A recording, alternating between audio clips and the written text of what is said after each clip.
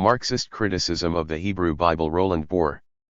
Introduction, Touchstones for Marxist Criticism. 1 Louis Althusser, The Difficult Birth of Israel in Genesis 23. 2 Antonio Gramsci, The Emergence of the Prince in Exodus 47. 3 Delos and Guattari, Nomads, Scapegoats and Resistance 71. 4 Terry Eagleton, The Class Struggles in Ruth 97. 5 Henry Lefebvre, The Production of Space in 1 Samuel 117. 6 George Lukács, The Contradictory World of Kings 139. 7 Theodore Adorno, The Logic of Divine Justice in Isaiah 161. 8 Ernst Bloch, Anti-Yahwism in Ezekiel 183. 9 Antonio Negri, Job, or Bending Transcendence to Immanence 205. This book began as a light revision of my earlier Marxist criticism of the Bible from 2003. Initially, I set out to untie some of the more knotted sentences, to refresh some of the references and to spruce up some of my conclusions. But as I progressed, I found myself thoroughly rewriting whole sections, altering nearly every sentence, cutting out large chunks, adding new material, even chapters, and changing conclusions, so much so that it has ended up being a rather different book. The change in title should reflect its new status, Marxist Criticism of the Hebrew Bible. Apart from a completely new introduction and conclusion, I have streamlined the introductions to the methods of each of the Marxists with whom I engage. These should be seen as initial statements, guidelines perhaps for the uninitiated. Should anyone wish to explore their work further, I cannot recommend enough the need to read their original works in all their richness. The biblical analyses are more extensive, as befitting a book that is directed at those interested in critical research on the Bible. That emphasis also signals a shift in direction from the original work. That book was read more by those engaged in Marxist literary criticism and less by students of the Bible. Indeed, that was its aim. By contrast, the present work has in mind biblical scholars, students, and those interested in the Bible. Of course, I hope that Marxists too may read it with some profit, in order to gain an introduction into the rich world of Marxist biblical criticism. It would be impossible to thank all of those who have responded to the earlier book, made thoughtful suggestions and proposals and guided the current work to completion. However, I do want to mention Gail Yee, Dick Horsley, Neil Elliott, Fernando Segovia, and Mark Sneed, comrades who have gone out of their way to engage in discussion and offer advice.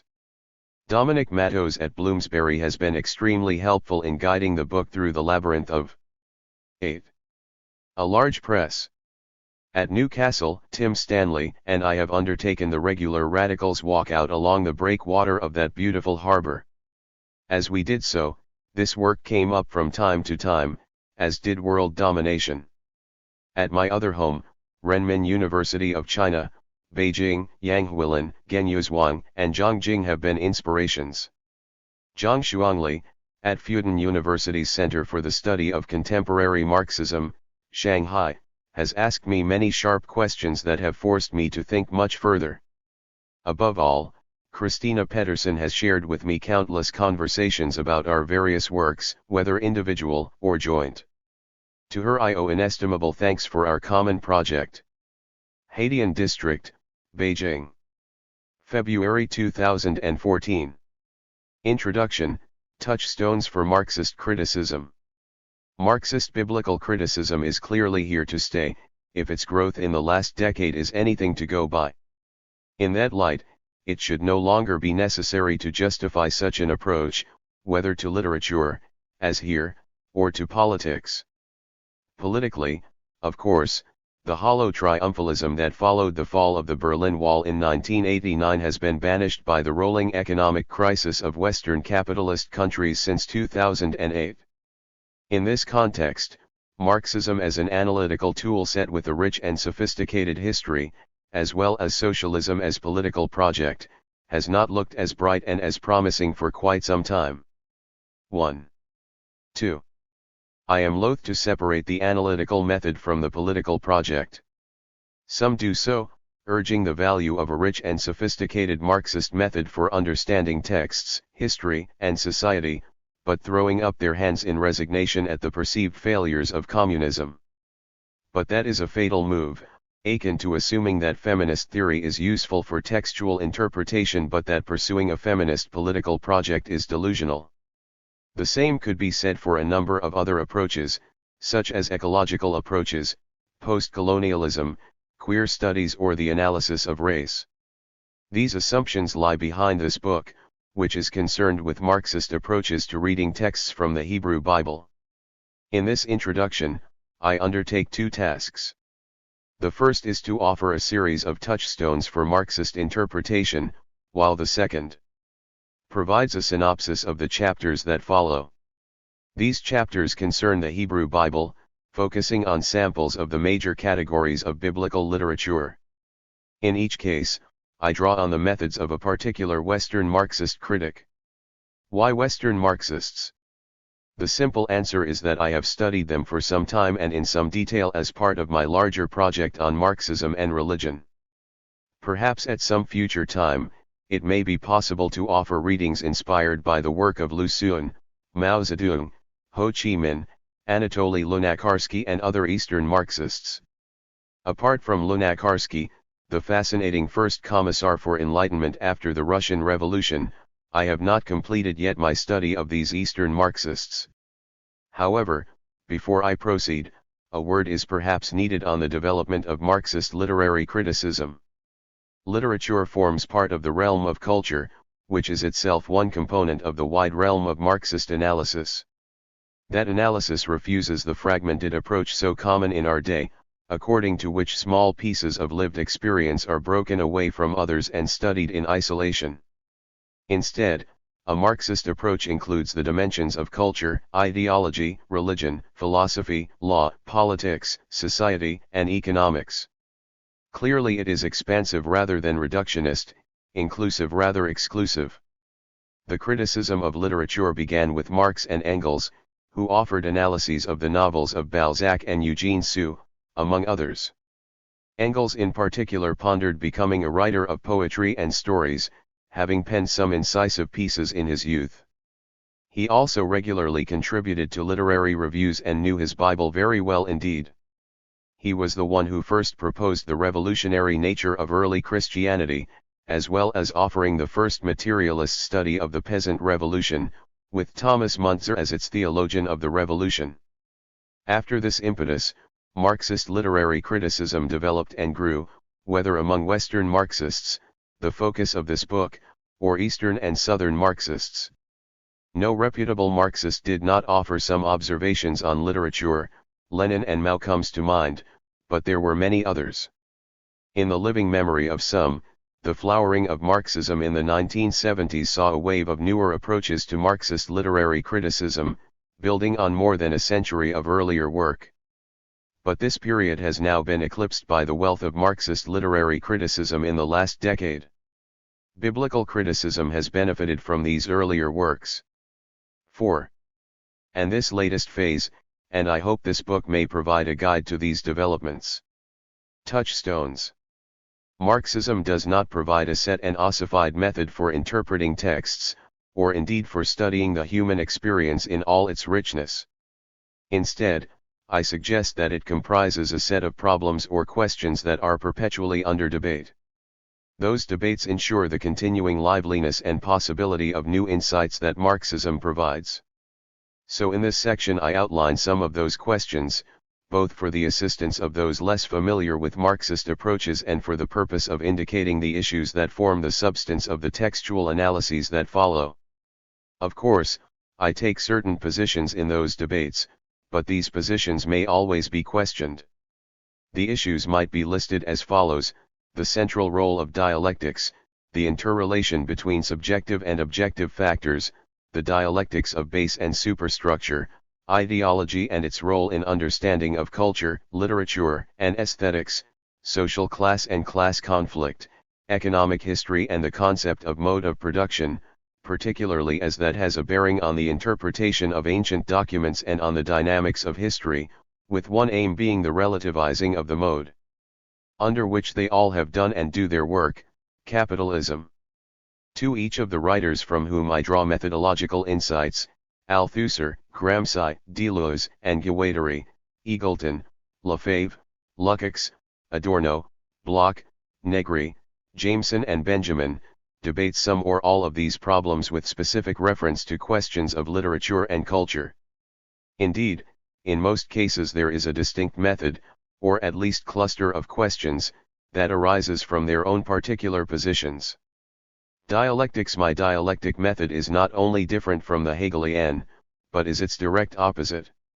With him it is standing on its head. It must be turned right side up again, if you would discover the rational kernel within the mystical shell. 3. In this text, Marx indicates both the origin of his dialectical analysis in Hegel and the way he transforms it in light of his materialist position.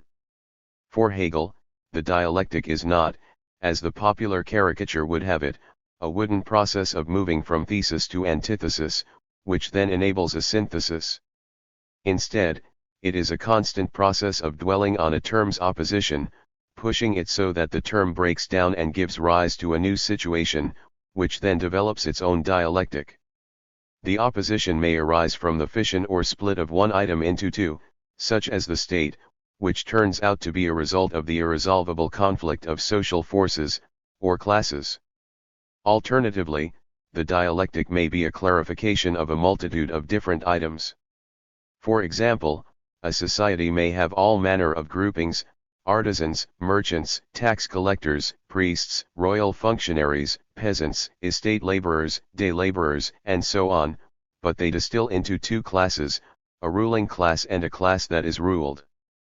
I have already moved into the materialist version of the dialectic, in which real, flesh and blood forces come into conflict with one another. In Hegel's version, it was abstract ideas that were the initial point of reference.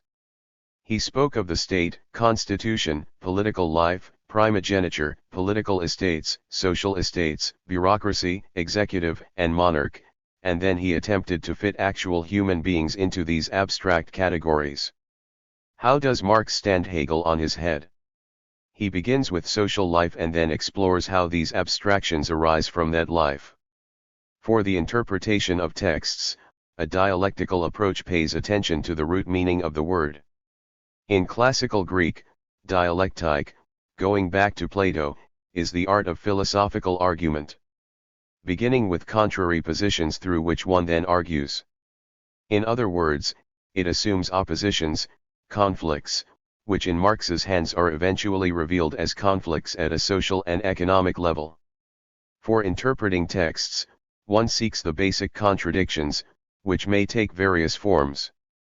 In the chapters that follow, dialectical analysis appears, among others, in the analysis of Moses in Exodus, especially in terms of hegemony and its perpetual process of being undermined, in the discussion of genre in the books of Kings, where two genres come into conflict, in the class struggles of the book of Ruth, and in the tension between transcendence and immanence in the book of Job.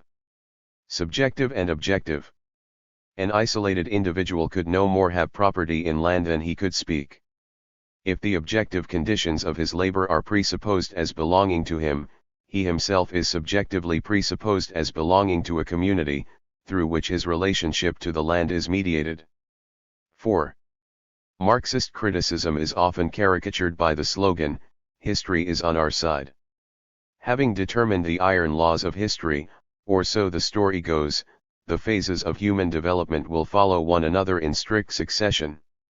Thus, primitive communism is followed by slavery, and then feudalism, capitalism, and socialism. Each shift is generated by an internal contradiction between social and economic forces, thereby providing the breakdown of the old order and the ushering in of the new. The origin of this caricature is not clear, but it is certainly not from Marx himself. Instead, Marx notes astutely, circumstances make men just as much as men make circumstances. 5. In other words, the relation between objective and subjective forces operates in terms of dialectics. The circumstances of social and historical life may produce the types of human beings of a given epoch, but those circumstances are the product of subjective human agency. Indeed, the very possibility of those circumstances is the result of human intervention.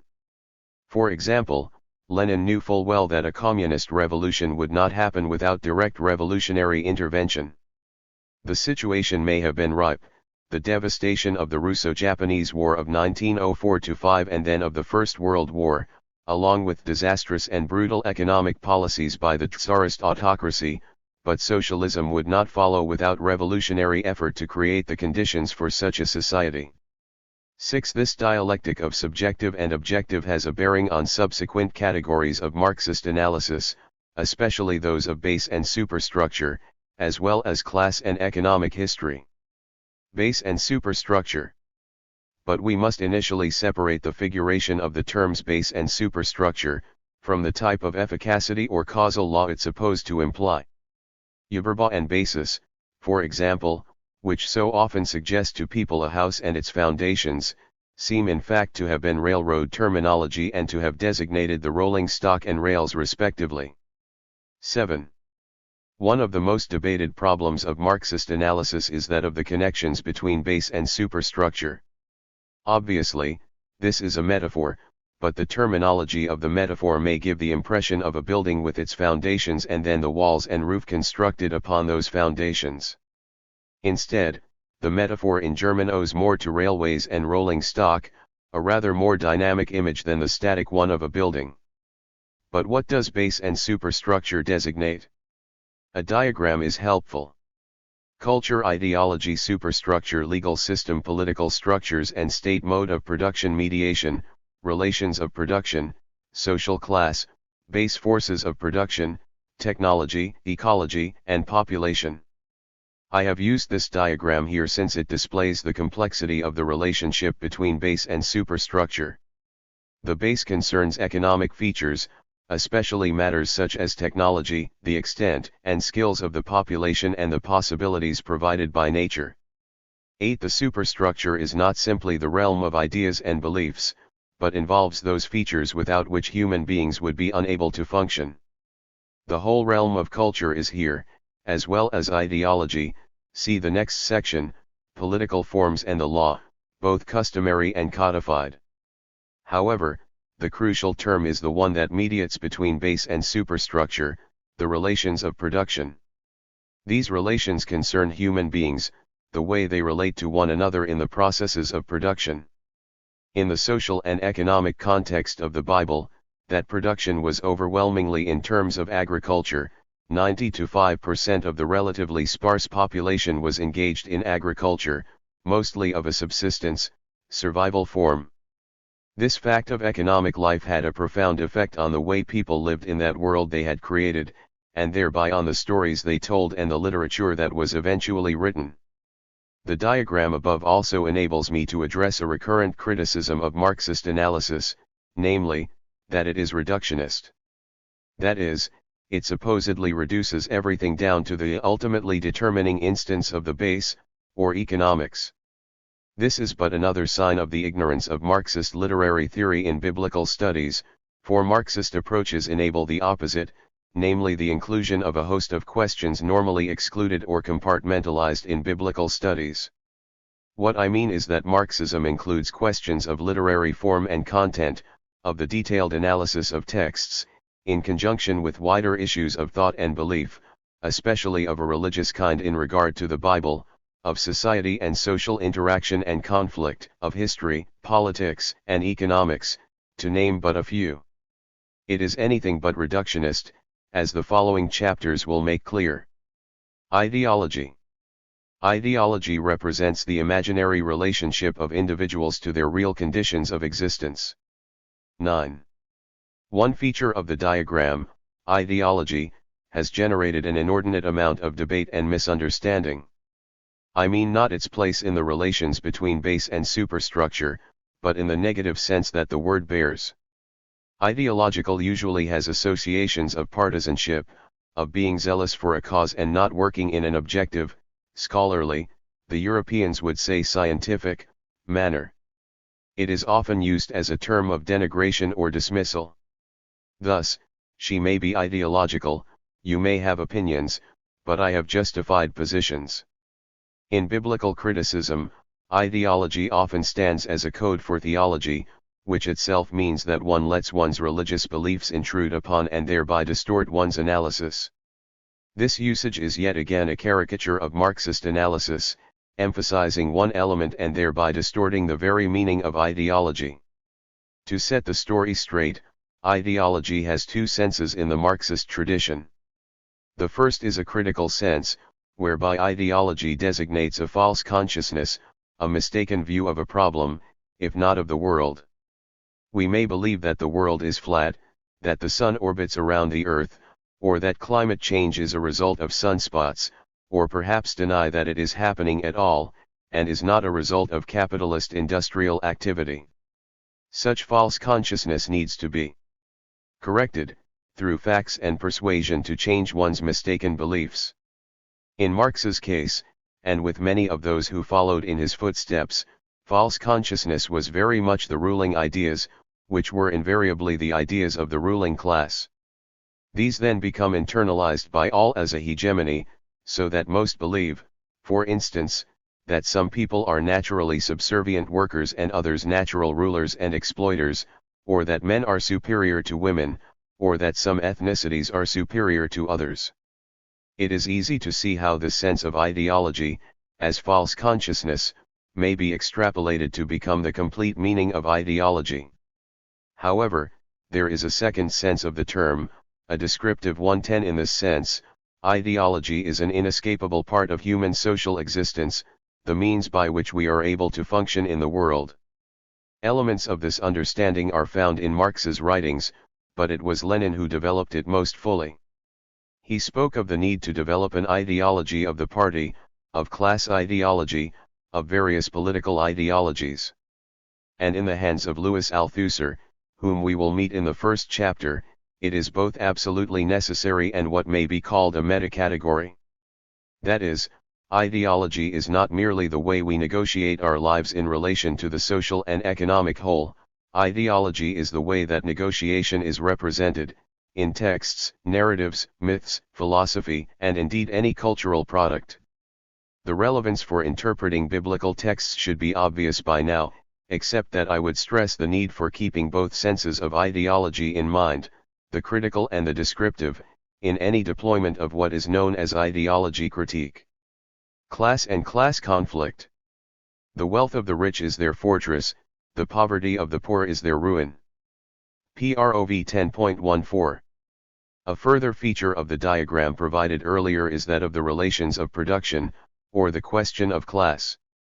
Not only is this the crucial point of mediation in the relations between base and superstructure, but it is also an excellent example of the dialectic of subjective and objective factors in Marxist analysis.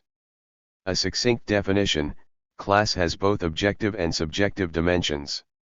11. Objectively, class is determined by access to and control over the means of production, as well as location in the division of labor. 12. This division happens first along gender lines, although this is initially a ruling class phenomenon, since among exploited peasants labor was much more of a shared phenomenon, due to the chronic shortage of labor that characterized life in ancient Southwest Asia. Typically, the control over the means of production appears in the form of gatekeeping. Those who control the means of production determine who can and who cannot engage in productive activity. The paradox is that it is precisely the controllers who are no longer engaged in productive labor, preferring to exploit others who are so engaged. The subjective dimension involves a consciousness of belonging to a particular class. That consciousness includes a complex web of cultural assumptions, modes of speech, social codes, world outlook, and religion. Most significantly, class consciousness is determined by a class opponent, the differences with which are marked by opposing assumptions of one's role and importance within production, and by the cultural assumptions each holds. For instance, peasants regard the class that extracts their produce, whether through taxes or direct appropriation, plunder, as exploitative and cruel, while those who exploit regard peasants as ignorant, lazy, earthy, uncultured, and surly. In ancient Southwest Asia, in many cases a sharp distinction was made, mostly in legal texts, between what they called people partaking in the community and those under perpetual patriarchal authority. Here is an actual consciousness of class, albeit from the small ruling class and its functionaries. They themselves are of course the ones who are part of the community, while the rest are under their authority. The latter are subservient and not full members of the community, yet they are the vast majority, up to 95%, of rural laborers in village communities, the indentured estate laborers who work the Palatine estates, for the sake of supplying food and materials to the non-laboring ruling class, and slaves. 13. Lest we think that this is a benign, smooth, and linear process, Diakonoff reminds us of the violence and brutal complexity of class society. The formation of a class society does not mean that a society releases the best organizers, the most profound thinkers, and the most outstanding artists from production work. It is not those who are best capable of utilizing the surplus of produce in the most rational way who acquire it. It is, rather, those who are in a position to do so, individuals who possess resources of sheer physical strength or who have the daring or the armed or the ideological power, it is they who appropriate the organizational power. Most of these individuals exploit the labor of others without thereby benefiting society as a whole. 14. What is the relevance of class for interpreting biblical texts? The obvious point is that the texts are the products of that small fraction of the ruling class known as scribes. However, it would be a mistake to assume that they simply parrot the consciousness of that class, although that is often the case, as with Proverbs. Instead, these texts tend to reveal the contradictions of ruling class ideology. Such contradictions emerge in terms of stories that show the danger of and punishment for rebellion, sin, yet in the very process of constructing such stories these scribes preserve the mechanisms of rebellion. We find it in the disobedience of the first human beings in Genesis 3, in the constant theme of murmuring in the wilderness stories of Exodus, Deuteronomy, and so on.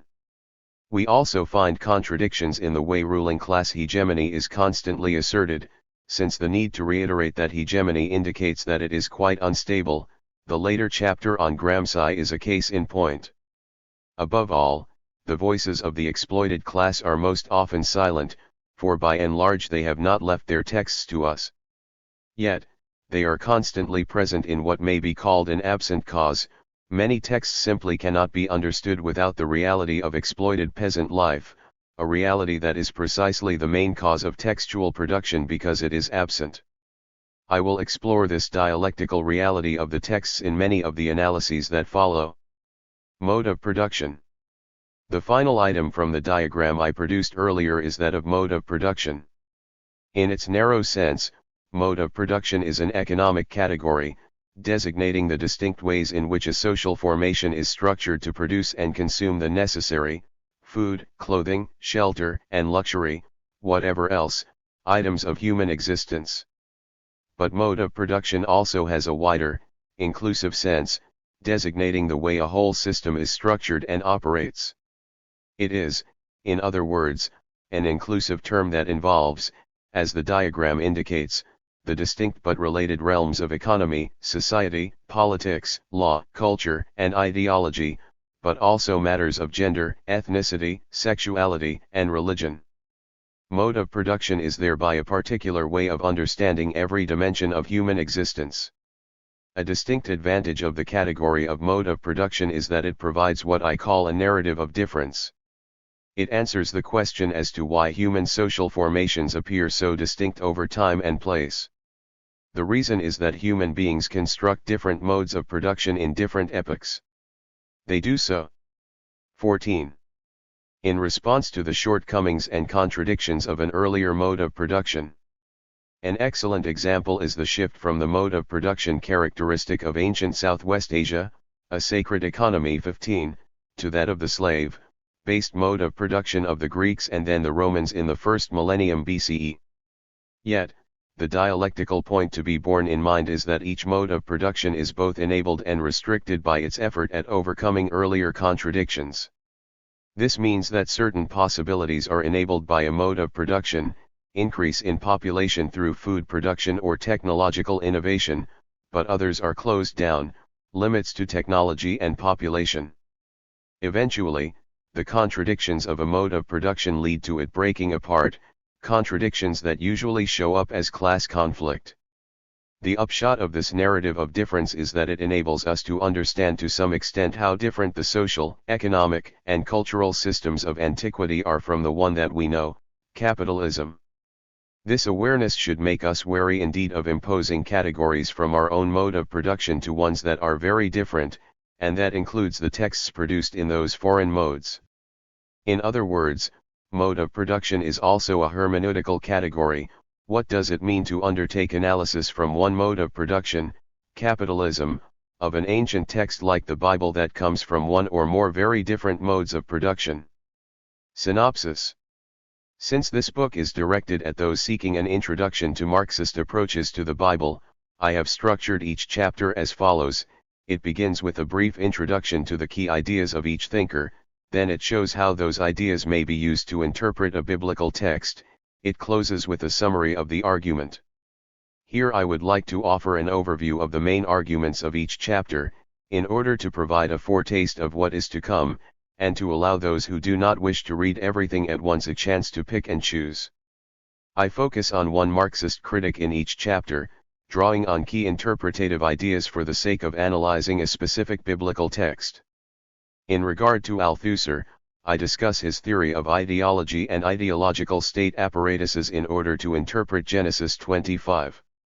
From Gramsci I am interested in his treatment of Machiavelli and the notion of hegemony in order to read Exodus 32. Deleuze and Guattari add further complexity by indicating how the modes of resistance are multiple. In this case, I am interested in their interpretation of the scapegoat ritual in Leviticus. Eagleton's work on class, gender, and ethnicity enables an interpretation of Ruth, whereas Lefebvre's study of the production of space provides me with a distinct angle on 1 Samuel 1-2. Lukács' discussions of genre I bring to bear on the structure of the books of Kings, and then Adorno's immanent dialectical criticism is the basis for reading Isaiah 5. Bloch's discernment of myth and the ability to discern oppositional voices enables me to trace the protest atheism of Ezekiel 20. Negri's arresting interpretation of Job draws on his idea of constituent resistance, in which power, in this case, God, constantly has to adapt to the centrality of resistance. Jameson's treatment of the ideology of form gives me an angle on the study of the Psalms, and Benjamin's reflections on allegory and language enable an interpretation of Daniel 7-12. In Chapter 1, I focus on Louis Althusser's most famous essay, Ideology and Ideological State Apparatuses, Notes Towards an Investigation. 16. As the title suggests, Althusser's concern is the category of ideology, although he seeks to develop the descriptive dimension of that category. See the distinction between critical and descriptive approaches above.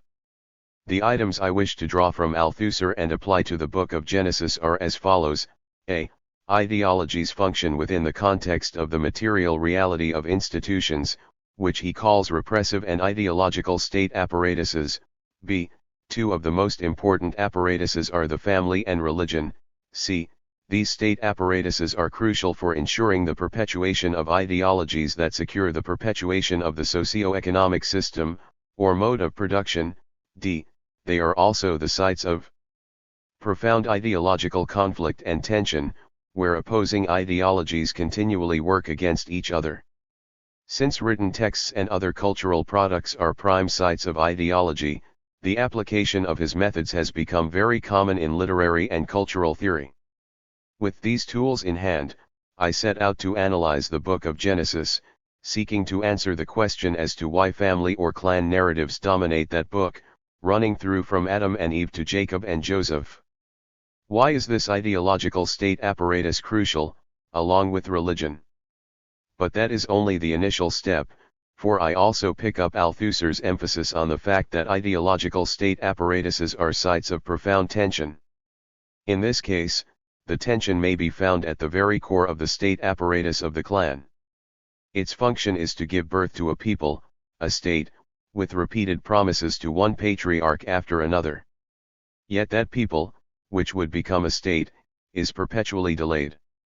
That is, if family and religion are crucial aspects of the state, why is Israel's emergence as a state held back? This tension comes to a head with Genesis 25, where the maternal body of Rebekah becomes the site of the contradictory effort to bring about the birth of Israel. The second chapter turns to Antonio Gramsci, not least because his category of hegemony may be seen as another dimension of the development of the category of ideology. For Gramsci, hegemony is not merely the ideas of the ruling class, which thereby become the ruling ideas of an age. Instead, hegemony is always a contested zone. The ruling hegemony is characteristically unstable, needing constant reassertion in the face of an alternative hegemony that attempts to undermine and overthrow that ruling hegemony. I deploy this understanding of hegemony to interpret the figure of Moses and the oppositions he faces throughout the book of Genesis. Thus, the stories of revolt become crucial, for they indicate both a textual nervousness concerning the uniformity of an ideological position, but also a more complex strategy of incorporating opposition within such an ideology. These tensions show up most sharply in the story of the golden calf in Exodus 32.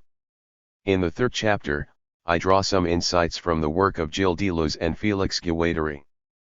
In particular, my focus is their fascinating account of the scapegoat ritual of Leviticus 16, in On Several Regimes of Signs from A Thousand Plateaus 17 drawing. Upon Marxism, psychoanalysis, and semiotics, they thoroughly recast each of these approaches in their unique and creative fashion. I begin by clarifying some terminology, especially the post-signifying regime, which is embodied in the scapegoat and the escapees led by Moses, for the two are intimately connected.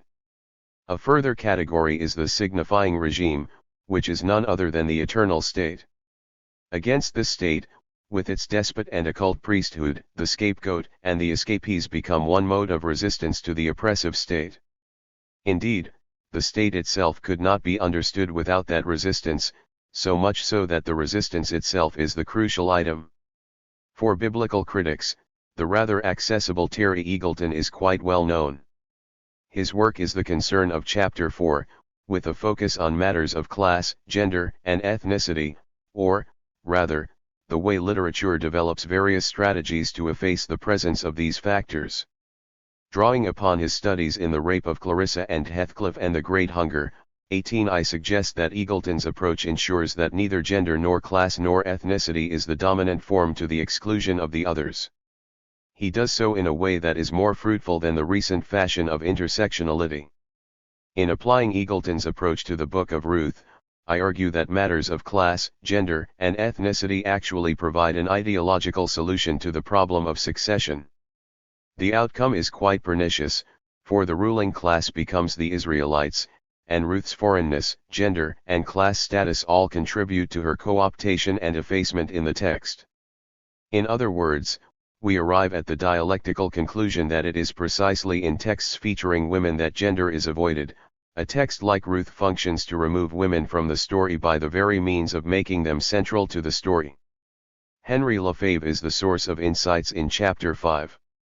Like many of the critics who make an appearance in this book, Lefebvre worked in a whole range of areas, such as Marxist activism, philosophy, urban and rural sociology, geography, emergent cultural studies, but he is most well known for his work on the production of space and the importance of everyday life.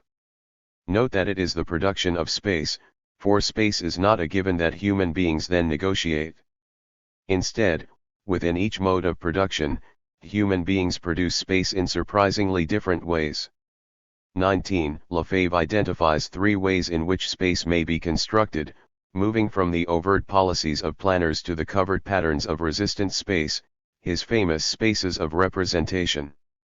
For this reason, in my textual analysis I sidestep the more obvious spatial texts, such as the tabernacle or temple instructions in Exodus, 1 Kings, 1 Chronicles or Ezekiel, or the distribution of land in Joshua. Instead, I focus on 1 Samuel 1-2, a somewhat inconspicuous text that also enables me to draw upon Lefebvre's lifelong concern with everyday life. In particular, the opposition between the overt space of the shrine at Shiloh is in tension with the covered womb of Hannah. However, in a series of dialectical moves I argue that the shrine at Shiloh is itself marginal in comparison to Jerusalem, which then becomes marginalized in comparison to the imperial center of Babylon or Egypt. In Chapter 6 I turn to George Lukács, literary critic, philosopher, political commentator, and activist. What interests me is not only Lukács's exercise of the dialectic, but also some key ideas concerning literature. Lukács's literary work assumes as its starting point the dialectical fact of contradiction and tension, which leads him to locate such literary tensions in relation to those at a socio-economic level. Typically, he identifies the way literature tends to respond to and attempts to solve, at an ideological level, the profound changes underway within and between modes of production. In this light, my specific concern is with two of Lukács' works, Theory of the Novel and the Historical Novel, 20, particularly his discussion of the dialectical tensions between genres. I seek to apply this approach to the books of Kings, where I offer a reading of the tension between prophetic and royal narratives. I trace the tensions in these narratives between the prophetic material that dominates in 1 Kings 17 to 2 Kings 9.10 and the narratives about kings that dominate the remaining material. Focusing on the questions of narrative rhythm, life and death and characterization, I close by asking what is going on with the strange ideological world of Kings, specifically in terms of mode of production. Chapter 7 introduces Theodor Adorno, one of my favorite critics.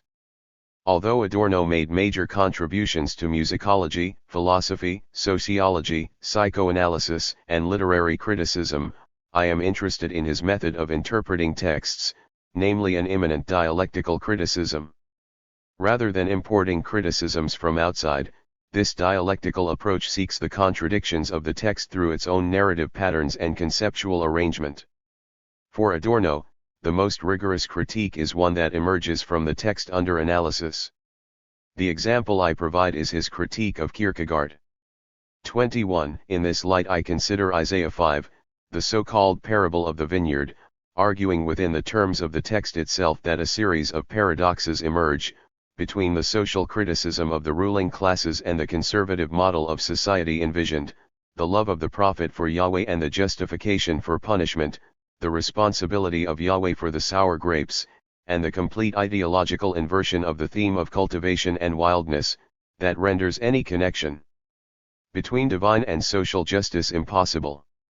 Ernst Bloch, who appears in Chapter 8, actually used the Bible as one of his main sources for the concept of utopia. 22. Concerned to understand the importance of the Bible for the rural and urban working classes, Bloch's work is notable for the way his vocabulary and syntax are shaped by the Bible itself. A significant feature of his utopian hermeneutics is the search for buried and repressed traditions, in which Bloch traces the way the language of protest in the Bible has at heart the challenge against Yahweh as ruler and overlord. In other words, there is a deeper logic of protest against Yahweh in the Bible. In this light, I trace what may be called anti-Yahwism or even a protest atheism in the texts of Ezekiel, especially chapters 16, 23, and 20. This is particularly the case with 20.25-6, where Yahweh gives laws that are not good, that can only produce sin, ending with an enforced return from exile and obedience to the covenant. The influence of Antonio Negri in chapter 9 follows a slightly different line to many of the other chapters, for it draws directly upon Negri's interpretation of the Book of Job. 23. He began the study while in prison in the early 1980s, as a way of coming to terms with the right-wing repression of organizations such as Autonomia Operaia Organizzata, of which he was a member, and because one of the few books he was permitted to read was the Bible. He completed his study of Job in Paris, after escaping there in 1983. Elsewhere, I have engaged at length with Negri's work, assessing it in terms of the long tradition of engagements between Marxism and religion. Here, however, I am interested in Negri's focus on the tension between chaos and order, which he reads as immeasure and measure, on the creative function of labor, and above all on the famous principle of operaismo, workerism. This principle is drawn from Marx's argument that resistance does not respond to the ruling class, but rather that the ruling class is reactive, responding constantly to the active originality of the workers, peasants, and other exploited classes. In terms of job, this means that he is the one with the initiative, calling God to answer. The very fact that God does so at the end of the book is a signal of Job's ability to bend transcendence to immanence. Frederick Jameson is the focus of the penultimate chapter. Engaging with a whole range of contemporary methods, from linguistics to architecture, film theory to Russian formalism, Jameson has carried on a program that both incorporates these methods within Marxism and advocates Marxism's power as an interpretative and political method. He understands Marxism as a set of problems that require constant reworking, ever open to new developments while always holding to Marxism itself. In this case, my interest is in his continual concern with dialectical relations between form and content, with specific reference to the Psalms. I suggest that the Psalms as a collection may be divided into two major categories, those concerned with the content of the Psalms, whether in devotional, historical, or thematic terms, and those concerned with form. The latter category has dominated Psalms research, in terms of form criticism and the effort to make some headway on the question of Hebrew poetry. However, we find that this focus follows the tendency of the text itself, for the structure of the collection seeks to organize the Psalms into 5 books, or as the Psalms of David, the sons of Korah, Asaph, Solomon, or Moses, or in terms of musical directions, or even aligning some of them to moments in the life of David. This tendency is what may be called an overdetermination of form, so much so that contradictions start to appear. My analysis uses the semiotic square to ask what the problem with the Psalms may be. Is the form a compensation for the content? Does the overtly sacred language exhibit its shortcomings or emptiness most clearly in the language of worship and devotion? In the final chapter I deal with Walter Benjamin. Like Bloch, Benjamin referred to the Bible extensively in his work, although I am interested in his work on allegory and language. The specific question that I seek to apply to biblical analysis is that concerning the tension between the overt political use of language and the blockages to such use. I trace a similar tension in the apocalyptic material of Daniel. Working with Daniel 7-12, a contradiction appears between the elusive and metaphorical language of the vision and a desire both by the text and subsequent scholars to fix the references in this material to particular historical events and times.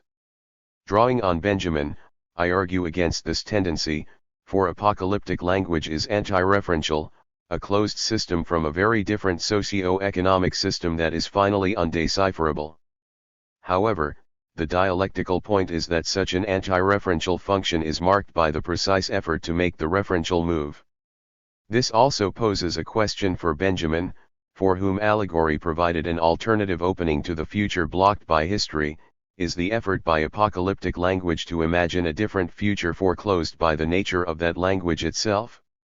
The focus on major Marxist critics and the sampling of texts from one end of the Hebrew Bible to the other serves an introductory function with a critical bent, for I want to argue for the viability of Marxist literary criticism in biblical studies across a range of texts. The result is a series of studies that form some of the pieces of what may be termed the ideological structures of the dominant modes of production under which the Hebrew Bible was written. However, while I think it is futile to offer yet further hypotheses concerning authorship and dating, I do not believe that we should abandon the question of history. In Marxist terms, history functions at many levels, although the most insightful and fecund is that of mode of production. So in the conclusion, I draw together the various observations on mode of production throughout the book, locating them within the framework of the dominant mode of production of the time. This I call the sacred economy, and I provide a summary of my recent book-length study of this economy. 24. 1. Louis Althusser, The Difficult Birth of Israel in Genesis. For a time in the 1960s and 1970s, Louis Althusser was the central figure of the intellectual left, first in France and then internationally. Through a host of literary critics, such as Pierre Macquarrie, Terry Eagleton, and Frederick Jameson, his work in philosophy made its way into literary and cultural criticism. Althusser's work remains deeply influential today across a wide range of disciplines and among many activists. My focus here is with a particular essay, Ideology and Ideological State Apparatuses, Notes Towards an Investigation, one from which I draw out some of the main points in order to interpret the book of Genesis, especially chapter 25. These points include, the definition of ideology, and the crucial roles of religion, family, state, and culture, which he thoroughly reinterprets as ideological state apparatuses, ISAs. In applying these items to Genesis, I am interested in how the various ISAs in that text deal with profound tensions in the patterns of selection and deselection, in the perpetual delay in forming a people and thereby a state, and especially in the way these issues are concentrated in a tension between the barrenness and fecundity of Rebekah's womb. Althusser provides one of the most thorough reformulations of the Marxist category of ideology. Up until this point, the tradition had distinguished between critical and descriptive approaches to ideology, with the critical sense designating a specific false consciousness that has to be overcome, and the descriptive sense indicating the inescapable and indeed eternal nature of ideology for social existence. Thus, a critical approach identifies a perception of the world that is mistaken and needs correcting, that the world is flat, that the sun revolves around the earth, or that climate change does not exist or is at most not the result of human activity. But Marxism goes a step further and points out that such ideologies also function to perpetuate exploitation and oppression, that the ruling class is wise and has worked hard for its wealth, that the poor are so because they are lazy and stupid, that refugees take jobs and drain the welfare system, and that bourgeois democracy is inherently good. All these and more function to conceal or mystify the real nature of exploitation, so a strategy of ideology critique was needed to demystify such ideologies, to uncover the techniques by which they operate. Once they were revealed, then the real causes of exploitation could be unmasked and an effort made to overcome them. By contrast, a descriptive approach sees ideology as a vital necessity. Human beings cannot avoid developing ways to account for their place within the vastness of history, which is itself beyond comprehension. More specifically, each group, political organization, or class, develops narratives that express their view of the world and their role within it. Although this descriptive sense of ideology may be found in the texts of Marx and Engels, Lenin was the first to speak of such ideology. For Lenin, the Bolsheviks needed to develop what he called an ideology in the lead-up to the Russian Revolution. This he understood as their platform, one that was constantly in the process of being worked out through open and frank struggle, and one to which anyone who joined the Bolsheviks had to adhere. With this development, ideology can therefore apply to class consciousness, to religious groups, to ethnic groups, even to nations. Obviously, this is a more positive understanding of ideology, although one may easily see that the negative, critical sense may also be contained with a descriptive approach. One's political opponents and class enemies thereby develop wrong ideologies which they attempt to foist on all and sundry and must therefore be countered.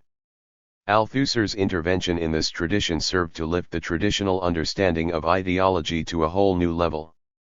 The key argument is contained in 4 proposals: ideology has no history, ideology is a representation of the imaginary relationship of individuals to their real conditions of existence, ideology has a material existence, ideology interpellates individuals as subjects.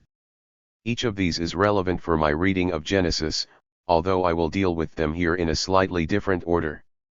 No history. To begin with, ideology itself is ahistorical. Whereas individual ideologies have histories, ideology in general has no history, if eternal means, not transcendent to all, temporal, history, but omnipresent, transhistorical and therefore immutable in form throughout the extent of history. I shall adopt Freud's expression word for word, and write ideology is eternal, exactly like the unconscious too always with us. Ideology is as much a part of communist society as of biblical societies. Interpellation. In order to explain this a little further, let me turn to his 4th proposal concerning ideology. Ideology interpellates individuals as subjects. The meaning of interpellate will become clear in a moment. This thesis is an effort to deal with the question of the subject, of how we are constituted as conscious subjects. The two crucial terms are ideology and subject, for between them a dialectical relation operates. Ideology requires subjects to function, but creating subjects is the function of ideology. 3. But how is the subject constituted? Here Althusser tells a story. I shall then suggest that ideology acts or functions in such a way that it recruits subjects among the individuals, it recruits them all, or transforms the individuals into subjects, it transforms them all, by that very precise operation which I have called interpellation or hailing, and which can be imagined along the lines of the most commonplace everyday police, or other, hailing, hey, you there. Assuming that the theoretical scene I have imagined takes place in the street, the hailed individual will turn around. By this 180-degree physical conversion, he becomes a subject. Why? Because he has recognized that the hail was really addressed to him, and that it was really him who was hailed, and not someone else. Experience shows that the practical telecommunication of hailing is such that they hardly ever miss their man, verbal call or whistle. The one hailed always recognizes that it is really him who is being hailed. And yet it is a strange phenomenon, and one which cannot be explained solely by guilt feelings, despite the large numbers who have something on their consciences for. Althusser is keen to stress that the narrative sequence gives a false before and after effect. The process is simultaneous and perpetually repeated. That is, individuals are always already interpellated by ideology as subjects, and so individuals are always already subjects. However, what interests me for my reading of Genesis is the way the often forgotten religious example that follows in Althusser's text is crucial to the argument. 5. How does religious ideology hail an individual? For Althusser, it calls a particular person, who, created by God, must respond to this call. God speaks to this person through the Bible and Church, and if this subject responds to the law of love, then he or she is committed to the cause, may be granted eternal life and so on. Althusser's example is the hailing of Moses by Yahweh at the burning bush. 6. In other words, the formal structure of all ideology is the same, and since religious ideology has both multiple subjects, a single subject, God, and a relationship posited between the two, he argues that all ideology has the following features: the interpellation of individuals as subjects, subjection to the subject, God in this case, but it may also be a political cause, a state, a class, the mutual recognition of subjects and subject, the subject's recognition of each other and the subject's recognition of him or herself, the absolute guarantee that everything is really so. Once all four factors are in play, subjects recognize the existing state of affairs and operate within them. All of which leads Althusser to his final formulation: the individual is interpellated as a free subject in order that he shall submit freely to the commandments of the subject, i.e. in order that he shall, freely, accept his subjection. 7. We will see later how this final formulation by Althusser is directly relevant for understanding the function of God in the text of Genesis. Representation, imaginary relations, and real conditions of existence. Thus far I have dealt with two of Althusser's proposals concerning ideology. Next I would like to pick up the thesis that ideology represents the imaginary relationship of individuals to their real conditions of existence. This is perhaps the most significant contribution by Althusser to the understanding of ideology, so some patience is required to make its meaning clear. The key to this definition is that there are three levels in ideology: real conditions of existence, the imaginary relationship to these conditions, the representation of this imaginary relationship. To put it differently, ideology is at two removes from the real conditions. Why?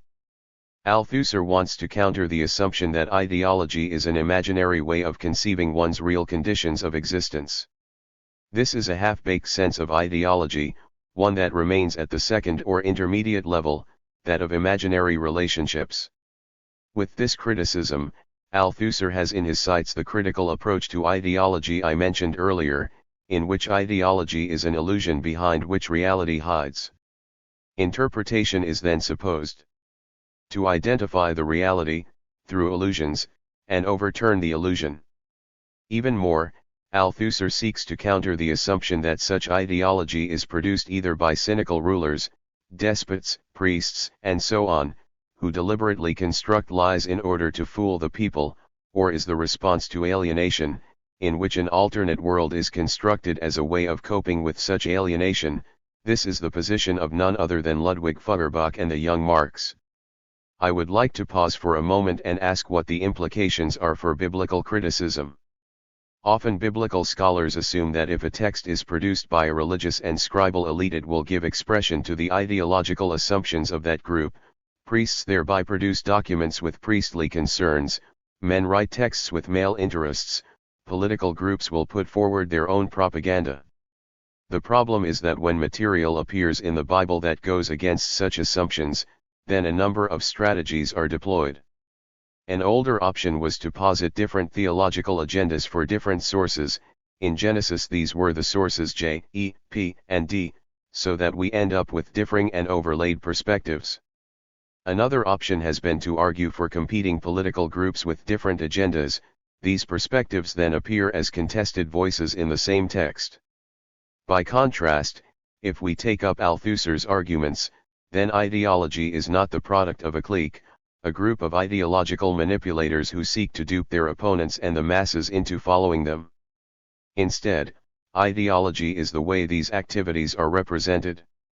In Althusser's words, it is not their real conditions of existence, their real world, that men represent to themselves in ideology, but above all it is their relation to those conditions of existence which is represented to them there.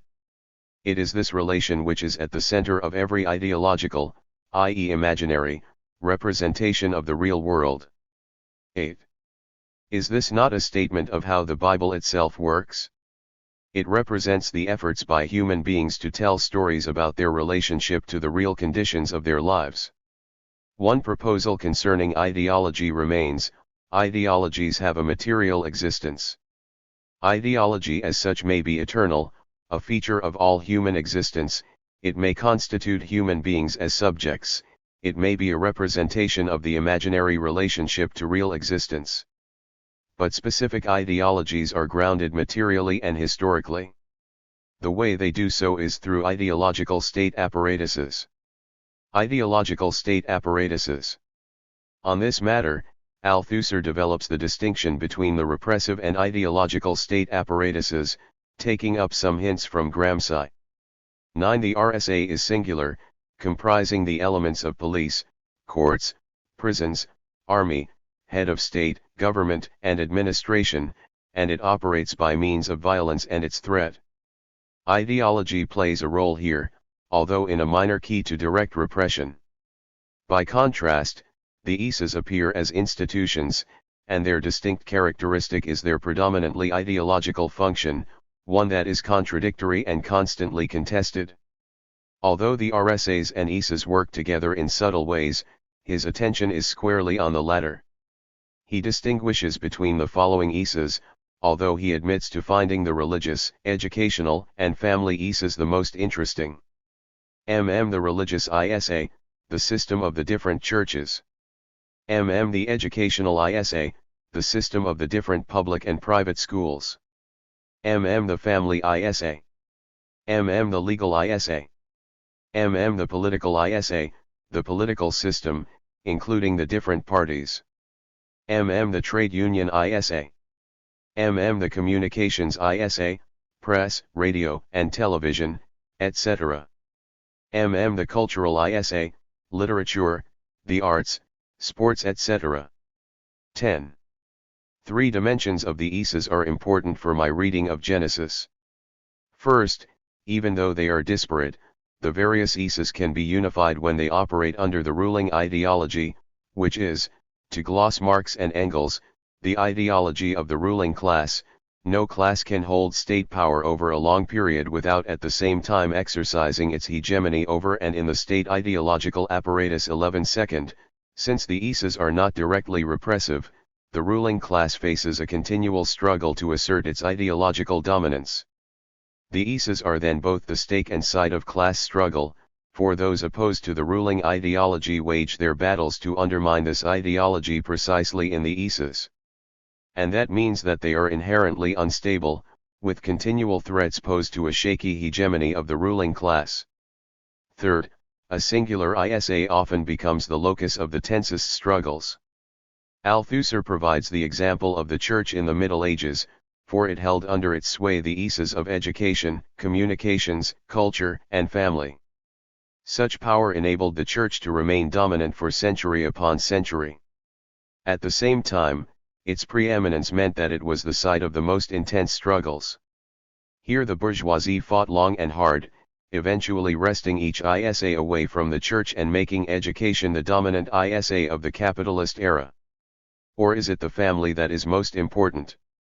In his later and creative autobiography, entitled The Future Lasts a Long Time, Althusser writes, "It is an irrefutable fact that the family is the most powerful ideological state apparatus." 12. Why the change? As he came to reflect on his earlier life, he realized with some alarm that the family's power and dominance enables it to instill in a child a combination of fear, respect, timidity, and guilt, all for the sake of learning respect for absolute authority and the state. No paeans to the family as an indispensable pillar of society here. Indeed, he preferred the relative peace and freedom of his time in the prisoner of war camp during the Second World War. One was free from that most frightful, appalling, and horrifying of all the ideological state apparatuses, in a nation where the state exists, namely the family.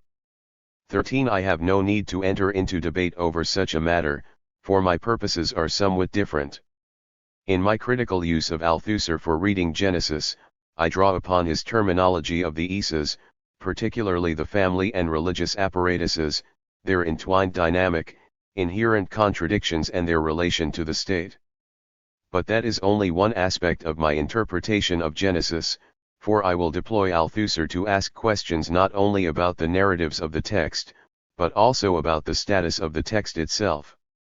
In other words, the text is an ideological product, an item that emerges from culture, the cultural Isa, although that is part of the religious Isa in Genesis.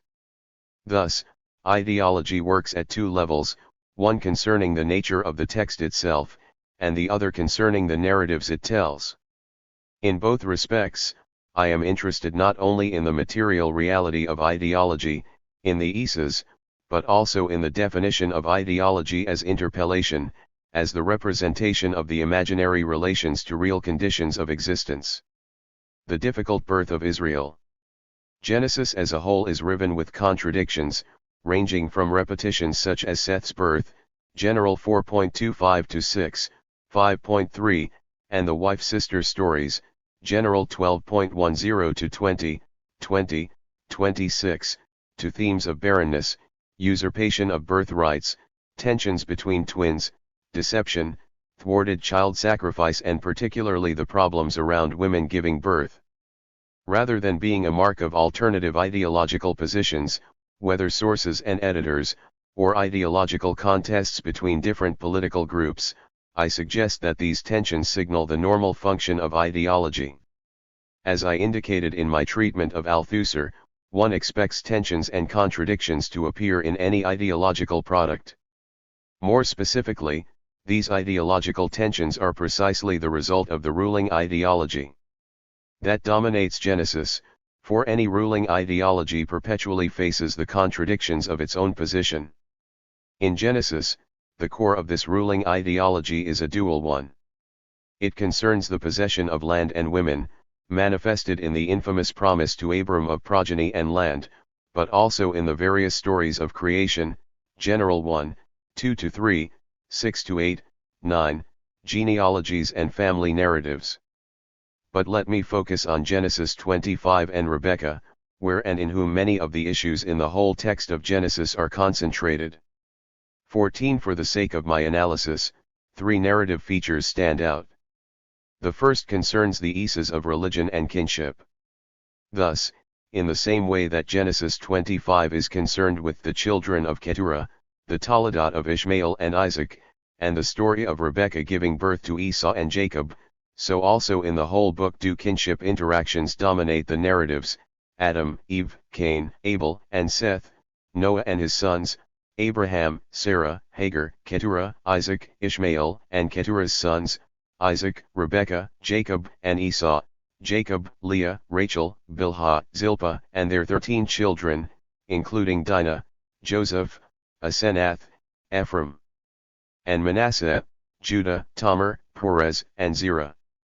Although genealogies appear elsewhere in the Hebrew Bible, such as Numbers and Chronicles, the marked difference of Genesis from other narrative texts is the predominance of the clan narratives that interleave the genealogies. For these reasons, I use Althusser's designation of the family ideological state apparatus as a key feature of the narrative of Genesis. Second, Genesis 25 is inconceivable without the presence of Yahweh, for he is the one that opens Rebekah's womb, responds to her question, politicizes her womb, in short, exercises rigid control over the narrative. Looking wider than chapter 25, none of the narratives can operate without Yahweh's clout. At a purely textual level, then, it is possible to speak of a religious ideological dominance in the text, one that, using Althusser's terminology, is part of the religious ideological state apparatus. I will plot this in more detail in the analysis that follows, as also with the family. So we already have an overlay of two ideological systems, two institutional forms of speaking that generate a host of contradictions. A third major narrative feature is what Althusser calls the state. At the risk of covering some obvious points, by using état, Althusser assumes any formation of a group of people with institutions for government. In this sense, it is possible to speak of an Israelite state, but I need to emphasize that, as with the religious and family issues, such a state is a literary item, an element in the narrative with no immediate connection to any substantive state of Israel. 15 Here, Althusser's definition of ideology comes into play, for the appearance of family, religion, and state remains a representation of an imaginary relationship to real conditions of existence. Family. Delayed birth. For the sake of my discussion, I treat the religious and family issues as separate but significantly overlapping apparatuses, both dealing with the question of the state, or in Genesis people. The tensions within the family and religious state apparatuses relate not only to each other, but also to the question of the people. And all three connect in the central question of the promise of a people that runs throughout Genesis.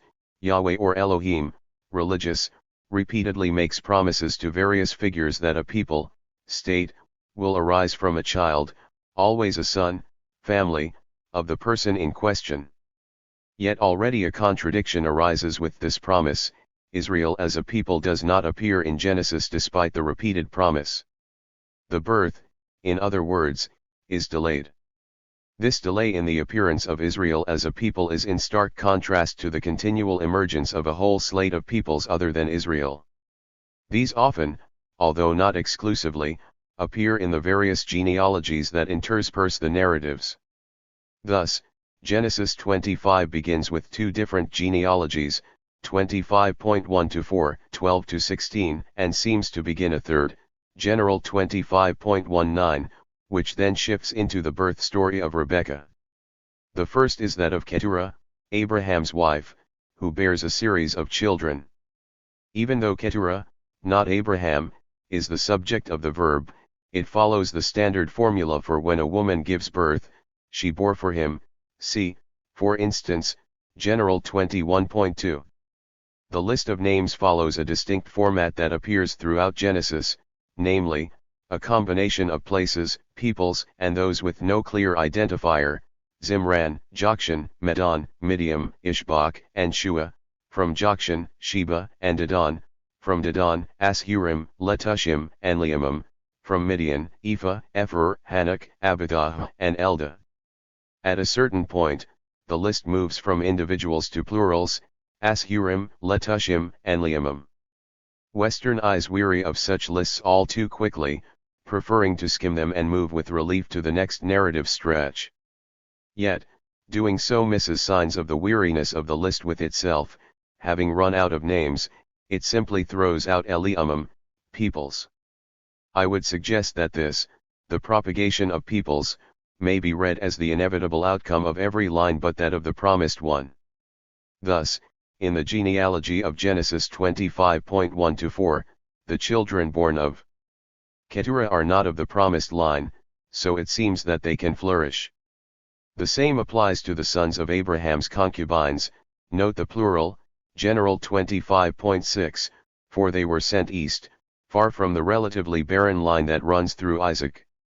A similar pattern follows with Ishmael, although in this case the tensions are exacerbated, between promise and lack of promise, between fulfillment and unfulfillment. It all begins with the strange genealogy of Ishmael. The genealogy opens in familiar enough fashion. Both Genesis 25.12 and 25.19 begin with "These are the Toledot of Ishmael/Isaac son of Abraham." Now they bifurcate, whereas Genesis 25.19 goes on to say Abraham bore Isaac.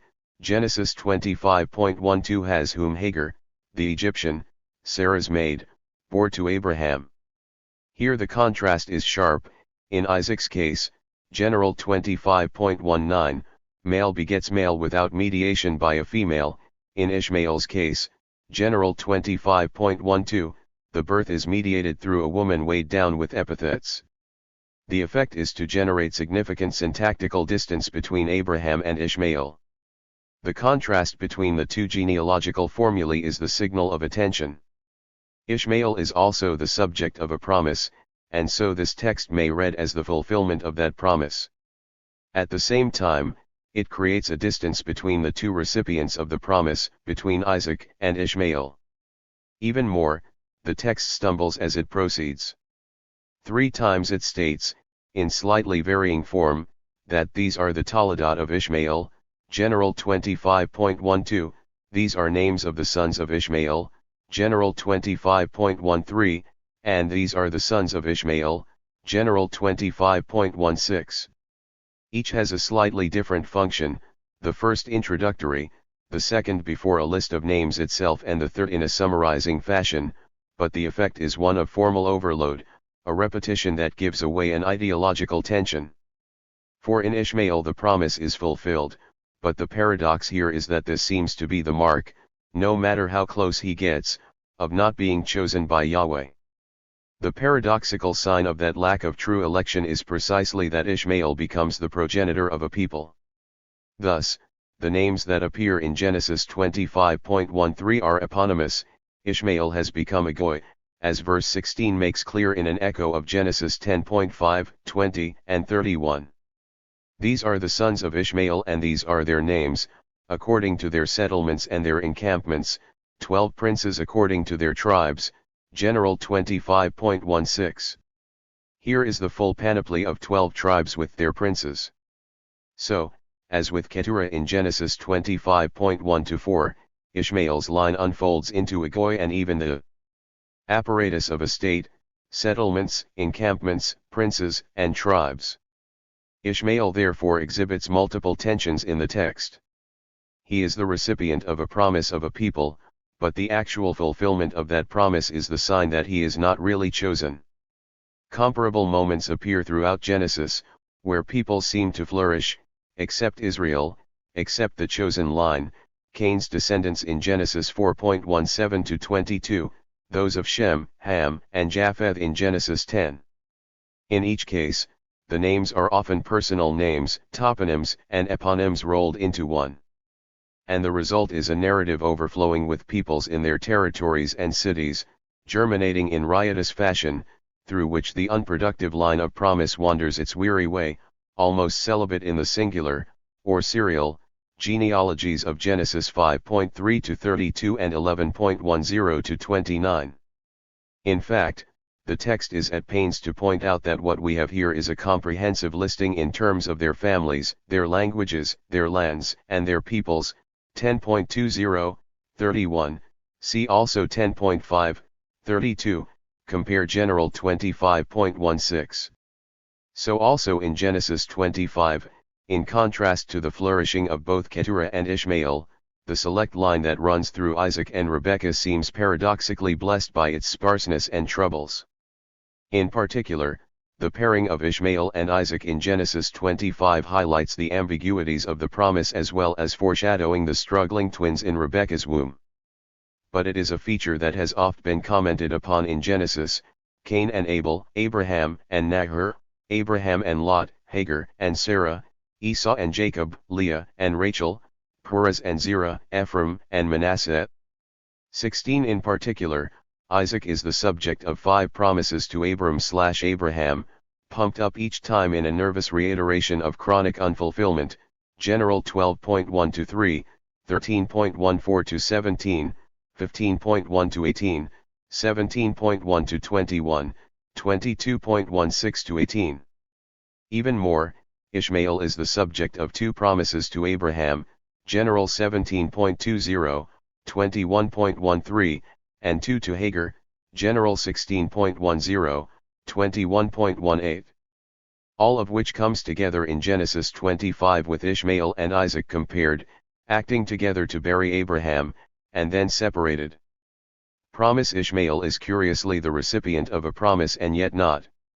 Moving outside Genesis 25, we find that the story of Hagar, Sarah's double, also has the text playing with the promise. Thus, Hagar is the recipient of a promise comparable to that of Abram, although without the land component. General 16.10, 21.18, Abraham himself receives a promise of a goy through Ishmael, again without the land as an item.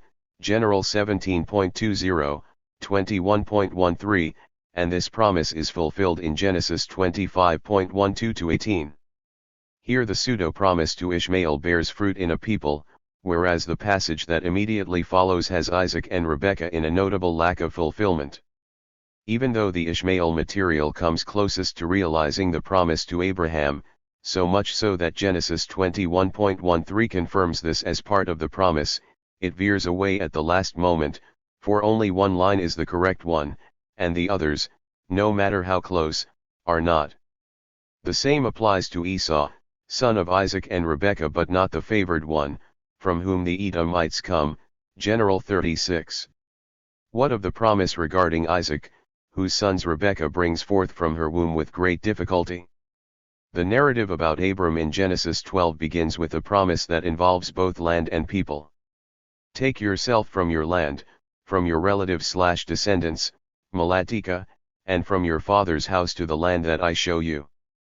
And I will make you a great people, Goy, and I will bless you and make your name great, and a blessing will happen.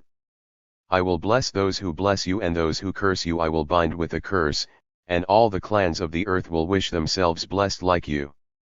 General 12.1-3. I would like to emphasize a number of items in this passage. The word Malatika, from YLD, is ambiguous, for it can register both relatives and descendants. The usual translation is relatives, since it seems to make sense in the immediate context of Abram's departure, but the ambiguity with descendants should be retained, for it is precisely the question of descendants that is at stake in the promise itself. Second, the promise concerns land, the generation of a people, Goy, and blessing, of Abram's name, of the other families through him. Not only does the tension with Genesis 11.30 lock into place, but another tension also appears. How is it that the other clans, Mishpechat, of the earth will wish themselves blessed when they have by and large already appeared on the scene, while the Goy that is the fruit of Abram's loins lies over a distant horizon? As I have indicated, this is a major tension in Genesis, between the delayed Goy of Israel and all the Goyim who seem to multiply unimpeded in their lands. If the blessing to Abram involves both land and people, then it would seem that the other peoples have preempted the blessing of which Abram will be a somewhat tardy recipient. The Abram narratives return time and again to the promise with which the cycle begins, General 13.14-17, 15.1-18, 17.1-21, 22.16-18. The detail and length of these versions only draws attention to their lack of fulfillment, exacerbated by Abraham's skepticism. 17. What we find, then, in the narratives in Genesis 25 is a significant tension between the incessant production of peoples, or goyim, from the testicles of anyone who is not part of the line that will lead to Israel, no matter how close he might come, Ishmael, Esau, and so on. The tension surrounding the state in Genesis, namely the goy, or as it will appear with great frequency in Exodus and beyond, of Israel, is that the promise of an innumerably great goy is delayed for the whole of the text. The sheer repetition of the promise exacerbates the delay, and yet everyone else has no problem in becoming peoples, that is, in realizing the promise that is so difficult for Israel.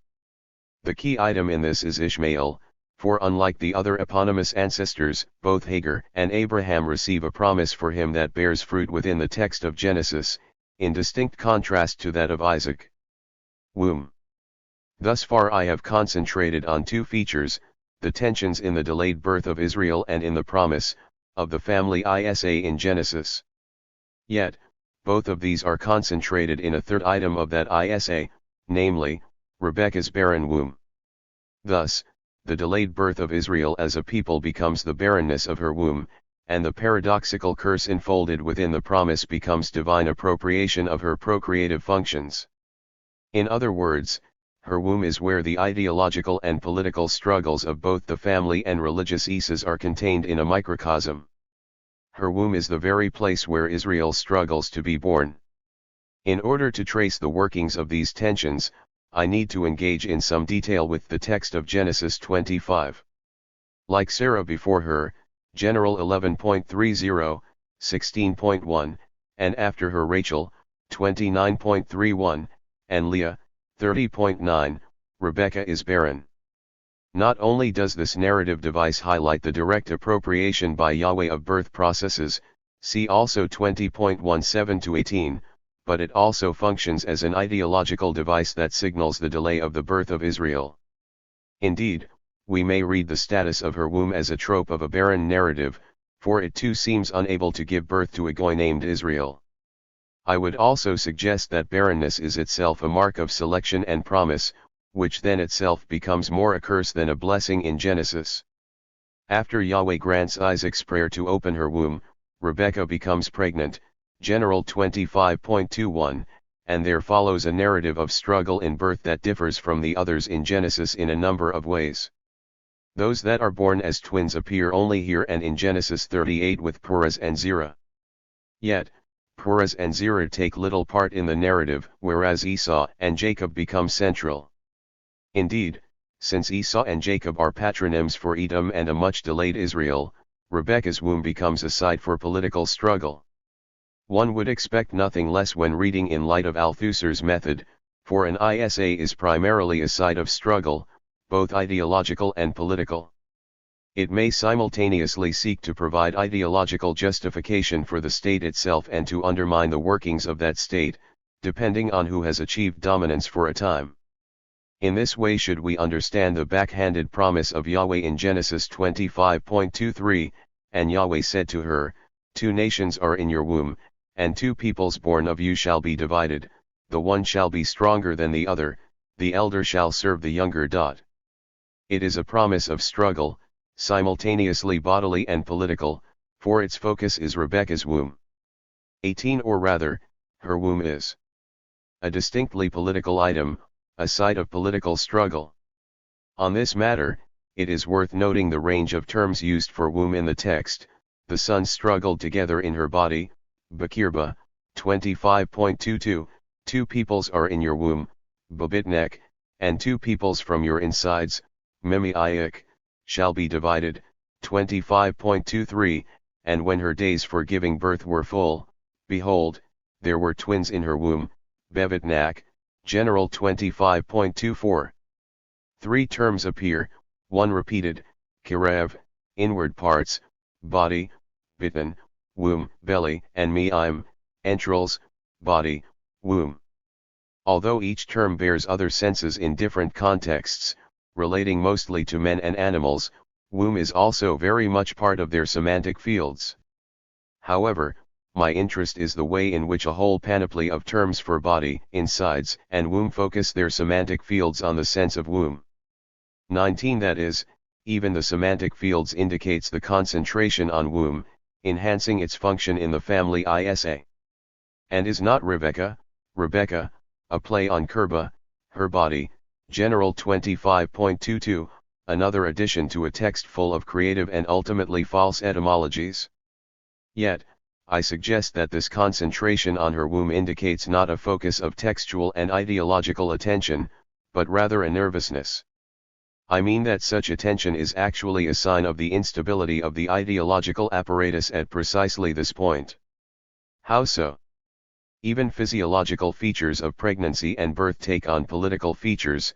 The bodily changes and pains of pregnancy become the mutual oppression or struggle, 25.22, of political units, and the birth process itself is but a manifestation of those politics.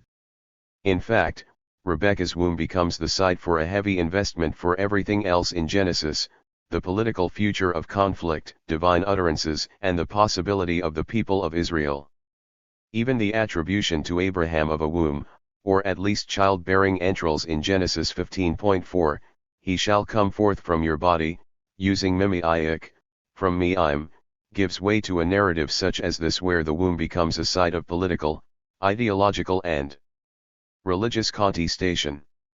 And Yahweh, the one responsible for the repeated attempts at creation in Genesis 1-11, cannot ensure the delayed arrival of Israel without the womb of Rebekah, or for that matter of Sarah or Rachel or Leah. In this light, the struggling sons, Jacob and Esau, now become the obvious outward markers of the nervousness surrounding Rebekah's womb that I have been emphasizing. Ultimately, an ISA is an ideological apparatus of the state. But how does the state emerge in a text in which the state is apparently absent? Rebekah's troubled process of giving birth is for the sake of producing a people, who are to become a state, Israel, Jacob. That state is quite literally in embryo through Genesis 25, still awaiting its full realization. One further feature of the text illustrates my point quite well. This chapter contains a term for people that is found only here and in Genesis 27.29, Elium, and its plural, Eliumim. 20 elsewhere in Genesis Goy and Am are preferred, but not in Genesis 25. Why is this significant? Consonant li, Elium, is constructed out of the preposition el and the word for mother, m, which may then be pointed differently. So it literally means for a mother, or in the plural for mothers. In other words, the rare term Elium signals in another way the focus on Rebekah's womb as central to the family ISA. The people can come forth only through the womb of the mother, and here it is Rebekah's womb. 21. Religion, interpellation and imaginary relations. I have dwelt long with the family ISA of Genesis 25, although hints of the religious ISA have woven their way into that discussion. Most obviously, this takes place through divine efforts to control Rebekah's womb. The effect, however, is a curious threesome. Yahweh is intimately involved with both Isaac, whose prayer he answers in General 25.21, and Rebekah, whose womb is opened. Nonetheless, divine birth control is but one element of the religious ISA of Genesis 25, another concerns what I described earlier as interpellation. That is, Rebekah is constituted as a subject through Yahweh's act of interpellation. Here she follows in the footsteps of the earlier recipients of the promise, which may now be read in terms of interpellation. Thus, the hailing or interpellation of Cain, Abraham, Isaac, and Jacob constitutes them as subjects. Although that subjectification is an ambivalent one, they become ancestors of a people whose arrival is always over the horizon. Yet, Rebekah's interpellation differs from these other instances, and draws closer to Hagar. The key text here is Genesis 25.22, where Rebekah rather than Yahweh speaks first. Directed at no one in particular, she asks, if so, why then I? I'm Ken Lamazay Anaki. The question is extraordinarily cryptic, to say the least. 22. That it is spoken by a woman in a text notorious for silencing women in relation to men only adds to its intrigue. 23. However, I would like to read it in terms of subjectification, with Althusser peering over my shoulder. Why then I? The personal pronoun is held back until the final moment of the question. What constitutes Rebekah as a subject in this narrative? Is it the sons fighting in her womb, or her function as childbearer for Isaac? But then, in the only occurrence of a woman approaching God with a question in Genesis, the text mentions that she goes to inquire of Yahweh, General 25.22. Yet the words of her inquiry do not appear, for Yahweh rushes in with an answer. Is the preceding question meant to be directed at Yahweh? Syntactically, it appears that Rebekah asks it of herself, and that Yahweh cannot be bothered listening, for she must be answered before she can speak too much. And the answer is the one I quoted earlier, the backhanded promise of struggling peoples in her womb. At this moment of interpellation, when Yahweh addresses her, Rebekah is constituted as a subject through her political and religious role. As if to confirm Yahweh's dominance, the text reads, when her days for giving birth were fulfilled, behold, there were twins in her womb, 25.24. That is, Yahweh was correct, there are two, for up until this point the only signal of more than one was the plural sons in 25.22. But, if we follow Althusser through, such a narrative gives the impression of a sequence, whereas ideologically the subject is always already interpellated, always already constituted. So far, so good, but I have not yet identified the specific relevance of Althusser's treatment of interpellation for this interpretation of Genesis 25. It appears with his religious example at the close of the essay on ideological state apparatuses. Here one does not become a subject through some anonymous interpellation, the one who calls is none other than the subject, capital S, and we are constituted as subjects in response. So also in Rebekah's case, she is not merely constituted as a subject, a distinctly political subject, by the interpellation of Yahweh, but it necessarily involves the subjection of Rebekah to the subject himself, Yahweh. In this process, she recognizes her sons as subjects and thereby herself as a subject. Above all, the function of ideology is to provide a guarantee that it cannot be otherwise, and all Rebekah must do is acquiesce and all will be fine. In other words, Rebekah's constitution as a subject in subjection to Yahweh involves her complete absorption into the narrative of Israel's birth. As a woman who gives birth, she can do no other. Now another dimension of Althusser's definition of ideology comes into play. As a text, this narrative is a representation of the imaginary relationship with real conditions of existence. This goes much further than the general point about genealogies and family narratives, that they reflect ideological concerns over coherence and kinship that is then projected backwards through eponymous figures and genealogical lines, a simple reflection theory of ideology, to provide an important mediation. Genesis 25 is not itself the imaginary relationship to real conditions, that is, it does not directly give voice to political and ideological questions. Rather, it is a representation of imaginary relationships. And those imaginary relationships, I would argue, are the way political, family and religious ways of constructing the world are trying to deal with the question of reproduction. What about the real conditions? One might argue for a range of possible particular circumstances, the perpetual delay of Yahweh's political promises in a context, Babylonian, Persian, of little promise, but this misses the value of a method like Althusser's. It seems that the real situation that constitutes the problem is the chronic problem of lack of labor in an economic system that may be characterized as subsistence, survival. With infant mortality rates at 50 to 60% and a life expectancy of 30, labor and not land is the crucial issue. As I argue in the Sacred Economy of Ancient Israel, a series of features make sense in the light of the question of able human beings to engage in agricultural labor. Laws stipulated efforts to bind laborers to Palatine and temple estates.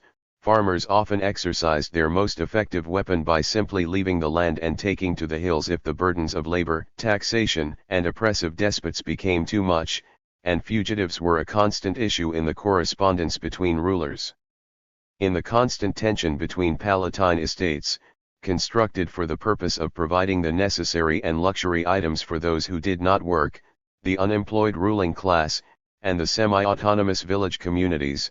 The former would constantly draw labor from the latter in a way that threatened the viability of the village communities. In this light, the themes of barrenness and fertility of Rebekah's womb, the crucial efforts by Yahweh to control her womb, become efforts not merely to represent in this text the relations between human beings and their economic situation. Here too the themes of the delayed birth of Israel, the promise that seems to be a curse, the family narratives of Genesis, all become focused on Rebekah's ability to reproduce.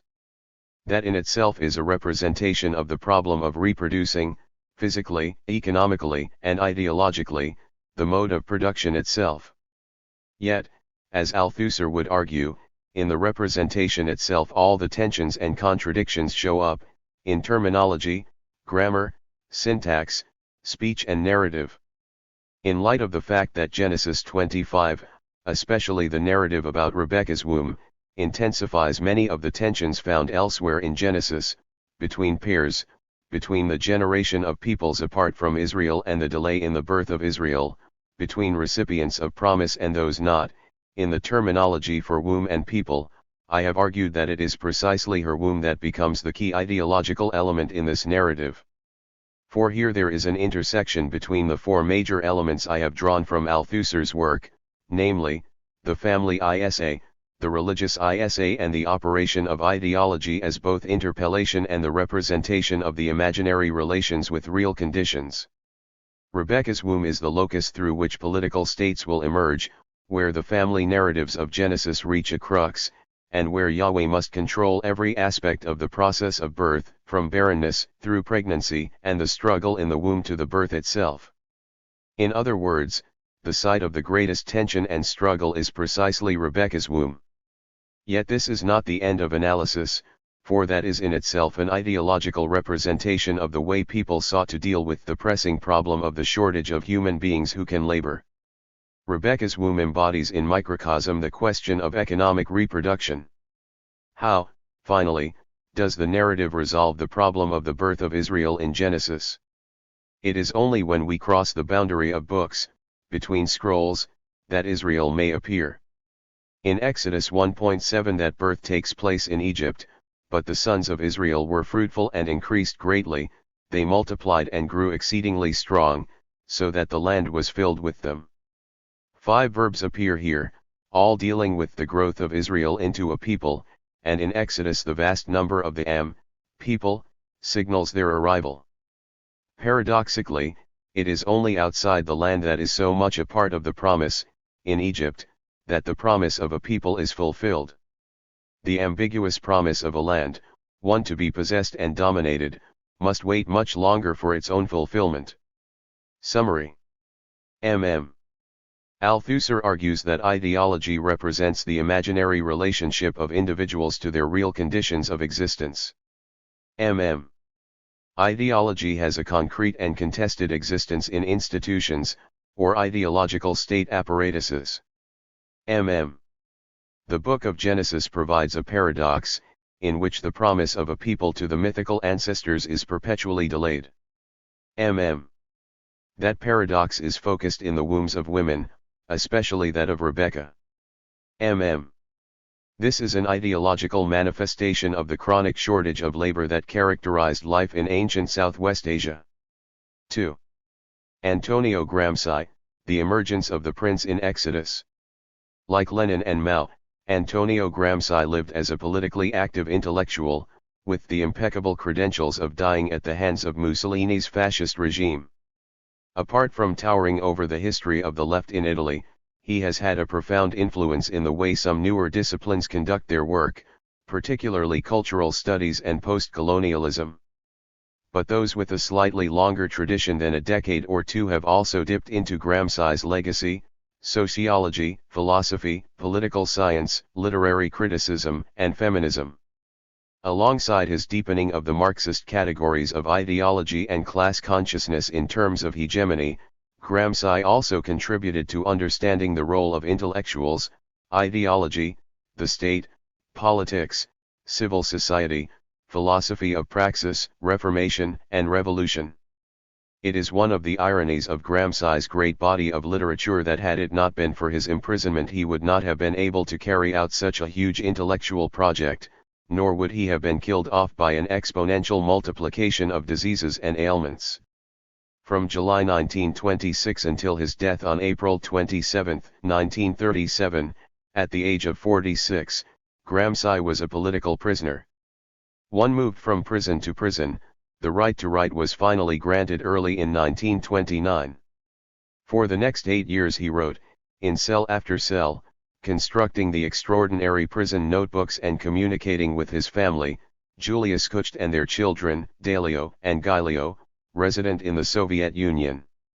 2. In what follows, I outline the key ideas I wish to draw from Gramsci in order to reinterpret the story of Moses. More specifically, I read the figure of Moses in Exodus in terms of Gramsci's reflections on Machiavelli's The Prince. 3. Taking up Machiavelli's own admiration for Moses as the epitome of the ideal ruler, as well as Fontana's suggestion that the interaction with Machiavelli provided many of the concepts that Gramsci himself was developing, for it seems to me that there is more than a passing acquaintance between Exodus and Gramsci's work.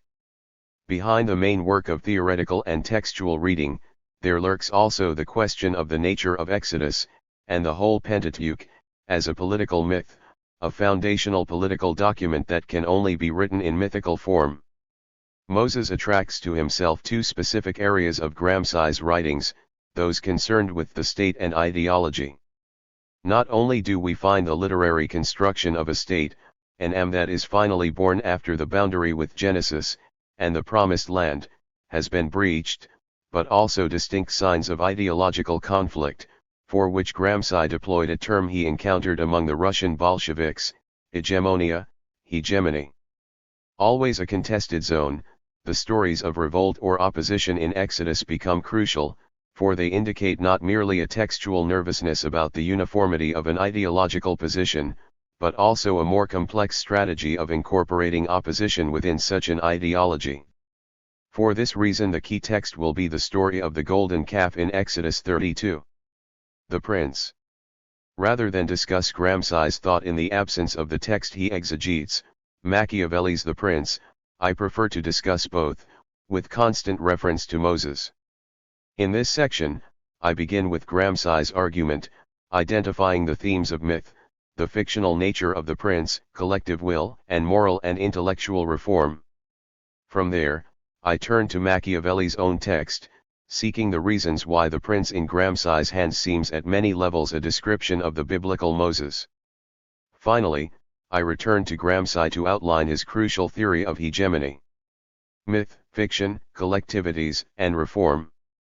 Gramsci observes of the prince, the fundamental characteristic of the prince is that it is not a systematic treatment, but a living book, in which political ideology and political science are fused in the dramatic form of a myth. 5. The almost scriptural invocation of the living book takes a turn towards political myth, for this is precisely why it is such a book, full of breath and pulse and vitality. Do I speak of the prince or the Bible? Both, I would suggest, for the continuing power of a text such as Exodus, in fact the whole stretch from Genesis to Joshua, is as a political myth, one that fuses political ideology and political science, as well religion and ritual, social and familial organization, in short, that deals with the question of the state, whatever the particular details might turn out to be. 6. The key is the way Machiavelli draws everything together in the figure of the condottiere, the qualities, characteristic traits, duties, necessities of concrete person, who both represents the collective will and excites the artistic fantasy of those he wants to convince and give a more concrete form to political passions. 7. I cannot help noticing that Moses is partially concealed behind Machiavelli's ideal prince. Yet there is a utopian dimension to the prince, one that derives from his ideal nature. The utopian characteristic of the prince lies in the fact that the prince did not exist in historical reality, did not present himself to the Italian people in a directly objective way, but was a purely doctrinaire abstraction, the symbol of a leader, the ideal condottiere, but the emotional, Mythical elements contained throughout this small book, with very effective dramatic movement, are recapitulated and come to life in the conclusion, the invocation of a really existing Prince 8. Although Machiavelli was clearer about the identity of this really existing prince, Lorenzo de' Medici, Gramsci does not mention his name. In other words, the one Machiavelli exhorts to be prince remains anonymous in Gramsci's text.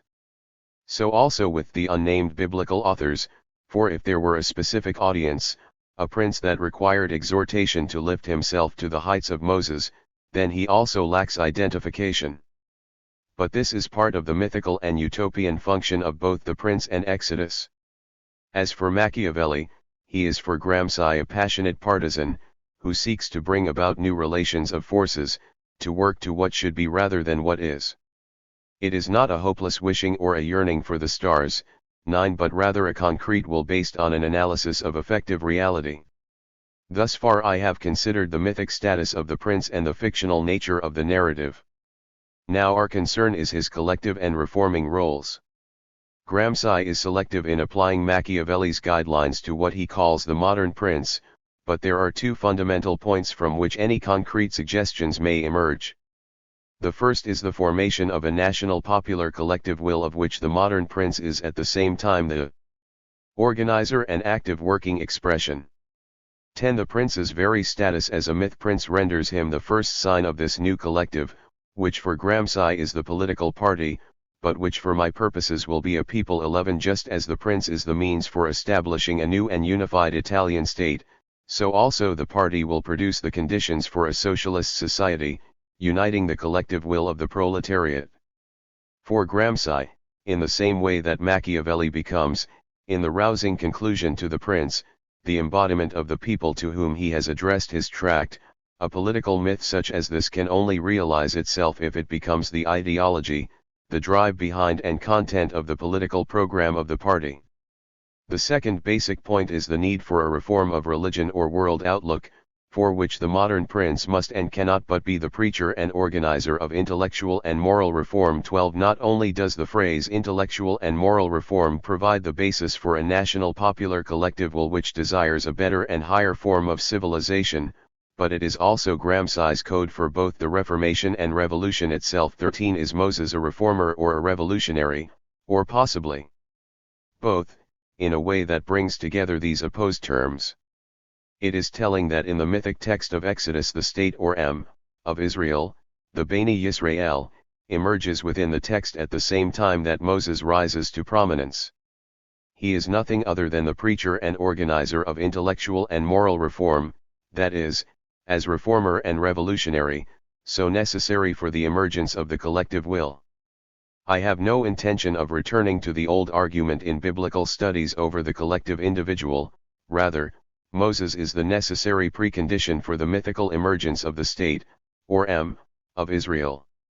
In a way comparable to the connection forged between the new prince and the people through Machiavelli's new knowledge, the people and the prince come into being simultaneously through the new political knowledge, so also Moses can emerge only with the people of Israel by means of the mythical narrative of Exodus. Machiavelli. Thus far I have outlined some of the ways in which Gramsci's reading of the prince, as political myth, the fictional nature of the prince, the concern with collective will and moral and intellectual reform, applies to the role of Moses in Exodus and the books that follow. Now I would like to turn to Machiavelli's own text, The Prince. The reason is that it reveals a closer fit between Moses and the legendary prince than we may at first have anticipated. Why? For Machiavelli, Moses is one of the prime models for the prince himself. Along with Cyrus, Romulus, and Theseus, Moses is a leading example of one who has come to be ruler through his own ability, virtue, rather than through luck or fortune, fortuna. 14. Indeed, Moses is the first exemplar of those new principalities acquired by one's own arms and ability. 15. Such acquisition is of the highest order, compared with reasons of inheritance, ecclesial privilege, crime, or even election by one's fellow citizens. Each may be viable, but only the first reveals the true character of its new leader. So Moses is at the head of a list of rulers of the most desirable form of the state, a new principality, acquired by his own ability, fortune, and arms. Further, Moses made the most of both his great ability and the opportunity presented him, finding the people of Israel ready to follow him out of servitude to the Egyptians. In fact, the Israelites had to be enslaved in order to reveal Moses' ability. 16. The difficult part is attaining power, but it is held easily when this hurdle is overcome. Another factor, which will be important in my reading of Exodus 32, is that the opponents of innovation are often stronger than the lukewarm enthusiasm of the prince's supporters. Thus, the struggle becomes even more intense, and the opponents of change will attack vigorously whenever possible, throwing the prince and his supporters into danger. Given such a situation, armed supporters are absolutely necessary. Machiavelli is scornful of mercenaries and auxiliaries, stressing the need for an army comprised of one's own men, for only these soldiers will remain firm in battle. Thus, the armed prophet 17, Moses is directly in mind, is always more successful. Why? Force is always required against one's external enemies, but also against those within, especially when they murmur and rebel, no longer believing in one's schemes. For the prince of a new principality, then, the dangers and difficulties are immense, but when the long haul of attaining power and instituting reform is over, rulers like Moses become secure, honored and successful. At the close of the work, Moses returns in the impassioned call to Lorenzo de' Medici to become a new prince by following Machiavelli's precepts. Italy, writes Machiavelli, is in desperate straits, more enslaved than the Hebrews, 18, and it is in this situation that one with ability could unite Italy to become a great state. In fact, there have been favorable events, signs from God, the sea has opened, a cloud has shown you the way, water has flowed from the rock, manna has rained down here. 19. What are the specific characteristics of the ideal prince? Not only have these given the adjective Machiavellian its ambiguity, but they also function as a checklist for my reading of Exodus 32. A ruler should never, chapter 16, exhibit lavish generosity, for this will deplete his resources and force him to tax his subjects. Paradoxically, such generosity will lead to hatred. Rather, he should be miserly, for eventually people will see that he is really generous, always holding enough resources for war and other expenses without having to burden his subjects with taxes. The only exception is with what belongs to another. A ruler must be generous with, for instance, loot and booty, but not with his own money, since meanness is one of those vices that enable him to rule. 20. Similarly with cruelty, chapter 17, proper mercy can be achieved only through cruelty. A little well-directed cruelty, the occasional beheading or imprisonment, is far more merciful than ill-thought clemency. By punishing a very few he will really be more merciful than those who overindulgently permit disorders to develop, with resultant killings and plunderings. 21. Machiavelli pushes the paradox, the ideal is a prudent and humane cruelty. Although it is best to be loved and feared, a ruler does much better by being feared rather than loved or indeed hated. As for honoring his word, the ruler should set little store by this. Cunning deception, where required, is far better. Again, the reason is that people are treacherous and faithless.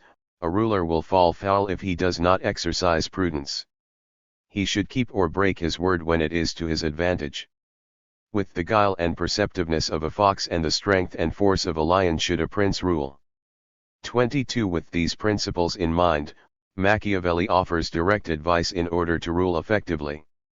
To begin with, the best rulers show all of the virtues, mercy, trustworthiness, humaneness, uprightness, and devotion, even when circumstances require acting differently.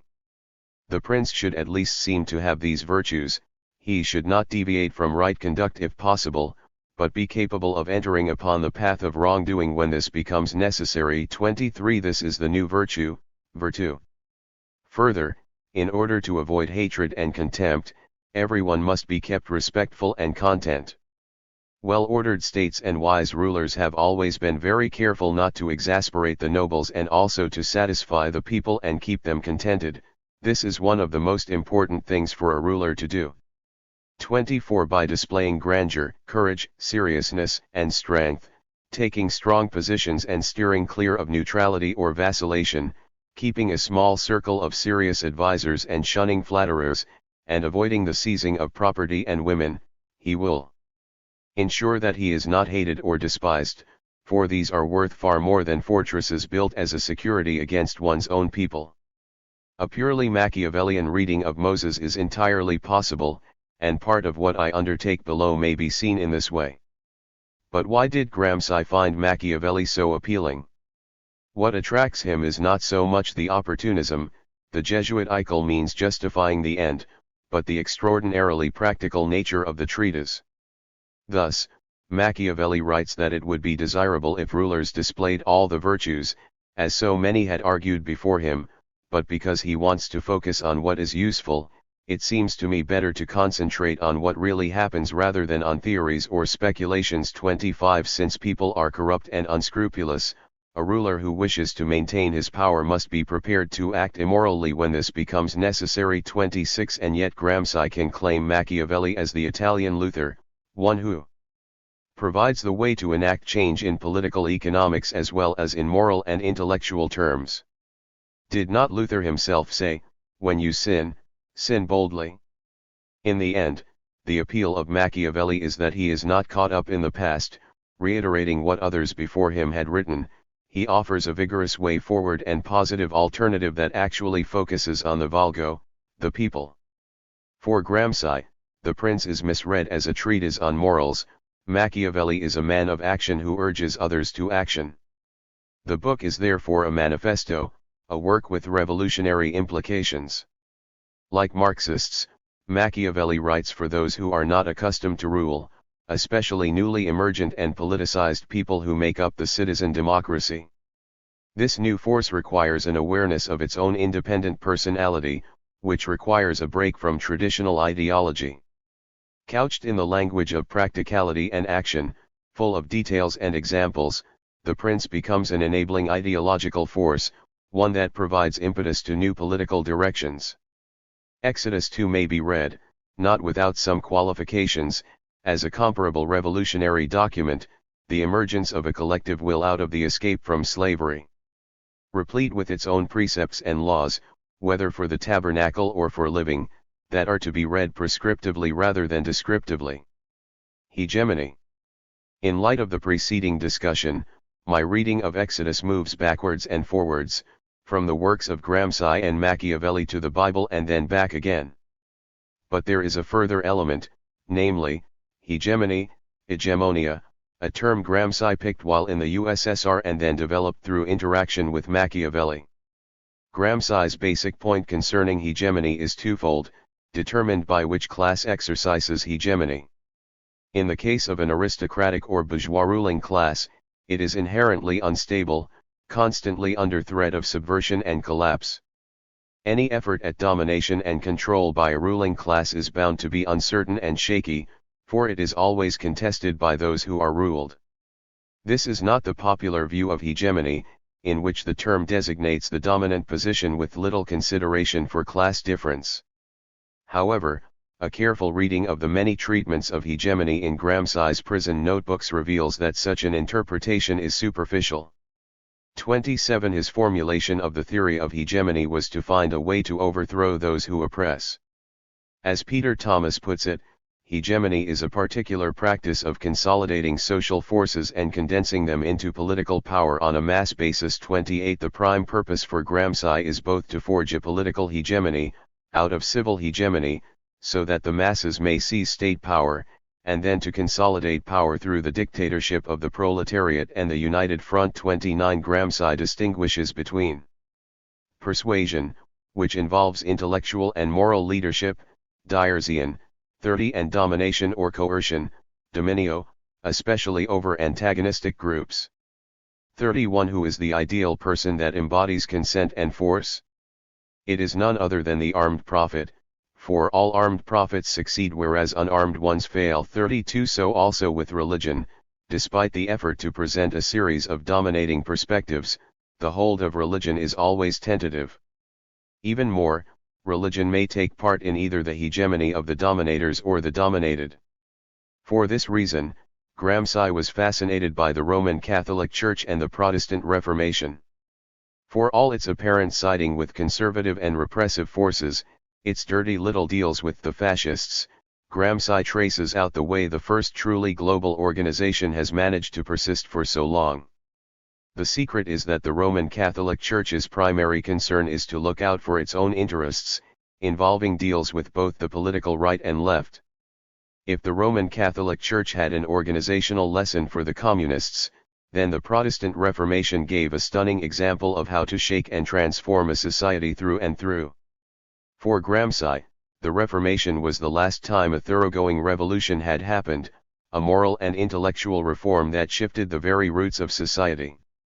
He wishes dearly that Italy too had undergone such a shift, rather than its half-starts and misdirected efforts that were restricted to the upper classes and intellectuals.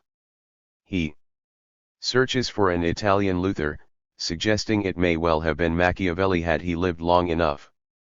Hegemony is therefore not merely an analysis of the contemporary situation, but also a means of overthrowing that situation.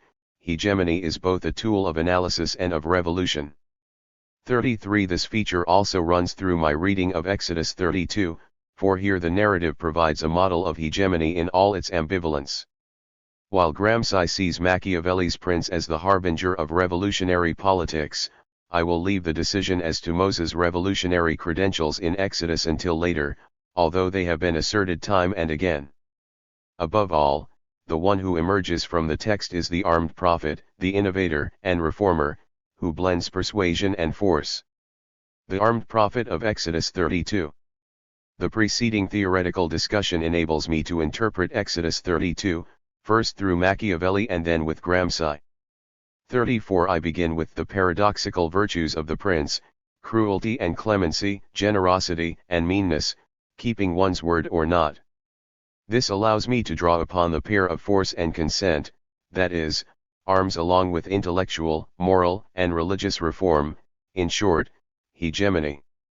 It turns out that this is a story about the hegemonic force of the law, for the law cannot operate without the consent of the people, yet this consent can be achieved only by force of arms. The next step is to focus on the state, especially the point that the prince and the people cannot exist without the other. However, here we encounter a problem. Exodus 32 involves Moses, the people, and a third player, God.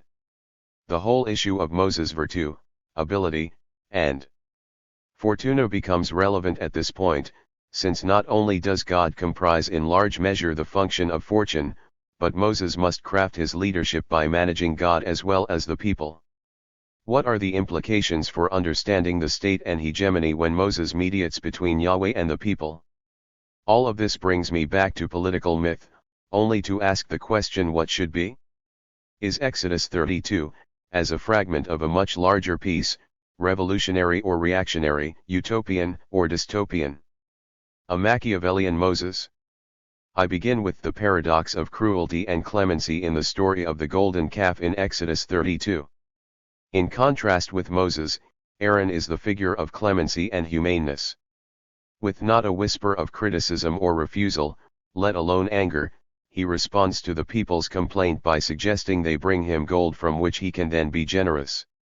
In contrast to Aaron's easygoing character, Moses is a man of anger and cruelty. So how, according to Machiavelli, does Moses' cruelty become the true means of mercy? Yahweh is crucial in that paradox, for he calls for the annihilation of the people as they worship the golden calf. Compared with Yahweh, Moses becomes the merciful one, intervening to limit brutality and mass bloodshed. Thus, in the scene with the Levites, Exodus 32.25-9, Moses calls for loyalty first, v. 26, before demanding that the Levites kill brother, son, friend, and neighbor. Not only does Moses secure the Levites' loyalty, for they now must stick with him in light of the murder of those closest to them, but the 3,000 dead produces a mere handful of corpses in contrast to what Yahweh had in mind. So Moses comes through as the wisely cruel leader, in contrast to Aaron's initial clemency that threatens greater cruelty. As for generosity and meanness, The fatally generous figure in Exodus 32 is Aaron, who, in response to pressure from the people, gathers all their gold in order to make the calf.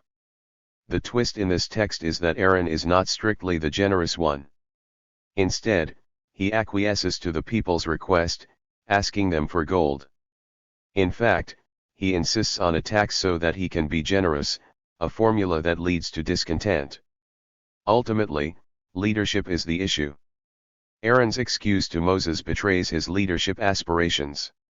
Do not let the anger of my Lord, Adonai, burn hot. You know the people, that they are bent on evil. They said to me, make us gods, who shall go before us. As for this Moses, the man who brought us up out of the land of Egypt, we do not know what has become of him. So I said to them, whoever has gold, take it off. So they gave it to me, and I threw it into the fire, and out came this calf. Exodus 32.22-4. Aaron shuffles and shifts responsibility, so that it seems he could not help but become leader in light of events, compare 32.1-6. In other words, Aaron gives in, seeking to rule by consent, allowing the people to set the agenda, attempting to be generous at the people's expense. It would not be the last time he opposes Moses, see Numbers 12, this time with Miriam. Moses, by contrast, has none of the popular generosity of Aaron, bringing instead the tablets of stone to which he expects obedience. As far as he is concerned, the false generosity of Aaron can lead only to destruction. His immediate response is to throw down the tablets, burn and pulverize the calf and force the people to drink the heady brew of idolatrous gold dust and water, Exodus 32.19-20. Finally, on the question as to whether a ruler should be loved or feared, Moses is a classic Machiavellian prince, preferring that the people fear rather than love him. The various punishments meted out to the people, from the slight rap of enforced imbibing of liquids to the selected slaying of about 3,000 people, as well as the command to the Levites to kill brother, sons, and friends, leads towards fear rather than love. Of course, for Machiavelli, only the ruler whom the people fear can be loved, for fear is a far better basis for stable rule. Above all, Moses succeeds in avoiding both hatred and contempt. He is neither rapacious of the people's goods, nor does he take their women and form a harem.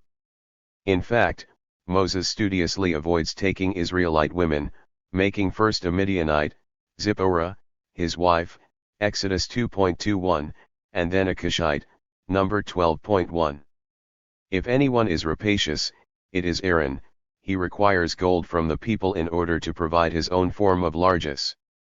He is already at the stage of taxing the people in order to be generous, a paradox that Machiavelli argued leads to hatred by the people.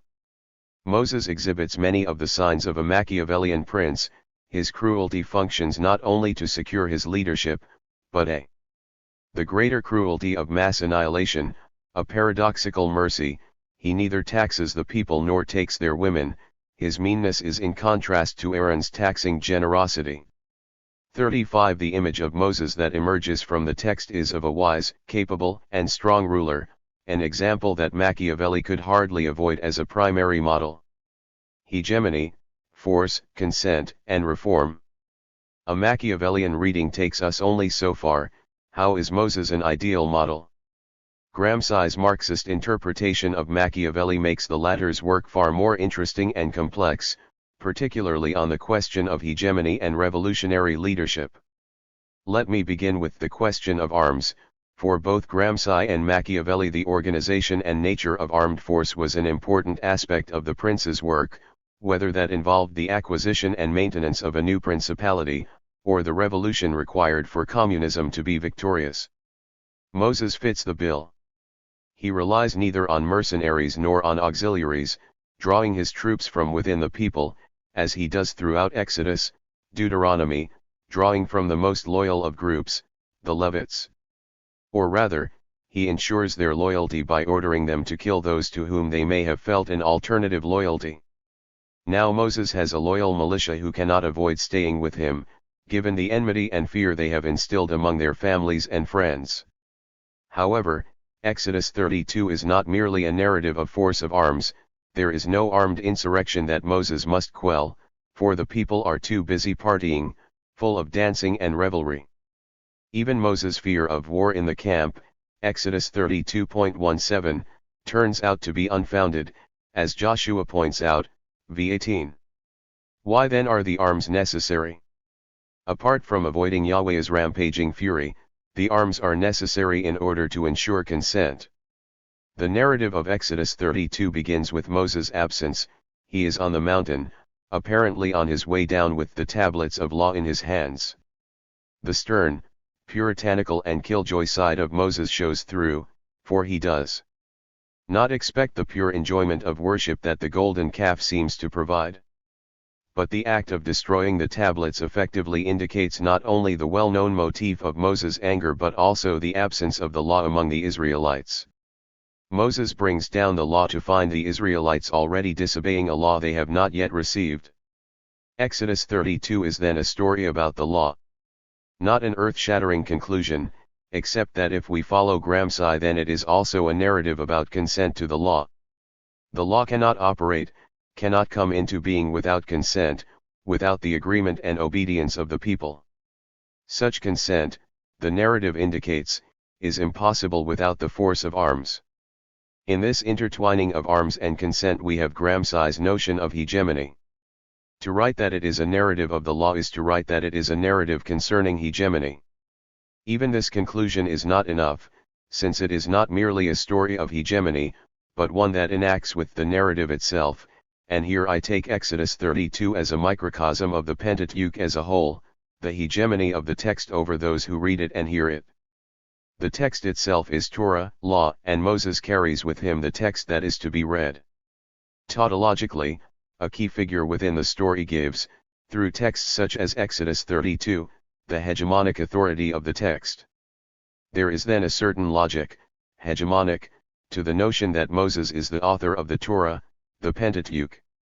I have withheld another feature of hegemony until now, namely, intellectual and moral reform. A niggling suspicion is that my discussion of Exodus 32 describes very well the workings of any repressive regime, any state's manufacturing of consent, no matter how reactionary or progressive. Gramsci stresses Machiavelli's concern with moral, religious, and intellectual reform, reading Machiavelli as a forward-looking writer, one who points to what ought to be rather than what is. For Gramsci the great model of such reform is the Protestant Reformation, yet Luther and Calvin modeled themselves not only merely on Jesus Christ and the early Church, but also on figures such as Moses. Thus, Exodus 32 is about law and hegemony, hegemony understood as a force of change rather than describing the status quo. As far as the story is concerned, there is a sharp opposition between what seem to be the regressive activities of Aaron and the people, gold contributions, golden calf, burnt offerings and sacrifices, revelry, in short a falling back to old practices, and the reforming direction of the newly minted law that Moses brings with him. Thus, in the descriptions of the calf we find words of extravagance, pleasure and celebration, gold rings, images, festivals, sacrifices of well-being, eating and drinking, reveling. When we turn to Moses and Yahweh there is none of this, for the language reverts to austerity, control, obedience, and punishment, command, anger, disaster, tablets of the testimony, engraving on stone, punishment, and death. Rather than curtailing the perverse and sinful pleasure of the Israelites, a Gramscian reading notes that the text is cast in terms of reform, a change in intellectual, moral, and religious sensibilities, through force of arms if necessary. The state, Moses, and God. Even so, Exodus 32 concerns more than the virtues of Moses as a leader, or indeed more than the mechanisms of hegemony. The issue that runs through it, backwards and forwards, is that of the people, or a state. In the end, the moral, religious and intellectual reform that Moses brings about through the law, through consent and force, can be understood only in terms of the state, the distinct political entity of the with which Exodus as a whole is overloaded. Indeed, following on from my discussion of terms for people in the first chapter on Althusser and Genesis, there is a marked shift in Exodus from the mixed usage of goy and am in Genesis to a predominant usage of am.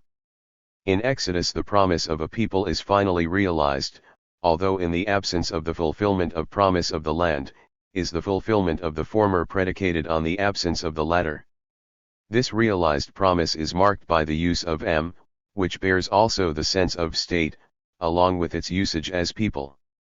If I restrict myself to Exodus 32, then am appears 14 times, verses 1, 3, 7, 9, 11, 12, 14, 22, 25, 28, 31, 34, 35, even to the point of Yahweh and Moses alternatively designating them as your state when they act perversely, see Exodus 32.7, 11-12.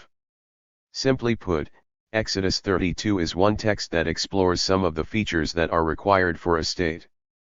The most telling point is yet to come. Moses and the Am of Israel need each other for their very existence. 36.1 of Gramsci's astute observations is that the new prince is a popular leader, one who unites a dispersed and disaggregated population to become a people or state. The people, in other words, cannot gather together without the prince. He is a singular expression of the popular and collective will. But the converse also applies, for the prince himself would not be possible without the people, the one requires the other. For Gramsci, this is Machiavelli's great discovery, and it enables him to develop his own argument concerning the political party. But is this not the case with Moses also? Only in Exodus does the term am become the privileged designator for Israel, at the same narrative moment that both the collective entity of Israel emerges and Moses the Egyptian is born, the beginning of the book itself. I suggest that such a narrative mirror also operates between Moses and the people in Exodus 32. Let me develop this point via a detour. A major player absent from Machiavelli's or Gramsci's deliberations is God. By contrast, in Exodus 32, Yahweh is a central character. How should we understand this character? 4 points may be made. First, as with the world of the text, he is a product of the anonymous author or authors who wrote it. That means there is always someone or some group who is more powerful than God in these texts, and these are the authors who construct this character in the first place. Second, the authors usually manage to efface their role in narrative or poetic construction. In Exodus, this is brought about by authorial displacement onto Moses himself. By removing their obvious presence from the text, their own particular ideological positions can then be presented as those of God, as narrated by Moses. Third, this mechanism enables a particular hegemony to roll into place. In other words, God, or Yahweh, is the placeholder of hegemony in the text. Finally, hegemony is a contested site, so we should expect to find Yahweh himself a contested figure, a site of struggle for competing voices. Let us see how that struggle appears in the text. To begin with, Yahweh functions for the bulk of the story like Machiavelli's Fortuna. The vagaries of fortune are those factors beyond the control of the prince, which he must nevertheless manage to the best of his ability and to which he must adapt if his leadership is to remain intact. Hardly the most consistent of operators, Yahweh perpetually throws crises at Moses. In Exodus 32 these crises are the twice uttered threats of the annihilation of the people, verses 10 and 43. Moses responds by attempting both to manage Yahweh. He calls on Yahweh to turn from your fierce anger, 32.12, or forgive the people their sin, 32.32, and suggests that Yahweh take Moses' life, 32.32, and adapting to the situation, the measured cruelty of the Levites in order to stave off Yahweh's wrath. Through his various responses to fortune, Yahweh, the narrative emphasizes Moses' virtue. Above all, and now we return via the detour to my earlier point, Yahweh highlights the fact that the very existence of Moses relies on the existence of the people, and vice versa. On this matter, it is worth noting Moses' challenge to Yahweh to take his life instead of the people's, to blot his name out of the book, Exodus 32.32. Too quickly has the whiff of the atonement sacrifice wafted over this text, Moses offers to take on the sin of the people, but the point lies elsewhere. Moses himself would disappear without the people. Yahweh promises to make another state from Moses, Exodus 32.10, but this will not do, for Moses must ensure that the people survive if he is to survive. This means that Moses' request in Exodus 32.32 is not an either/or option, it is two sides of the same coin. The destruction of the people or of Moses would result in the pair disappearing from the narrative. This is why Moses throws down the challenge to Yahweh, if you destroy them, you destroy me, so take me first. All of this means that the ultimately determining instance of Exodus 32 is the state of Israel. In its own way, Gramsci's work brings the discussion back to this point. But it is a new state, for which a new hegemony is required, namely, that of the law in the hands of Moses. In this respect, Gramsci does appear to be correct. Hegemony is a forward-looking concept, one that seeks out what ought to be. Exodus 32 exhibits all the workings of both Machiavelli's and Gramsci's desire for change, the former into the nation-state of capitalism, the latter into the new state, led by the party, of whatever communism might be. But this is why Gramsci's description of Machiavelli's The Prince also applies to Exodus 32 and the texts that surround it. They are political myths. And that myth functions by playing out the ideological possibilities and necessary conditions for a new state. The initial function of such a myth is to create a fantasy image of the new state, one that has not existed up until then. However, once that state is realized, the myth becomes both a legitimation and critique of the actually existing form of that state. Conclusion: utopian or dystopian. I have explored some of the details of the curiously close fit between Gramsci, Machiavelli, and Exodus 32, the paradoxical virtues of Moses, the necessity for consent and force in hegemony, and the binding together of Moses and the people. However, I would like to close with a question Gramsci leaves hanging. Is such a state utopian or not? Gramsci's daring move was to claim Machiavelli as a utopian man of action, that The Prince is a political manifesto of the caliber of the Communist Manifesto. As far as Exodus is concerned, particularly the story of the escape from Egypt, there has been as much debate as to its revolutionary credentials as there has been over Machiavelli's book. While liberation and political theologies have used Exodus as a paradigm of revolution, a biblical source and justification for revolutionary action in the present, the Exodus model has also come under significant criticism, beginning with Edward Said's response to Michael Walzer's wayward Exodus and Revolution.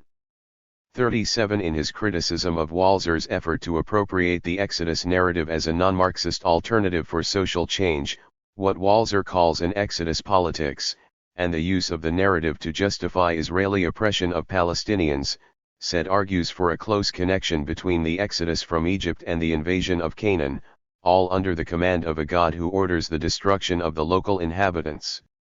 Following Said, others have carried his arguments further, suggesting that the Exodus functions as an ideological justification for appropriation of Canaan in the same way that the Holocaust of the Second World War is used to justify the establishment of the State of Israel 38, or that the Exodus narrative must lead to dispossession of another people since it cannot be separated from monotheism, with its demand for one land for one people under one God. 39 A more utopian reading of Exodus relies on the disjunction between the escape from Egypt and the invasion of Canaan. Focusing on the former, and coming from a very different political climate than that of ancient Southwest Asia, liberation and political theologians have taken a long tradition in which Moses is the liberator and connected it explicitly with Marxism. 40 In this case Exodus becomes a lasting paradigm, no matter how mythical, of a revolutionary and utopian drive that is profoundly biblical in origin. Whereas I feel that there is no necessary connection between the narratives of Exodus and conquest, agreeing with the liberation and political theologians, that does not render Moses and the Exodus any more appealing. Here I agree with Said et.al., but for different reasons. However, I want to shift the terminology slightly to the question of utopia, although, following Jameson, 41 I take it as a code word for socialism. In suggesting that Machiavelli is a utopian thinker, Gramsci argues that Machiavelli's work becomes the opportunity to reflect on the role of the Communist Party. In one respect I agree, the model of the merciless revolutionary who does what it takes to get the job done is the most appealing part of the images of both Machiavelli's New Prince and of Moses. Further, if I take the line that the very effort to imagine a different world, no matter how dystopian the content of that imagination might be, is in itself utopian, then Exodus, particularly chapter 32, does count as a utopian text. However, a problem that Gramsci faces, brought into sharp relief by the narrative of Exodus and its subsequent appropriation, is that he relies ultimately on a past model. Machiavelli's genius was to see through the contradictory trends of his own time and forge an ideological position that became constitutive of the nation-state under capitalism. All the same, it is a model of revolution based on the bourgeois revolution. In an analogous fashion, Moses and Exodus have been understood as a narrative of past events and thereby the source of a particular model, reinforced by its biblical authority, of social change and state formation to which we are still tied, for better or worse. Apart from the fact that imagining change can use only the various bits and pieces of language, thought and history available at the time, the problem is one of utopia itself, in the same way that it is not possible to construct a blueprint for a society we do not know, even down to its language, so also the change itself can only be hinted at rather than prescribed. For if the model of change is tied too closely to existing models, then the patterns of social and political interaction, class and gender relations, economics and ideology have a habit of replicating themselves in the new society. Thus, the figure of Moses as the brutal reformer or revolutionary, the representation of Yahweh as the validation of the new state, the systematic exclusions that the notion of the Am Israel implies, the usages to which Exodus has been put, in other words, the apparatus of the state whose workings appear in detail in the political myth of Exodus 32, indicate a few hurdles too many for such models of change and the state to be utopian. Summary. Gramsci argues that Machiavelli's prince is a mythical figure that embodies the collective.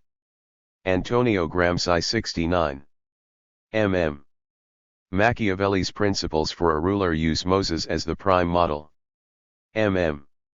Hegemony is more a tactic for revolutionary overthrow than maintaining the status quo. Moses appears in Exodus as the quintessential Machiavellian leader. He uses a mixture of force and consent. Moses and indeed God cannot exist without the people come state. 3. Delos and Guattari, nomads, scapegoats, and resistance. It has become fashionable to focus on Gilles Deleuze at the expense of his collaborator and co-author, Félix Guattari.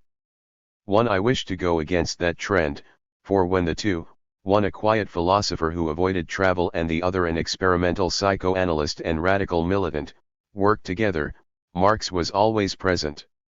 Deleuze himself was quite aware of this proclivity, observing, "I think that Félix Guattari and I have remained Marxists, in our two different ways too even more, when they collaborated, the Bible rather than theology became the preferred point of engagement." 3. In that light the present chapter is like the one that precedes it on Gramsci and Machiavelli, for I seek less to apply some of the key ideas of Deleuze and Guattari to the biblical text but to engage with their reading of a couple of texts.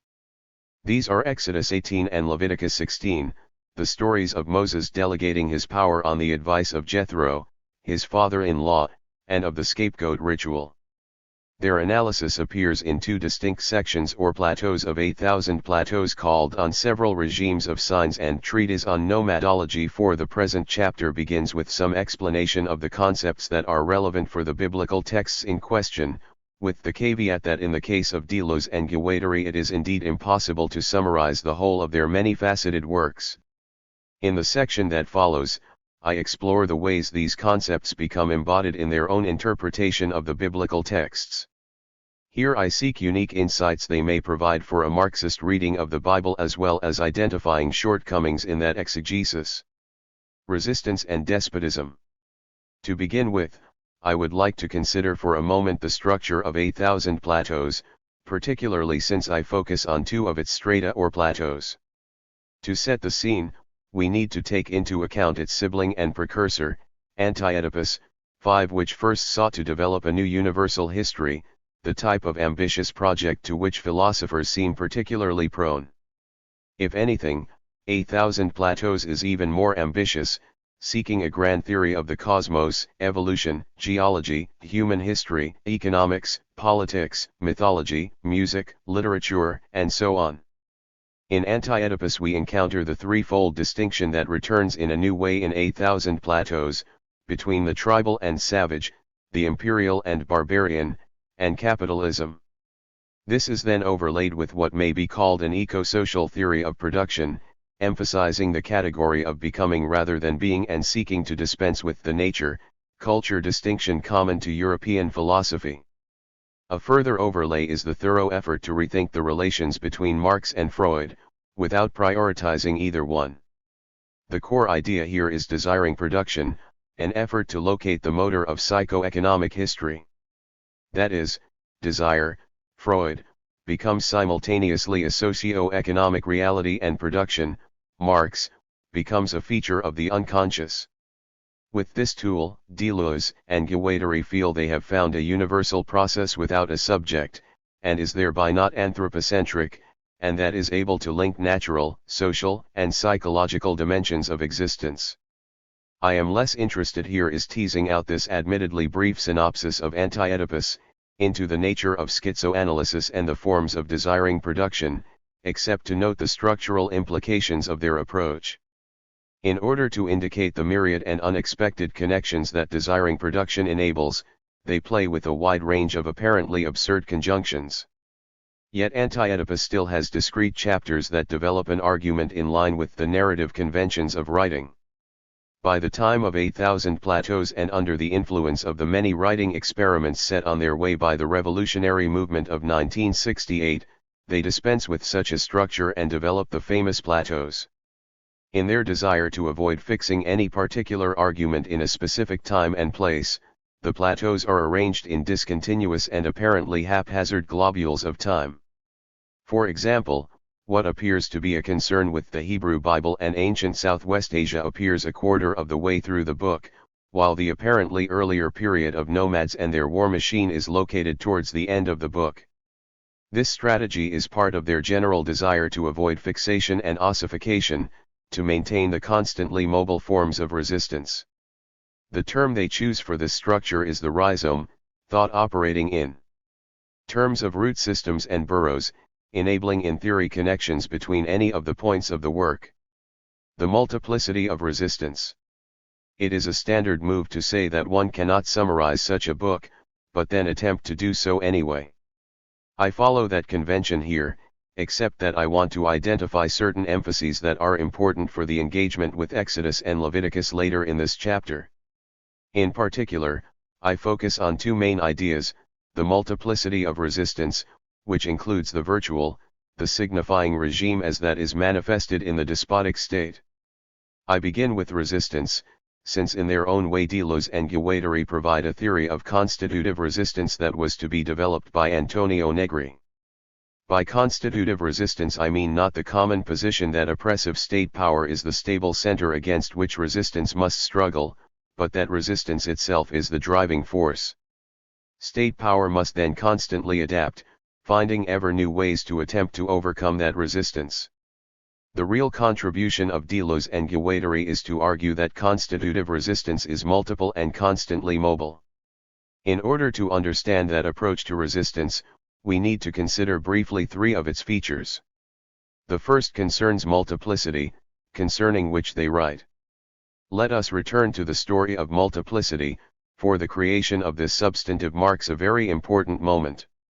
It was created precisely in order to escape the abstract opposition between the multiple and the one, to escape dialectics, to succeed in conceiving the multiple in the pure state, to cease treating it as a numerical fragment of a lost unity or totality or as the organic element of a unity or totality yet to come, and instead distinguish between different types of multiplicity.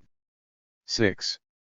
They seek to overcome the old philosophical problem of the one and the many, in which the many is a partial representation of the one, or the trace of a mythical unity that once existed or is perhaps awaited in a utopian future. Instead, they banish the one, arguing that multiplicity is all there is. The theological undercurrent of this argument should be clear: where God is the one, but how do you banish the one? Multiplicity is a substantive rather than a predicate.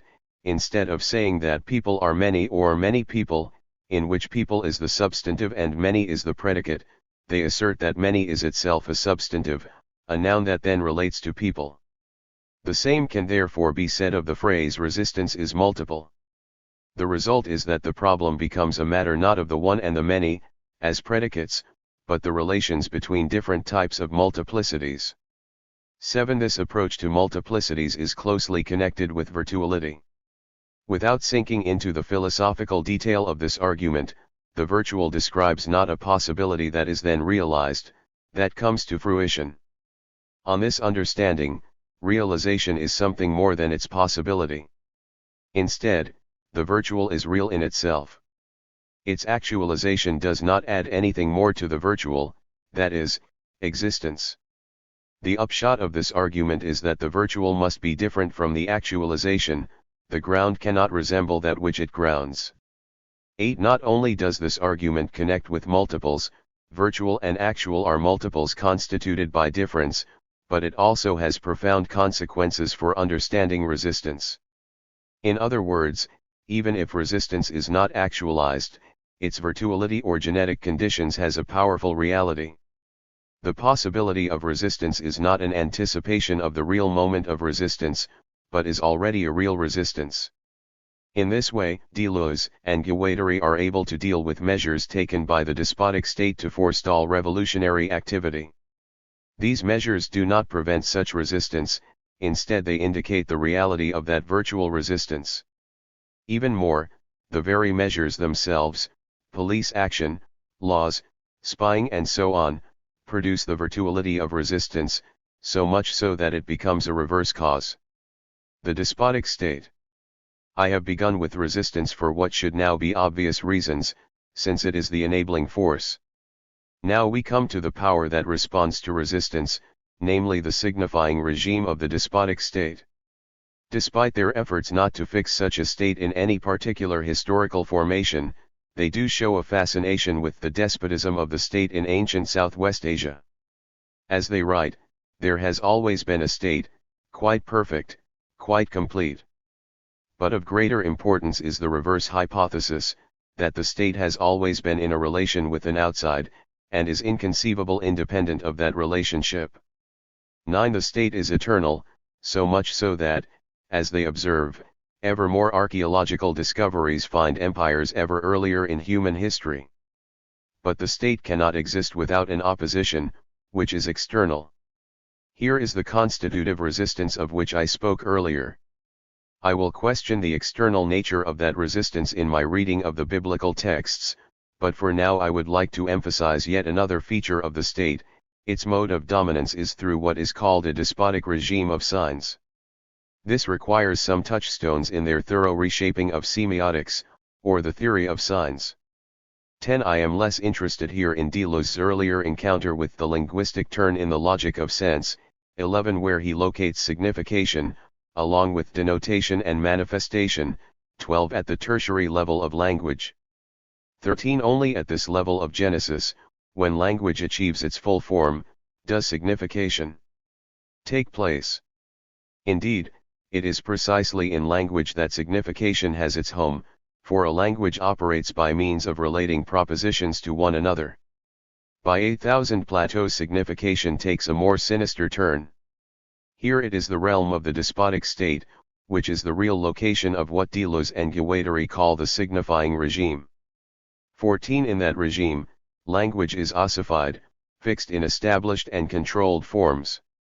They call this signifiance, which is the process of totalizing and flattening, by univocalizing, the relationships between propositions. Instead of the breaks and ruptures between signs, the signifying relation is locked into place.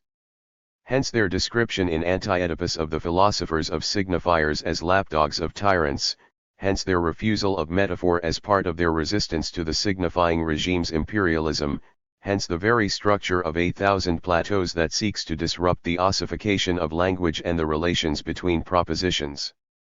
In the sections of 8,000 plateaus that interest me in this chapter, the signifying regime takes the form of what has been called the Oriental despot, the central despotic state that appears time and again with its aspiring potentate, priests, functionaries, and perpetual dinner guests. It matters not where one finds the despotic state, Pharaoh, David, Solomon, or any of the big or little kingdoms that dotted the history of ancient Southwest Asia, for the form is the same. However, their interest is in what resists such a state, the polyvocal and segmented tribe, a pre-signifying regime, the numbered war bands of the nomads, a counter-signifying regime, the escapees who flee an oppressor and gain an identity, a post-signifying regime. In my discussion of the biblical texts below, Exodus 18 and Leviticus 16, I focus on the second and third of these regimes. In the case of Exodus 18, the counter-signifying nomads appear under the warlord Moses, while in Leviticus 16, the banished scapegoat and the Israelites fleeing from Egypt, the connection is typical of Delos and Gewateri, become the post-signifying regime. Now it is possible to see the way resistance becomes multiple through the various regimes that resist the despotic state, where the signifying regime makes an appearance. All the same, Delos and Gewateri prefer to argue that such resistance is outside the realm of the petty despot, while the biblical texts indicate that resistance is as much an internal as an external affair. This unwitting feature, admitted occasionally, is a central feature of my argument below, so let me offer a brief outline before the detail of biblical interpretation.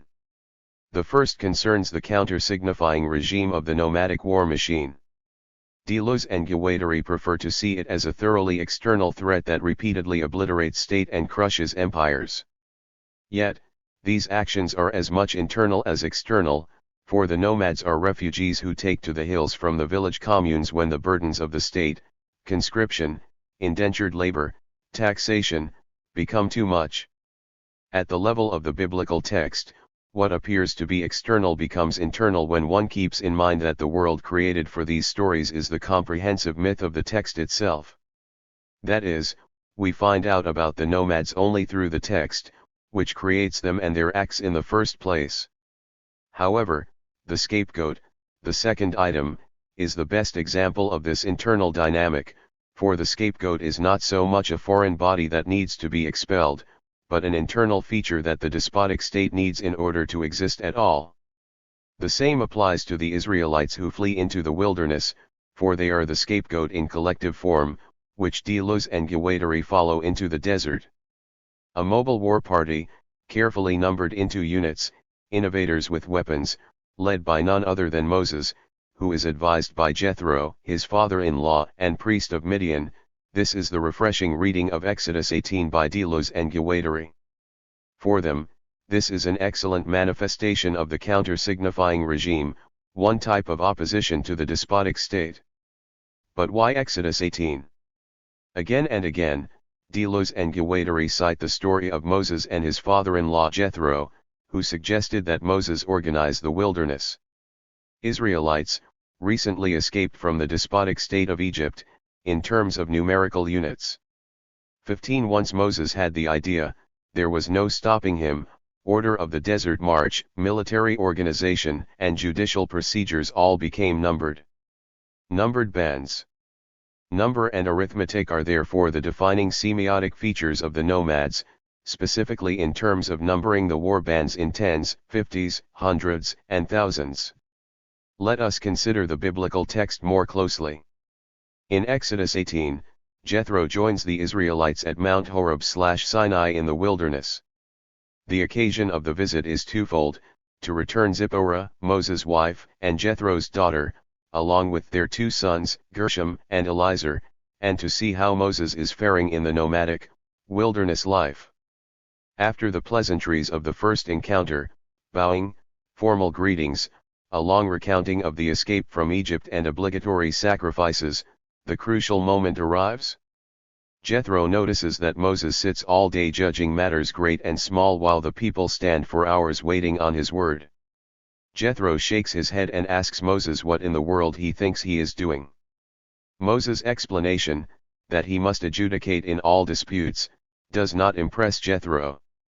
So Jethro gives his advice: tell the people what the laws are and then, choose able men from all the people, such as fear God, men who are trustworthy and who hate a bribe, and place such men over the people as rulers of thousands, of hundreds, of fifties, and of tens.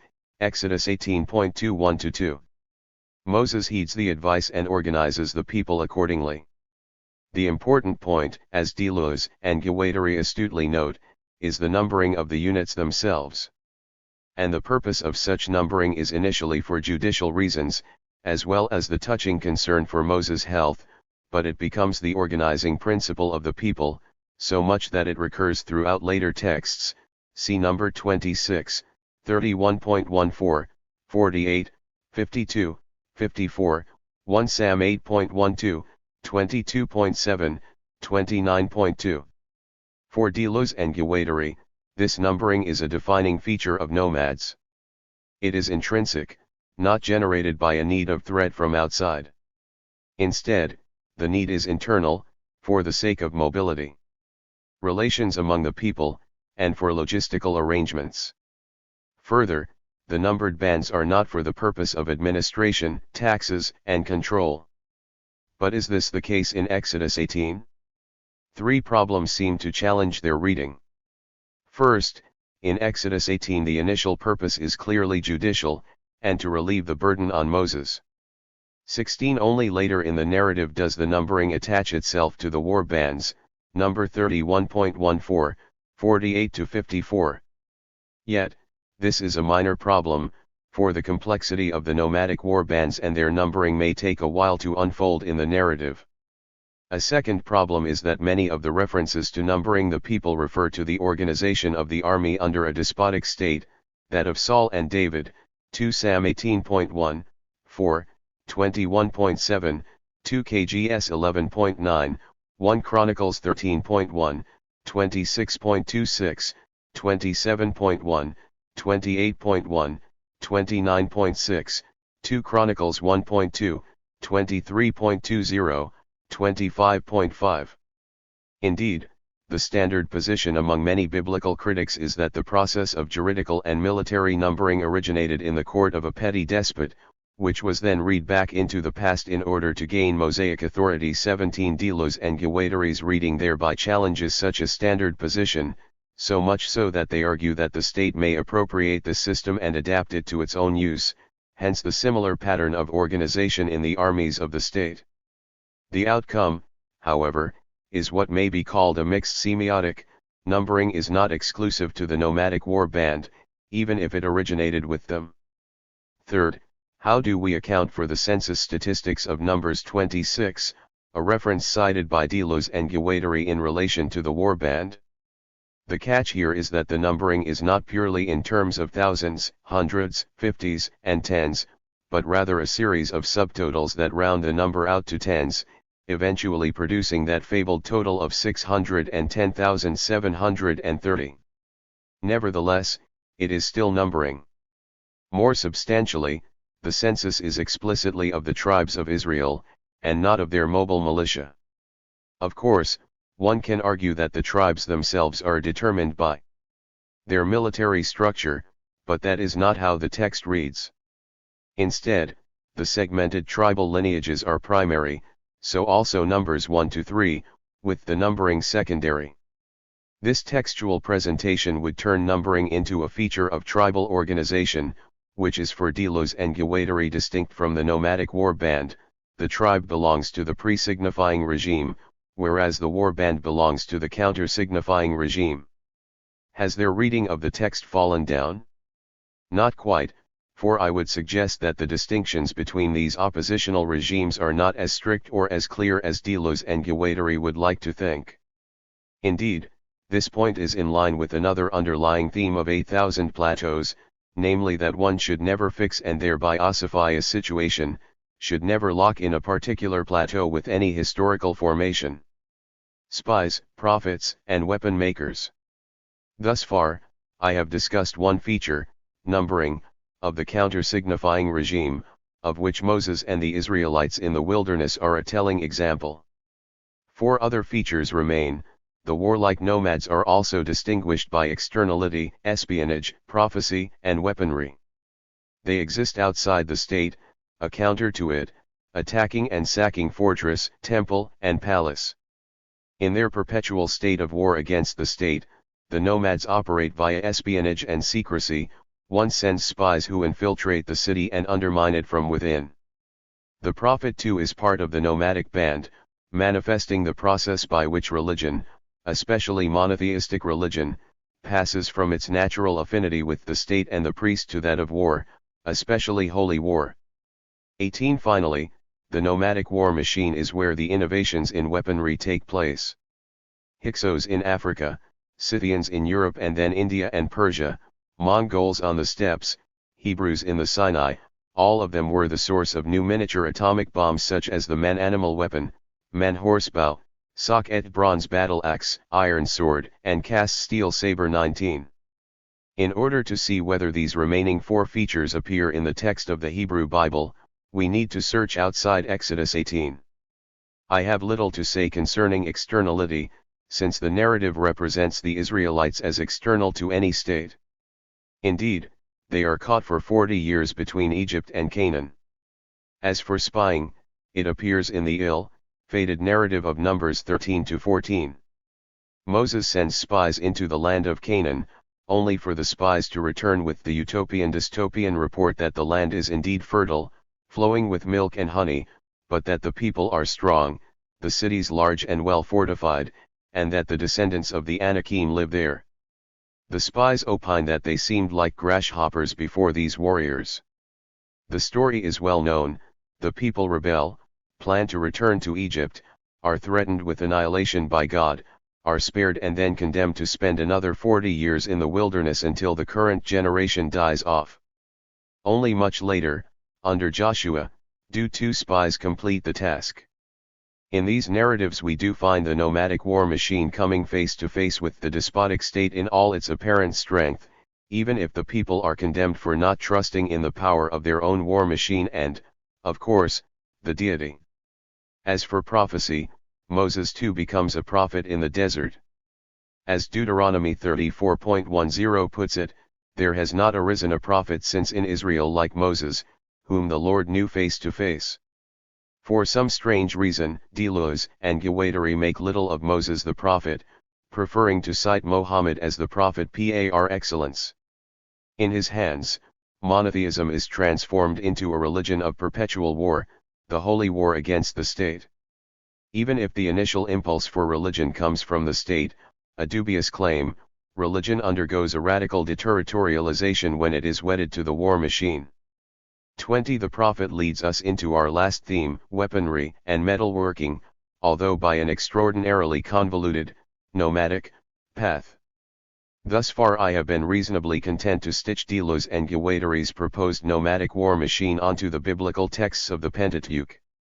But now the threads that connected them with the Bible begin to come apart, although in an unexpected direction. In order to see how this unstitching happens we need to follow a tortuous and fanciful line of biblical analysis. The last feature of the counter-signifying nomads concerns metallurgy, the smiths and makers of weapons. For Deleuze and Guattari, the nomadic war machine invents, manufactures, and deploys a devastating superiority in weaponry. 21. Apart from the deity, where are these to be found? Deleuze and Guattari fix on the Kenites. Time and again, they mention that Jethro is a Kenite, not a Midianite. 22. Yet that connection is based on but one verse. In Judges 1.16, we find that the Kenites are listed as the descendants of Moses' father-in-law. Jethro is not named directly. In other texts, the Kenites join the Israelites in the desert, appear largely as tent dwellers and are thanked for assisting the Israelites in their passage from Egypt. Judges 4.11, 17, 5.24, 1 Sam 15.6. But let us go back to that curious reference to Moses' father-in-law in Judges 1.16. On the basis of this slender text much hangs, not only for biblical scholars but also for dealers and Guattari. It reads, "And the sons of the Kenite, Moses' father-in-law, went up with the people of Judah from the city of palms and into the wilderness of Judah." Jethro is not named, and yet scholars assume that he is the one in question. On the basis of this slimmest of evidence, an older generation of biblical scholars argued that the Kenites were a subgroup of the Midianites, since Jethro is described as a Midianite in Exodus 3:1 and 18:123. They go further, suggesting that the speciality of the Kenites was metalworking, especially in bronze and iron. The evidence, a tenuous argument based purely on etymology, for Kenite, or Keni, may be read via etymological connections as Smith. Then again, it may also derive from words that mean dirge, reed, nest, buy or create. The meaning is not certain. Once scholars have spun such fantasies, the etymological link to Cain, Cain, is a small imaginative leap. This wanderer was also the forefather of Tubal-Cain, the forger of all instruments of bronze and iron, General 38.22. The Kenites, if not the Midianites, end up being a tribe of smiths, a point Delos and Guattari unfortunately replicate in their own analysis. 24. To cap off this extraordinary piece of exegesis, we also find the suggestion that the Yahweh of Mosaic monotheism was nothing less than a Kenite/Midianite wilderness god, appropriated and developed by Moses into the warlike and jealous Yahweh, General 4.22. In the end, we probably do not need the Kenites and the mythical metallurgy to make the point concerning the mobile war band. 4 features are enough: numbering, externality, espionage and prophecy. The text is keen to represent them as opposed to the despotic states that surround them. Of course, that entails we accept the framework of the text, which constructs a complex political myth and thereby adds another level of signification to those that Delos and Guattari delineate. 25. The catch in all this is that the depiction of the nomadic war band also presents them as a state in waiting. Laws are given, a judicial system is established, a census is taken. These and other features prepare the nomads to become a state themselves. The despots and scapegoats of Leviticus 16. From Exodus 18 we pass to Leviticus 16, and in doing so we pass from the nomadic war machine to the despotic state, from the counter-signifying regime to the signifying regime. 26. The state is, for Delos and Guattari, always despotic. As I pointed out earlier, the signifying regime is constituted by the relations between propositions, in a way that makes interpretation pile upon interpretation. Rather than freeing language to be itself, the signifying regime seeks to fix and control language through a process of totalizing and flattening, or by univocalizing, the relations between signs and thereby propositions. Language congeals and then ossifies. This is despotism. The face of God. However, this is not the whole story, for the signifying regime is constituted by a tension between the goat's arse and the face of the god, l'école du bouc et le visage du Dieu. 27. Here is the tension between the state and its rebels, reaction and revolution, oppression and resistance, and between the centralizing religion of the state and its negation. But who is the face of God?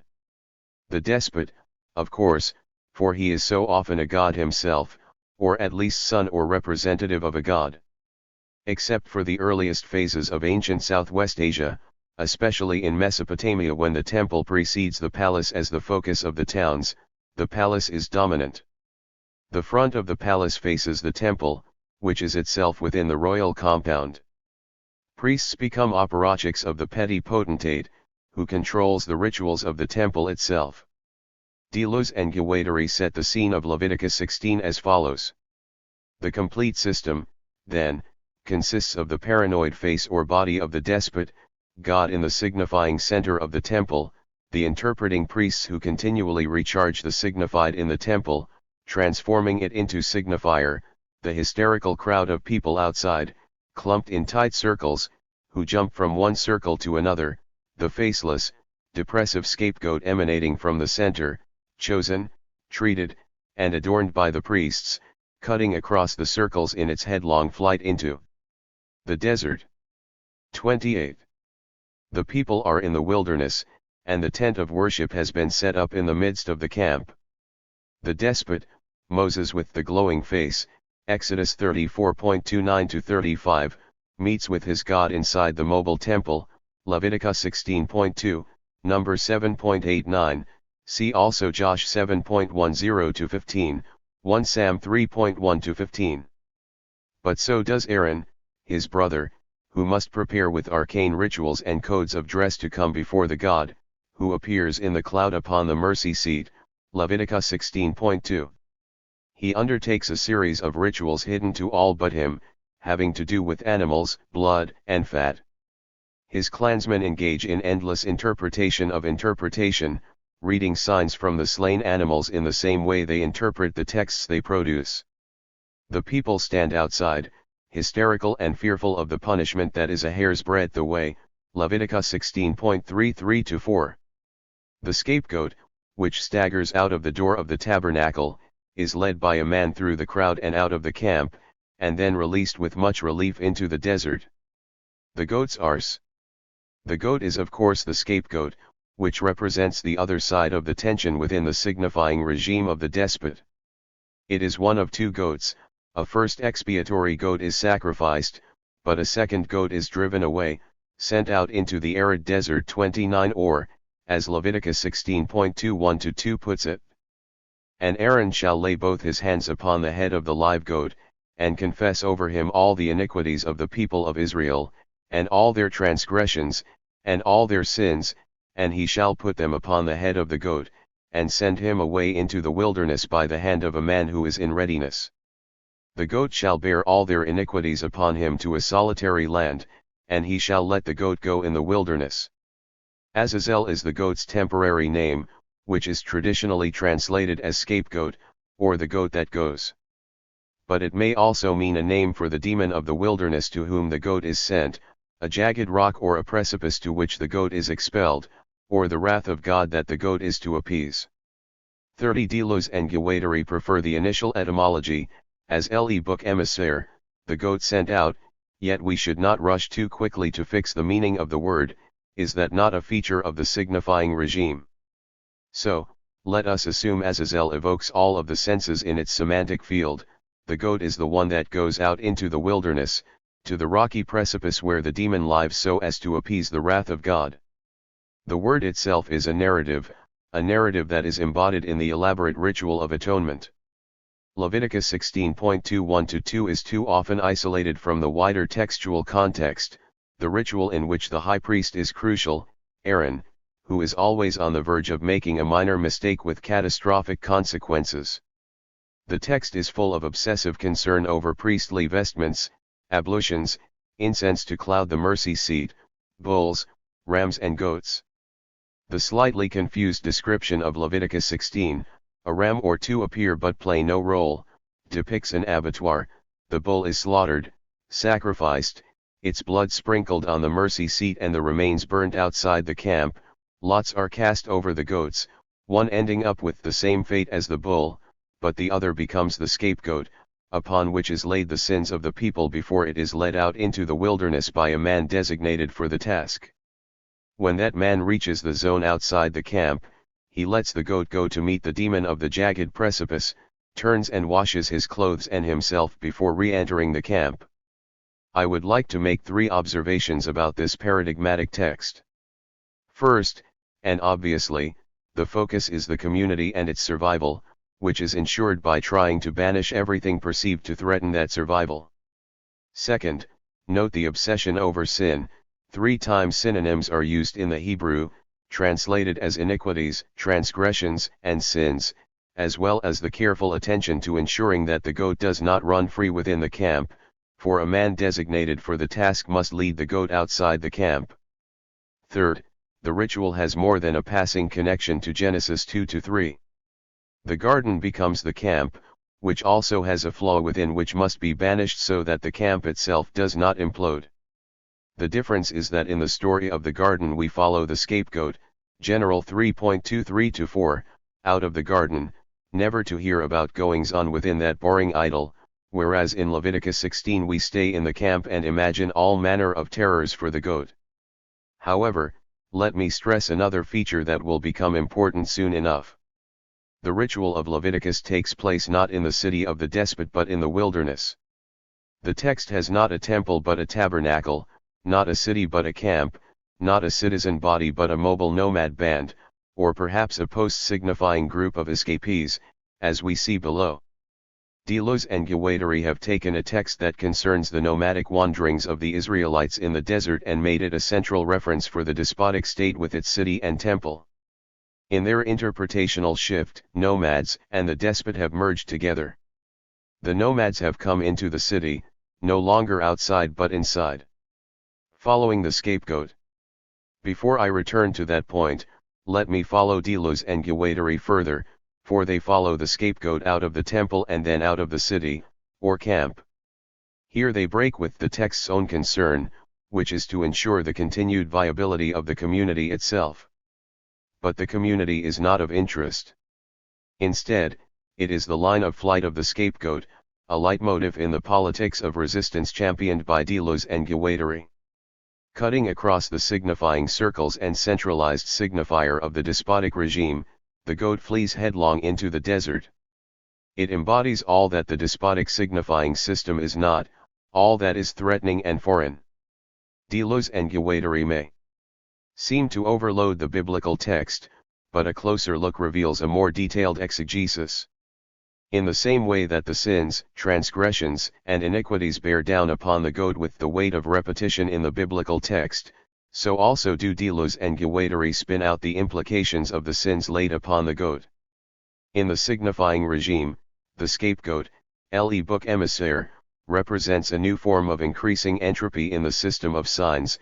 It is charged with everything that was bad in a given period, that is, everything that resisted signifying signs, everything that eluded, échappe, the referral from sign to sign through the different circles. It also assumes everything that was unable to recharge the signifier at its center and carries off everything that spills beyond, ce qui déborde, the outermost circle. 31. Entropy, resistance, illusion, inability to recharge, spilling beyond, the three terms for transgression in the biblical text have become five. If we look beyond the semiotic rush of their interpretation, a significant point emerges: what is so often presented as sin or transgression in the Hebrew Bible, against Yahweh and the despotic ruler, Moses, Joshua, David, Solomon, etc., is actually rebellion. Such insurrection must be banished or crushed, for it perpetually threatens to overthrow the system itself. At this point, another feature of Deleuze and Guattari's approach becomes important for understanding the tension between the despot and the scapegoat, the distinction between deterritorialization and reterritorialization. Developed first in Anti-Oedipus, it is assumed in the arguments of 8,000 Plateaus. The prior moment of territorialization appears with the tribe, which attributes the earth as the source of all the material flows of production through a process of mythical tracing or territorialization. This process begins with the bodily marks, tattoos, incisions, removal of small bodily items and so on, of initiation rituals. These markings relate directly to the kinship group, which is then traced out upon the earth through elaborate mythical stories. The earth, or particular regions immanent with spiritual power, becomes the full realization of the body that has been so marked. By contrast, the despot deterritorializes the tribal codes, removing them from the earth. But the despot does not stop here, for the material flows are then reterritorialized, inscribed on his body as the source of all production. Thus, all parts of the despot's empire become parts of his body. For instance, those who labor for him are his hands, spies are his eyes, and so on. Now we may connect this process with my earlier comments concerning signification, for here, with the divine body of the despot, does full signification take place. That is, signifiers are lined up, with one-to-one correspondence. They are thereby flattened or biunivocalized. How does the scapegoat relate to this triad? It is a process of deterritorialization, one that now responds to the despot's reterritorialized regime. Except to put it like that is not quite correct. The despotic signifying regime is actually a tension between deterritorialization and reterritorialization, see the previous paragraph, where deterritorialization is the moment of resistance that the despot continually tries to overcome in order to gain control. The scapegoat is, therefore, the mark of that resistance, when deterritorialization is not so much overcome as expelled from the reterritorializing body. Now the descriptions of the scapegoat pile upon one another, cutting through to the wilderness versus the multiple circularity of signs, anus versus face, or defacement versus faciality, sorcerer versus priest, or curse versus blessing, or the inability to interpret versus endless interpretation, in sum, the despotic regime versus flight. It is all too easy to become mesmerized and then snared within the trap of Deleuze and Guattari's language, so let me put it this way: the tension at the heart of the despotic regime is embodied in the tension between the despot and the scapegoat, between ultimate control and its unraveling. In other words, the scapegoat is not necessarily external to the despotic regime. Indeed, it cannot be external, for the tension is what constitutes the despotic regime. Deleuze and Guattari admit as much. It incarnates that line of flight the signifying system cannot tolerate, in other words, an absolute deterritorialization.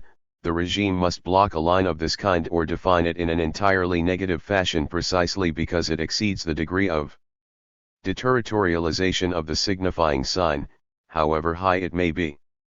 Anything that threatens to put the system to flight will be killed or put to flight itself. 32. Already they admit that the scapegoat is the intolerable reality that the system must both expel and without which it cannot exist. The terrible truth for the despotic regime is that the scapegoat is one of us. Two further points reinforce this truth. First, before their account of the expulsion of the scapegoat, Deleuze and Guattari trace the process of humiliation and torture of one who is the counterbody, contre-corps, of the despot. 33 Yet, both body and counterbody, the one preserved and the one tortured, are one and the same despot. The two are distinguished in the very process by which they are connected more closely. This reality is signaled by the fact that the king himself, the bearer of both bodies, undergoes rituals of humiliation that seek to torture the counterbody. Second, in an analogous fashion, the narrative of the scapegoat in Leviticus 16 also has two bodies, two goats. Unfortunately, Deleuze and Guattari skip by this point too quickly.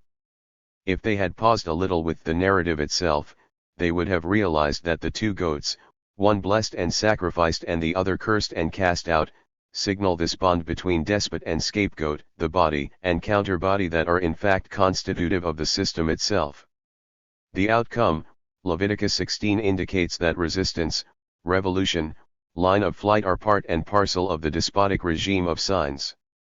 The fleeing scapegoat is not merely produced by the system and thereby expelled since it constitutes a fundamental threat. No, the system is unimaginable without this challenge. The despotic regime can function only in terms of a contradiction between despot and scapegoat, a contradiction which the regime seeks to overcome but which will also lead to its breaking apart. Thus far, I have focused on the internal tension signaled by the scapegoat, but I have not yet followed the scapegoat out of the camp. Our focus on the unfortunate Caprine has established that it marks a tension internal to the despotic state, a tension that comes to its height in the scapegoat of Leviticus 16. But let me now jump on the goat, along with the intimate Frenchman, as it flees from the camp and towards the wilderness where Azazel dwells by the jagged precipice. It becomes the post-signifying regime in its own right, in contrast to both the counter-signifying regime of the nomads and the signifying regime of the despot. Indeed, this is precisely the focus of most of that fascinating chapter in 8,000 Plateaus. At this moment, Deleuze and Guattari's interpretation would seem to ride out of the biblical text, on the back of the goat that similarly disappears. It passes outside the camp, where the impure or unclean are sent for a time, Leviticus 13.36, where the offal from sacrifices is taken, Exodus 39.14, Leviticus 4.12, 21, and where the goat ventures 34. But this is only an initial impression, for as soon as we trot into the wilderness we meet none other than Moses. Now he has fled from the despotic face of Pharaoh, and the fugitive people become the scapegoat. Now the Ark of the Covenant becomes crucial, for it is the sign of the scapegoat, a sign or packet of signs which has detached from the irradiating circular network of the despot. 35. And now a host of biblical and other intertexts appear, each of them scapegoats, packets of signs, prophets, Cain, Jonah, even Jesus, all of them fleeing despotic regimes, the symbol of which becomes the Tower of Babel. Soon these multiple lines of flight spill into Jewish and Christian history, with the Reformation, Luther, and the devil, only to run further, to Descartes and even Althusser, and references beyond any religious register at all. I would like to grasp hold of Deleuze and Guattari before they run around madly in their effort to escape, and ask them a few questions. To begin with, what has happened to the scapegoat? It certainly has not run off just yet, but it has undergone a transformation. Whereas within the despotic regime it had a purely negative value, expelled with all that would threaten that state. Now it gains a positive value. Why? The scapegoat becomes, for now, the sign of a people with a new subjectivity. It is of course the Jewish people, who gain an identity by appropriating the scapegoat as their own, misfortune, grievance, exile, all with the fragile and mobile temple, either as tabernacle or as destroyed. The implications for the logic of the scapegoat are profound. There can be no new scapegoat, for they are the scapegoat, the God hides his face, punishment becomes indefinitely postponed, and betrayal becomes a leitmotif. This appropriation of suffering and punishment, albeit postponed, defines this new subjectivity as passional. What about Moses? Did we not meet him a while ago as the prophetic nomad leader? Does he not command the war machine with its numbering and its devastating weapons? Yes, of course, but Deleuze and Guattari are quick to point out that this post-signifying regime is intimately related to the counter-signifying regime of the nomad war machine. The two regimes intermingle, elements of the war machine are present, and indeed the nomadic side has a profound influence on the new line of flight. Similarly, both nomads and scapegoats, both counter-signifying regime and post-signifying regime, have a constant tendency to revert to despotism, either as a longing for Egypt or as a desire to establish their own state with its king and priesthood. This point brings me back to the question that has persisted throughout this chapter: is this post-signifying regime, this line of flight, really external, really an escape from the despotic regime? Deleuze and Guattari would like to think so, that it offers a troubled way out, but it has become difficult indeed to maintain that line. Obviously, clinging to the back of the scapegoat ensures that we can draw a line not merely out of the constitutive contradiction in the despotic regime but all the way back again. And it is not so much a tendency to fall back on the regime from which they have escaped as a recognition that they cannot escape it at all. For instance, in the biblical narratives, Egypt is not necessarily that evil realm of oppression, but it too is a land flowing with milk and honey, a land of leeks, lentils, cucumbers, and fleshpots, a promised land in its own way. 36. Deleuze and Guattari admit as much, pointing out that there is no pure regime, that the regimes constantly combine in ever new formations, or are able to be translated into one another. However, the most significant admission comes via an apparent detour into psychiatry, apparent, since Deleuze and Guattari insist that regimes should not be fixed in any one time and place. So, in the spirit of the scapegoat, let me follow them here for a moment. They trace the development in psychiatry of two types of madness. In the first group, people seem entirely mad but are not. The psychotic Schreber of Freud's famous text was able to keep his life and wealth together, able to distinguish the different circles of his life. In the second group, they seem perfectly normal but are not. This is manifested in outbursts of quarrels, arsons, assassinations and seeking of redress.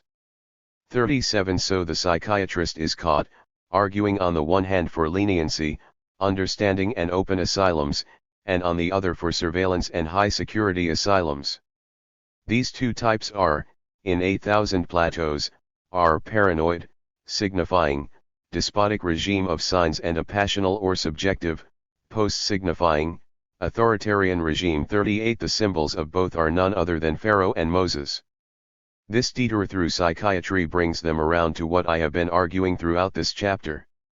This opposition lies at the heart of the constitution of the psychiatrist, so much that psychiatry was not at all constituted in relation to the concept of madness, or even as a modification of that concept, but rather by its split in these two opposite directions, avec sa dissolution dans ces deux directions opposes.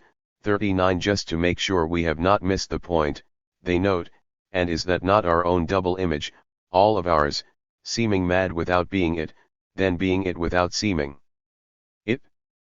40 So also with the signifying and post-signifying regimes, so also with Pharaoh and Moses, despot and scapegoat. Conclusion. This reading of Exodus 18 and Leviticus 16 is arguably one of the most original I have encountered for some time, both in terms of the recalibrating of Marxist criticism and in terms of the unique insights into the texts. However, a common question raised with such readings is whether Deleuze and Guattari, or any other interpreter not trained as a biblical critic, really need the text to make their point. Surely they could have used other material to make exactly the same argument. Does the biblical material become mere grist for their mill? This question makes some very questionable assumptions. The first is theological, namely, that one must read a genuine position out of the text, through exegesis. The obvious response is that no reading engages in pure exegesis. This is a methodological fiction that biblical critics need to justify a sense of uniqueness. Second, the simple fact is that Deleuze and Guattari do engage with biblical texts such as Exodus 18 and Leviticus 16. For this reason alone, their interpretation is worth attention, no matter what the motivation or reason for doing so. This fact means that there is something significant about the way the biblical texts come into contact with their philosophical framework, how the texts influence that framework, and how their approach reveals potential new insights. These insights involve the nomadic war band of Moses and the Israelites, which Deleuze and Guattari designate the counter-signifying regime, the despotic signifying regime of the palace and temple, and then the scapegoat, which intersects both with the Israelites fleeing Egypt and the nomadic war machine we met earlier. I have argued for three significant features that arise from the interpretation of Deleuze and Guattari. First, the tensions between these regimes are as much internal as external. Thus, the resistance to the despotic state is also a feature internal to that state. The doubled scapegoat is merely the initial signal of that internal tension, with one goat sacrificed in the temple, tabernacle, and the other banished to the wilderness. It appears above all in the tension between the despot's divine face and the goat's arse. The two face off against one another in a way that reveals such an internal tension. Indeed, the very possibility of the despotic state is predicated on that tension. The implication is that the Bible and the religions that claim it as a sacred text do not have a default setting for cozy and corrupt deals with power and the state, even though it often seems to be the case. Instead, there is an internal dynamic that constantly tempts them to make such trysts as well as oppose them. Second, instead of a binary contrast between power and resistance, Deleuze and Guattari suggest that modes of opposition are multiple, overlapping and frequently mixed. In this case, the nomadic warband and the scapegoat indicate such multiplicity, along with the regime I have not discussed in this chapter, the pre-signifying regime found with the tribe.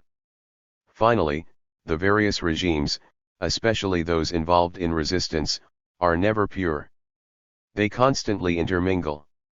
Thus, the counter-signifying regime meets the post-signifying regime, that is, as soon as the scapegoat flees the compound, it becomes not only the Israelites fleeing the despot in Egypt, but it also meets and joins forces with the nomadic war band. Against the penchant for congealing resistance into identifiable groups, people, language, place, class, political party, faction or what have you, the modes of opposition are far more fluid, constantly reforming into new assemblages. Summary. MM. Deleuze and Guattari develop the idea that resistance is multiple rather than singular. MM. They describe the despotic state as the signifying regime. MM. One form of resistance is the mobile war party of nomads, counter-signifying regime, found in Exodus 18. MM. Another form is the scapegoat, which also becomes the Israelites in the wilderness, of Leviticus 16. 4. Terry Eagleton, The Class Struggles in Ruth. Terry Eagleton is probably the most widely read Marxist among those that appear in this book. His notoriety has much to do with the palatability and range of his prolific writing. That he has recovered in recent years his earlier interests in the Roman Catholic left probably assists in such accessibility. His Marxism insists on the central questions of class and revolutionary politics, although I wish to draw upon his reflections on gender and ethnicity as well.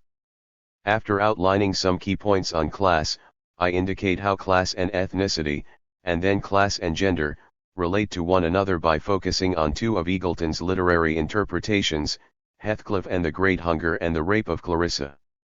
Subsequently, I turn to the biblical text of Ruth. Obviously, gender and ethnicity are there in the text, but class may be a little harder to find. Thus, the burden of my analysis of Ruth is to deploy Eagleton to show precisely how class emerges from the text. Class, ethnicity, and gender. Class, and the closely related class conflict, are staples of any Marxist criticism worthy of the name, although Eagleton has insisted most strenuously on these categories. He has also been involved in debates over ethnicity and feminism, especially in relation to English colonial domination of Ireland, and in relation to materialist and psychoanalytic feminisms that have sought to return gender to Western Marxism's agenda. It was a crucial issue in earlier Marxism's one. I will deal with ethnicity and gender soon, but first some comments on class are needed. The emphasis on class operates at a number of levels for Eagleton. To begin with, by class he means both objective and subjective factors. Objectively, class designates the difference between those who work to produce goods and those who extract a surplus from those goods but do not produce them. In other words, the former do not own the means of production but do all the work, while the latter own those means but do not work. This objective difference is manifested in division of labor, which operates in complex patterns of distinctions between male and female, mind and body, city and country, material and immaterial wealth. The subjective dimension involves a consciousness of belonging to a particular class. That consciousness includes a complex web of cultural assumptions, modes of speech, social codes, world outlook, and religion. Most significantly, class consciousness is determined by a class opponent, the differences with which are marked by opposing assumptions of one's role and importance within production, and by the cultural assumptions each holds.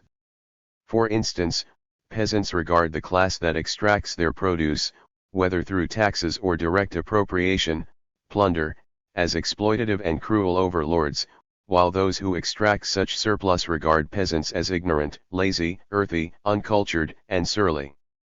Eagleton's insistence on class may also be seen as the result of his living and working in the same society that was the basis for Marx's analysis in Capital, albeit some 150 years later.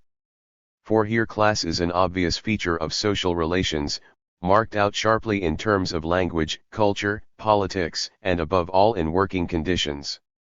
That is not to say that class does not exist elsewhere, yet in England, and in other places in Europe with a longer history of the shift from feudalism to capitalism, one can make a class identification the moment someone opens his or her mouth, if not before. So Eagleton in his funeral oration for Raymond Williams, his teacher. I found myself marooned within a student body where everyone seemed to be well over 6 foot and brayed rather than spoke. Williams looked and spoke more like a countryman than a don, and had a warmth and simplicity of manner which contrasted sharply with the suave, offhand style of the upper middle class establishment. 2.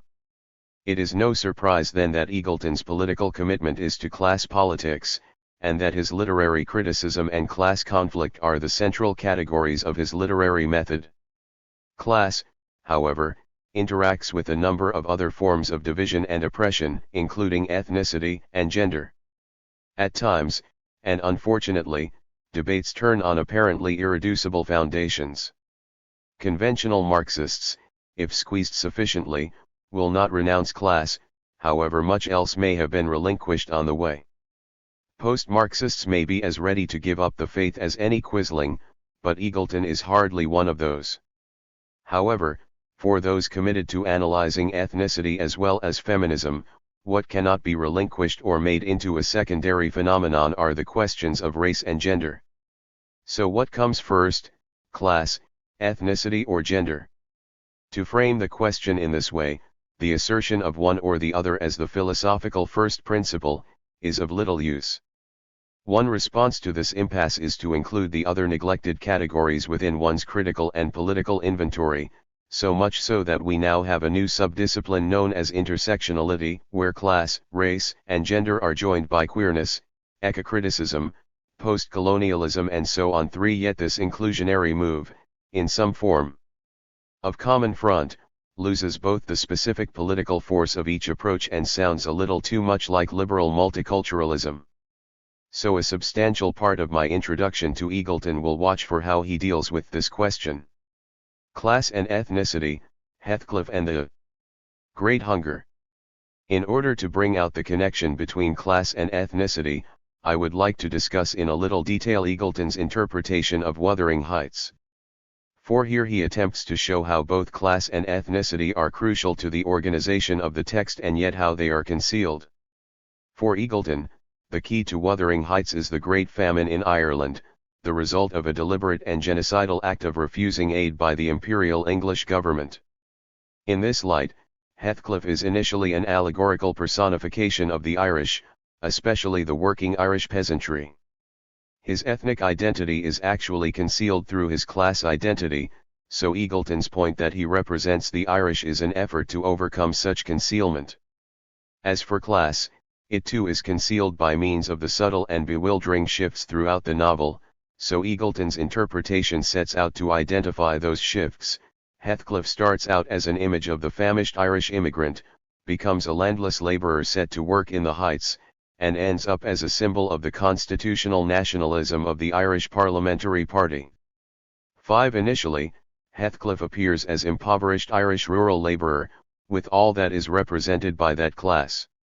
It is not for nothing that he is taken in at the estate of the Heights, where nature dominates, for he is dark-skinned, earthy, filthy, and starving. Unable to break the class boundaries and unite with his love, Catherine, from the other estate, the Grange, Heathcliff sets off to appropriate the outer bearing and weapons of the ruling class.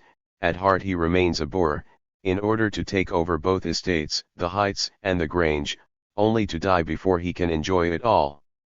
Yet, Heathcliff is not merely transformed rural working class, for he is the thread of the middle classes on the landed gentry, as well as the embodiment of the ruling class fear of revolution. He must be killed at the end of the novel, in order to overcome that fear. In all its complexity, Eagleton settles for Heathcliff as the allegory of the rural, Irish, revolution, in both its right and left forms, in its failure and near triumph. From the gentry's standpoint, the novel recounts a tale of catastrophe just averted. From a radical viewpoint it records the loss of revolutionary hopes, now projected into a mythologized past but, like the ghosts of Catherine and Heathcliff, still capable of infiltrating and disturbing the present.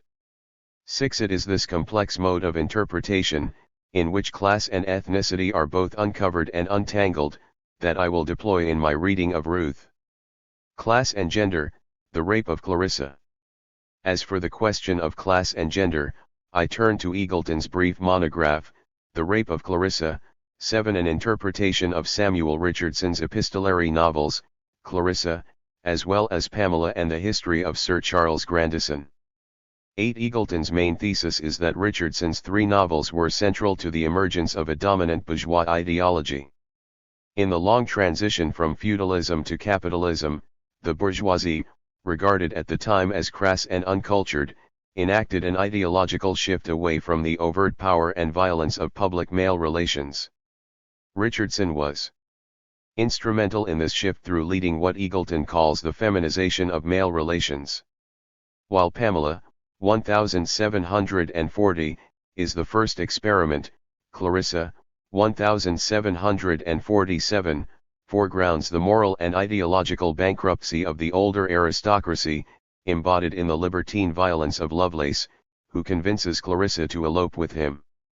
Clarissa herself, as far as Richardson is concerned, exhibits all the desirable feminine virtues, tenderness, purity, kindness, piety, and so on. Her rape and murder by Lovelace is the last and desperate act of an old order, for in Sir Charles Grandison, 1753, the full appropriation of feminine qualities by its protagonist, Grandison, takes place. Eagleton is also interested in how Richardson's activity of writing itself intermeshes with his three texts, Clarissa, Pamela, and Sir Charles Grandison. This practice operates with a profound contradiction that appears in its own way with Ruth as well.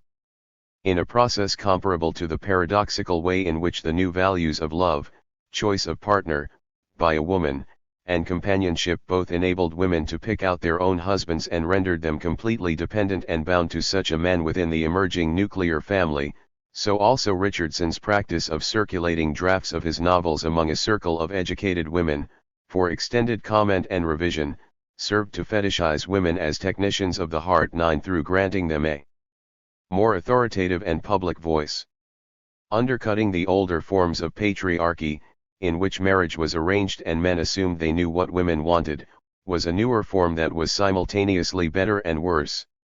Richardson writes at the time when the transition from an open and vigorous patriarchy to its subtler bourgeois forms is underway. He exploited his literary powers to tighten his hold over women, p. 13, fashioning an alternative to the patriarchal family. In short, the contradictions of Richardson's literary practice are those of the newly dominant bourgeoisie, a new father-daughter relationship that challenges older forms of sexual domination through comradeship, the canonization of women as specialists in sentiment at the moment of a substantial feminization of the mores of male bourgeois public relations. The specific situation may be different, the European 18th century, but the paradox of this shift is one that appears also in the Book of Ruth. The exaltation of women, while undoubtedly a partial advance in itself, also serves to shore up the very system which oppresses them. For the 18th century woman, as indeed for women of any epoch, the pedestal is never very far from the pit. 10. I am interested in the form of this paradox, in the way such a foregrounding actually serves to reinforce patterns of subjugation. I suspect that many biblical critics fall into the same trap with Ruth, seeing it as a woman's story that runs against the grain of the Hebrew Bible without noticing the systematic effacement of women throughout the text. What does this mean for the relations between class and gender? On the one hand, gender becomes the code in which class conflict is fought out, serving to conceal that conflict and shift it onto gender. On the other hand, gender is the focus of these conflicts, which are just as much about gender as they are about class. Indeed, class becomes a particular feature of gender. Less the tension it might seem to be, I suggest that here we have a dialectic of class and gender, in which the two maintain their own specific concerns and yet cannot function without each other. Each interacts and yet resists complete absorption by the other. If we add ethnicity, see earlier, then the dialectic becomes a trilectic, with three analytic terms intersecting with one another while maintaining distinct identities. As far as my reading of Ruth is concerned, I follow Eagleton's lead in drawing together class, ethnicity and gender, although I do so in terms of the trilectic I have just outlined. In particular, I am interested in patterns of concealment, in the ways any one of these items becomes a focus of the text and thereby functions as a mode of concealing the other two. In other words, I seek to bring together all three, class, gender, and ethnicity, in a way that is thoroughly Marxist and yet does not enable class to become the ultimately determining instance. The effacements of Ruth. In my reading of Ruth, I wish to answer three questions. Despite all the space that women occupy in the narrative, what function do they fulfill? What of the Moabite, Israelite distinction that has been discussed so much? Finally, does not Ruth occupy the lowest rung in the structure of work, gathering the leftovers after the reapers have been through the fields? The path I tread bears the prints of those who have written on Ruth before me. Athaliah Brenner has argued that the model which best describes Ruth is that of the foreign woman worker, common in Israel today.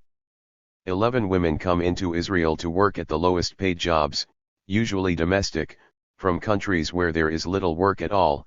Because they are women and foreigners, they fill the lowest class stratum of unskilled workers.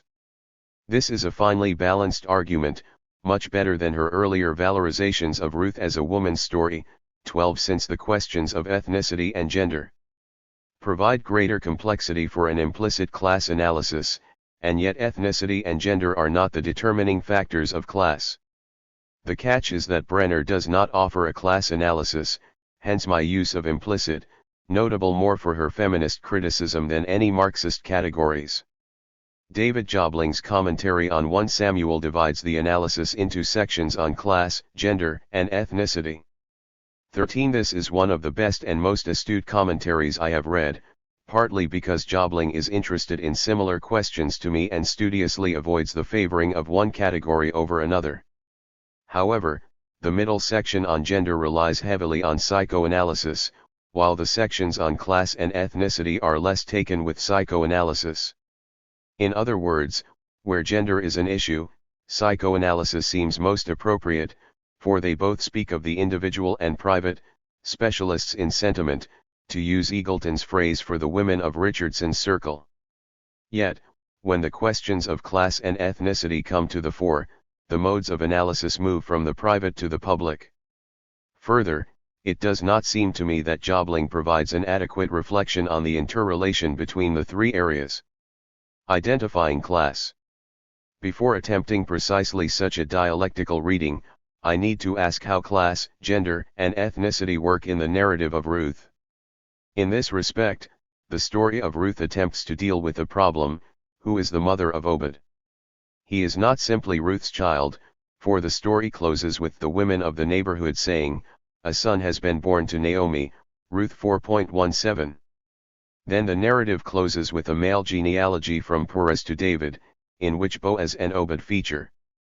In other words, the story faces the problem of succession, of transition from male to male, when there is no male to continue the line. What happens when only women are left? As for ethnicity, the ambiguity of Moab runs through the text and beyond. The Moabites are, for the Hebrew Bible, the descendants of Lot and his firstborn daughter, General 19.32-3, 37. In this denigrating tale the Ammonites descend from Lot and his younger daughter, General 19.34-6, 38.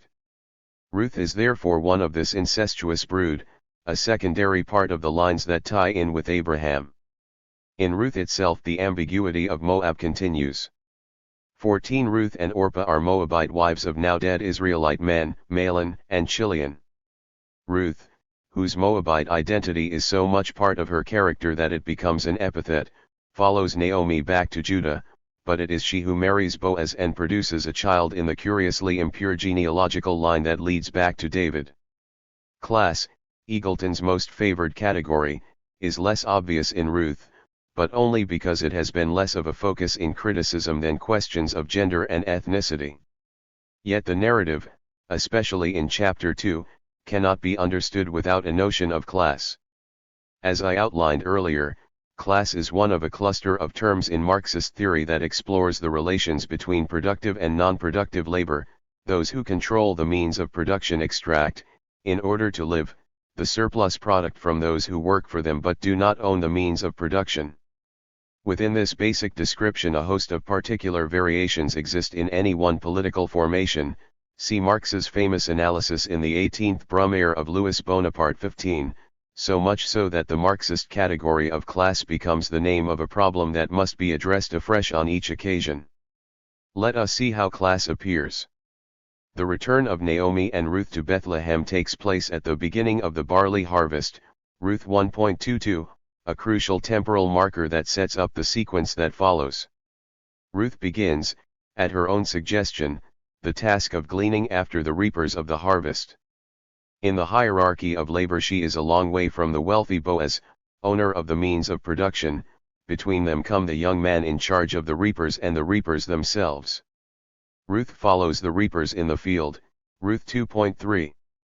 As far as the story is concerned, there is but one field in which the reapers work, for the text mentions that part of it belonged to Boaz. The word for reapers is a masculine plural, haktotzarim, although this does not necessarily refer exclusively to men. The suggestion is strong, however, that the young men, Hanarim, Ruth 2.9, are the reapers, but the mention of my young women, Naarothe, by Boaz, 2.8, points to female workers in the field. Are they reapers also? Ruth 2.23 suggests most clearly that the young women glean rather than reap. The alternative term, shivka, which designates menial service, concubinage, and connection to a female master, indicates that the women workers occupy the lowest rung in the work hierarchy, see 2.13. However, the ambiguity over Naarim/Nearot, young men/young women, requires more specific signals in the text concerning any division of labor according to gender. The masculine plural is no sure sign of gender identification. Is it the case, then, that the gender distinction between young men and young women only takes place in the Hebrew Bible when the division of labor becomes an issue? As for Ruth, she is also Hanaara, Ruth 2.5, 6, clearly one of the laborers, yet she is below even the lowest group, a female servant, Shivka, who is not like one of Boaz's female servants, see 2.13. Only after Naomi's instruction does she join the group of young women gleaning, 2.22-3. In this microcosm of class, the one who mediates between the reapers and gleaners on the one side and Boaz on the other is a singular young man, often glossed as servant, who is in charge of the reapers, Ruth 2.5. What about Boaz? Like Grandison in Richardson's novels, Boaz controls the means of production and for him the rest labor.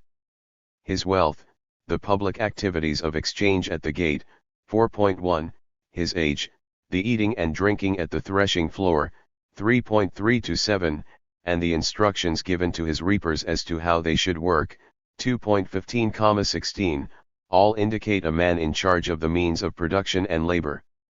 Only in this context can he utter pieties, Yahweh bless you, 2.4, or may you be blessed by Yahweh, 3.10, a more indirect phrase for Ruth, and appear incongruously generous, see below. But the most obvious signal is that nowhere does Boaz engage in any work as such, nowhere is he involved in the production of the necessary items for human existence. In other words, he lives off the surplus labor of those who do work. The only thing he does is tell others what to do. Note the variations on the imperative and jussive in nearly all of his reported speech in the text. A complication to this whole structure of social class lies with Naomi, for she is not factored into the economic equation of the narrative. Once back in Bethlehem, she remains in domestic space.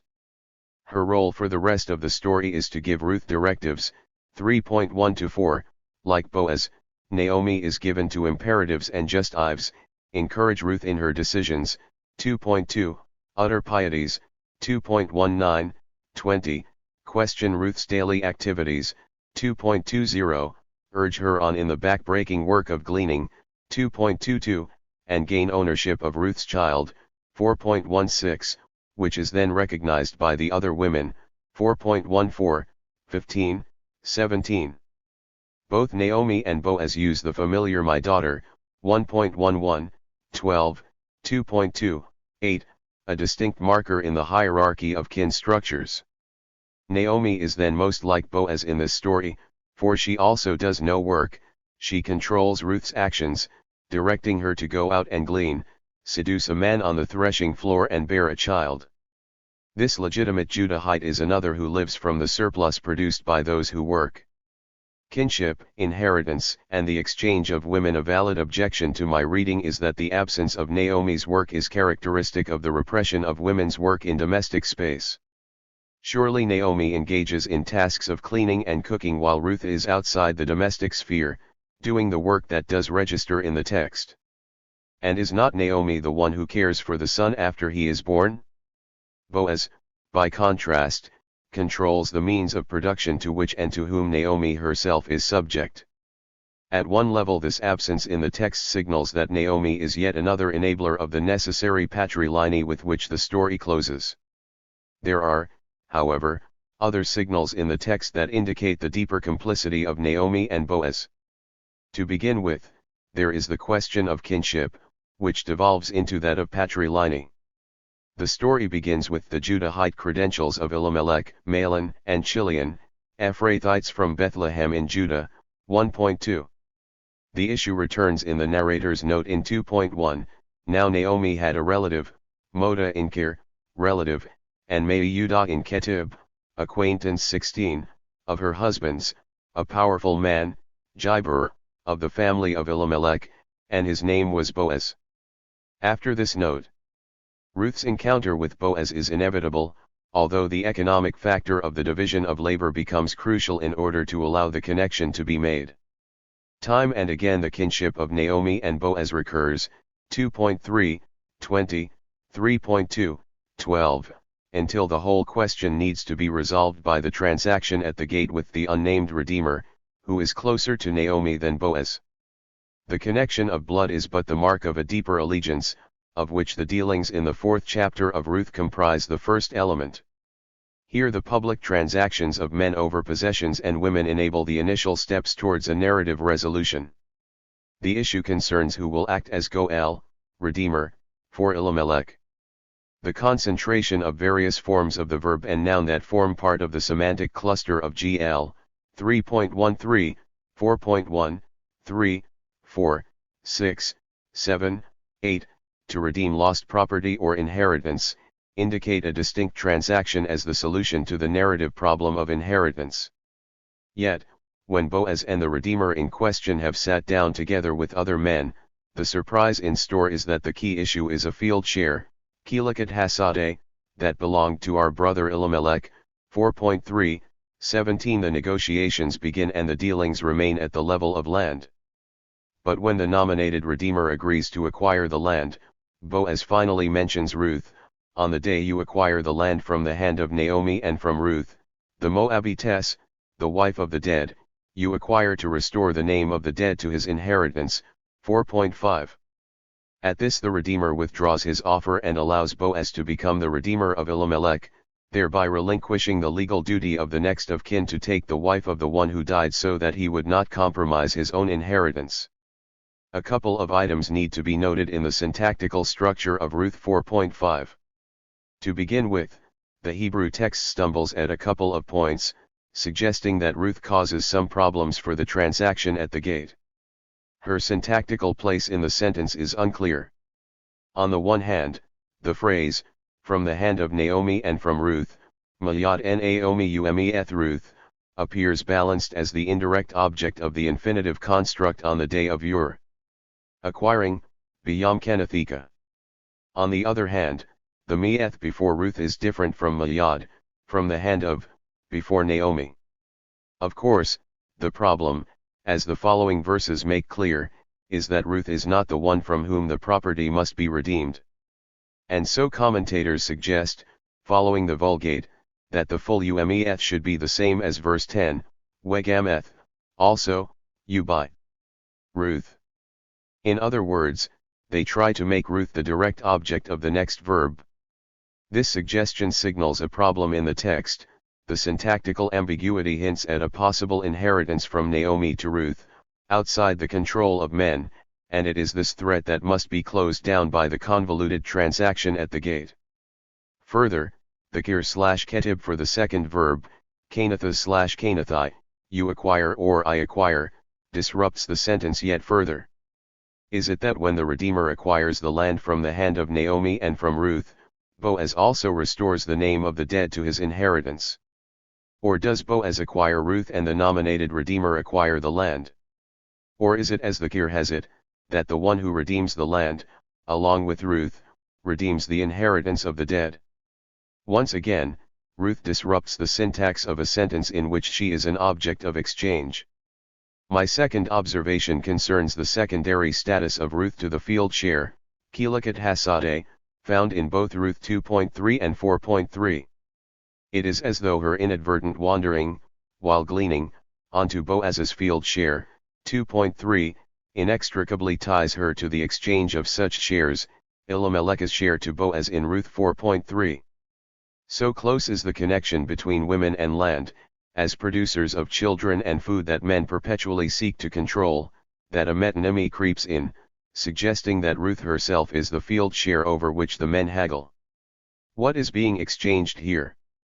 Obviously a woman, indeed her initial status as an afterthought to the land is overturned by the surrounding narrative in which she is the prime object of exchange. The ritual of the sandal, with which Boaz walks on the land and at which Ruth sleeps, makes explicit the purchase of both. 4.9. The class complicity of Naomi. By contrast, Naomi takes a very different role from Ruth. Although the exchange of field share and woman takes place between men, Naomi is the one who passes over the inheritance. She is clearly not an item of exchange, but rather one who engages in exchange. On 3 occasions, 4.3, 5, 9, each time in the reported speech of Boaz, Naomi is mentioned, once as subject of the verb, 4.3, and twice as indirect object, 4.5, 9. In the presence of the elders, the exchange actually takes place between Naomi and Boaz, even though she is physically absent. From Naomi he acquires all that belonged to Elimelech and all that belonged to Chilion and Mahlon, 4.9. And this, as verse 10 elaborates, includes Ruth. He has not, as the usual formula would have it, taken, LQKH, her. Instead, he says, and also Ruth, the Moabitess, the woman of Mahlon, I have acquired, Canathai, for myself as a woman. Naomi is the one who sells Ruth and the land. It now becomes all, Cole, that belonged to Elimelech, Mahlon and Chilion, 4.9. Naomi turns out to be one of the men with whom she exchanges various items, including the foreign woman. But this is not all, for now the question of ethnicity, or, more preferably, social boundaries, makes it clear that this is not merely exchange between, honorary, men. I am going to argue that such economic activity may take place, as far as the narrative is concerned, between Israelites. They appear in this text as non-workers, as those who live off the surplus produced by others and exchange it among themselves. Before I consider this more closely, I want to return to chapter 2, where further complicity between Naomi and Boaz takes place. I have already noted that they act in a similar fashion, controlling and directing Ruth's actions. But what interests me now is the apparent generosity of Boaz. It begins with his order to Ruth to remain with his own young women, 2.8, which includes his report of the instructions to the young men not to molest her, as though this was the norm, and to drink from what the young men have drawn, 2.9.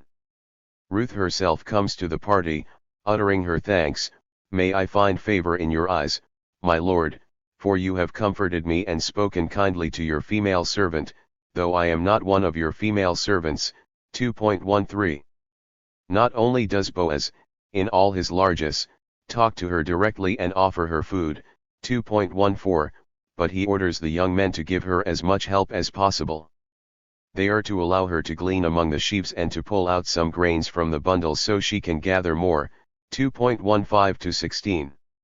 This incredible generosity, a virtue only for the wealthy, as Eagleton points out with respect to Grandison, finds ready support from Naomi, who responds to the information that Ruth has gleaned in Boaz's field, "Blessed be he by Yahweh, whose kindness has not forsaken the living and the dead," 2.20. The elision between Yahweh's and Boaz's kindness is not fortuitous in light of my comments about class earlier. Is not Boaz closest to God? But what we miss in the uniform chorus of Boaz and Naomi, as well as the smoothness of the narrative that lines up such generosity with Yahweh, is the sheer effrontery of the acts of both Boaz and Naomi. Not only is Ruth already engaged in the most backbreaking labor, but both Boaz and Naomi enhance the working conditions, within strict limits, in order to make her work harder. Thus, as the young man in charge of the reapers says, she has continued from early morning until now. 2.7. And all this before Boaz shows any generosity. Her work credentials are clear, so that by the time Boaz provides more incentive to work, she gleaned in the field until evening. 2.17. After all this labor, she beats what she has gleaned into an ephah of barley. This work is for one day only.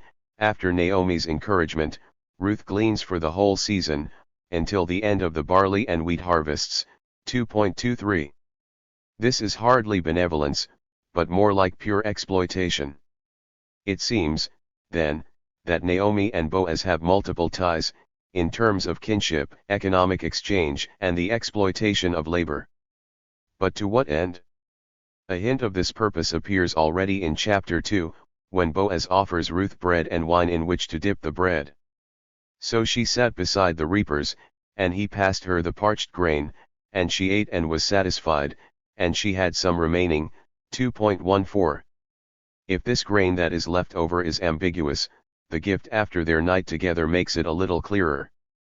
Boaz orders her to hold out her mantle, Hamid Pekath. He places in it 6 measures of barley, having laid it upon her before she goes out into the city. 3.15. Apart from the play on garments, see 3.39, and uncovering, 3.47, is this to be understood as a bridal price? If so, it is miserly one. Or is it a signal of her more significant productive role later, with grain in the mantle a metaphor for child in the womb? I suggest that here the connection between the field share and Ruth in 2.3 and 4.3 has its sense, for the relation between women and land is not merely that they are exchange items.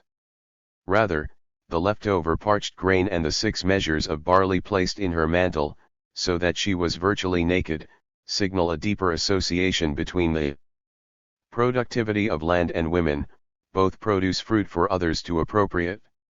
Ruth labors on the land for the gleanings of barley in a way comparable to her production of a son, both burdens and gifts from Boaz. There remains the closure of the book's narrative. The blessing of all the people, note the expansion from the 10 elders of 4.2, who were at the gate. 4.11, concerns productivity, now in terms of childbearing. Not any form of childbearing, the bearing of sons like Rachel and Leah, although Leah also bore Dinah, who together built up the house of Israel. 4.11, and the house of Perez, born of the somewhat dubious union of Tamar and Judah. Genesis 38, is like that of Ruth and Boaz. Nevertheless, the result is what counts, because of the seed, Hazarah, that Yahweh will give you from this young woman. 4.12. Ruth's purpose in the narrative is to produce seed, both the son to be born, Obed, and as the closing genealogy shows, his descendants. Note the word used again for Ruth. She is no longer the Moabitess but the young woman, the gleaner and worker from 2.5 and 6, where only those who work are designated as young men and young women. Linguistically, at the moment of her imminent son-bearing, the terminology links her inextricably with her role as field worker and gleaner. However, in the narrative of conception and birth, a perspective from Boaz, for these moments neglect the long period of gestation. There is a curious twist. Boaz, now in conventional terms, takes LQKH, Ruth, and she becomes his wife. Yahweh enables conception, not Boaz, and she gives birth to a son. 4.13. The narrative has, of course, been moving to this point, but Naomi has not had her last word. In a reversal of Naomi's bitter words in 1.20-1 at the dereliction by Yahweh, the women point out Yahweh's blessing for Naomi by means of Ruth. he shall be to you a restorer of life and a nourisher of your old age, for your daughter-in-law who loves you, has borne him. 4.15.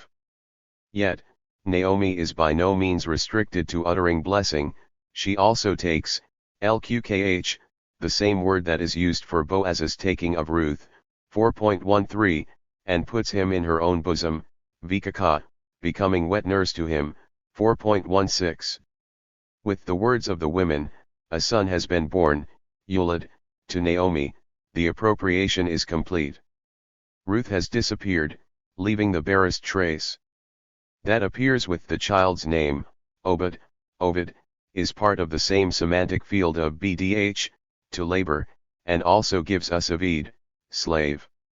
Like Clarissa in Eagleton's analysis of Richardson's texts, Ruth becomes a pure ideological means to an end, the resolution of an ideological anomaly.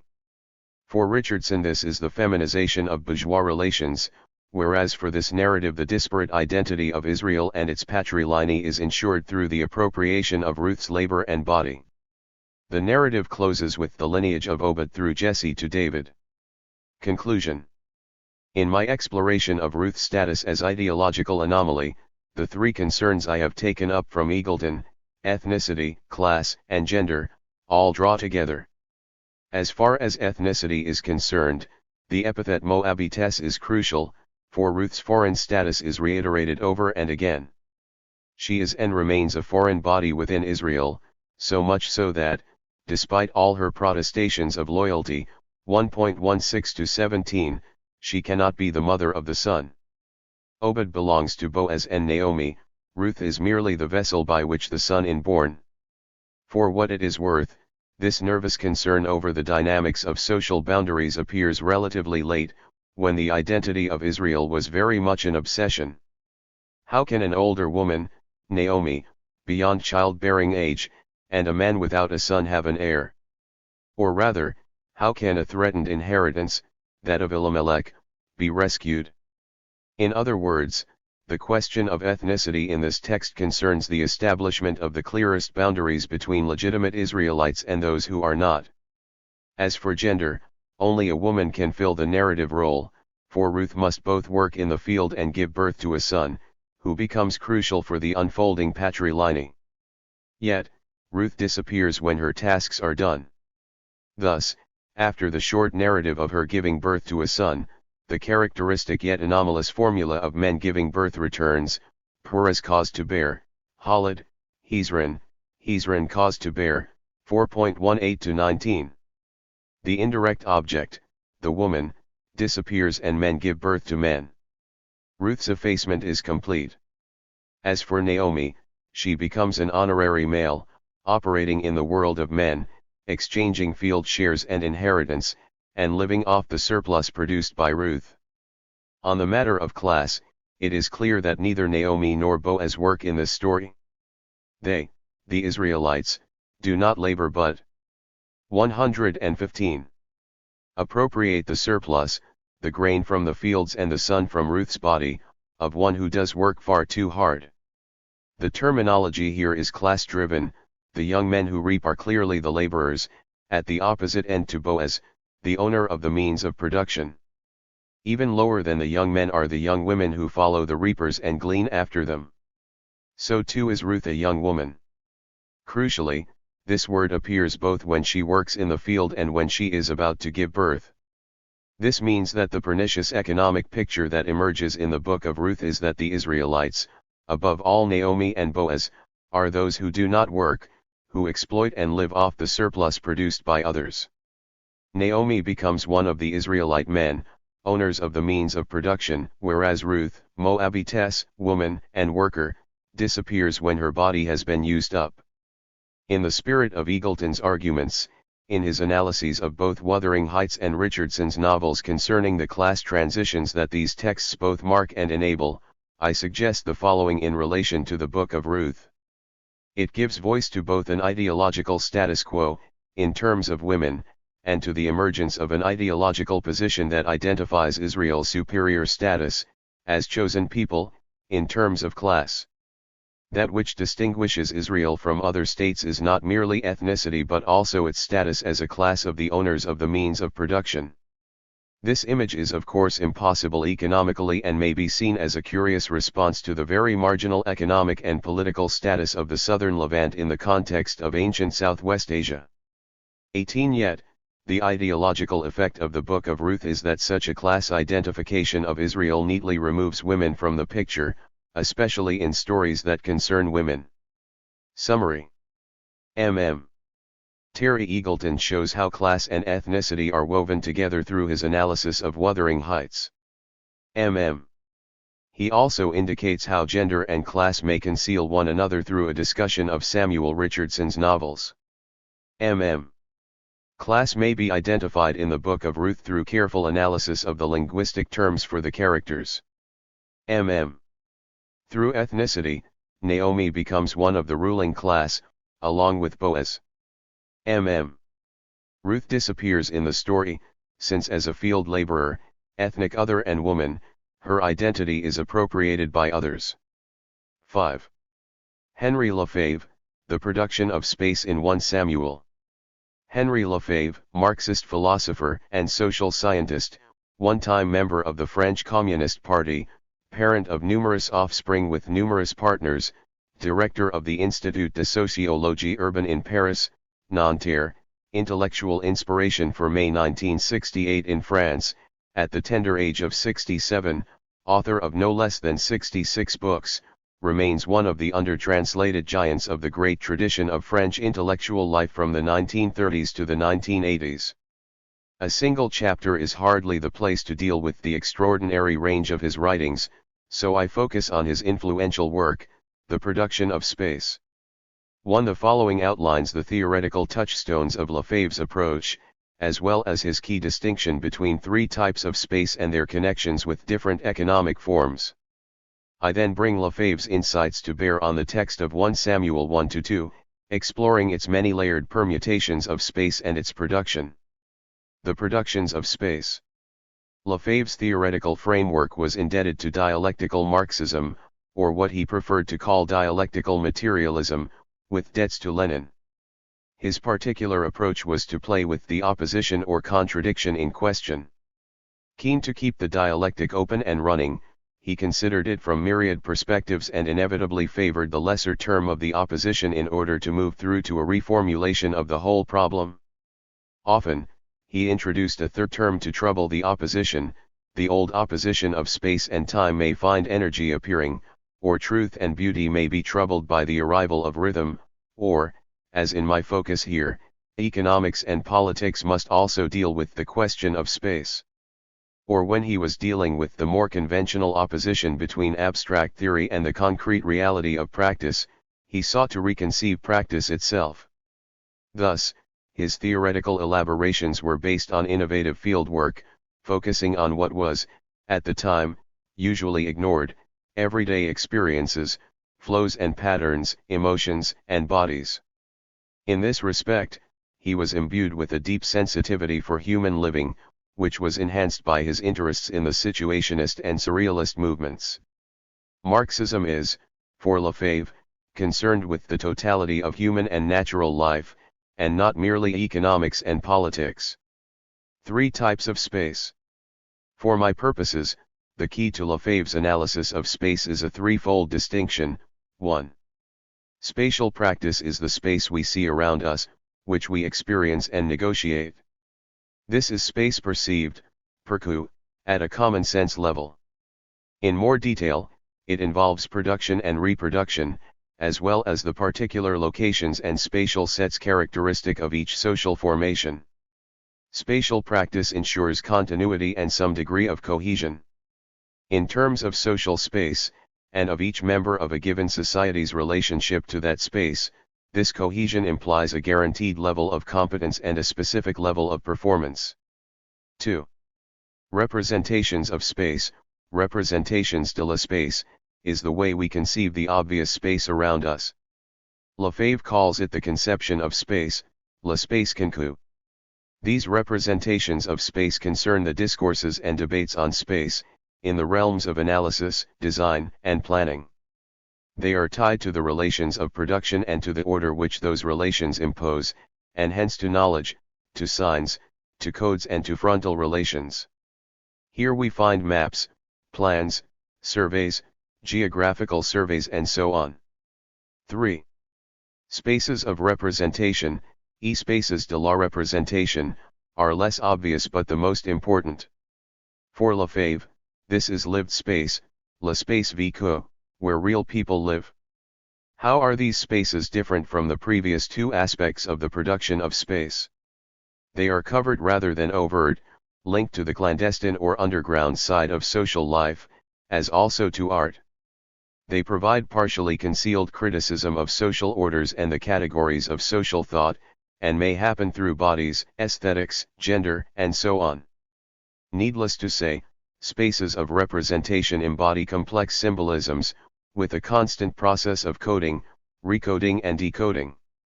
In other words, here are the seeds of resistance, which appears either as historical sediments or as glimpses of the new, utopian possibilities of a new spatialization of social life. 2. Before I say a little more concerning each of these categories, I would like to make a couple of general comments. Although it seems like a commonplace now, the idea that certain givens of human experience are social and economic constructions rather than immovable, eternal, and natural objects, was an argument that still needed some work in the early 1970s. The constructionism that now reigns across the humanities and social sciences owes a large debt to the work of Marx and Marxists like Lefebvre, so that it has become possible to see how bodies, genders, sexualities, apart from the more common targets of culture, religion, and the family, are constructed in certain ways in certain social formations. Yet, Lefebvre speaks not of the construction but of the production, la production, of space. More than a linguistic quibble is at issue here, for production evokes the crucial Marxist category of mode of production. Since I have dealt with that topic in the introduction, I do not need to say more here, except for one point. For Lefebvre, human beings both produce and are produced. We are produced by the conditions in which we live, but we also produce those very same conditions. That is, natural, economic and social conditions make us who we are, but we are the ones who have produced the types of nature, economics, and society in question. Thus, it is not a contrast between nature and nurture, to use a popular opposition, but the dialectical relation between the two. Just as nature constructs the specific forms of nurture under which we live, so also does nurture reshape nature in its own way. As far as spatial practice is concerned, Lefebvre refers primarily to social space, the space created by humans in their interaction with nature, each other and former modes of production. However, social space appears in relation to natural space, the space of a nature which is increasingly under threat. Since capitalism is now rampant, Lefebvre argues that social space under capitalism now has nature at its mercy. Everyone wants to preserve nature, yet every act under capitalism seeks to undermine such a desire. This is the crucial point. The very desire to preserve nature indicates that it is now the loser, the one that requires the goodwill of human beings to persist. Ever the dialectician, Lefebvre goes a step further, arguing that natural space has already disappeared. Instead, the very nature upon which we now look has been produced by human beings. 3. Spatial practice involves not only production, but also reproduction. That is, a mode of production needs to perpetuate itself, a process carried out at all levels from the macroeconomic, the patterns of global capital, through class, the reproduction of the labor power of the working class, to the personal, a point close to home for Lefebvre and his many offspring. Reproduction is also a way of reintroducing sex into the most fundamental of Marxist categories, thereby recovering a feature of Marxism that has been central since its beginnings. By sex he means not merely the processes of breeding, but also libido. More important for my analysis of the text of 1 Samuel are the other two categories, the representations of space and the spaces of representation. These are opposed to one another as the frontal and the hidden, the overt and the covert relations of production. Let us see how this works. Not only does each mode of production produce specific types of social space, but it also has a particular form of relations of production. This entails the issue of class and class conflict, between the ruling class that owns the means of production and the exploited, laboring classes that do not own those means. The issue is how these relations of production operate spatially. In order to trace this, Lefebvre invokes all the complexity of his dialectical materialism. He identifies three types of interaction between reproduction and the social relations of production: biological reproduction, the reproduction of labor power, and the reproduction of the social relations of production. Each of these three interacting layers is displayed symbolically, and that happens in a way that is simultaneously explicit and concealed, through being displaced. Such a symbolic system works with relations of production that are both out there and not, in the forefront and clandestine, explicit and repressed. The former, overt type appears in the forms of monuments, public art, and buildings, especially those of state and business. Obviously, this is the domain of the ruling class, of the representations of space. Here we find the frontal, obvious node of the relations of production. By contrast, the spatial production of those exploited by the ruling class is more covert and clandestine. This is the shadowy realm of spaces of representation. It concerns what is hidden and closed over, and is therefore the focus of resistance to the ruling class's representations of space. In other words, the frontal class, the one of monuments and impressive buildings and the clear marks of power, stands over against that class which is repressed, beaten down and exploited. Lefebvre's innovation is to widen this to the symbolic field of relation of production, of class relations. Lefebvre's oft-repeated example is one he in fact loathed, the bourgeois family home, which dialectically includes both dimensions within it. The overt dimension of the house, facing the street, is its sitting room or formal lounge room, where considerable expense is outlaid, lounges and tables and exquisite chairs, with expensive curtains and pieces of art either on the walls or standing. The public realm of the bourgeois house is one of decor, money, and repression. Perhaps the only other room allowed such visual presence is the formal dining room, usually leading off from the lounge room. But there is another realm of such boxes for living in that marks a whole series of repressions. The preparation of food takes place out of sight, as do toilet functions, both evacuating and washing. If these are relegated to the back of the house, the most hidden is sex itself, restricted to nighttime in the parents' bedroom, with a locked door and when the children are asleep, or, if older, out of the house. How can these distinctions be used for interpreting biblical texts like 1 Samuel? While each should be applicable, the first, spatial practice, requires detailed historical, archaeological and, above all, economic analysis. Although I have undertaken such a task in the sacred economy of ancient Israel, for I focus on that element only after I have explored the other two modes of space. These concern symbolic representation, where cultural products such as texts come to the fore. In my reading of 1 Samuel 1-2, therefore, I deal first with the representations of space and the spaces of representation. Periodizing space. There is one final issue before I turn to the Hebrew Bible. A substantial portion of the production of space seeks to refashion the Marxist periodization of history in terms of space. Such periodizing is, of course, never a given. It is always a problematic, a topic for constant debate, rather than set in stone. Lefebvre deals with this problematic head-on. If the production of space is inescapably tied to modes of production, then one may expect different types of space for different modes of production. For me, the sheer imagination and ability to sustain thought in this way is one of the most impressive dimensions of Lefebvre's work. In the following table, I have outlined, in the first column, the various modes of production debated in Marxist theory. The second column connects the various productions of space identified by Lefebvre. 5. The immediate point to make is that this is far from a linear progression, with each mode of production succeeding the previous one.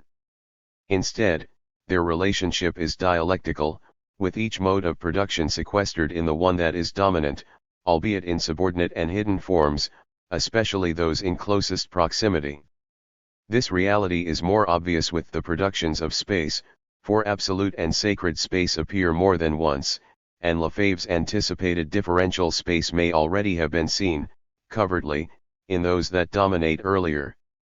For my purposes, the most significant forms are absolute space and sacred space, so let me say a little more concerning each. Absolute space is the space of nature. In this context, the social space of the tribe inscribes itself, specifically the semi-nomadic tribe of a hunter-gatherer society, with its seasonal paths, temporary camps, and border zones. Whether hunting for game, engaged in limited agriculture or even in the first farming settlements, absolute space dominates.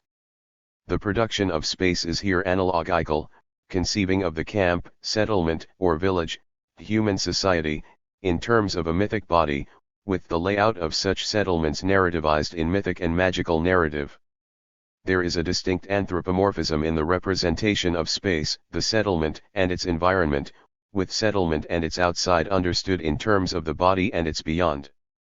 Sacred space is produced with the emergence of the city-state, which Lefebvre finds in ancient Southwest Asia, traditional Asian societies such as that of China, and also the early stages of the Greek world. Rome and its empire comprises a new stage, that of historical space.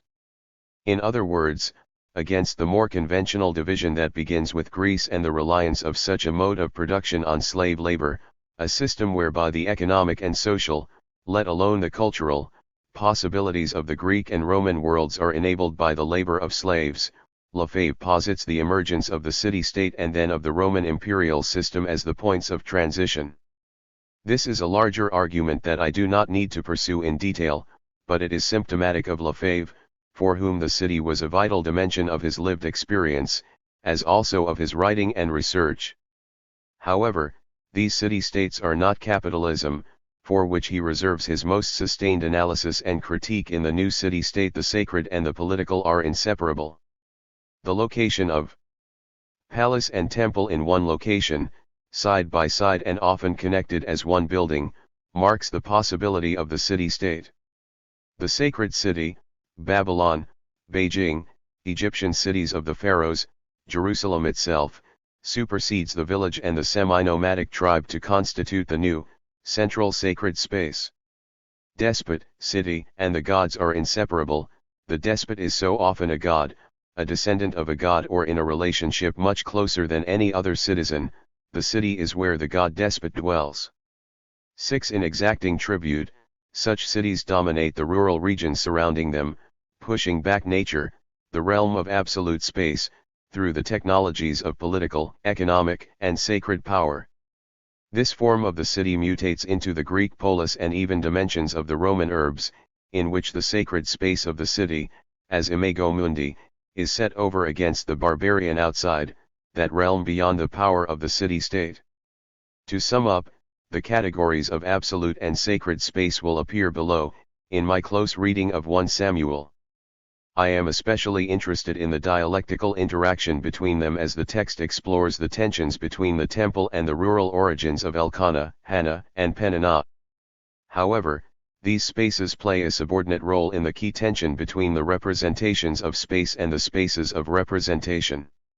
Here overt and covert, domination and resistance, sanctuary and womb are my chief concerns. Only then is it possible to ask some questions concerning spatial practice.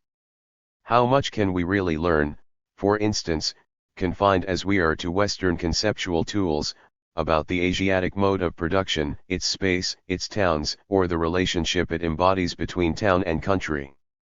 7. Since 1 Samuel 1-2 is a written text, it speaks, according to Lefebvre's schema, of the representations of space and spaces of representation. 8. It can then speak only in a secondary manner about spatial practice, or rather, there is a spatial practice of the text that refers to the spatial practice of whatever social formation it comes from.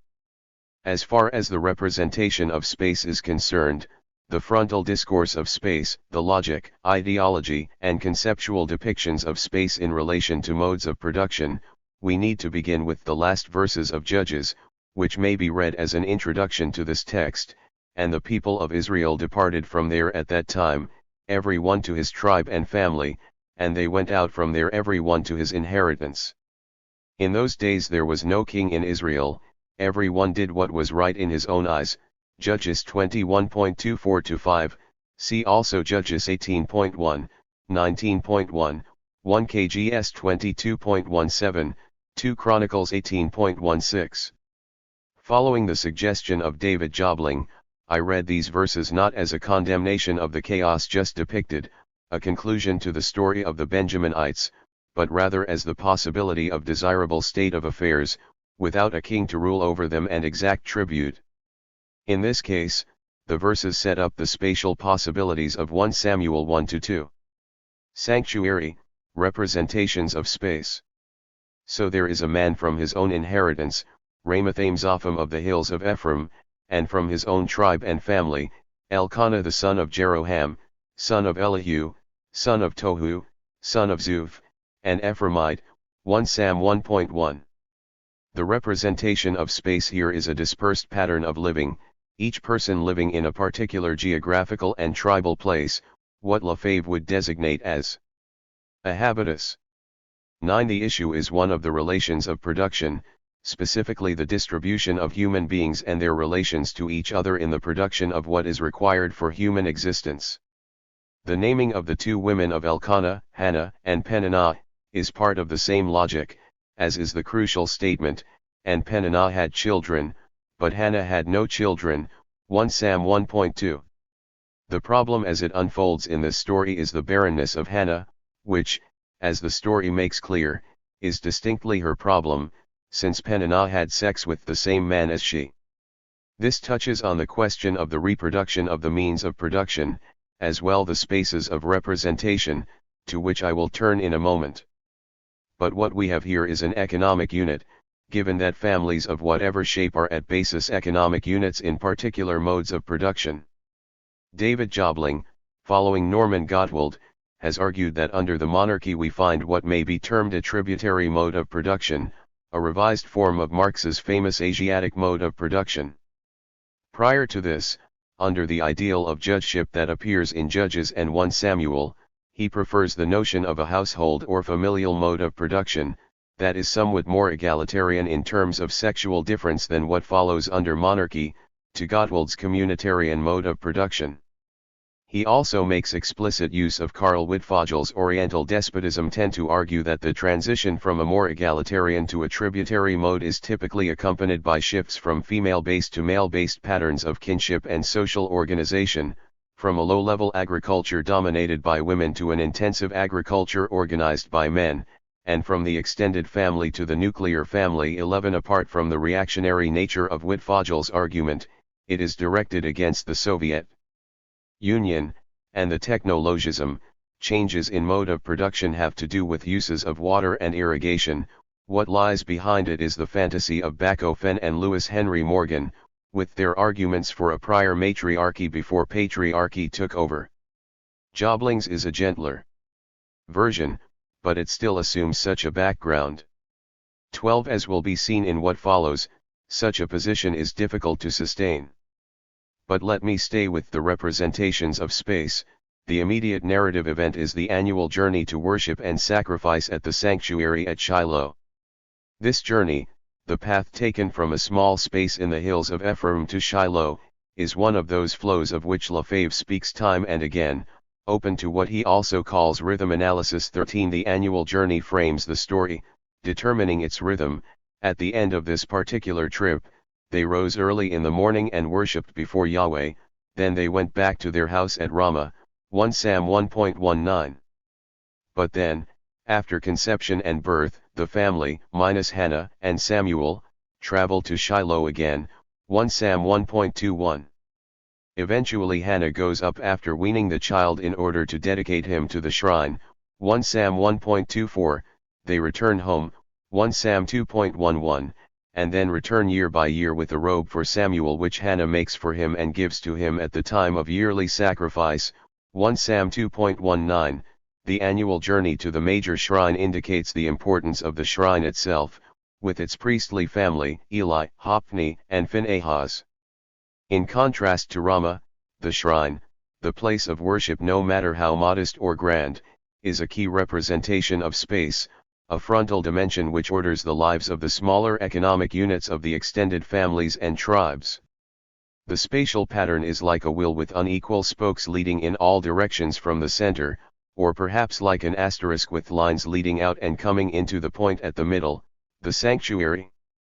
What we have here, then, is the production of sacred space and its organization of the social and economic patterns of human life.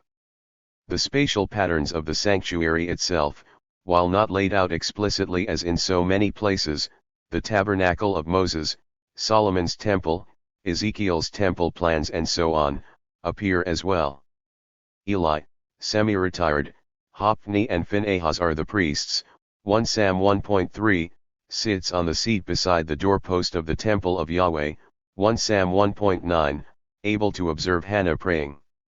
The line of sight is important here as well, for Eli commands the sanctuary with his sight, although his insight itself is lacking with regard to Hannah.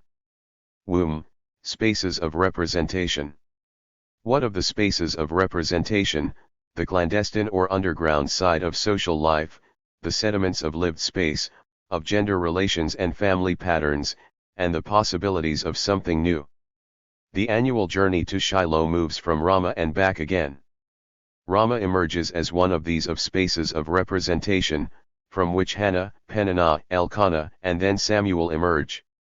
Elsewhere in 1 Samuel, 7.17, 8.4, 15.34, 16.13, 19.18 to 23, 20.1, 25.1, 28.3, it is the exclusive domain of Samuel. 14 The journey itself is occasion for rivalry between Hannah and Peninnah, for the latter taunts Hannah over her barrenness. Peninnah provokes and irritates, so Hannah responds with weeping and refusal to eat. An ineffectual Elkanah, who loves Hannah, can only ask questions restricted to the space of representation, weeping, eating, her heart and her barren womb. 1 Sam 1.8. These family dynamics have led Carol Myers to argue for the importance of the public-private divide in this and other stories.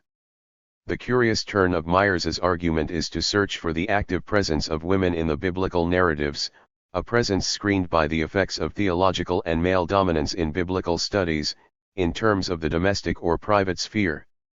Thus, Hannah's sacrifice in 1 Samuel 1.24 becomes a private ritual, an aspect of family religion that is more apparent in the Masoretic text 15. The catch here is not only the problematic public-private distinction that it assumes, but also that any attribution of female agency in ritual remains in the private sphere, hardly a gain in an assumed world of public male dominance. It seems to me that Lefebvre's distinction between spaces of representation and representations of space are much more subtle and workable, for the whole public-private distinction is tied too closely to the specific dynamics of capitalism. Thus, apart from the family dynamics, the bodies of the women function as the major spaces of representation, specifically their wombs, Rechem, the matrix of the story, for which Rama, as a veiled pun becomes a cipher. It is as though the wombs are set over against the sanctuary, the other pole around which the story oscillates. Both hidden and foreground, Peninnah's fertile womb contrasts with Hannah's barren womb. It is the cause of their conflict, a marker of Hannah's economic superfluity. Elkanah gives her but one portion, and the focus of her prayer in the sanctuary. Her vow, to dedicate the son born as a Nazi rite to Yahweh at the shrine, focuses again on her womb, for she urges Yahweh to open her womb in reverse to the divine closure. 1 Sam 1.6. Then it is time, after the blessing pronounced by Eli, for Elkanah's seed to find its way into her womb, where a son is conceived and born. 1 Sam 1.19 to 20. Hannah's body is now the location of sex and impregnation, and it remains fecund, particularly after the dedication of Samuel and the annual blessing from Eli, 2 Sam 2.20-1. I will return in a moment to the pattern whereby various males, Eli, Elkanah, and Yahweh, all ensure Hannah's fertility. Hannah's body works in one other way in this text, apart from empty womb, source of anguish, blessing, divine visitation, and sex. I refer here to Eli's singular lack of perception. He observes her mouth and her lips moving. This is the realm of representations of space, for Eli, the priest in the sanctuary of Yahweh, is in that realm. It is also, for Lefave, the zone of perception, space that is perceived. Spatial practice, perceived space, breaks in here, for Eli perceives her lips and her mouth, but that is all, given his spatial role in the story, that he can perceive. She, however, speaks in her heart, but her voice is not heard. The very use of heart in this sense, very different from the observed heart of medicine, or, to avoid too much anachronism, an open dead body, is in the realm of the symbolic and the mythic. The heart as lived is very different from the heart as thought and perceived.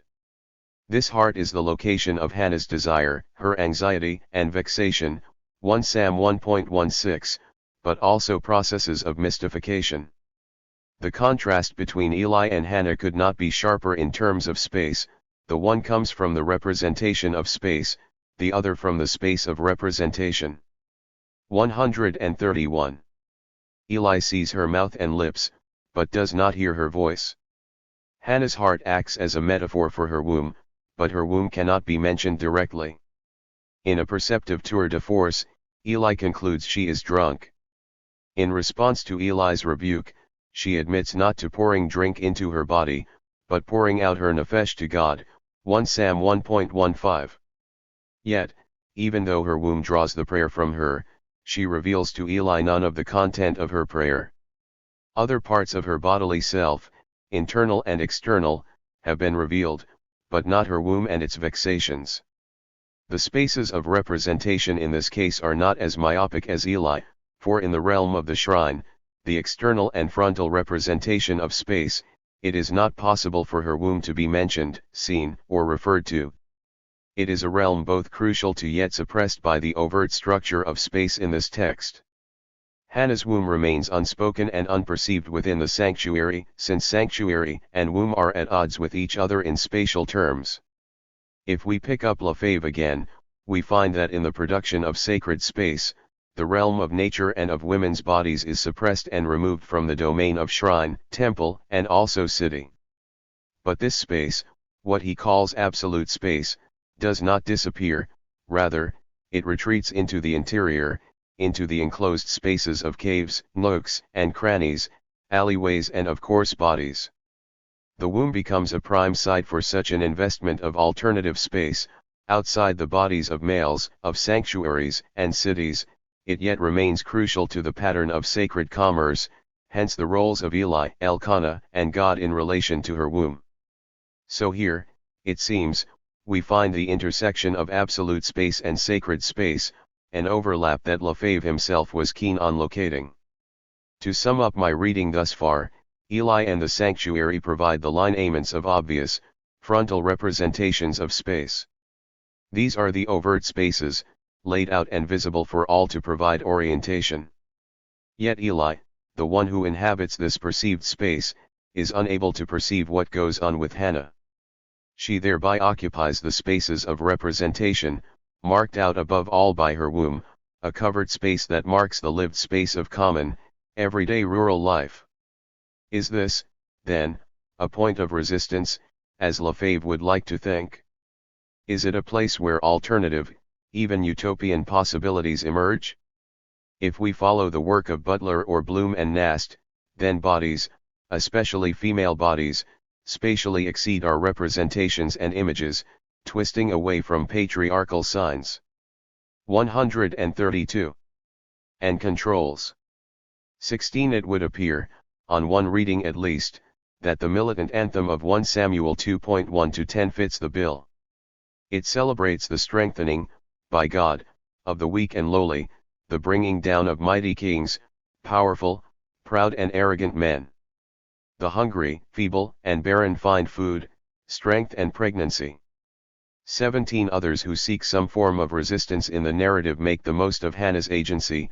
Myers speaks of the validity and autonomy of her actions. 18. Omit of Hannah's delicacy, virtue, and sensitivity in protest. 19. Klein of her move from being the victim of mimetic desire to a social redeemer who refuses such a logic. 20. Jobling argues for a deliberate strategy of recuperating Hannah's initiative for an ecclesial context in which such women are few and far between. 21. For Jobling, however, Hannah's initiative seeks to forestall the arrival of kingship and restore the traditional and slightly more egalitarian order of judgeship. The catch is that despite Hannah's initiative, she is finally co-opted back into the larger, mythic, logic of the narrative. 22. More dialectically, it is not so much that she is co-opted, reluctantly, back into the narrative, rather, it is through her very agency that she becomes a key to the deeper logic of the system itself. And a major signal of that logic is the production of space, for here we find the dominant mode asserting itself time and again. In other words, she is co-opted, via divine intervention and the production of a son who will enter the sacred representation of space. Power dynamics, spatial practice. What of Lefebvre's remaining category? Spatial practice appears at certain points that reflect an economy of the sacred, in which issues of production and reproduction can be perceived only in terms of the sacred. So it is that Peninnah taunts Hannah on the annual journey to Shiloh, specifically after the allocation of portions to each member of the extended family, for Hannah would be given only one portion, 1 Sam 1.4, see also v7. Why not at other times in this story? At this moment the role of the divine in reproduction is highlighted. On the journey, or rather at Shiloh, after the sacrifice, sacred economics come to the fore. Let me pick up Lefebvre's interest in the reproduction of a social formation, a reproduction that has as much to do with ideological factors as it is with giving birth. In a situation of chronic labor shortage, with a small population in vast landscapes, high infant mortality and a life expectancy of not much more than 30 years of age, the birth of any child was usually seen as both valuable and highly fraught with risks. So it is with this story, although with a few twists. To begin with, the pattern of reproduction seems to follow another rhythm from that of sex itself. In order for Hannah to conceive, she first goes to Shiloh, prays at the shrine, receives a blessing from Eli, is remembered, 1 Sam 1.19, or visited, 2 Sam 2.21, by God and then has sex with Elkanah.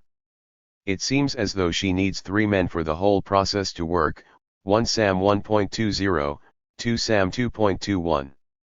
As far as the rhythm of the story is concerned, it is only after the annual sacrifice and vow that the correct combination comes together for conception. This odd pattern is reinforced by the obverse, when she does not go, 1 Sam 1.22, promising to do so when she has weaned the child. Then, when Hannah brings Samuel to dedicate him at the shrine, no pregnancy ensues, for there is no blessing, visitation, or sex in the story at that moment either. It seems that the story has the making of a divine economy in which the system requires the activity of God to keep it running. But there is another feature that at first seems to undermine all this. Is the dedication of Samuel as a Nazi right, to live and work at the temple, not an undermining of the need for labor power in a situation of labor shortage? Would it not be more suitable if he were to grow up in the clan and take his share of the workload? Or 134. At least he might be put to labor in the temple estate. However, Hannah has the system at heart, for in dedicating the child to Yahweh at the shrine she ensures that the sacred economy will continue. Not only does she fulfill her vow, 1 Sam 1.11, necessary to avoid a divine curse, but she ensures that the role of the shrine and its priesthood in the spatial practice is maintained. This is the reason why the sons of Eli, as well as Eli himself, must appear worthless and corrupt in the story, 2 Sam 2.12-17, 22-36. Their sin is so great for it is a sin against God rather than other people, 2 Sam 2.25. Samuel, therefore, is their designated replacement, and Hannah thereby performs a crucial function for the maintenance of this particular production of space and its mode of production. Her boy, the product of her womb, must go to the shrine in order to underwrite its continuance at the hub of the spokes. Hannah is crucial to the story, as Myers among others argues on the basis of the frequency of her name, her role in naming Samuel and her use of dialogue, but this is only because she is central to the dominant ideology and spatial practice of the narrative. 23. Do even the spaces of representation fall victim to the spatial practice of a particular mode of production? Does Hannah's womb also, despite the utopian glimpse it provides, reinforce the system as a whole? It would seem so, except for one detail: it all takes place at Shiloh, not Jerusalem. Here I make a dialectical move, characteristic of Lefebvre, taking the discussion to another level and seeing the problem in a whole new way. What difference does Shiloh make? A whole lot, it seems to me. Within the larger narrative context, Shiloh is a minor outpost, for the spatial center of that expanded narrative is surely Solomon's Temple, see 1 KGS 6.1. This is supposedly the only place for legitimate worship of Yahweh. The other places, especially the high places, but also the other shrines and minor places for worship, are therefore not to be tolerated. This applies even to those with some apparent pedigree, such as Bethel, Dan, and of course Shiloh. So, a continual pattern becomes apparent in the wider narrative, in which worship must be carried out in Jerusalem, at the temple, and nowhere else, and yet alternative worship continues. The various shrines and high places become contested zones, the subject of polemic and theological condemnation. 24. Spatially, such a conflict is crucial on a number of levels. For instance, the split between Rehoboam and Jeroboam is read in terms of the legitimacy or otherwise of the sanctuaries to which people travel for sacrifice and worship. Jeroboam, in order to stop the people going to Jerusalem, sets up worship in Bethel and Dan so that the people may go there, so that the hubs are now located within the territory of Israel and not Judah, 1 KGS 12.25-33. This becomes a leitmotif for the rest of Kings, any condemnation now connected with the proverbial sins of Jeroboam. The contest closes with Josiah's destruction of the sanctuary at Bethel, 2 KGS 23.15-20. Indeed, Josiah's reform, with its long list of items destroyed, abolished, annihilated, and ground into dust, embodies such a spatial contest in intricate detail, for the danger exhibited there is that if such a pattern of religious observance were allowed to go unchecked, it would infect the temple in Jerusalem as well. So, in the broader context, there is a spatial dynamic at work that lifts the consideration of Shiloh to a new dialectical level. If Shiloh falls into the category of one of these shrines, a hub of sacred space outside Jerusalem, then it is, as a whole, part of the spaces of representation. If sacred space seeks to control worship and economics in the central city and temple, for Lefebvre sacred space depends not so much on the shrine alone as on the sacred city, then Shiloh is in another place, namely, that of suppressed spaces, of the elements of an older spatial organization that has now succumbed to the new order. Along with the various high places, grottos, trees, and so on, it is now a space of representation, on par with village communes and bodies themselves. What this means is that, whereas Hannah's womb and the sanctuary at Shiloh are spatially opposed to one another in the text of 1 Samuel 1-2, in the larger context her womb and the sanctuary fold into one space. They are both part of the spaces of representation. The spatial logic of this is that the very possibility of a story about her womb can 136. Take place only in a narratively marginal, suppressed space such as that of Shiloh. If it was in the Jerusalem of Solomon's Temple, then it would have faced a narrative fate comparable to the baby fought over by the two sex workers in 1 Kings 3.16-28. Further, the sheer absence of descriptions, plans and designs of the shrine at Shiloh marks it off as less a representation of space than a space of representation. All one is able to glean from the text is the centrality of Shiloh for the annual clan journey for worship. By contrast, the issue of plans, building programs, sources of finance, interior design, and so on is inseparable from the consideration of the temple in Jerusalem.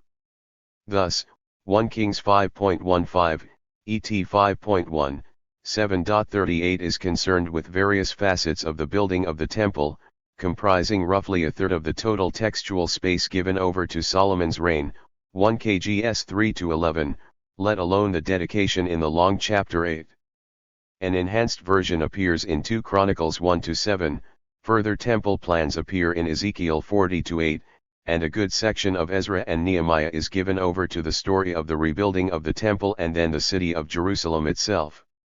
Various prophets, Haggai, Isaiah, Jeremiah, Ezekiel, agonize over the temple, Psalms sing its praises and hopes for the future rest there, the Maccabees. Finally, the only other stretch of text with as much detail about the construction of a sanctuary is of course that of the tabernacle. The detailed instructions of Yahweh, down to the fine rise of interior design, curtain material, and clothes for the priests, are passed on to Moses over 40 days and nights on Mt. Sinai itself, Exodus 25-30, and then replicated in the description of its construction, Exodus 35-40. This is no less a representation of space than the temple in Jerusalem, and the two are linked through the wayward track of the Ark of the Covenant, which makes its way finally into the temple in Jerusalem. Conclusion: Imperial space. The fleeting description of Shiloh pales by comparison to the inordinate attention given to temple and tabernacle. Let me return, however, to the tension I noted earlier between the central sacred space of Jerusalem and its temple. In the same way that worshippers and their acts of worship flow to the temple, so also 137. Their tribute and produce from the Palatine estates flow into the city and the ruling class that needs such items in order to live in the way to which they had become accustomed. Should we read the narrative presence of alternative, submerged and repressed spaces as sites of resistance, as places where older types of space remain and also from where new possibilities might arise, especially if they are connected with patterns of bodies that we find there as well? On one level it seems as though this is indeed possible, but I want to make another point. It is not so much that we should side with one or the other as a better space, but that the contradiction between the two is part of the very production of space for such a socio-economic system. That is, the centripetal side for sacred observance, with its temple and palace, the side for political and economic power that is simultaneously religious, cannot exist without the centrifugal spaces of alternative sites for worship, and so also political and economic activity. Jerusalem cannot exist without Shiloh, and vice versa, for this is the dialectical logic of such a production of space. It is therefore mistaken to argue for either the correctness of the henotheistic monotheistic ideology of certain dimensions of the text or for the viability of widespread polytheism. Both exist within this particular mode of production as necessary counterparts to each other. Thus far I have read 1 Samuel 1-2 at 2 levels, the immediate one of the story centered on Shiloh and then a larger one of the relation between Shiloh and comparable places with Jerusalem. Yet another and wider level reinforces my argument, but which cannot be argued at length here. If we look at the larger context we find that for most of its existence Jerusalem found itself in tension with stronger imperial centers, whether of the Egyptians, Assyrians, Neo-Babylonians, Persians, Greeks, or Romans. On this level, Jerusalem becomes a minor point on the rim on a vaster wheel, perpetually oscillating between subservience to larger imperial centers and limited independence. On this level as well the fundamental contradiction of the sacred economy cannot be avoided, namely the centrifugal force of the periphery and the centripetal force of the center. Such a pattern perpetually replicates itself on a range of scales. 138. Summary. Henry Lefebvre's breakthrough studies of space identify 3 ways in which space may be produced: spatial practice, experienced and perceived, representations of space, power, spaces of representation, resistance. He also attempts to locate different productions of space in terms of the Marxist category of mode of production. In 1 Samuel 1-2, the sanctuary at Shiloh initially appears as a representation of space. Hannah's womb appears as a space of representation, and therefore resistance. These relations are reconfigured when we consider two further layers, the central sanctuary at Jerusalem, and then the imperial centers outside Israel. 6. George Lukács, The Contradictory World of Kings. George Lukács is the only Marxist in this book who lived and worked for the bulk of his life, 1885 to 1971, in places where the communist revolution had some permanence. As with many of the influential thinkers of the era, Lukács came from an upwardly mobile middle-class Jewish family that had assimilated into the dominant culture of Central Europe, specifically Magyar Hungary. The contradiction of such a situation is that while it provided the socio-economic conditions that gave the opportunity for an extraordinary education, it was precisely these socio-economic conditions against which the offspring revolted. So it was that Lukács found his family's status intolerable from a very early age. Prolific from adolescence, he continued to write through some of the most tumultuous times in Europe, the First World War, the revolutionary unrest throughout Europe in its aftermath, the Second World War, the Hungarian Revolution, exile from Hungary in Germany and then in Russia under Stalin. On this occasion, Lukács's literary work interests me most, especially his contribution to genre theory and the way it is able to highlight issues with the books of Kings. 1. His main argument appears in two works, Theory of the Novel and the Historical Novel. 2. Here he offers a highly dialectical argument. The form of the novel is an abstract effort at totality in the context of a disintegrated world, one that has been abandoned by God. Further, the novel is possible only in such a context and shows the tensions of such a situation in the form of the work. That is, genre is not merely a conflation of genres, but the effort to resolve certain historical, social, and economic tensions that enable it. Similarly with the historical novel, this genre arose at a specific historical moment, before the European revolutions of 1848, when this genre provided the means of a distinct connection with the past, historical consciousness, as a way of understanding the present. It follows, then, that the historical novel lost its way when the bourgeoisie began to forget its origins and its relationship to the past became arbitrary. After I have unpacked the previous paragraph, I offer a reading of the tension between prophetic and royal narratives in 1-2 Kings. In deploying Lukács's dialectical theory of genre, I trace the tensions in these narratives between the prophetic material that dominates in 1 Kings 17-2 Kings 9.10 and the narratives about kings that dominate the remaining material. Generically, the books of Kings sit uneasily between the category of historical books and prophetic books. In my analysis, I am on the lookout for what Lukács calls the historico-philosophical feature or moment, the determinate ideological element that is peculiar to this generic tension. A world abandoned by God. In Theory of the Novel, Lukács argues that the primary philosophical and historical tension of the novel genre is generated by a world that has been abandoned by God. 3. Of all the other losses this genre laments, youth, an inner voice, home, the loss of faith or abandonment by God is the one that binds the others together. Is it apostasy or God's abandonment? Lukács speaks of both. Like a youth that grows into an adult, the beliefs of a young person, in which the gods are heroes, are put aside with the serious yet melancholy business of adulthood. But then, God too has taken leave of the world, so that there is no longer a voice that will clearly tell us our way and determine our goal, for all of this assumes a world that was once inhabited by God. Not one for avoiding the grand sweep of history, Lukács sets the context for his argument by contrasting the integrated world of the Greeks and that of Christianity. While the Greeks are fundamentally alien to us, here is a criticism of the notion that ancient Greece is the foundation of Western culture. The last integrated world was that of Christianity. The world became round once more, a totality capable of being taken in at a glance. the chasm lost the threat inherent in its actual depth, its whole darkness, without forfeiting any of its somberly gleaming power, became pure surface and could thus be fitted easily into a closed unity of colors.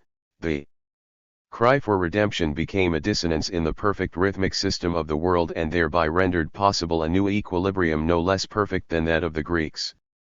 5. Yet, this was the last period of unity. Once it was gone, only a disintegrated world would be possible. It is from here that he describes the context of the novel as a world forsaken by God. Other features of the novel also play a role, such as interiority, discreteness, adventure, and the demonic, in which the hero overreaches himself, without reason, as a way of compensating for God's absence. 6. However, the other major feature of the novel is irony, which is itself a result of abandonment by God. Lukács's argument is quite complex, and although I cannot explore that argument in all its intricacy, some patient attention is needed. Irony is the mark of the novelist's freedom in his relationship to God. 7. What does this mean? Only when God departs does it become possible to subsume God into the structure of the novel. Thus, the hero's actions and ethics assume features of God's existence and modes of redemption, and he finds freedom in a world whose ruler he has become because of his fall. 8. This complete embrace of God by the structures of the novel can be approached best through irony, for irony, with intuitive double vision, can see where God is to be found in a world abandoned by God. 9. A series of contradictory possibilities flow from this situation, the glimpse of home and the realization of its subjective and psychological conditioning, itself demonic. Irony perceives the demon within, it seeks a world within only never to find it, and irony expresses both God's disdain for weak human rebellion and the suffering of God's inability to redeem the world. In the end, irony is not only the sole possible a priori condition for a true totality creating objectivity, but also why it makes that totality, the novel, the representative art form of our age, because the structural categories of the novel constitutively coincide with the world as it is today. 10. All of the efforts by the novel to overcome these tensions appear not only in its relation to the world, but also in terms of its inner form. In this respect, the core feature of the novel is to attempt a sense of unity in the context of a disintegrated world. The problem is that such a totality can only be abstract, for it is embodied in the hero. That is, the focus of the effort to find abstract unity is on the biographical individual. 11. The continuity of this key character is the effort to provide that sense of totality, that feeling that things can be held together. The catch is that such a unity is doomed to fail. In the very effort to find some abstract unity through the hero, the novel reveals the very conditions of a disintegrated world that it seeks to overcome. Social conflict and the historical novel. Although theory of the novel is a pre-Marxist work, Lukács would carry through into his Marxist writings a concern with form, particularly that of genre, and the historical and philosophical tensions that gave rise to the particular form in question. So it is with the historical novel, 12, in which he refined his approach in light of Marxist insights into the nature of social and economic dynamics. Lukács would, of course, develop his own insights into the way literature relates to such dynamics. The form of the historical novel marks, for Lukács, a new consciousness of history, a new perception of the relations between human beings and historical time. He writes, "What I had in mind was a theoretical examination of the interaction between the historical spirit and the great genres of literature which portray the totality of history." 13, or, as Wesseling puts it, the historical novel strategically combined novelistic means with historical materials in order to do something for the disclosure of the past which the historian could not do. 14. Lukács's great model was Walter Scott's first Waverley novel, 15, which is distinguished by the unique combination of 1. A colorful and artistically faithful description of the historical period in question, which enables the reader to be put in touch with the inner life of an age. 16. 2. The mediocre hero, who becomes involved unwittingly in events beyond his or her comprehension, who is able to pass between great events and everyday life, and with whom readers can more readily identify. Both elements together gave voice not only to a new sense of historical consciousness, but also to a unique genre that derived the individuality of the characters from the peculiarity of their age. 17. However, I wish to emphasize a core feature of the historical novel, namely, its ability to depict social collisions and raise issues about periods of revolutionary upheaval.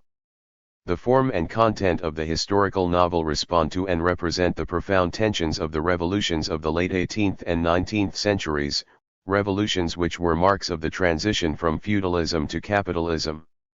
This point is pertinent for my interpretation of the books of Kings, since the production of a new genre, if not a generic conflict, functions as a response to social conflict. Lukács identifies 4 dialectical features of this response. 1. Everyday events and interactions register the larger historical and political events far more effectively than portrayals of the monumental clashes of history. 2. Conservative, ruling class politics may enable a writer to perceive and represent, however unwittingly, the vast transformations at all levels of society in the slow change from one mode of production to another. 3. Historical fidelity does not rely on the correct reporting of individual facts, but on the artistic representation of the great collisions and crises of history. And 4. The non-simultaneity of the simultaneous, die Ungleichzeitigkeit der Gleichzeitigen, which involves the bringing together incompatible social and economic formations in a dramatic concentration and intensification of events. 18. For my reading of Kings, the dialectical features of Lukács's understanding of Scott's treatment of history are crucial. In the text of Kings it is virtually impossible to make any statements about the historical background with any certainty. However, the whole question of social collisions indicates that any adequate approach to history must trace the development, changes, and shifts in modes of production. This is a far more workable notion of history than that which still prevails in biblical studies, concerned with the particular items of history, such as the dates of documents or rulers, the establishment of timelines and so on. Despite the distinction Lukács himself liked to make between the pre-Marxist theory of the novel and his Marxist the historical novel, the continuities are significant. Their basic argument is that genre functions as a specific ideological response to a historical situation in all sorts of contradictory and complex ways. What, then, can I draw from Lukács in my reading of Kings? The most obvious point is a dialectical concern with genre, in terms of the complex ways in which genre functions in relation to other genres and to its historical context. However, I am not able to apply Lukács's method directly, for the historical context remains opaque at the more detailed level at which he works.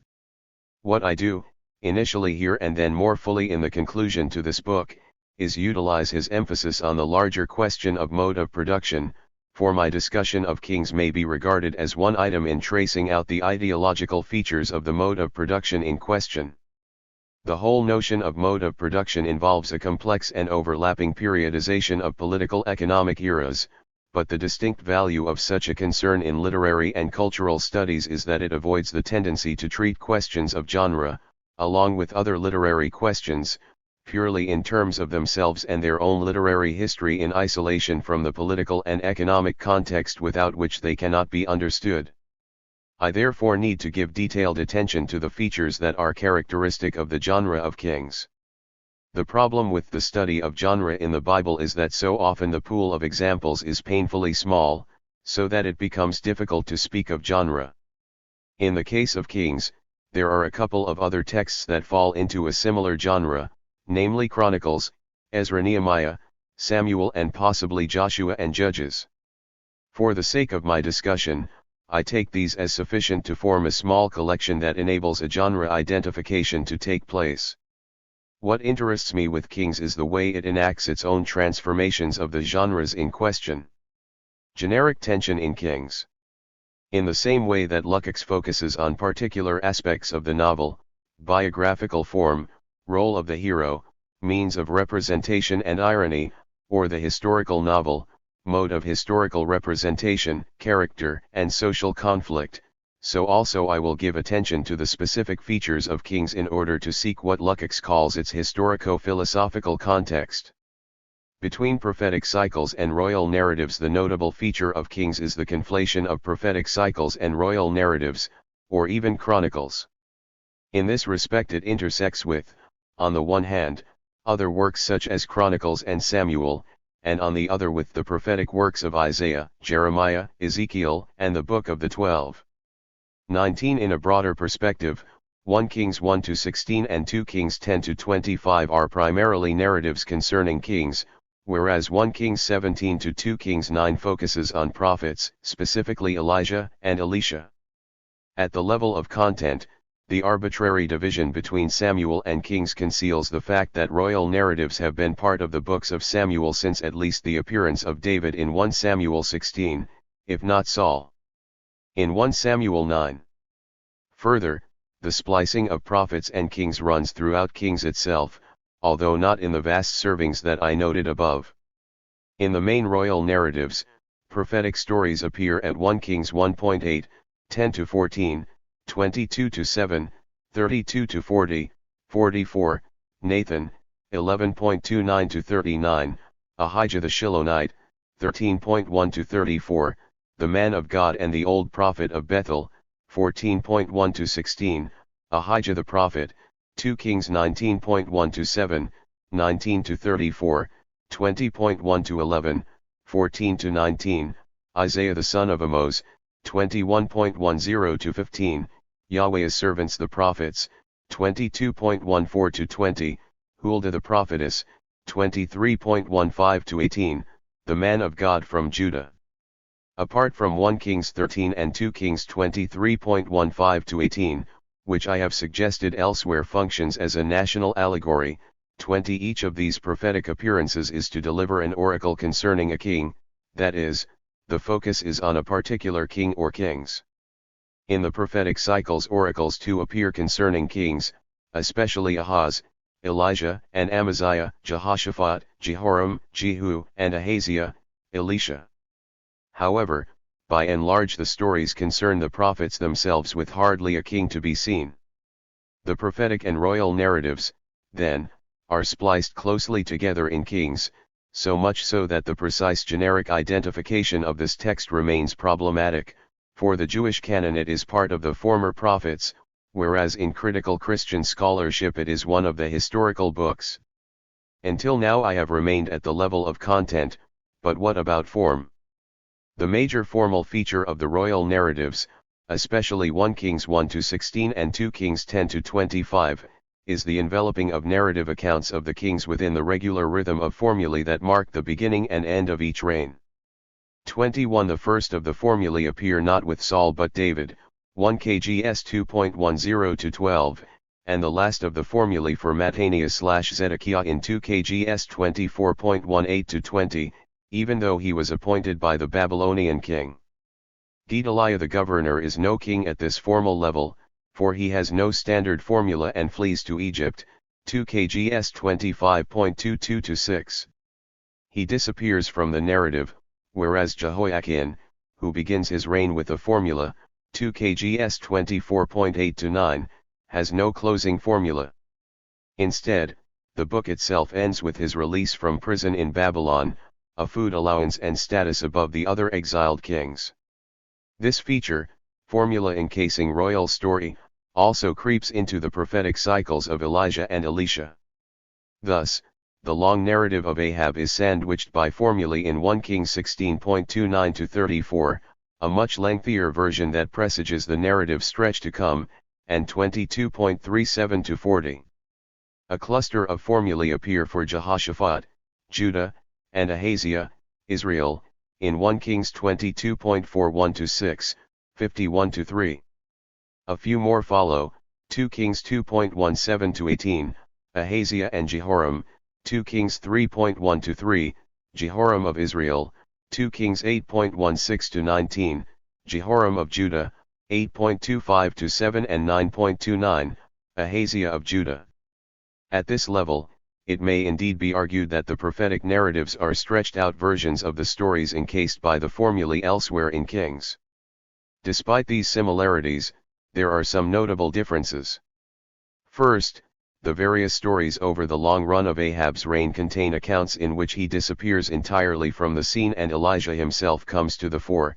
Widow of Zarephath, 1 KGS 17.8-24, Contest on Carmel, Chapter 18, Retreat to the Wilderness, Chapter 19, and so on. So also with Jehoram's reign, in which the prophetic stories with Elisha as the hero take on a life of their own. Witness the Shunammite woman, 2 KGS 4, and Naaman the Syrian, 1 KGS 5. Second, even the regnal formulae buckle under the pressure of the string of prophetic tales, so much so that they descend into virtual nonsense by 2 Kings 8.16-19, where Jehoram morphs into Joram, and Jehoshaphat, at least in the Masortic text, becomes king all over again with a second formula to kick off a reign that had already been well underway by 1 Kings 22.41-4. Third, the prophetic stories have a curious knack of bringing the kings of Israel and Judah together. Jehoshaphat and the king of Israel, belatedly identified as Ahab only in the closing formula of his reign in 1 Kings 22.39, come together against the Syrians in 1 Kings 22.1-26. Jehoshaphat and Jehoram fight together against the Moabites in 2 Kings 3.1-27, and the distinction between Jehoram/Joram, son of Ahab and king of Israel, and Jehoram/Joram, king of Judah, blurs, 2 KGS 8.16-29, hence the old theories of a united kingdom under one king. To sum up my analysis thus far, we have in Kings a profound tension between two genres, between historical narrative and prophetic texts. One way of proceeding would be to compare Kings with either the prophetic texts of Jeremiah, Isaiah, Ezekiel, and the 12, or with the contradictory theocratic history of Chronicles. However, I want to focus on the tension within Kings, drawing out the features of this tension in an effort to outline what this curious text that is Kings might be. The features that point towards the ideological function of Kings include, narrative rhythm or time, the question of life and death, the function of Yahweh and of character as such, and the historico-philosophical moment of Kings. Narrative rhythm. By narrative rhythm or time I refer to the stretching effect that the appearances of Elijah and Elisha have on the reigns of the kings in question. Both Ahab and Jehoram, during whose reigns the prophets appear respectively, have reigns that are Solomonic in textual space. It is as though their reigns are suspended, thinned out while 6 chapters pass, chapters crammed with one magical story after another concerning these two synonymous prophets. It almost seems that the regnal material, particularly the formulae, falls over itself to catch up when the time for Elisha to succeed Elijah draws near. Now we have a staccato of formulae as the book of 1 Kings closes. By contrast, the accounts of the kings of Israel and Judah before and after this middle slab of prophetic text follow each other in condemned succession at a regular beat. Without fail, one dies and another follows. Only Solomon has a comparable, if not longer, suspension of the death notice. But I suggest that Solomon's story reads like a temporal pause before the beat of the text falls into its regnal rhythm once more. The dialectical point here is not merely that the length of the prophetic narratives, that is, those concerning individual prophets, shows up the brevity of those of the kings, rather, a deeper ideological tension lurks in the text. The houses of Israel and Judah, or at least that of Judah, for all the condemnation that everyone apart from Hezekiah and Josiah receive, are ones that are supposed to be eternal. The promise to David is that there will never be a king lacking from the throne, that the throne of his kingdom will be established forever, 2 Sam 7.13-15. The well-known tension between this and the so-called conditional covenant that Solomon receives, 1 KGS 9.4-8, manifests itself in 150. The rapid turnover of damned kings. The rhythmic rapidity with which the kings keel over in disgrace puts immense pressure on the promise of perpetuity. Further, one function of Elijah and Elisha in the structure of the text is to provide examples of what the kings should have been. The two prophets are, in other words, the true successors of Solomon purely in terms of the temporal pattern and narrative content, highlighting the tension between the promise of eternity and the rapidity with which the individual kings fall short. Prophets do not die. Narrative rhythm is of course a musical illusion that draws attention to what may also be called textual fill, or the physical arrangement of the text that determines how long it takes a reader to cover certain sections. A second feature of Kings, closely related to this first one, is the issue of life and death, precisely the sort of item on which Lukács focuses. When we peer more attentively at the prophetic cycles of 1 Kings 17 to 2 Kings 9, accustomed to the regular pattern by which kings come to the throne and then die, what stands out is that the prophets themselves do not die. Thus, in the drawn-out process of the succession of Elisha from Elijah, it turns out that Elijah escapes death. As the narrative pushes towards the isolation and difficulty of Elijah's death, it is overloaded with signals that negate death. Elisha says, after Elijah's third effort to leave him behind, as Yahweh lives, Kai, and as you yourself, Nephesh, live, Ki, I will not leave you, 2 KGS 2.6. In the oath formula, Elisha swears he will stay, but it is the elision of Yahweh's living and that of Elijah's Nephesh that hints at what will happen to Elijah. And the threefold Tari here that leads up to this declaration, when Elijah attempts to drop Elisha off on the way, has the undercurrent of a refusal of death. Just as Elisha refuses to Tari, SHB, so also Elijah himself will not remain in death. The more obvious meaning here is that Elisha should stay behind, in this life with the prophets, and not follow Elijah in his own path. The heavy symbolism of the parting of the water of the Jordan with Elijah's mantle, with its mosaic echoes, links birth and death, amniotic fluid and the male act of penetration. Then the mythical language of verses 11 to 12 signals Elijah's transport beyond death.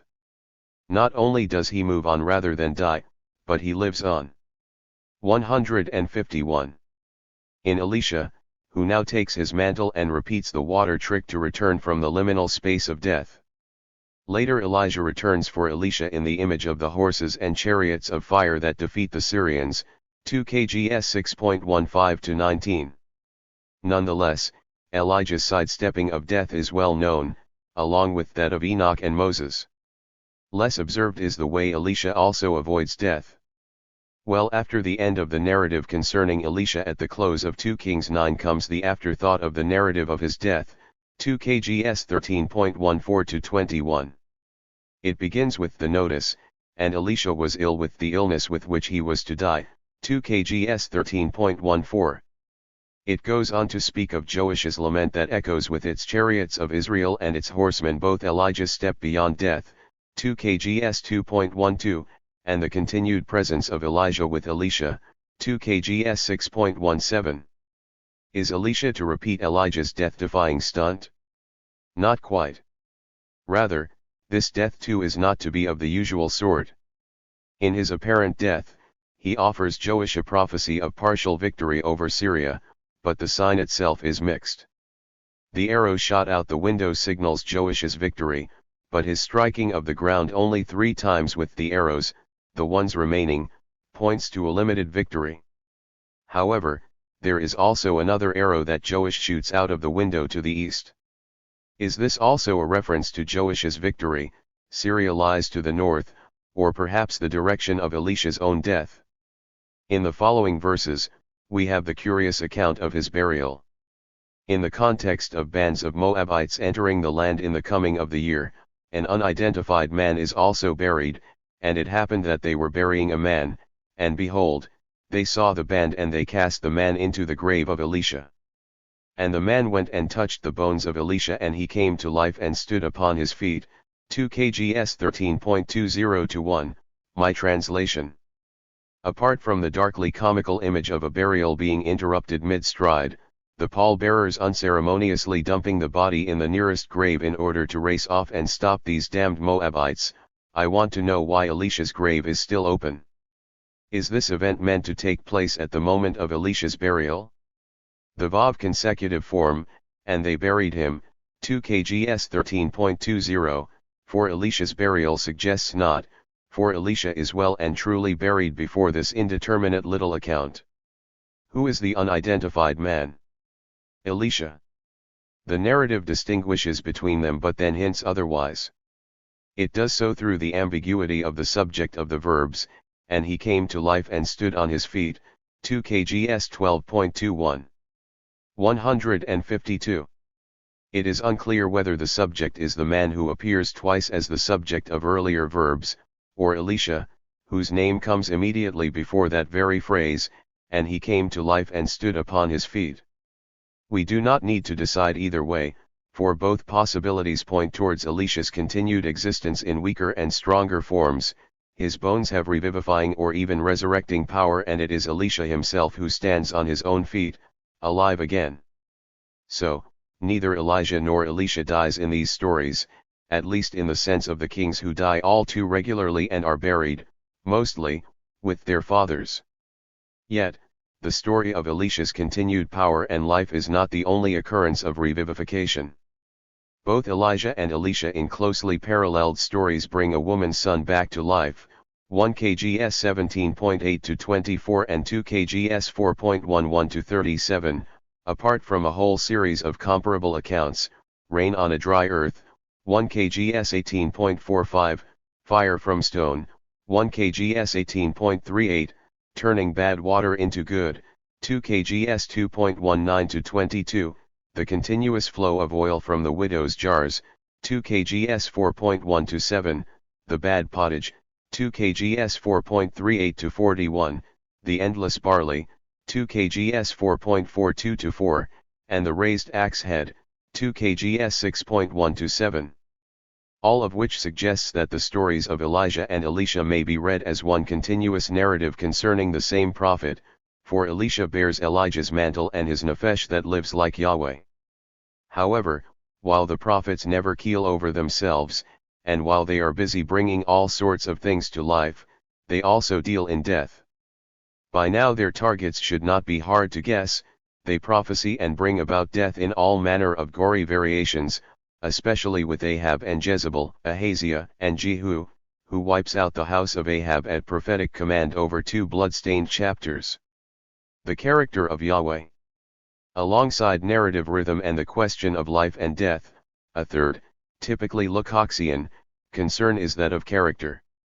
In both theory of the novel and the historical novel, Lukács identifies the middling or average hero against the world historical individual. In the former work such a hero provides the cohesion for a disintegrating world, whereas in the latter text this middling hero provides the mediation between great events, everyday life, and the readers.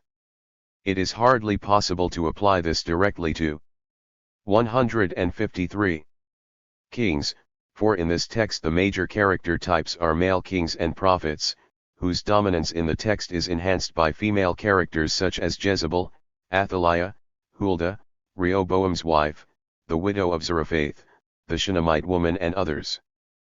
But there is a third character central to the whole text, namely Yahweh. Let me begin by focusing on the contrast between prophets and kings, which will then bring us to Yahweh. Against the magical and all-powerful prophets Elijah and Elisha, whose feats range from raising the dead to life and calling down bears on little boys, from standing up to kings on pain of death to raising axe heads, come the relatively ordinary and flawed kings who are rarely able to do a thing right. In respect of this contrast, I want to pick up a general theme of kings on which I have written before, the tension that Yair Ahmed has described as a dual causality, divided between divine and human characters. 22 In my earlier analysis I argued that 1 Kings 12 operates with such a dual scheme. The narrative of the breakup of the kingdom by Rehoboam and Jeroboam proceeds according to the closed world of human interaction. Thus, the request of the people for alleviation of Solomon's burdensome requirements meets with a declaration of even harsher measures by Rehoboam. In reply the people, under the leadership of Jeroboam, declare their independence from Rehoboam. But just when the story builds up a picture of human interaction and causality, king, people, older and younger advisors, the text slips in the deflating phrase, for it was a turn of affairs brought about by Yahweh, 1 Kgs 12.15. The introspective section that follows, 1 Kgs 12.25 to 33, follows a similar tack, focusing on the introspective Jeroboam and his decision to set up golden calves for worship at Bethel and Dan, only to become the key narrative of the sins of Jeroboam, see 1 KGS 12.30. In what I termed, with a deliberate anachronism, the historical determinism of kings, I argued that the at times covert and at others more overt control of events by Yahweh generates a distinct ideological contradiction in kings. David Jobling's point, that this in fact describes a good deal of the Hebrew Bible, over against Ummit's pseudo-historical effort to argue for an increased secularization and its effects on Israelite literature, assists my argument 23. If we focus on the question of character, the tension between divine and human causality applies to the royal narratives throughout the books of Kings, most clearly in the tension between the regnal formulae where Yahweh's approval and disapproval is more overt and the narratives encased by the formulae. By contrast, the prophets face none of this tension, being in constant communication with a Yahweh who spends little time behind the scenes. In fact, it is precisely the prophets who bring the element of divine causality squarely into the world of the kings. The tension between human initiative and control by Yahweh is the constitutive factor in the characterization of the kings, for it renders them desultory and error-ridden, given to actions that attract Yahweh's condemnation, even though those actions are subject to Yahweh's control. The contrast between these characters and the prophets could not be sharper. The prophets are completely under Yahweh's direction, so much so that they manifest a curious array of divine powers, ranging from major collective events with profound religious import to trivial magical tricks. If Yahweh is more surreptitious in regard to the kings, then he swamps the narratives of the prophets. They become superhuman beings, at odds with the characters they encounter, whether kings, sons of the prophets or widows. This is also a feature of the characterization of the prophets in Isaiah, Jeremiah, Ezekiel, and the 12, for their prime conversation partner is Yahweh. More often they function as his assorted mouthpieces, spouting forth his words but also following his directives. Despite the protestations of the commissioning narratives, the prophets are without sin. In the prophetic books and in Kings they are not condemned for disobedience to Yahweh. The so-called false prophets, for instance, 1 KGS 22.1-28, provide the counterpoint that reinforces the sinlessness of the sanctioned prophets.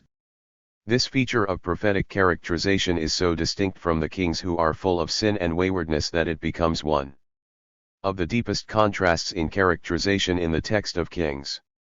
But there is another character, Yahweh, who constitutes the major effort to resolve this contradiction at the same time that his own character bears all the marks of the contradiction itself. Yahweh is a unique character, there is only one of him and he dominates the others, retiring during the regnal formulae only to emerge at various points to guide events or pass judgment, either in the mouths of the prophets or in the narrator's own voice. He is everywhere in the prophetic cycles, speaking directly with the prophets and directing their every movement. I am not so much interested in the way the narrator's voice and those of the prophets merge with Yahweh, or indeed how narrator and prophets merge into one, but rather how the interaction of Yahweh with the other characters has a profound effect on their characterization. 24 Yahweh ensures a hierarchy of characters, with primacy given, after himself, to the prophets, then to the select kings Solomon, Hezekiah, and Josiah, and then the sinful rabble of remaining kings. In other words, the first level of the effort to deal with the contradictions between the prophets and kings is by means of this hierarchy of characters, which is determined by access to Yahweh and his approval.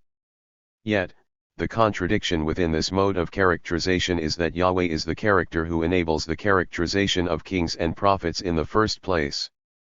That is, the tensions I have traced thus far are contained within the figure of Yahweh, a vicious cycle within the text. At a second level, the interaction between the major character types in Kings touches on a much wider theological problem in the Hebrew Bible, the tension between divine control and human initiative. It is banal to read this in terms of the contradictory experience of God that we find recorded in so many different ways in the Bible, or theologically as the contradictions of the human condition, for the initial form of the problem comes from texts like these. Rather, it indicates the workings of a particular ideological system, a cultural template that I will explore in the conclusion to this book.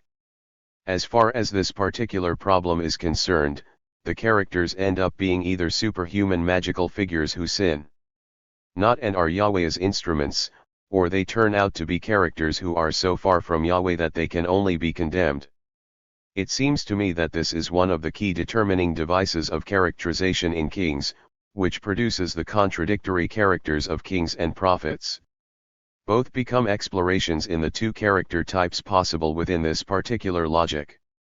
Ideological tensions and historico-philosophical consciousness. I close with two arguments. One concerns the way the tensions I have traced, in genre, life, and death and character, begin to fall apart. The other concerns what Lukács calls the moment of historico-philosophical consciousness. The signals of collapse of the structure of kings concerns two women, those who are both included and excluded from the overarching narrative. One is Athaliah, a queen mother and king, and the other a prophet, Huldah. Notably, one belongs to the genre of royal narratives, while the other seems to be part of the prophetic cycles. As for Athaliah, she rises from the gorefest that follows the story of Jezebel, wife of Ahab, 2 Kings 9-10. The massacre extends to Judah, and here Athaliah, the mother of the murdered Ahaziah, turns up. If Israel could produce a Jezebel, then Judah can go one better. But the problem here concerns succession to the throne. The solution that Athaliah represents in this situation, king's mother as ruler, presents a serious problem that the text must eliminate. In dealing with that problem, Athaliah shows up the anomalies of the whole character type of the king. 25 She rules for 6 years, 2 KGS 11.3, but for her there are no regnal formulae. In their place we find, at the beginning, now when Athaliah the mother of Ahaziah saw that her son was dead, she arose and destroyed all the royal family, 2 KGS 11.1. Then at the end, so all the people of the land rejoiced, and the city was quiet after Athaliah had been slain with the sword at the king's house, 2 KGS 11.20. There is no burial or. 25 Brueggemann notes the discontinuity signaled by Athaliah, but then describes her fate in purely political terms. Walter Brueggemann, 1 and 2 Kings, Macon, Smith and Helwys, 2000, pages 407-11. 157. Notice of succession, even though Joash, who has been protected from her and rules after her, is her grandson. This is precisely where a succession notice would be most expected. But it cannot be in a text for which the succession must be from king to son. Nor is any theological judgment passed on her reign. She is, in other words, one of the kings and yet not, outside the system and within, the one who must be eliminated to make the system work. Athaliah fulfills a similar function to Huldah, being the anomaly that is the logical extreme of the character type of the king. In Huldah's case, this applies to the prophets. In many respects, Huldah is like any other prophet, mouthpiece of Yahweh, who condemns Judah but spares Josiah from punishment due to his obedience to Yahweh. Yet she delivers the last prophetic word in the book, 2 KGS 22.14-20, before the long-awaited destruction of Judah and exile of the royal house. Why does a woman deliver the death knell, the final prophetic word in a long run of prophets who are all men? Only a woman can bring about that destruction, for the male prophets are unable to do so, constantly repeating the threat of destruction without actually bringing it about. They cannot, in other words, destroy the world that brings them to life as characters in the first place. Huldah is, therefore, both the means for the end of the strange world of kings and its prophets and also the culmination of the character type of the prophet. She provides the unraveling of both, precisely as the mouthpiece of Yahweh. 26 Both Huldah and Athaliah signal the breakdown, the rattling to pieces of the tensions I have traced in Kings. The collision course of the two major character types, who themselves comprise the working out of the ideological problem that Yahweh constitutes, is in the end enacted by women. or at least the threat of the collision and destruction of the narrative and ideological problem it represents must be transferred to the women, who become the extreme types of prophets and kings and can therefore function as the scapegoats through which the narrative may cohere. I would now like to focus on the final item, that of the historico-philosophical context. I have followed Lukács's lead in many respects, focusing on the dialectical tensions of the text. Particularly in terms of genre, narrative rhythm, life and death, character and ideology.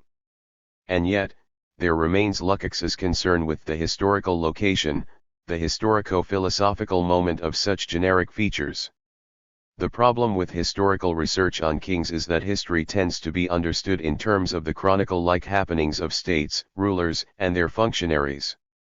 27 So we find the unabated search for the origins of Israel, when we can assume the narrative reflects the reality of kings in power, what imperial power invaded when, the difference between the first and second temple periods, and so forth. That this remains a hypothetical game should be obvious, for the evidence, textual and archaeological, remains thin on the ground. More rarely do we find concerns with the larger frame of economic and political patterns. That is precisely what I wish to do here. I begin with the point I have mentioned earlier. Ancient Israel arrived late on the scene, at some time in the first millennium. More specificity is hardly possible. It did so in a region, the southern Levant, that was marginal in economic, political, and cultural terms. 28 In this poor and menacing land, 29 A little kingdom flashed briefly before becoming an imperial province. In that brief moment, it attempted to erect a system of estates, of palace and temple, that the small ruling class felt was needed for its own well-being. Labor was typically indentured, whether permanently or temporarily, so that the estates could be worked. Debt, the corvée, forcing people out of village communes, these were some of the strategies used to secure labor in the face of ever-present shortage. The catch is that this economic approach was belated and untimely. Elsewhere in ancient Southwest Asia, such estates had been sidelined. They continued to function, but newer forms of expropriation had come into play in the first millennium BCE. These included systematized plunder, tribute, and exchange. The key was coinage, a byproduct of the logistical problems of feeding armies. Once coins were invented, simultaneously and without knowledge of each other in China, India, and Lydia, rulers demanded taxes in coin. Villagers and farmers had to find a way to obtain coins for taxation, so local markets spread in order to supply soldiers. With coins in hand, the farmers could now pay taxes, should they be enforced by the ever-shifting power of rulers. In this light, the estate system of the little kingdom of Israel was distinctly untimely and misplaced, harking back to former times. I suggest that this situation produced a curiously split situation, economically and culturally. The estate system sat strangely with the empires that invaded and demanded taxes, with the busybodies or middlemen, those merchants, tribute gatherers, lenders, landlords, and diplomats all rolled into one, who passed through on their way between Mesopotamia, Egypt, and the northern Levant. And before Israel could even think about installing anything like this at home, it became a province of those powers that used such an economic system. The text of Kings then becomes an effort at a cultural and ideological level to overcome this economic tension. It appears at multiple and overlapping levels. The split in the character of Yahweh is one level, where absolute divine control, eternal prophets, sit side by side with relative powerlessness, mortal kings. The text would prefer the former, imitating the big kingdoms far away, but it betrays the truth that the latter is closer to home. Above all, the effort to overcome the tension appears at a formal level, in the generic tension I have traced throughout Kings. The effort to combine the two genres is doomed to fail, reproducing at a formal level the economic and political tensions that it faced. One distinct signal of that failure is the appearance of the king Athaliah, who 160 is both part of the story of the succession of the kings of Judah and not part of the story, for she is denied the typical regal formulae. Even more telling is the prophetess Hulda, who speaks the final word of doom at the close of the books of Kings. Summary. The Hungarian Marxist, George Lukács, describes the novel as a literary effort to overcome the problem of a world abandoned by God. He also argues that social and political conflict generates tensions to which literature responds. The tension between two genres, the books of Kings, royal and prophetic narratives, may be analyzed in terms of Lukács's interest in generic tension. Another level of this tension is that while kings die regularly, prophets do not die. In terms of character, the tension is between God and the other actors in the stories. These tensions may be seen as complex and intersecting ideological efforts to overcome the belated appearance of Israel in ancient Southwest Asia. 7. Theodor Adorno, The Logic of Divine Justice in Isaiah. Adorno may well be one of the most rigorously consistent practitioners of dialectical thinking in the whole Marxist tradition. For those weary of sloppy thinking and undemanding texts, Adorno's sustained intellectual discipline comes as something of a relief, a reminder that it is possible to keep to such a high standard. Most appealing is his sheer bloody-mindedness, the rigor and discipline, the need to get on with the job without fuss, and the intellectual and practical commitment to Marxism as the best possible option in the current situation, both intellectually and politically. This may explain why he numbers among the greatest philosophers, Marxist or otherwise, of the 20th century. Over a relatively short life, 1903 to 69, Adorno was extremely productive and influential, especially in the post-war reconstruction of Germany, where the left emerged, for a time at least, with the credentials of having opposed fascism from the first. The exiles returned from around the world, including the Frankfurt School of Social Research from its wartime domicile in the United States, to wrestle for the intellectual, moral, and political leadership of a young generation tainted by the Third Reich. As with the other critics I deal with in this book, my use of Adorno is quite specific. In his habilitation schrift and first philosophical work, Kierkegaard, Construction of the Aesthetic, 1 Adorno argues that Kierkegaard ends up with insuperable paradoxes in his effort to base a philosophy, ethics, or aesthetics on theology.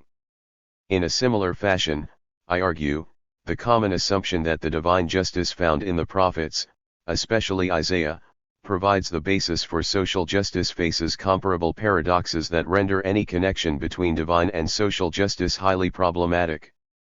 The elements of Adorno's approach that I outline below before turning to Isaiah include his practice of immanent criticism, his development of the dialectic that comes out of the Hegelian Marxist tradition, and an attention to theology that often surprises Adorno scholars. As with my discussion of Bloch, I suggest that one of the benefits for biblical criticism of Adorno's work is the need for a thorough theological demystification. Immanent criticism, dialectics and theological suspicion. Adorno's texts are by no means easy, so some patience is required to understand him. Indeed, the study of Kierkegaard has baffled nearly all commentators, who usually give up at the end of the first section of the book. 2. We will need to go further in order to see how Adorno works. His comments on his method of interpreting Kierkegaard are as good as any introduction to his practice of immanent criticism. There is no way to meet up with him in the fox kennel of infinitely reflected interiority than to take him at his word. He is to be caught in the trap set by his own hand. 3. In other words, this approach uses the text's or author's own terms, resisting the temptation to make the work under investigation fit into a predetermined framework. Yet, in a dialectical turn, Adorno argues that even this immanent approach is itself drawn from Kierkegaard, for his is a Christian theological exegesis, Christliche theologische exegese. Indeed, this approach is based on the interpretation of biblical texts. At every point Kierkegaard's statements refer to texts that he held to be holy. For now we come a full turn, for it becomes apparent that one of the sources for Adorno's own immanent criticism is biblical exegesis. Nonetheless, the purpose is not to exposit the authoritative text's own meaning, but to locate its internal contradictions, the impossible moments that undo the text's ideological construction. These are the traps in the fox kennel I mentioned earlier. Only through a complete immersion in the content and method of the text under investigation is it possible to identify the contradictions by which an interpretation can move forward. Every insight into Kierkegaard is to be wrung out of his own context. 5. But this means that an immanent interpretation is also very much dialectical, for in Adorno's hands it becomes the means for pursuing the contradictions until they give out their truth content, which for Adorno is the concrete situation, without which thought is impossible. As for dialectics, there is nothing quite like the relentless dialectical moves of Adorno, encapsulated in the content and structure of virtually every sentence he wrote. A general outline of dialectics may be found in the introduction to this book, but Adorno provides his own version. Hegel may have transformed dialectics into a mode of philosophical thinking. With its Aufhebung or sublation, it is simultaneously an end and a beginning, an annulment and a preservation that shifts the whole problem onto a new plane. Here the original problem ceases to be what it was, but it is also absorbed into the new situation where yet other questions arise and the dialectic continues its task. Marx may have given Hegel's dialectic a materialist turn, standing Hegel's idealist dialectics on its feet, grounded in society, politics, and economics. But in Adorno's hands, the dialectic operates by pushing the oppositions, anomalies, and contradictions to their extremes. When they run beyond where they ever though they could go, arriving panting and sweating, a mediation opens up between the opposed terms and a deeper level of connection. In this way, a concept begins to show glimpses of its opposite, transformed in the process that identifies what has been excluded as the key to the concept itself. Perhaps the most well-known example is the argument concerning barbarism and enlightenment in the text Adorno co-authored with Max Horkheimer, Dialectic of Enlightenment. 6. Here they pursue the various modes in which apparently enlightened culture, from the ancient Greeks onwards, actually turns out to include barbarism in its very structure. That is, one cannot have enlightenment without increasing barbarism. Another form of the dialectic for Adorno is to seek the moment of profound dissonance between things that appeared unified and harmonious. As a very different example, he tackles what we now assume to be the norm in films: they combine picture and sound in an effortless whole. However, when talkies first appeared, Adorno argues that the apparently natural combination of picture and sound actually produced a stilted effect. There was something very unnatural about the combination, so movie makers introduced musical scores to distract our attention from that stiltedness. The final feature of Adorno's approach involves what I call theological suspicion. This suspicion is intimately connected with and in many ways reliant upon Marxist ideological suspicion, see the introduction, but Adorno reshapes that practice with an eye on theology. 7. That suspicion operates by means of critical discernment, in which one is constantly on the watch both for the subtle effects of theological modes of thought and for the possible genuine contributions theology may make. I would like to provide two brief examples of Adorno's approach, particularly in its exercise of ideological and theological suspicion. The first is drawn from the joint work with Horkheimer, Dialectic of Enlightenment, especially the chapter on the myth of Odysseus, from Homer's epic poem. For Adorno, such a myth is largely baleful. Myth is characterized by deception, false clarity, fixation, domination, exploitation, and the repression necessary for individual subjectivity to emerge. In light of the situation in which Adorno did much of his work, the Nazi appropriation of myths of the Volk to claim that human civilization began in Northern Europe, we can understand the suspicion of a Marxist of Jewish background.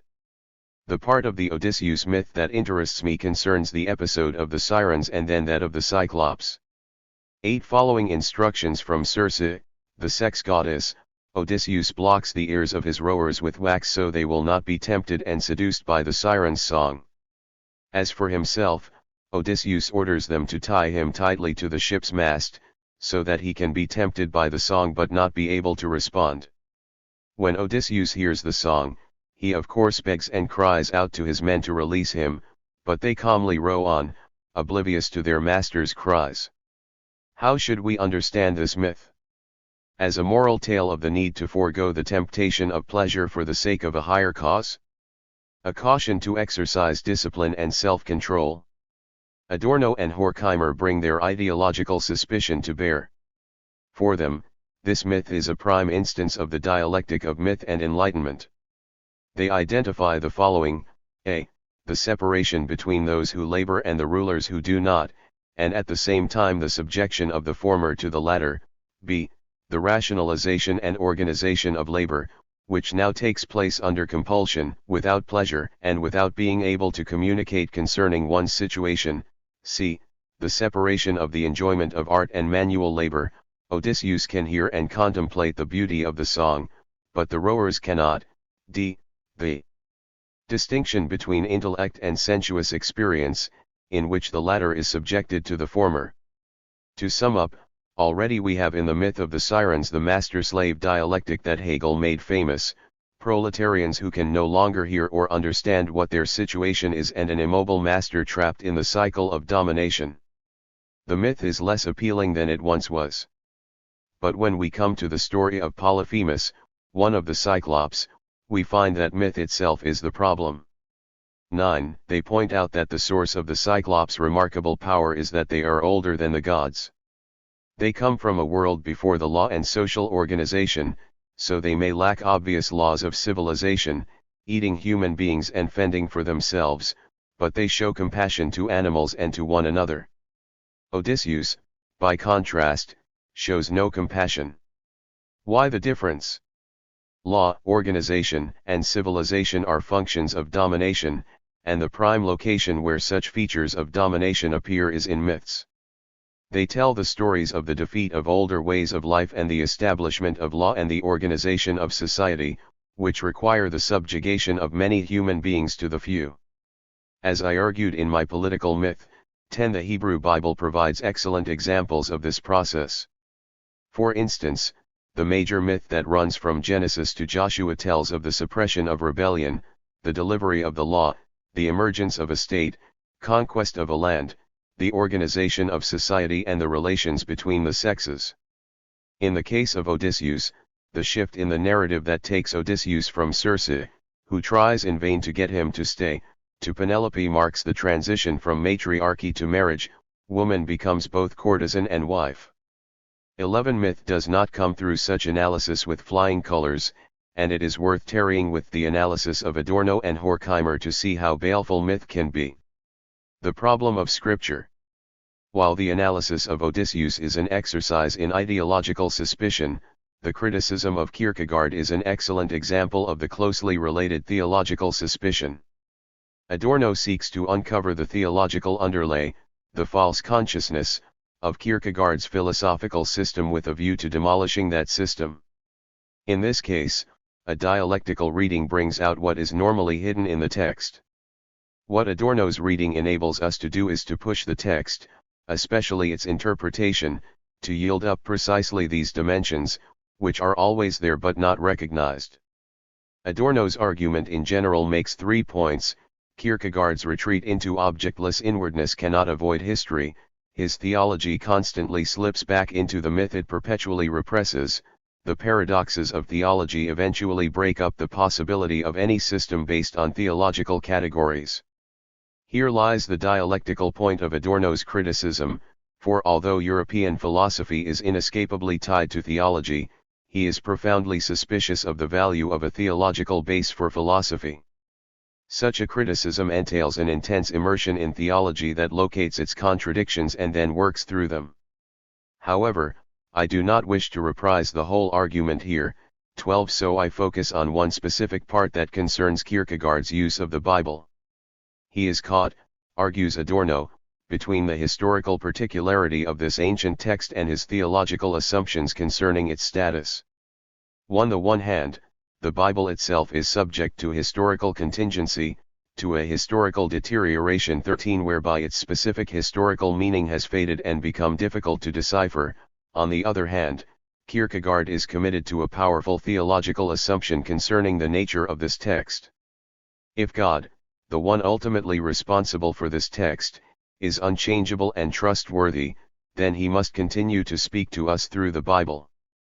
The problem for Kierkegaard is that he is not a dogmatic theologian, for whom the symbolic word, symboliskan word, note the Christological allusion, unifies signifier and signified. Instead, the Bible's historical loss of meaning must be handled in other ways. Kierkegaard's proposed way of overcoming this contradiction, between historical particularity and eternal word, is to read the text as a cipher. Chiffer implicit in Kierkegaard's metaphor of Scripture is, the unalterable givenness of the text itself as well as its unreadableness as that of a cryptogram composed of ciphers whose origin is historical. 14. The Bible is then a cryptogram composed of ciphers, so how does one understand it? The problem to be overcome is that history produces a fissure between the cipher and truth. Soon enough, this break introduces a further break between the text and the individual who seeks that truth. The truth-seeking individual finds that the meaning of the text he or she reads begins to decay, so that meaning separates from the cipher in the text. 15. The text has become more inaccessible than ever. So what is Kierkegaard's solution? He resorts to the psychology of the individual in order to go back and recover, existentially, the lost meaning of the text. Only a radical retreat into inwardness, into the inner workings of the soul and thus the privatization of faith, is able to experience the text's meaning. Here one touches the existential experience of the text's own writers and readers, as individual faith and individual faith meet across the millennia. One may then experience the effects 16 of the text, which become in Kierkegaard's work the existential experiences of anxiety and despair, which are the marks of sin and damnation. The problems with this approach are many. To begin with, this radical inwardness is an effort to escape the effects of history, in which the meaning of that cipher, the Bible, is lost. Yet, Kierkegaard's inwardness betrays the history it seeks to escape, for inwardness is a characteristic of that distinct historical creature, the bourgeois. With the ideological primacy of the private individual, who is supposed to be the basis of all else, Kierkegaard gives voice to the ideology of a specific and at his time still new class within capitalism.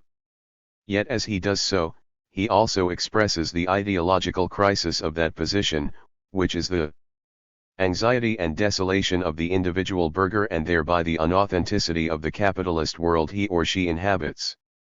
Further, Kierkegaard's attempted solution is inescapably theological and thereby idealist. Briefly put, the criticism is as follows: if we grant Kierkegaard his inwardness, then the individual subject is its own ground. It cannot be established on anything but itself, and the movement of subjectivity can involve only an oscillation, out and back in again, in what is a poor substitute for the dialectic. Or rather, Kierkegaard's inversion of Hegel's dialectic is not materialist, Marx, but idealist, based on a radical interiority. And idealism cannot create or produce anything, let alone the individual subject that is a basis of Kierkegaard's thought. The existential subject is about as able to manage auto-generation, to produce itself, as a man is able to create himself from nothing. This is the impossible trap of a method based on theology, for it cannot escape the logic of the system. The effort to overcome a contradiction regarding the Bible that was generated out of theology itself, God's unchangeable word in history, can only produce a solution that is itself theological and thereby remains caught in the contradiction. I have offered these two examples of Adorno's approach in order to provide models of my reading of Isaiah 5, although in terms of method rather than content. Like Adorno, I develop an immanent approach to the text, an approach that does not seek to make sense of difficult material by importing suggestions from outside but rather works through such difficulties in order to locate the tensions and paradoxes within the text. These tensions then lead to a dialectical analysis that operates with a sustained theological suspicion. The paradoxes of divine justice. Isaiah 5:8-23 begins with a well-known call: woe to those who join house to house, who add field to field, until there is no more room, and you are made to dwell alone in the midst of the land. It continues to list a series of injustices, visited by the rich on the poor, and to answer them by statements of divine judgment. This is a text that suggests any notion of social justice is based upon divine. 170. justice, and that any subsequent form of social justice, however secular, may be traced back to prophets like Isaiah, or indeed like Amos or Micah. 17. Class woes. I argue that the connection between social and divine justice, made explicit in texts like Isaiah 5, faces a number of paradoxes. This text as a whole is the well-known Song of the Vineyard, although it is more of an allegory avant la lettre with the interpretation of the various items in the allegory itself provided in Isaiah 5.7. Nevertheless, I will begin in reverse with the woe oracles of verses 8 to 23 that follow the explication of the parable of the vineyard. Here we have a distinctly socio-economic criticism of those with, or those who abuse, the distinction is important, wealth and power. To deploy a Roman term, the text speaks of latifundia, the use of debt burdens to appropriate land and its usufruct at the expense of those in debt. Woe to those who join house to house and field to field until there is no more room, Isa 5.8. We may see here the expansion of palatine and temple estates by landlords and palace functionaries, estates that use indentured labor in order to feed and supply the small non-laboring ruling class. In order to expand, they seize the productive agricultural land of the village communities and force the farmers to work on the estates. However, for Isaiah the economic and social effects are negative, inhabitants are thrown out and a dramatic drop in production ensues, with vineyards and grain crops inadequately cultivated, Isa 5.9. Ultimately, the appropriating landlords will suffer, for their own houses will lie desolate and their vineyards and grain crops will not produce what they expected. Yet this way of looking at the situation keeps God out of the argument, except as one who is part of the economic process itself. As far as Isaiah is concerned, the two can hardly be separated from one another, for the distinction between economic and divine cause would have been entirely foreign and anachronistic in an economic system where the sacred provided the very framework of the world in which people lived and moved.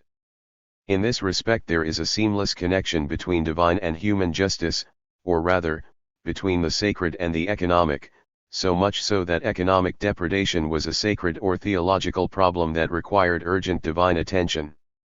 For this reason, the economic practice of latifundia brings a condemnation from Yahweh in the mouth of the prophet. The woe oracles that follow identify various social and economic ills, rather than the apostasy and worship of idols that we find in Jeremiah or Ezekiel, or elsewhere in Isaiah. So, there are criticisms of grog and partying that result in lack of knowledge, food, and water, Isa 5.11-12, criticisms of double-speak, 5.20, and the cultivation of falsehood and sin, 5.18-19, self-knowledge, 5.21, drinking and legal corruption, 5.22. These woes begin slowly and with more detail, 5.8-17, only to tighten up in a staccato of condemnations, 5.18-23. While these woes appear to be a series of moral denunciations, a distinct class element appears that points towards the first paradox of Isaiah 5. Who are those who rise early in the morning that they may run after strong drink, who tarry late into the evening till wine inflames them, Isa 5.11. Who are the party animals who do not regard the deeds of Yahweh or see the work of his hands, Isa 5.12. Are they the latifundiaries of verses 8 to 10? Only in V14 does the class identifier appear, namely the honored or the nobility, Hadar. Along with this nobility are her multitude, her throng and he who exults in her, Isa 5.14. The feminine third person. 172. Possessive pronoun to all the nouns, including nobility, Hadara, refers back to the earlier Sheol. And so the greedy landlords are really the honored of Sheol. The point here is a class critique. Only those who do no work but exploit the work of others, that is, the owners of the means of production, have time to drink and party, and the dire socio-economic effects are the result of their exploitation. The honored of Sheol must therefore be read as a derogatory term for this class, so all of the apparently moral denunciations become class-specific. They carouse, appropriate productive land, sin, abuse religious privilege, call evil good and vice versa, are wise in their own eyes and corrupt the legal system for their own benefit. They are haughty, Isa 5.15, heroes at drinking wine, Isa 5.22, and guilty of wholesale corruption and injustice. The paradox of the vineyard. Herein is the first paradox, for the entire prophetic denunciation is directed at one class. While this class criticism provides plenty of resources for those who seek social justice in the Bible, the paradox arises precisely when we turn to the allegory of the vineyard that precedes and sets the context for the woes. The allegorical interpretation of Isaiah 5.7 identifies the vineyard as the house of Israel, the vineyard itself as belonging to Yahweh Sabaoth, and the plantings of the vineyard as the man of Judah. In v3 appear the inhabitant of Jerusalem, Yosheph Yerushalayim, and again the man of Judah, Ish Yehudah. The woes that follow immediately after v7 are therefore directed at these groups, which one initially might read as the whole people. 18. The problem begins with the tension between the house of Israel in verses 3 and 7 and the ruling class of verses 8 to 23. The text seems to identify this class as the whole people, an ideological slip that implicitly recognizes the power of ruling class ideology. But I need to ask whether there really is an inconsistency in this text. Others, such as Matthews and Cheney, argue that the text is quite consistent, although they need to work hard to maintain such a position. 19. Matthews uses evidence of viticultural practices in ancient Southwest Asia to explain the effect of the allegory to its original audience, whereas Cheney brings together social scientific material, comparison with other Isaiah oracles, as well as generic and lexicographical analysis in order to argue for a consistent criticism of ruling class practices in Israel in Isaiah's time. The text is a major source for Cheney's wider search for social justice in the Bible. 20. Apart from the historicist assumptions of their readings, both studies operate on the unexamined presupposition that the allegory must be consistent and must make sense. Thus Cheney, when faced with the problem of terminology I have noted, especially the man of Judah and inhabitant of Jerusalem, wants to specify the terms to focus on the ruling elite, the former as a small body of large and powerful landholders and the latter as ruler, of Jerusalem. Matthews engages is a massive effort of filling in what he feels to be the missing pieces in order to render the allegory consistent. My inquiry differs precisely on the question of consistency, for it seems to me that the tensions and paradoxes are the most interesting part of Isaiah 5. And the paradox is between the ruling classes identified in the woes and the whole people of the terms O man of Judah, O inhabitant of Jerusalem, in both cases the most common usage, and house of Israel. The problem is that as far as the ruling classes are concerned, they are the whole people and their ideas are the ideas of the whole people, whom they epitomize, control and exploit. This particular tension, between ruling and ruled classes where the former ideologically subsume the latter, means that the expectations of Yahweh in v7b are meant for the owners of the means of production, the landlords and others who come in for such a hammering in Isaiah 5.8 to 23. It is to these that Yahweh looked for justice, mishpat, and for righteousness, tzedakah, but ended up, in a wordplay, with bloodshed, mispaki, and a cry, tzedakah. Social justice, at least of the kind identified here, is something in which the rich and powerful engage, an economic and social agenda that is the responsibility of the ruling class. It is they who must show mercy to the widow, orphan, and foreigner in the land, in much the same way that the kings must exercise justice. An extraordinarily limited form of social justice, is it not? Trickle-down justice, to gloss a term from capitalist economics.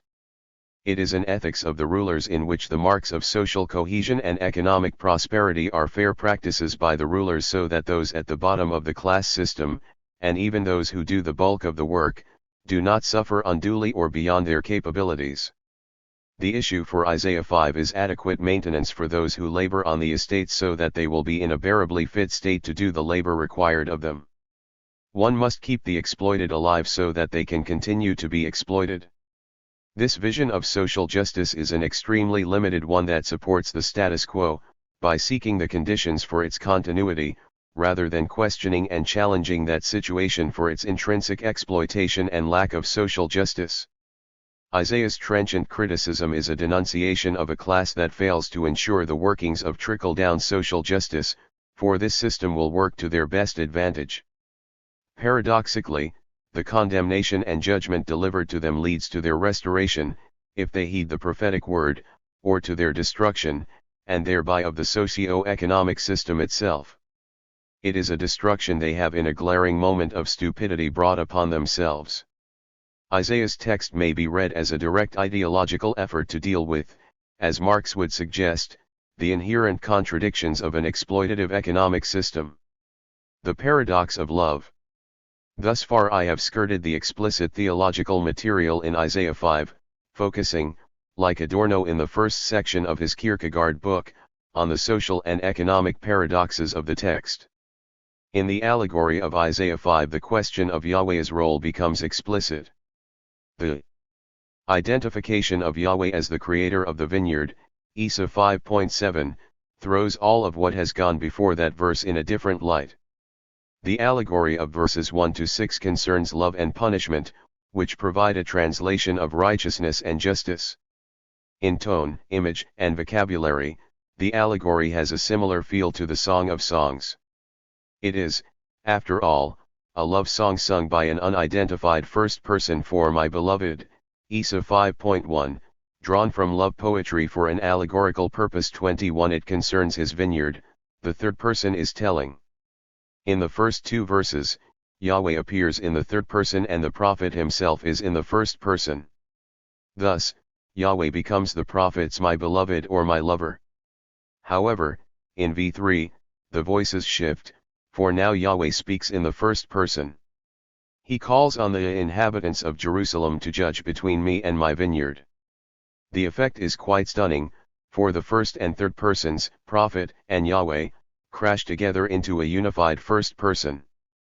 The prophet becomes once again the speaking machine for Yahweh.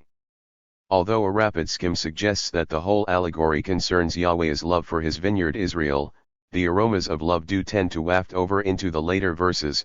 The shift in pronouns and verbal subject breaks the connection. Verses 1 and 2 are about love, but the only love is that of the prophetic first person for Yahweh, my beloved, for whom he sings the love song. A second paradox emerges, the basis for social justice in the love of Yahweh, which seems to the basis for connecting the earlier and later parts of the chapter, begins to dissipate. Unwittingly, the text of Isaiah 5 echoes Adorno's criticism of Kierkegaard, that divine love and ethics are incompatible, that one cannot base an ethics on a theological premise such as love. Instead, once the distinction between the first and third person of verses 1 and 2 closes, the allegory shifts from the theme of love to judgment. With the unified first person that begins in v3, judgment formulae creep into the text, entirely severed from the words of love. Thus, Yahweh does not construct the vineyard out of a love that is then rejected by Israel, and that Yahweh, like some disappointed lover, sadly punishes.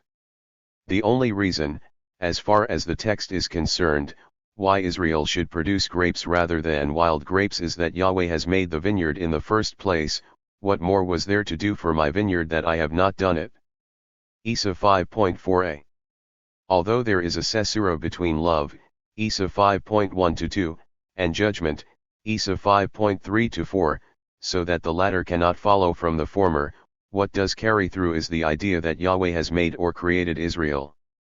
Thus, in v2 Yahweh digs and clears, plants with choice vines, constructs a watchtower and wine vat. This is what Yahweh does for the vineyard, Isa 5.4, and the dismay of verses 2b and 4b is based on the expectation that this work of construction should produce the expected yield.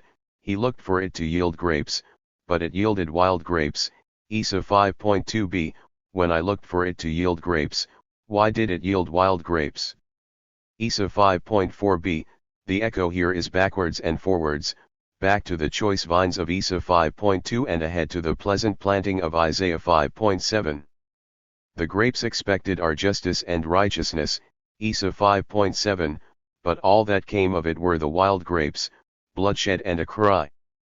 To complete the allegory, the choice vines of v2 are the men of Judah, the pleasant planting of v7. So it is the men of Judah who are expected to yield the grapes of justice and righteousness, but they do not. Why should they produce such yield? The only reason is that Yahweh has made them, the vineyard.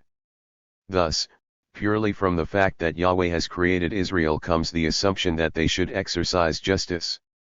There is no reference to commandments to be followed, divine directives that the people studiously avoid at their own risk and for which punishment is deserved. Between cultivation and rottenness. All of which leads to the extraordinary third paradox: if Yahweh has constructed the vineyard in order to yield grapes, the only reason for the unacceptable yield is Yahweh himself. A flaw in the cultivation itself leads not to cultivated grapes but to wild grapes. Without any commandments or directives that the people have to follow, the onus cannot be on the people themselves. And without the connection between the love of verses 1 and 2 and the judgment in verses 3 and 4, the reason for the wild grapes cannot be the rejection of Yahweh's love for Israel and Judah. The justification for an ethics of social justice begins to rattle to pieces. Righteousness and justice must flow from the creation and cultivation of Israel and Judah, but if they, especially the ruling classes who come in for such a hammering, do not exercise such justice, it is not because of their own sin. There is no room for that theme in the allegory, but because Yahweh has not cultivated them in a way that would result in righteousness and justice. Once again, the effort to base an ethics of social justice on theological premises faces a paradox. In light of the two paradoxes of the allegory itself, the rift between love and judgment and the U-turn that places the reason for the absence of social justice on the vineyard cultivator, the third stanza, Isa 5.5-6, floats free in the theological vacuum. These verses, again in the divine first person, outline the punishment that crashes down on the vineyard. Yahweh will remove its hedge, break down its wall, make it a waste, avoid pruning or hoeing, encourage briars and thorns to grow and order the clouds not to rain on it. The echo of Eden is strong, although the punishment does not follow from any human disobedience in Isaiah 5. Even though verses 5 and 6 speak of the vineyard, there is a jarring mismatch between the various acts of cultivation in v2 and the promised destruction of verses 5 and 6.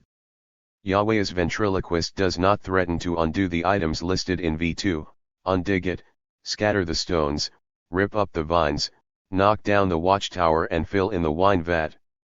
Instead, none of these items from v2 are picked up in the punishment of verses 5 and 6. Initially, this may be read as a signal of the breakdown of the allegory's theological logic, the discontinuity between one part and another, here between verses 2 and 5 and the themes of love and justice. But if we look further, another motif begins to emerge.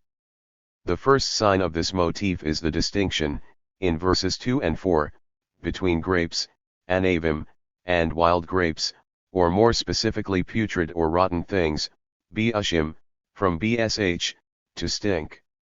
In other words, the distinction is between cultivation and wildness, culture. 178. And nature. Yahweh seeks to cultivate a vineyard so that it will produce cultivated grapes, but only the putrid grapes of nature result. The allegory thus falls into Levi Strauss's schema of what distinguishes human society from the lack of such society.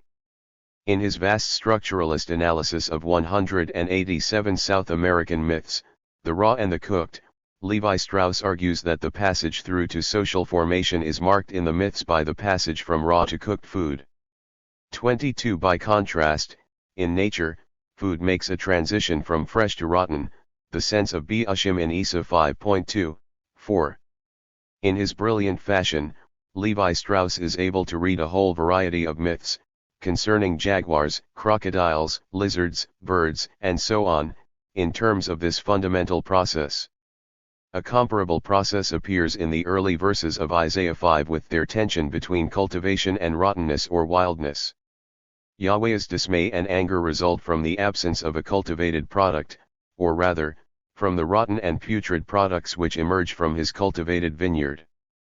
The danger that must be avoided is, in other words, nature itself, that stark other to the cultivating desire of Yahweh. This tension between nature and culture carries through and makes sense of Isaiah 5:5-6, for Yahweh promises to remove the boundary, the hedge and wall, between cultivation and wild nature.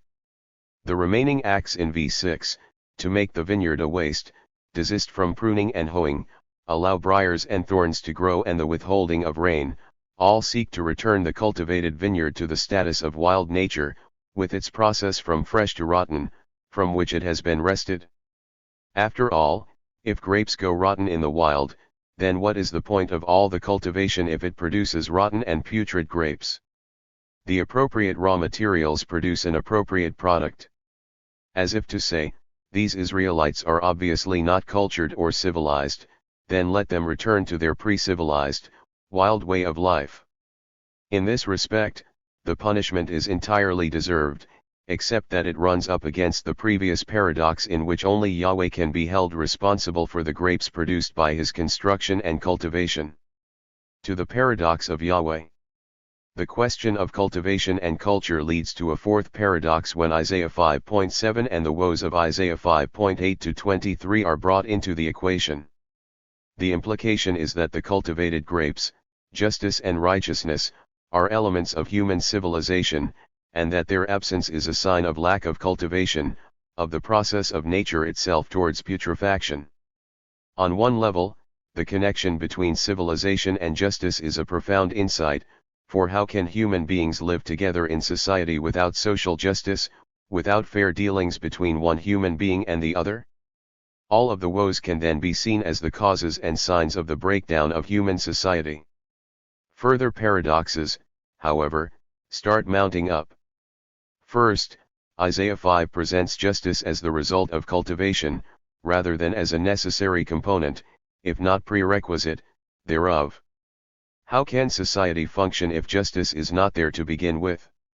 Second, it restricts justice to the realm of human society, with all its borders that mark it off from barbarity and wild nature. Yet, elsewhere in Isaiah, such as Isa 11:6-9, the region beyond the borders of human society is where peace and justice prevail. To be sure, what happens in the eschatological passage of Isaiah 11 is that the various features of civilization extend and dominate wild nature itself. The Eschaton becomes one vast civilized and cultured space. In such a space the possibility that nature may have its own form of order outside human society is closed down.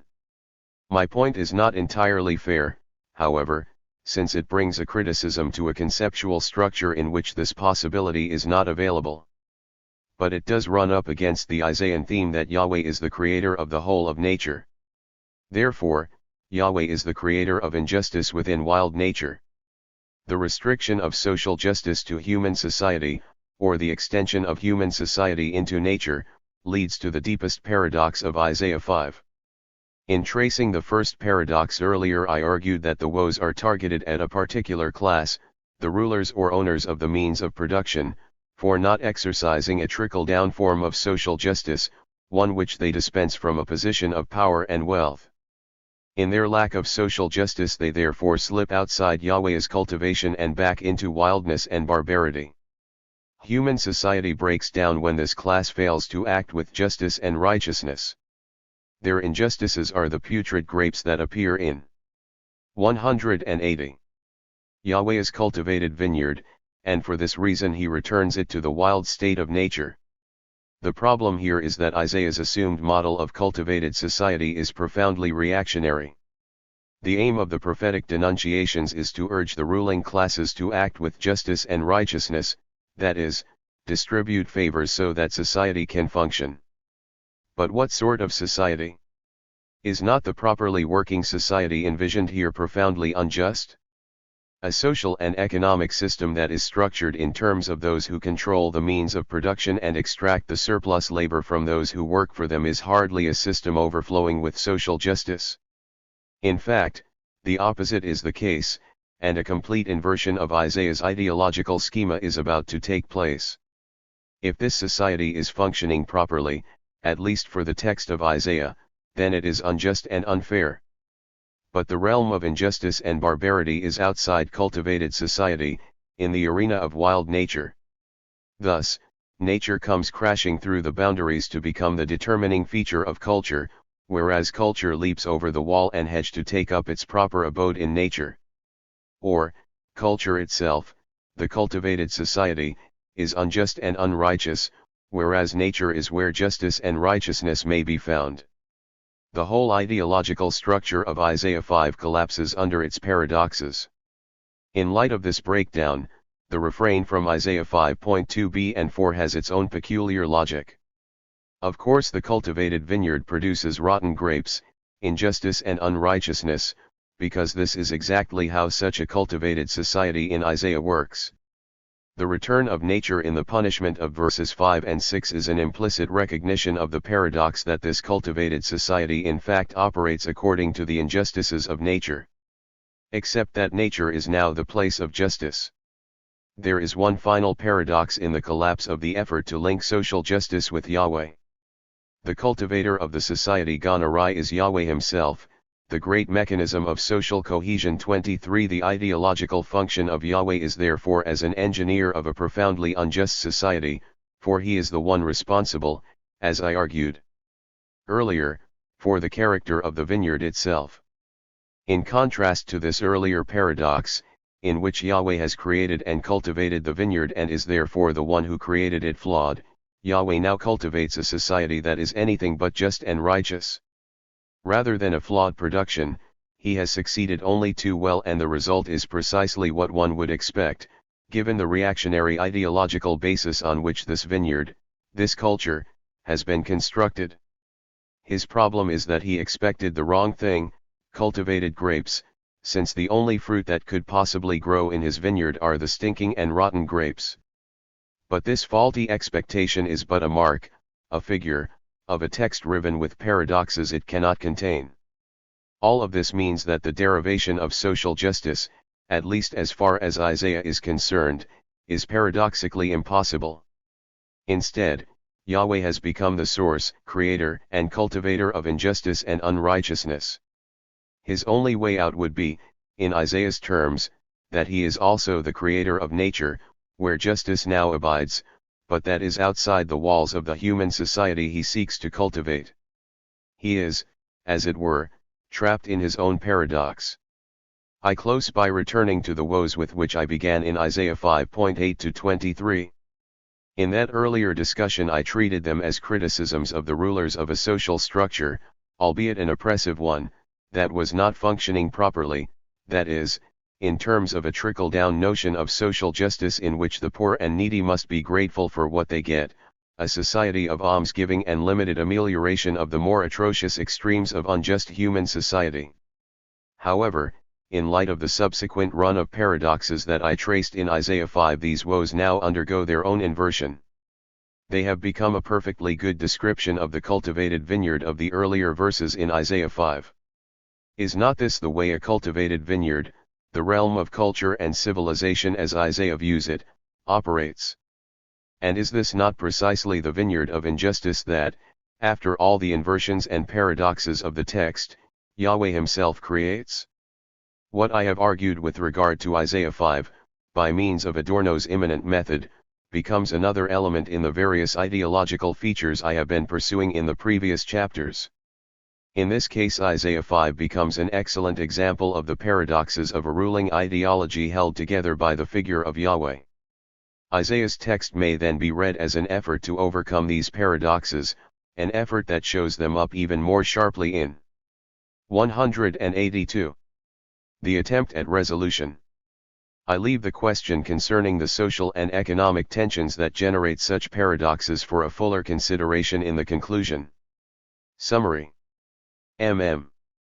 Theodore Adorno's rigorous method involves immanent criticism, taking the terms from the text under analysis, theological suspicion, and dialectics. Two examples involve his, and Horkheimer's, suspicions of the reactionary nature of myth and the impossible paradoxes of Kierkegaard's use of the Bible. Isaiah 5 has been used as a biblical basis for social justice. However, the text faces numerous paradoxes, through the vineyard, divine love, cultivation, and the character of Yahweh, which reveal it as a ruling class text that advocates trickle-down welfare. For this text, Yahweh becomes the ideological glue for a ruling class keen to appear benevolent. 8. Ernst Bloch, Anti-Yahwism in Ezekiel.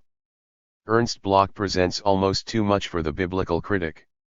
A Marxist writer who not only read the Bible avidly but kept himself up to date with biblical criticism, who reflected deeply on the Bible in his major works and drew much of his vocabulary and concepts from it, who argued for the importance of the Bible in any politics of revolutionary liberation and socialist construction, and who wrote a book on the Bible itself. The inseparability of Bloch from the Bible means that I can add another category to my discussion, the major elements of Bloch's biblical hermeneutics, alongside the more usual treatment of major ideas and methods and their relevance for the Bible. After this, I consider his philosophical hermeneutics of utopia, his own strategy of biblical interpretation drawn from the more general program, and then the deeper question of religious commitment and the study of sacred texts. Although the most obvious way to deploy Bloch's insights would be to focus on the thread of murmuring and insurrection that runs through biblical myths and stories, I propose to make use of Bloch in a different way. This feature may be described as anti-Yahwism, or protest atheism. That is, against the depictions of God as a God of white terror, as one who sides with petty potentates and an oppressive ruling class.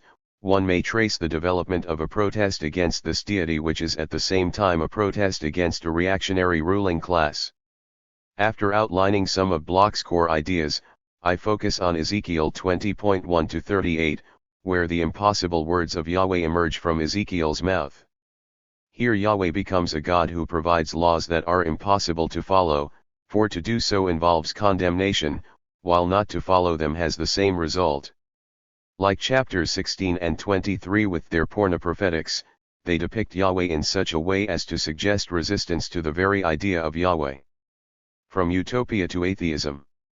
The Bible was one of Bloch's great inspirations, ranging from sustained exegesis of biblical texts to the pervasive presence of biblical vocabulary and phrases in his writing, often not acknowledged explicitly. For instance, any reader of the magisterial work, The Principle of Hope, too soon notices how often and for how long Bloch sustains his biblical analyses. And he is one of those Marxists who wrote a book on the Bible, The Enthralling Atheism in Christianity, the Religion of the Exodus and the Kingdom. 3. Indeed, I would suggest that some of the deepest currents in his work, especially the key idea of the utopian, could not have been thought without the Bible.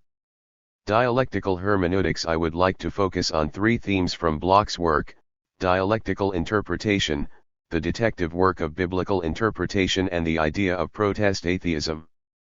The most consistent thread that runs through all his work is the search for a glimmer of utopian hope, in literature, folklore, myth, architecture, nursery rhymes, popular culture, music, of all ages and places. For Bloch, utopia is both a philosophical principle and a hermeneutical strategy. As for the philosophical principle, Bloch's reshaping of utopia sought its progressive, revolutionary dimension. This move counters conservative utopias, which tend to regress, to long for a lost golden age. These regressive utopias are caught in a dialectical trap. The past becomes the basis for utopia by means of denying the role of the past in determining the present system against which the utopia is posited. In other words, the future is but a return to pristine origins, bypassing the undesirable present. Of course, that ideal past is pure fabrication, for the past proposed by conservatives is far removed from any reality. Against the longing for a mythical past, Bloch argued for an orientation to the future. If the past seems to contain a utopian moment, Eden or paradise, the secret guild of Masons who look back to Solomon's temple as the ideal model, the island of the blessed, Atlantis and so on, then their energy derives not from the past, according to Bloch, but from the utopian vision of the future. In other words, he sought a discovery of the future in the past. The central philosophical category in Bloch's system is therefore the future, the novum, a radical openness to a future that cannot as yet be imagined, formulated except in terms of myth and story. Alongside the philosophical category of the future, where we can debate the relative truth claims of different utopias, there is also the hermeneutical category. A utopian hermeneutic seeks the various unexpected utopian fragments and glimpses in the ruins of the present, even in the worst ideological and cultural products available. In such a dialectical reading strategy, many negative and unredeemable items turn out to be concealing a positive and utopian moment. In other words, the negative is crucial for the positive to be there, only by means of an oppressive moment can the positive emerge. Yet, even the moments that presage a utopian future do so not through their immediate content but through their finite nature. Even hope itself is driven forward not by what is hoped for but by a dissatisfaction at the very core of hope, for it is therefore possible for the most reactionary and violent political program to function as a figure for a utopian community. In this way one may make an ethical assessment while not giving up on utopia itself, apart from being able to account for the continued presence of the negative. The world may be understood in the light of such a hermeneutics as a vast thesaurus of traces or figures of utopia, particularly in the commonplace human experiences of everyday life. As should be obvious by now, this hermeneutics is a dialectical process. Rather than read utopian elements off in a direct fashion, Bloch was also interested in dystopia, in the trajectories that produced images and hints of oppression and exploitation, of tyranny, empire, and domination. Even so, this is not quite dialectical enough, for it assumes that utopian and dystopian elements are clearly marked, that they have clearly visible identity tags on them. In some situations this may be the case, but Bloch gives the whole approach a further twist, for the overtly utopian texts may have a distinctly dystopian outcome. For instance, the image of the Promised Land, intrinsic to the story of the Exodus in the Bible, a text central to Bloch's own work, bears within it a mandate for dispossession and destruction of the people in the land. Inversely, I have argued in other places that Chronicles may be read as utopian, or rather, Utranian, politics, that its agenda is one of rereading the story of Israel in order to cast it and the future that arises from it in utopian terms. 5. Yet, the result is a thoroughly dystopian text, which excludes women, is extremely hierarchical and painfully pious, and has in its theocracy of immediate divine retribution an absolutely repressive state apparatus. This is where the hermeneutics of suspicion begins to function properly, to watch more carefully for the negative within what appears to be utopian.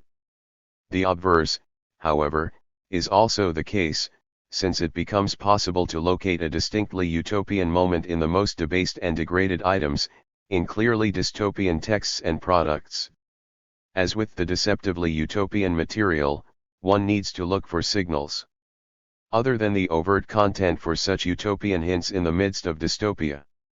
If I return to my example of Chronicles, it is not so much the content itself and the mechanisms of producing that are important, but in the very act of thinking and writing about a collective possibility in the first place, radically distinct from the surrounding political and economic situation. One may, then, find within an unredeemably dystopian text a formal or perhaps gestural hint of utopia itself, without valorizing the content in any way. 6. Detective work. In contrast to the other Marxists we meet in this book, Bloch has a distinct practice of biblical interpretation of his own. Part of Bloch's agenda is to argue for the importance of the Bible in response to the Marxist rejection of it along with theistic belief. Not only was it the book of the communist peasants and workers, but it is a book full of revolutionary gunpowder. The key feature Bloch wishes to introduce into biblical criticism, this in the 1950s and 1960s, is the category of class, since the Bible is a text of both those who labor and those who live off that labor and do none themselves.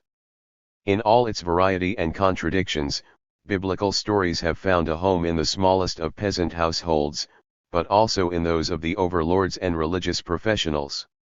Class differences do not merely indicate different reading strategies, the texts themselves tend in either direction, their content and form speaking with a double voice, one that is and is not folly for the rich and powerful. 7. The Bible is then a text riven with class conflict. Between oppressors and oppressed, rulers and ruled, those who do no labor and live off the surplus from those who do labor. In Atheism in Christianity, Bloch both uncovers the way ruling class ideologies have been imposed on the text and examines the patterns of subversive slave talk. The interlacings, overlays and myriad complexities of such materials require readings that are attentive to the subtleties of the texts. Thus, Bloch is interested in subversive texts that have been altered by later authorities and which may be recovered, as well as texts that have been rendered subversive through later usage. The one that survives is the masked text. It wears its mask, rather, from below, and wears it freely, as a first form of alienation, a characteristic change of ground. 8. Such texts have a double function, a sly irony, appearing to appease the rulers while openly criticizing and lampooning them. Men often spoke in parables, saying one thing and meaning another, praising the prince and praising the gallows to prove it. 9. As an example of the complexity of such readings, Bloch offers an interpretation of Korah's rebellion in Numbers 16, a text that as it is now speaks of a priestly rebellion, centering on the issue of ritual and incense, which is crushed through divine intervention. As the story stands, it is an account of a premature palace revolution 10 within the priestly upper class, but what catches Bloch's attention is the way the revolt is dealt with. God opens the ground which swallows them up as an example to anyone else who would rebel, who would burn incense before the Lord. This is not a God of war, waging a fight for survival, but a God of white guard terror. 11. One who emerges from the redactor's pen. Nonetheless, an echo of political rebellion reverberates through the text. Not only does the punishment itself signal this, but the perpetual recurrence of the Israelites' grumbling throughout the chapter indicates for Bloch a subversive, rebellious, anti-Yahweh voice that has been turned into something else, the sign of disobedience and recalcitrance on the part of the people themselves. Bloch undertakes this kind of reading again and again, sifting through the text by means of a dialectical hermeneutics of class. It leads him to argue for two concepts of God, one which has the futurum as its mode of being and the other that has been institutionalized down from above. 12. The latter, with its radical transcendence, patterns of submission and atonement, is the one against which the rebellions of the text are directed. Biblical criticism is in Bloch's hands detective work, identifying the murmuring versus tail wagging, rebellion versus domination. Such criticism is, in other words, a political tool, with the various traditions and layers of the Bible full of politics and economics. Although he finds major elements at the ideological center of the Bible, especially the Exodus and the Apocalypse, he assumes that by and large the dominant textual traditions are those of official power, priestly establishment, and institutions. They are the ones who impose ideas, political and economic domination and negative representations of the people. At the same time, he locates the alternatives, the possibility of opposing the hierarchic system of control and oppression. So, he focuses on the murmuring of the people against Moses, the trenchant prophetic critique of political economics, the early forms of Christianity rejected and persecuted by the early church, such as Gnostics and Ophites, who championed the serpent in the garden, saw the God of the Hebrew Bible as an evil power, a demiurge who sought to ensnare human beings within this world. These items indicate a healthy revolutionary tradition in the Bible. All of which leads Bloch to posit a distinct, although highly diverse, thread, potentially revolutionary, anti-ruling class, anti-powerful, anti-wealth, that appears in many different guises throughout the Bible. This thread challenges the oppressor's texts, in which Baal and Yahweh become one, where the literary elites work tirelessly as ideologues for the ruling class. Atheism and biblical criticism. By now it should be obvious how the theme of protest atheism is part of Bloch's biblical interpretation. He has an unflagging zeal for anything that serves to raise and value human beings, only critical attention to the veiled, and, in Exodus, ineradicable, subversion can bring to light the organon of the non-theocratic axis in the Bible. 13. All that rails against theocracy and its attendant hierarchy, against transcendence and obedience, and against the diminution of human beings has a distinct logic that sends it on a path beyond the Bible. He wants to bring the Homo abscondidus out of hiding, and he does so through a number of strategies. One is a dialectical inversion of key theological categories. The Deus abscondidus is in fact a cipher for the human being who remains hidden under the dominant religious systems of the Bible. Uncovering the suppressed rebellions of the Bible will bring that being into the open. Another is the argument that the God hypostasis needs to be placed on its feet. God is merely a hypostasis of what human beings can and will be, the utopian possibility of a transformed human nature. This is a temporal, horizontal transcendence. A third way, and this is the burden of atheism in Christianity, is to argue that the various protests against Yahweh or Elohim in the Bible contain what may be called protest atheism. Impossible within biblical ideologies that are saturated with the sacred, such atheism can only emerge later, after that world has closed down. The protest against God carries with it the assumption that human beings can only emerge in their full potential when everything that draws away from this potential and makes human beings subservient to something or someone else has been dispensed with. Thus a religion that raises human beings up from submission to powerful overlords, as Bloch finds in various parts of the Bible, is one that will wither away once the lords of this and any other world have gone. It is precisely this type of promise and hope that he finds in the Bible and in no other religious literature. What does protest atheism look like in the Bible? Bloch understands certain representations of God as key ideological features of the ruling classes. Thus, on behalf of those classes, the God of the Bible represses rebellions by the people. If these representations of God are inseparable from such an ideological system, then opposition to God is opposition to the system. Conversely, bucking the rulers is also a challenge to this God. This argument brings us to Bloch's central theological argument, derived very much from the Bible: if human beings are to realize their full potential, to bring about a change in human nature and to end exploitation, then that involves not only smashing the ruling class, but also rejecting the gods who form part of their ideological structure.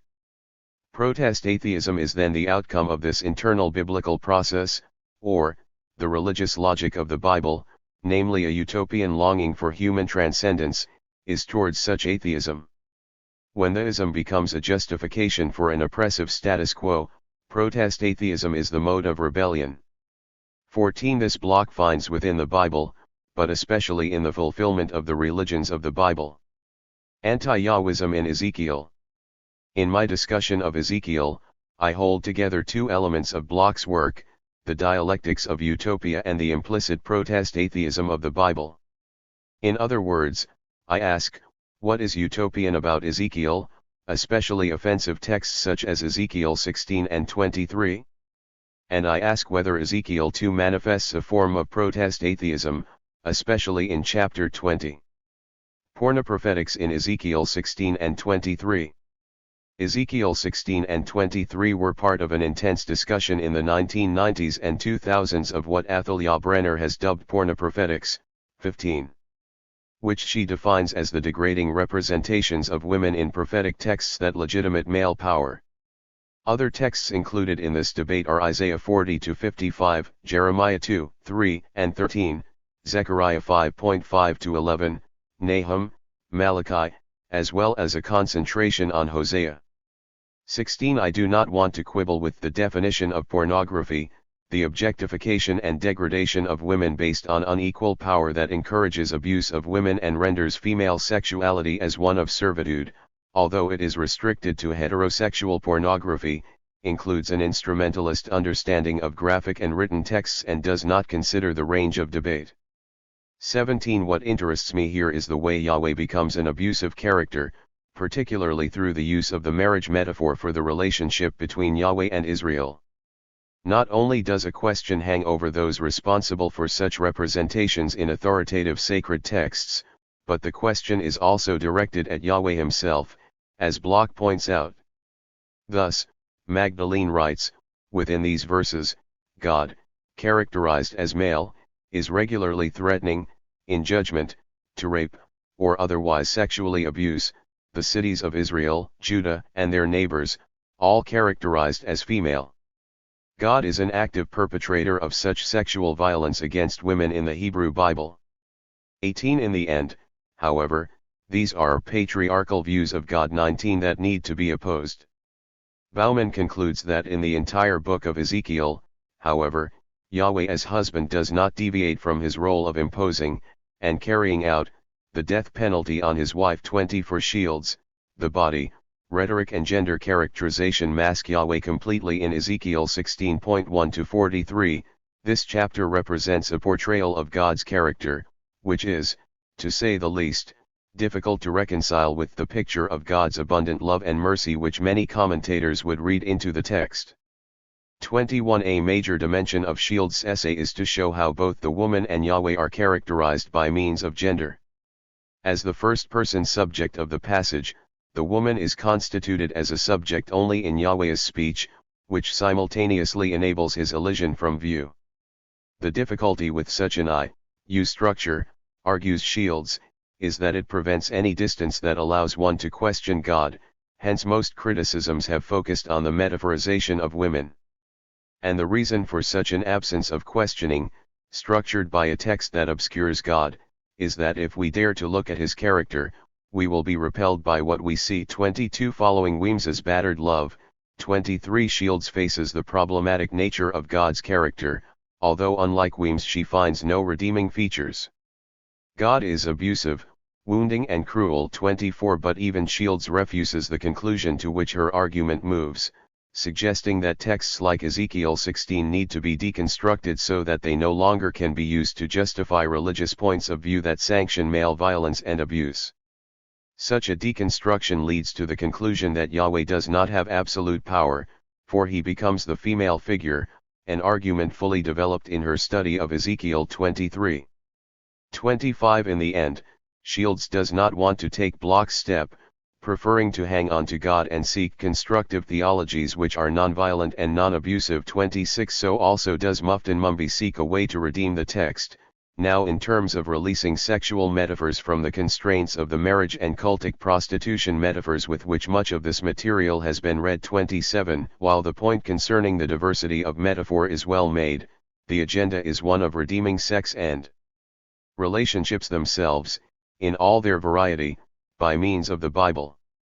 Without such an explicit theological agenda, Runyan uses René Girard's material on mimetic desire to reread the metaphorical language of Ezekiel 16 so that it can no longer be used as normative for violent gender relations by those who read the Bible as instructive. 28. Runyan does so by recasting Yahweh as a parent, man or woman, with sexual preferences for men and by interpreting the woman as a surrogate victim in an economy of desire and violence, all through a sophisticated analysis of the interplay between the literal and the metaphoric.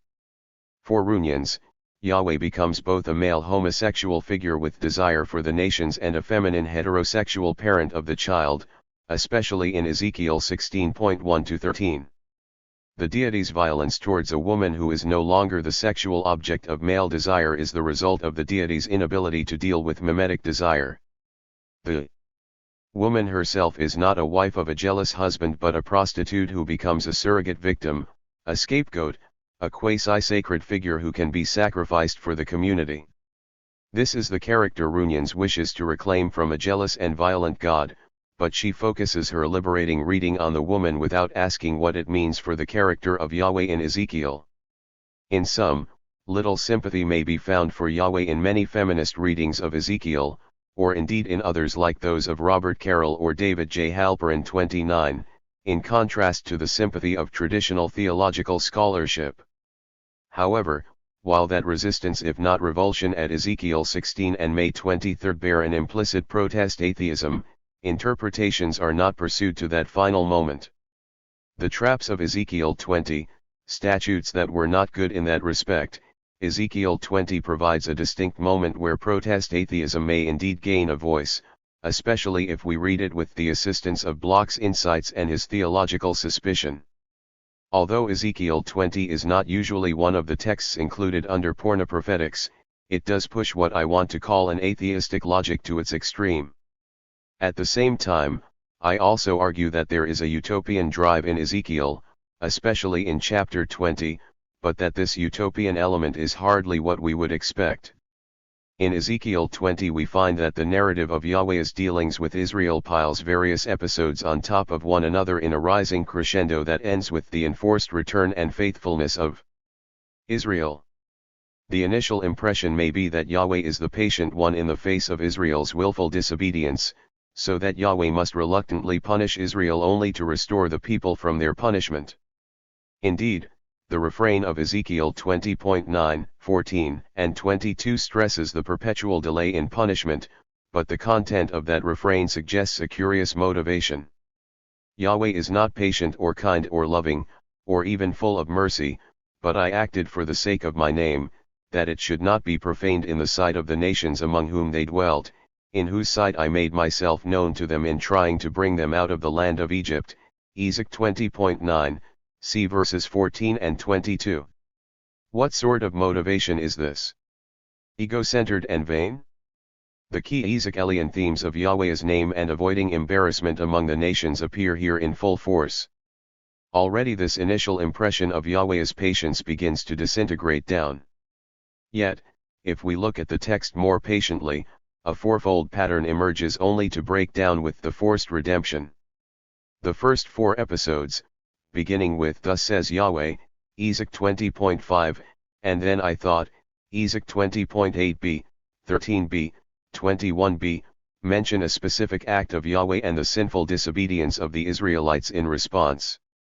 The first, Ezek 20.5, 8a, speaks of Yahweh choosing Israel, the house of Jacob, and of the promise to bring them out of Egypt to a land flowing with milk and honey.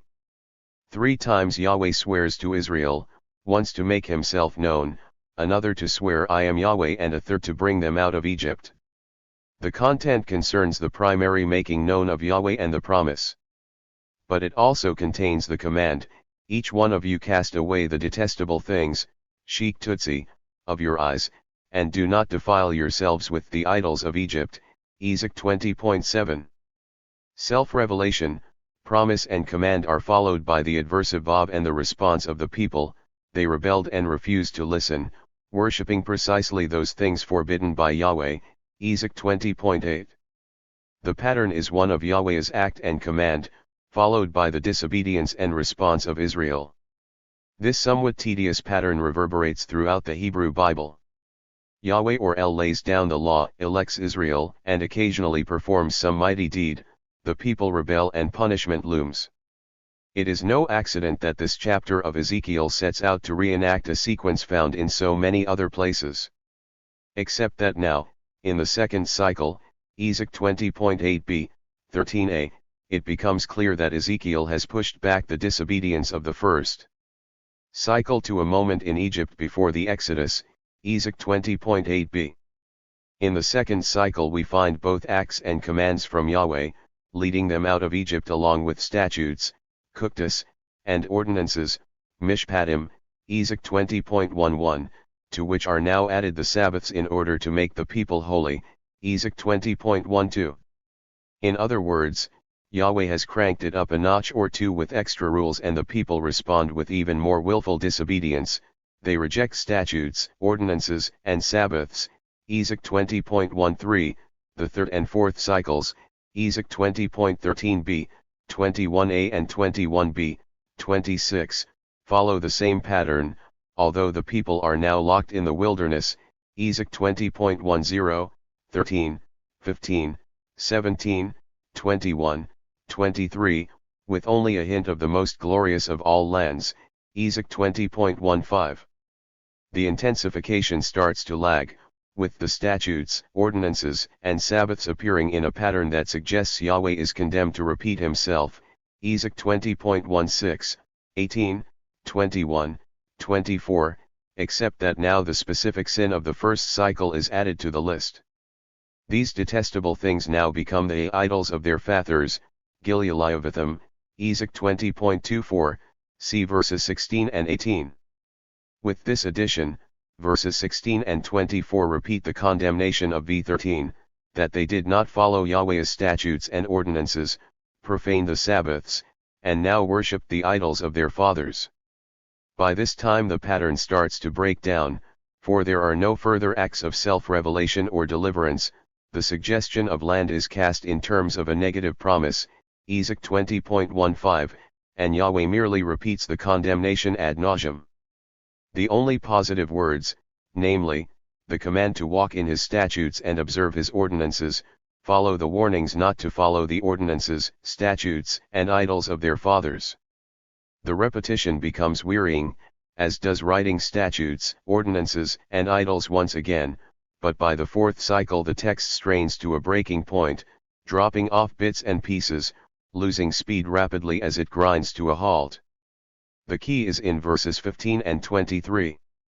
Both begin with, "Moreover I stretched out my hand to them in the wilderness only to move from that I would not bring them into the land," in v15 to the threat of v23, "to scatter them among the nations." The latter stands in tension with the phrase of sparing in Ezekiel 20.21b, 22, which echoes those that appear earlier, Ezek 20.8b, 9, 13b, 14. In other words, by v23 Yahweh spares them merely to destroy them. However, already in Ezekiel 20.13b, 14 Yahweh appears to spare the people not for another act of deliverance as in Ezekiel 198. 20.10 but for a more exquisite punishment, denial of entry into the land, a dangling promise that is drawn away, with pleasure, at the least provocation. By Ezekiel 20.23 there is no longer any promise removed, Yahweh spares the people for the sake of pure punishment. The twisted and strained logic comes to a complete collapse by verses 25 and 26. "Moreover I gave them statutes that were not good, kuktim lo tavim, and ordinances by which there was no life, b'mishpatim lo yekeubahem, and I defiled them, adamautham, in their gifts by making them offer by fire every firstborn so that I might horrify them, so that they would know that I am Yahweh." It is a logic of taking the people's sins to their extreme, but in doing so the text shears off and shatters. The people are trapped. Until now they had ordinances and statutes from Yahweh against which they rebelled and for which they would be punished. But now Yahweh has spared them only to spring the theological trap. They can either follow the earlier statutes and ordinances and be condemned for not following the new ones, or they can obey the new ones only to be punished for not obeying the earlier ones. They are damned if they do and damned if they don't. The breathtaking theological leap, that the people so consistently disobey as if they follow an alternative law, collapses the whole structure of what has gone before. Yahweh has them surrounded, so that any leeway they might have had for their own initiative has been snatched away from them. Had Ernst Bloch not been so enamored with texts concerning the serpent in Eden, the Exodus, the various heterodox sects of Christianity, he would have seized on a text like this for what he dubbed the Exodus out of Yahweh. With this phrase he designates those texts whose dialectical path actually leads away from the conventional Yahweh of the Hebrew Bible, ones that protest against the God of overlords and rulers and in the process move out of Yahweh himself. But Ezekiel 20 also shows the logic of the critical works on Ezekiel I discussed above, even though time and again they refused the conclusions for which they were reaching. Before I track the directions of these conclusions more closely, I need to consider the remainder of Ezekiel 20. This section of the chapter falls under the rubric of Yahweh's commandments that are not good. So, the people arrive in the promised land, even though Yahweh said he would not bring them there, Ezek 20.15, only to follow these new ordinances.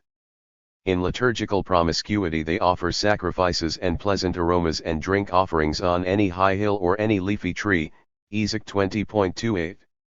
They sacrifice their sons by fire and worship idols, Ezek 20.31. After verses 25 and 26 all of these acts are perfectly legitimate, and yet they lead to condemnation at the hands of a Yahweh in severe psychological distress. The transition from ordinances that the people disobey to their own destruction to those they obey with the same result opens up the final stretch of text. It begins with a mitigated promise, imperative would be a better word, in Ezekiel 20.33-9 only to move into a full-blown enforced restoration in Ezekiel 20.39-44. The breakdown in theological logic, the unbearable paradox of verses 25 and 26, is necessary for the final verses of the chapter. Two possibilities now present themselves. The first, in Ezekiel 20.33-8, is the punishment of the people, the judgment of verses 35 and 36. Here we find a contradiction with the earlier condemnation of the whole people as unfaithful and idolatrous. Now it is just the rebels who will be purged out and prevented from entering the land of Israel. Exodus and exile merge into one, but it turns out that only those who have transgressed will be punished, not the whole people. How are we to understand all that has gone before? Is the earlier narrative about these rebels alone, or of the whole people? Why then are they not all punished? My suggestion is that this contradiction has been set up by the earlier one concerning the statutes that are not good.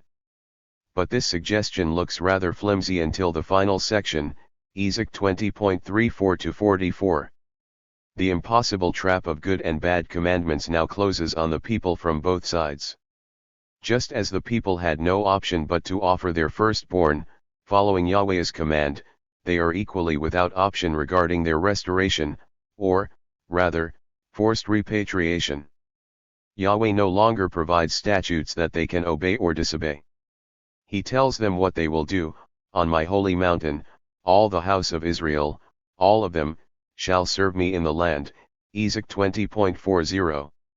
Yahweh will accept them, require contributions, Ezek 20.40, will bring you out from the peoples and gather you out, Ezek 20.41. The people will know that I am Yahweh, remember their ways, loathe themselves, Ezek 20.42. 200. CV 43. All of which will be done according to the curious logic of Yahweh's name. Apart from the tension between all the house of Israel and the rebels who will be punished by not returning to Israel, Ezek 20.38, the possibility of such a forced return is set up by Ezekiel 20.25-6. Instead of punishment for sins committed against Yahweh's commandments, we have sins committed by following those commandments, which then leads to the inevitable punishment. In this situation the restoration can no longer take place when the punishment is complete, a just reward for willful disobedience. Instead, it becomes something purely arbitrary, performed by Yahweh at his whim. The people had no option but to sin, now they have no option but to return, worship and serve Yahweh faithfully. Unexpected utopia. In reply to this story, Bloch's first question would be, what if the people do not want to? Here they are, dragged this way and that with no thought given to their own wishes and desires. Of course, punishment is rarely desired, except in a masochistic state, but a forced return? They have little option in a text like Ezekiel 20. Is this perhaps a sly text, one of those that was written in apparently pious terms, but between the lines another, quietly derogatory and critical, tone emerges? I am not so taken with this aspect of Bloch's work, for it relies too much on historical critical notions of textual layers and editing, concerning which Bloch was fully conversant and somewhat enamored. Rather, I want to suggest that his dialectic of utopia and the implicit atheism, a protest atheism, is more relevant for this text. Let me begin in reverse order, for Ezekiel 20 brings out the conclusion that the studies I surveyed earlier refused to make. In Ezekiel 20 Yahweh comes through as a complete bastard, one who must have the last word, be totally in control and anticipate any move the people might make. The radical move of verses 25 and 26 makes Yahweh an impossible God to serve, one who forces people to sin, to do precisely what he has forbidden, so that the whole notion of sin and rebellion no longer makes any sense. It is, to put it in Bloch's terms, the ultimate desire of the ruling classes, to co-opt and anticipate any move the people might make so that they are completely subservient. The extreme monotheism implicit in this chapter not only makes Yahweh responsible for good and evil commandments, but also entirely arbitrary. In doing so it shows the impossibility of such monotheism itself, at least in terms of any viable anthropology, of any notion that allows human beings to realize their utopian potential. The forced return of the last verses, where the people must do what Yahweh says, return, serve, worship, accept and know that He is Yahweh, makes a mockery of any sense of worship or serving in response to God. Further, the repeated justification of Yahweh's actions, for His name and to avoid embarrassment among the nations, merely reinforces the breakdown of any viability that such a figure might have. No loving kindness, Keast, here, he is just a bad sport, a sore loser who asserts his superiority. The people of Israel will be His chosen people, entirely for selfish reasons on Yahweh's part, whether they like it or not. The point I want to make is that in Ezekiel we have not an undesirable representation of God, one among many that falls short of God's true nature. Rather, the text shows the radical impossibility of a figure like this.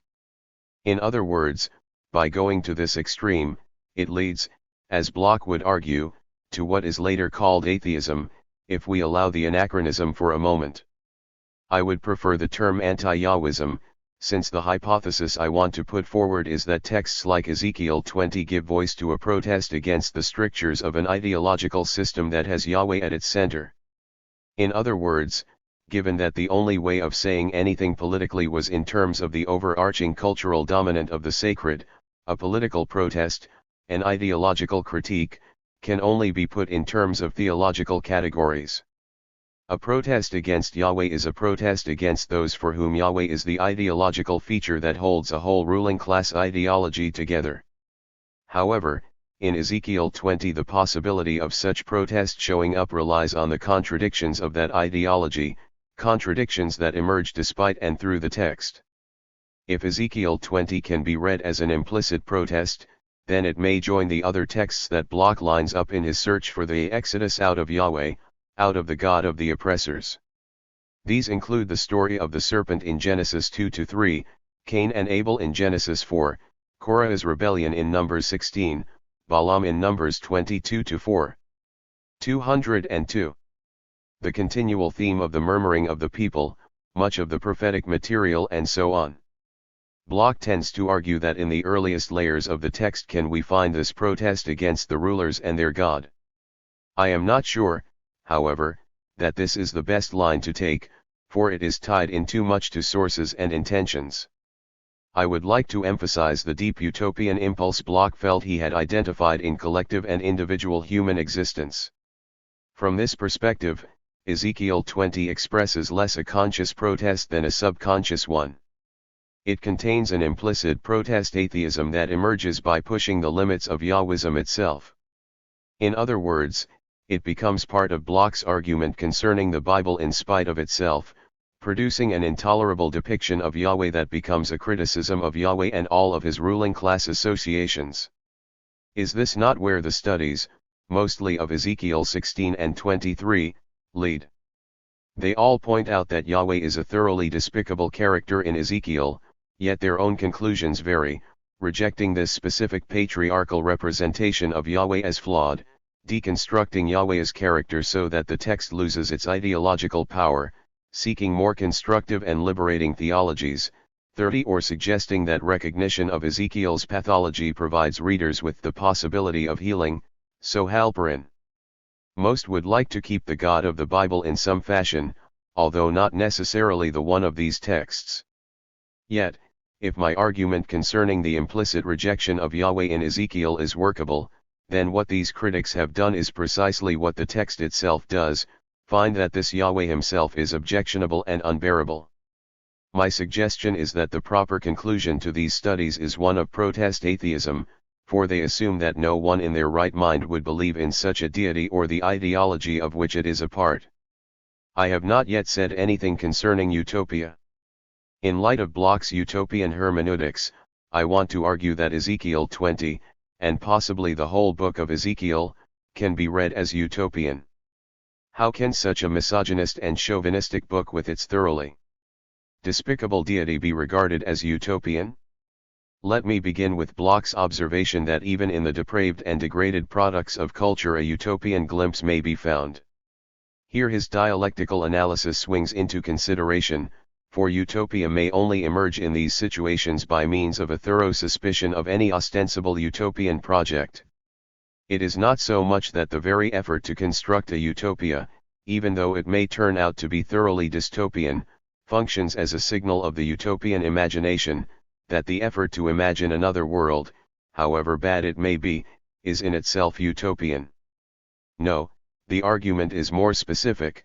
The utopian dimension of a religious text like the Bible lies not in its images, dreams, and hopes for a better world, nor even in the projection of such a world into the mythical past of paradise or Eden. It lies in the protest against the God or gods of the ruling class that we find everywhere in the Bible, in other words, in protest atheism itself. Only then, from a theological perspective, does the possibility of utopia emerge. In this light, I have argued for the implicit atheism of Ezekiel 20 and those studies of Ezekiel 16 and 23, through the extreme portrayal of a deity who gives Israel statutes both good and evil, who forces them to return to the land and serve him, and who does so for the noble motives of his own name and reputation among the nations. Yet, this implicit protest against Yahweh is also a utopian moment, a glimpse of a world without such a God to which human beings are subject. It is utopian because it is a protest against the political economic situation that produces such a figure and uses him as the linchpin of a ruling ideology. The rulers are under criticism as much as their God. As I pointed out earlier in this chapter, the notion of atheism is anachronistic, for the possibility of atheism arises only much later, when the sacred is not the overarching ideological framework of human existence. Under the economic system of the Hebrew Bible, the dominant cultural mode of the sacred means that what we would now categorize as the psychological, social, sexual, gendered and cultural aspects of human life, the categorization is itself a signal of our own cultural dominant of reification, were articulated and understood in terms of the sacred. Thus, what I have described as an implicit atheism is more correctly a protest against this particular God, Yahweh, an anti-Yahwism that seeks an alternative within the cultural dominant of the sacred itself. 204. Summary. This chapter draws upon the less familiar work of Ernst Bloch, namely his argument for utopian protest atheism in the Bible. His approach includes a dialectical approach to hermeneutics, which focuses on the way liberating and utopian themes in myths may be inseparable from oppressive ones. His approach to the Bible may therefore be described as detective work. Ezekiel 16 and 23 and their pornoprophetics may be regarded as the first sign of protest atheism, to which some feminist criticisms draw near. Ezekiel 20 is a text that gives voice to that protest atheism directly, with its God that forces people to do wrong so that they may be punished. The unexpected utopia of this text is that such anti-Yahwism may be seen as a protest against an oppressive system saturated with the sacred. 9. Antonio Negri, Job, or bending transcendence to immanence. Like Ernst Bloch, Antonio Negri has actually written a book on the Bible, his recently published The Labor of Job. So this chapter takes a slightly different approach, in which I engage with Negri's own and somewhat unique interpretation of that biblical text. I begin with some background information that led to his study of Job, moving then to identify his interpretative strategies. From there, I focus on the core argument, which turns on the tension between measure and immeasure. A work of prison and escape. Negri's reading of Job was prompted by his arrest in 1979 for his involvement in the autonomy movement, which was supposed to be the political wing of the Red Brigades, Brigade Ross. Accused of being the mastermind and leader of the Red Brigades, Negri languished in prison, unable to gain access to lawyers or any clarity as to the charges that were to be laid against him. 2. He was permitted few books, apart from the Bible. So he began to read and then write. As he awaited his trial, he was elected, in 1983, to be a member of parliament for the Radical Party. Although such a position carried with it immunity from prison, he was released. The parliament immediately began to enact legislation that removed his immunity. With a small window of opportunity, he fled to France. Once there, he continued writing on Job, making use of the collection of books in the Le Sauchoir Library of the Dominicans in Paris. He made particular use of the texts written by Vatican II authors to shape his final argument. Initially the study of Job was not published, for Negri wrote it as a process of self-clarification, a way of dealing with doubt and fear and suffering while in prison. For some reason, Job seemed to enable him to deal with such experiences. The book was, as far as I know, published in Italian and Spanish, and French texts appeared, 3, but for long it remained out of circulation. However, with the so-called religious turn among radical European philosophers in the early years of the new millennium, for interest grew in Negri's text on Job, enough for a translation to be made some 2 decades or more after it was written. At the time Negri wrote his study, he was a little-known radical Italian philosopher, or rather, he was known among the Italian populace as a radical activist, for his face with its curly wild locks was shown often on television while he was in prison. But he was not known as a philosopher, except among the Italian left and among international Marxists. His relative obscurity was enhanced by the fact that some years earlier he had ceased to write and engaged in extensive activism among Italian factory workers around Venice. Over these 7 years and in constant conversation with his comrades, they developed the crucial category of operaismo, or workerism. A crucial feature of this development was the argument that resistance is not external or on the peripheries of power, attempting to undermine and hopefully overthrow that power. No, resistance is itself constitutive. Power constantly has to adapt, come up with new strategies, attempt new hegemonies, against the creative continuity of resistance. As a philosopher, Negri turned to Spinoza to develop this position, but we also see it in his book on Job, especially in terms of the immeasurable creativity of suffering. This relative obscurity changed when he happened to meet Michael Hart, who became his creative amanuensis. The result is now well known, with the bestseller Empire and the subsequent volumes Multitude and Commonwealth. 5 Now, of course, many more people became interested in Negri's work, including works, such as Job, that had gained little attention at the time of their initial publication. Methods of reading. In general, the biblical texts have always been extremely important for me. 6 Negri is all too aware of the shortcomings of his study of Job. He is not a Bible scholar, had to work with a translation of the book of Job, and is conscious that his interpretation may well suffer under the critical gaze of biblical specialists.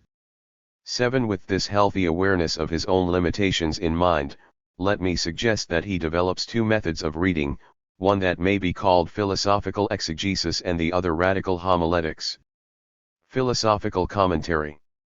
To begin with, the commentary on Job is what may be called a philosophical commentary. Negri comes to the text not with the unquestioned assumptions, methods, and skills that characterize all too many of your garden variety biblical critics. Is he perhaps a solitary philosopher venturing into biblical analysis? Without a sense of what may be called the megatext of biblical criticism, does he trip up?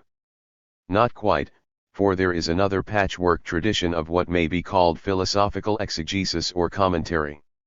Some texts of the Bible, Genesis 1-11, the letters of Paul, Job, continue to call forth commentary from philosophers and sundry Marxist critics. 8 Negri's text falls in with this group. So he offers a commentary on Job in a way that is comparable with his reading of other philosophers such as Spinoza, Marx, or even Descartes. 9. Indeed, Job joins the ranks of these philosophers and so may be read in a way that raises profound philosophical questions. However, being part of this tradition does not make matters any easier, for he needs to mediate between 2 camps, between radical philosophy and biblical criticism. Let me illustrate this point by considering the structure of the Job book. Negri uses a conventional chapter structure along with a series of notes irregularly added to the tails of the chapters. These notes undertake an intermittent conversation with a collection of philosophers while the remaining text largely concerns itself with the biblical text. Thus, an exploration of the likenesses and differences between Spinoza and Job appears in Note A short and sharp engagement with René Girard's mistaken reading of Job as scapegoat in Note B, a fascinating intense burst on laughter in Note C, the sublime in Note D, negative theology in Note H, pain, community, and communication in Wittgenstein in Note I, and then Habermas's mistakes concerning modernity in Note J10. What is telling here is that while the philosophers appear in the notes, the Book of Job is the focus of the main text. Why does he do this? Negri ensures that the philosophical interlocutors have their place, not dominating the discussion so as to enable Job to become not merely one of the philosophers, but to be the prime philosopher with whom Negri engages. Job is the text on which Negri wishes to work out some crucial philosophical issues. The prime focus is the text and not the thoughts of other philosophers. In this way, Negri avoids the problem that bedevils many of the current efforts to engage philosophers and biblical critics on the letters of Paul. Many biblical scholars, locked into their own history and set of assumed questions, tend all too quickly to dismiss the engagements of Badiou, Agamben, Zizek, Ray or Breton. On their side, these philosophers find the questions that interest biblical scholars. Authorship, textual provenance, context in the ancient world, do not connect with their own interest in Paul as a political thinker. What we really have is a dislocation of two traditions of commentary with their different histories, rhythms, and megatexts. Negri avoids such a dislocation. 11. Negri's careful attention to the text of Job, manifested in quoting large sections and thereby not assuming a hidden and sacred status for that text, leads him into a problem at the heart of biblical criticism. I mean here the tension between historical criticism and literary or postmodern approaches to the Bible. In Negri's discussion they appear as two options: either the text is a fragmented collection gathered over time, or it has a literary integrity that gives unity to a disparate piece. Even with the limited resources that were at his disposal when writing The Labor of Job, Negri carefully reads both text and biblical commentators. In this way, he replicates this tension between historical criticism and literary approaches. The reader finds careful representation of historical critical assumptions concerning the structure and history of the text now known as Job. The prose prologue and epilogue, chapters 1-2, 42.7-17, become the most ancient layer of the text, after which we find the poem of Job's complaint, the engagement with the three lawyers Eliphaz, Zophar, and Bildad, the subsequent editions of the mythical cosmogony and the monsters Leviathan and Behemoth, all of which we find in the famous voice from the whirlwind in chapters 38-41, then the insertion of Elihu's speeches, and finally the last added layer, the hymn to wisdom in Job 28:12. We might expect that such an approach would produce an inevitable fragmentation, especially if it is coupled with the fateful theological assumption common to many biblical critics that the earliest is the most authentic. Fragmentation is of course one of the well-known outcomes of historical critical analysis, along with the interminable and irresolvable debates concerning how to break up the text into its many layers, without any external evidence as to how Job might have come together or when it was written. Historical critics have notoriously claimed a scientific status for their work. Negri deftly sidesteps the quagmire of such minute and ultimately futile arguments. In fact, when I first read his text, I thought he was opting for a poetic literary coherence characteristic of the text of Job common in literary readings.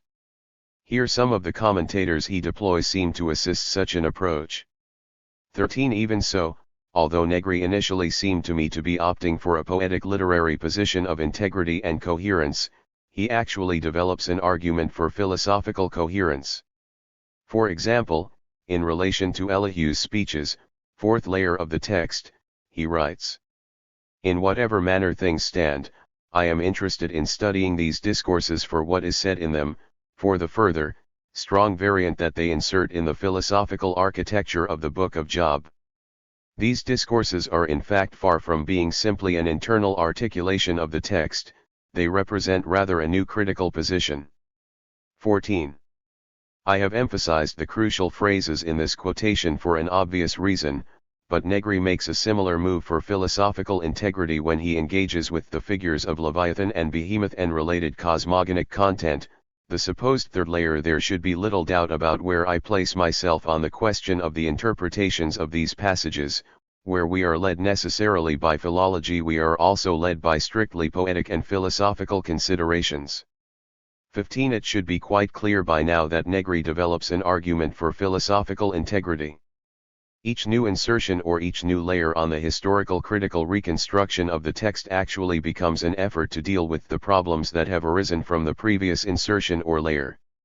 Negri's approach may be summed up as absorbing the historical fragmentation and layering of the text, drawing upon the literary and the theological arguments for coherence, and then developing his own argument for philosophical integrity. Job is, in other words, a fully fledged philosophical text. Left-wing homiletics, coupled with Negri's philosophical commentary, is what may be called a radical or left-wing homiletics. As those who have been trained in the delicate art of homiletics know, it involves the fine skill of relating a biblical text with the experiences of everyday life. It combines skill in languages, textual exegesis, with writing in a way an audience understands, and the skill of an orator. Homiletics may be seen as dialectics in its own way, perpetually moving between two items that both engage with one another and yet resist, the intricacies of textual analysis and a keen eye for the nature of contemporary life. Those with a more theological tendency will of course seek the way God or the Word speaks to us today, but this assumption is by no means necessary for the dialectical art of homiletics. Negri's homiletics is radical for two reasons, one political, resting on Marx, and the other textual, reading Job as a preeminent document for our time. Job both describes our time and offers a way through the impasse of left action. Throughout the study of Job we find observations that relate Job intimately with our own day. For instance, Job addresses directly the problem of a theodicy of capital. Neither bourgeois theory nor proletarian practice is able to provide such a theodicy, so the situation becomes dangerously violent and oppressive. Capital is truly Behemoth and Leviathan, Hiroshima and Auschwitz. And here we are on the other side, where the proletariat is able to directly construct value thanks to the accretion of pain that it has experienced. 16. Other examples may be added. 17. But Negri's radical homiletics comes to the fore with statements like this. The book of Job is the parabola of modernity, of the forever unfinished dialectic of world and innovation, being and relation, which characterizes it. And the problem of the book of Job is that of modernity, of the alternative between the totalization of the domination of science and technology over the world, and the liberation of new subjectivity. 18. What does it mean for Job to be the parabola of modernity? It means this biblical text speaks of the major issues of our times, such as ethics, pain, labor, value, power, subjects, collectives, time, even ontology, and metaphysics. For Negri, Job is a model for dealing with today, with the trials and tribulations of the struggle of the multitude and thereby of the left. Does Negri really need Job? He asks that question himself, but the answer is obvious. Job aided him in dealing with the dreadful defeat of Western radical movements of the 1960s and 1970s. With its challenge to power and God, with the massive question of why, the book of Job is in one respect a natural place to seek answers and new questions. But then Negri could have chosen any other great text or thinker to explore the same problems. Or, in terms of biblical interpretation, it is the old problem of exegesis versus eisegesis, reading, literally leading, out of a text over against reading into a text. Does not Negri engage in a heavy bout of eisegesis here? Is all this really in Job? Yet biblical interpretation is neither one nor the other. Eisegesis and exegesis are inseparable. The heuristic framework with which one begins reading invariably wobbles and changes shape in the face of the text's own words and sentences. That is, what we bring in is altered, often drastically, by what comes out. So we have philosophical commentary and radical homiletics, but what do they find in Job? I suggest that the fulcrum of Negri's interpretation is the tension between measure, misera, and immeasure, dismisera. For Negri, measure is the thread that links value, labor, pain, ontology, time, power, evil, theodicy, creation and cosmogony. The core tension is complex, for it has both positive and negative registers for each term. Negri searches for a way beyond the negative senses of measure and immeasure, as oppressive order and unending evil, to find more positive senses. This opposition has two main functions in Negri's philosophical hermeneutics. First, it realigns some old philosophical distinctions, particularly between eternity and contingency, and between universal and particular. Second, it connects those philosophical problems with a core feature of the Book of Job, namely, the mythical tension between chaos and order, a tension that also has significant political ramifications. Indeed, measure and immeasure may be seen as Negri's reconfiguration of those mythical terms. In what follows, I explore precisely this feature of his interpretation, dealing first with the various twists and turns involved in the relation between measure and immeasure, and then asking how that relation affects the tension between chaos and order.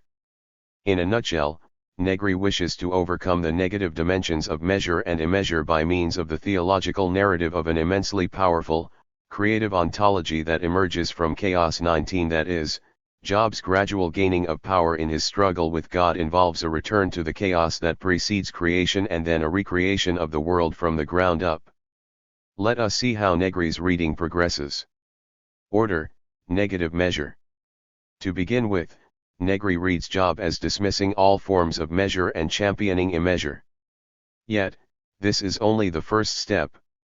Although Negri wishes to dispense with a negative, retributive measure in favor of a creative immeasure, that chaotic moment is only a transition to a new, positive form of measure. In other words, by the time Negri comes to the close of his commentary, the assessment of measure and immeasure shifts. Initially, measure is negative and immeasure positive, but when we encounter a negative immeasure, a new, creative measure begins to appear. The initial encounter with measure is quite negative, influencing the crucial categories of good and evil, justice, ethics, labor, value and time. Its negativity shows up in terms of retribution, a position espoused by Job's sometime legal friends, Eliphaz and Zophar. The well-known logic of retribution simply asserts that if one performs an evil act one will be punished for it, so also with a good act. Balance is the key. Evil at one moment will find an equal measure, now as retribution, at another moment, so also will good eventually produce a balance of good as reward. Therefore, if Job is suffering, the cause of Job's suffering is an evil act he must have performed, even if he is not aware of what he has done. That is, evil and good can be measured in neat quantities. 20. This equation may be seen as a pseudo-form of cause and effect. If we can see an effect, suffering, it must have an earlier cause. This means that Job's protestations of innocence are empty and false. A similar equation applies to justice, which becomes a simple formula that matches the correct measure of reward or punishment with the act in question. Ethics too falls under this logic of retribution, for it is a calculation of the balance of good and evil so that we may gain vital advice as to how we should live our lives. Today we can add labor and time. Our economic system relies on the ability to calculate how much labor is spent on a job, how wages are to be calculated in order to ensure profit margins and yet keep workers alive. Simple, is it not? Even the eternal problem of theodicy ceases to be a problem at all, for it is merely a question of calculated and quantifiable measure. No longer is there undeserved suffering that questions God's own goodness, for that suffering must have a prior cause in a concealed evil act performed by the one suffering. Does not the operation of retributive measure seem so common sense, working its way into the smallest of everyday acts? We might call it the lex talionis of daily life. How does Job respond to this well-nigh universal pattern of retribution or payback? The character in the book categorically dismisses any form of what Negri calls measure. In response to Job's rejection, Bildad, the third friend, attempts to compensate for the breakdown of measure by advocating an extra-transcendent God. Negri calls this the mystical deception and overdetermination, for it produces a God who both guarantees and entices one to goodness. The only appropriate response to such a God is devotion, adoration, and surrender. For Negri, this is nothing less than a groveling apology for authoritarian and dictatorial power. Here he simply follows Job, who has no time for such an overcharged deity. Both of Job's refusals, of a system of measured retribution and of odd surrender to God, leave his dialogue partners nonplussed. When Job decisively rejects the transcendent motif as well, his lawyers, who are on the brink of becoming his ideological enemies, accuse him of titanic hybris. 21 Thus far I have run through all but two of the categories Negri gathers under measure: good and evil, justice, ethics and labor. Two items remain, those of time and value. As for time, Job provides an energetic counter to the idea that time is empty, static, and measured. This sense of time came into its own only with Neoplatonic thought, when time became abstract, a form of being, transcendent and dominating, precisely when Christianity became the dominant ideological force of empire.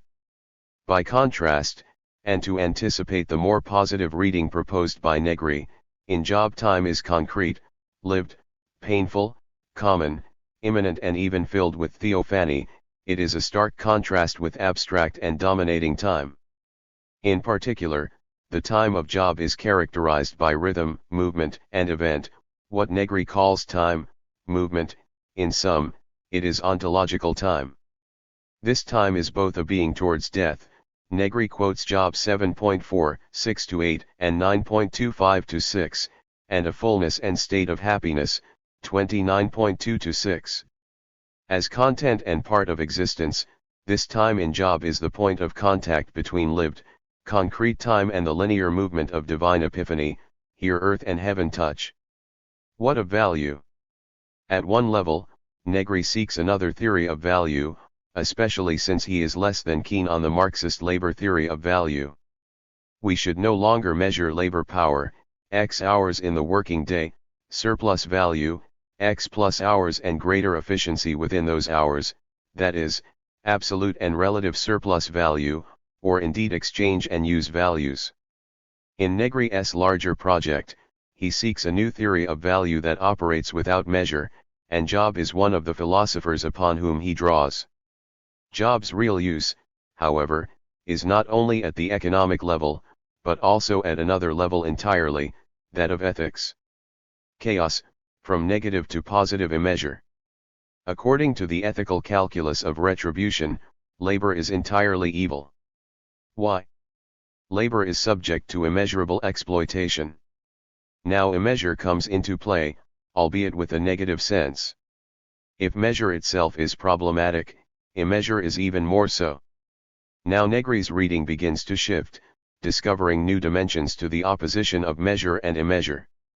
Let us focus on immeasure to trace that shift. This initial impression is that Negri reads immeasure positively and measure negatively. In mythical terms, chaos is good and order evil. Yet, when Negri observes that exploitation is immeasurable, we find ourselves with a negative sense of immeasure.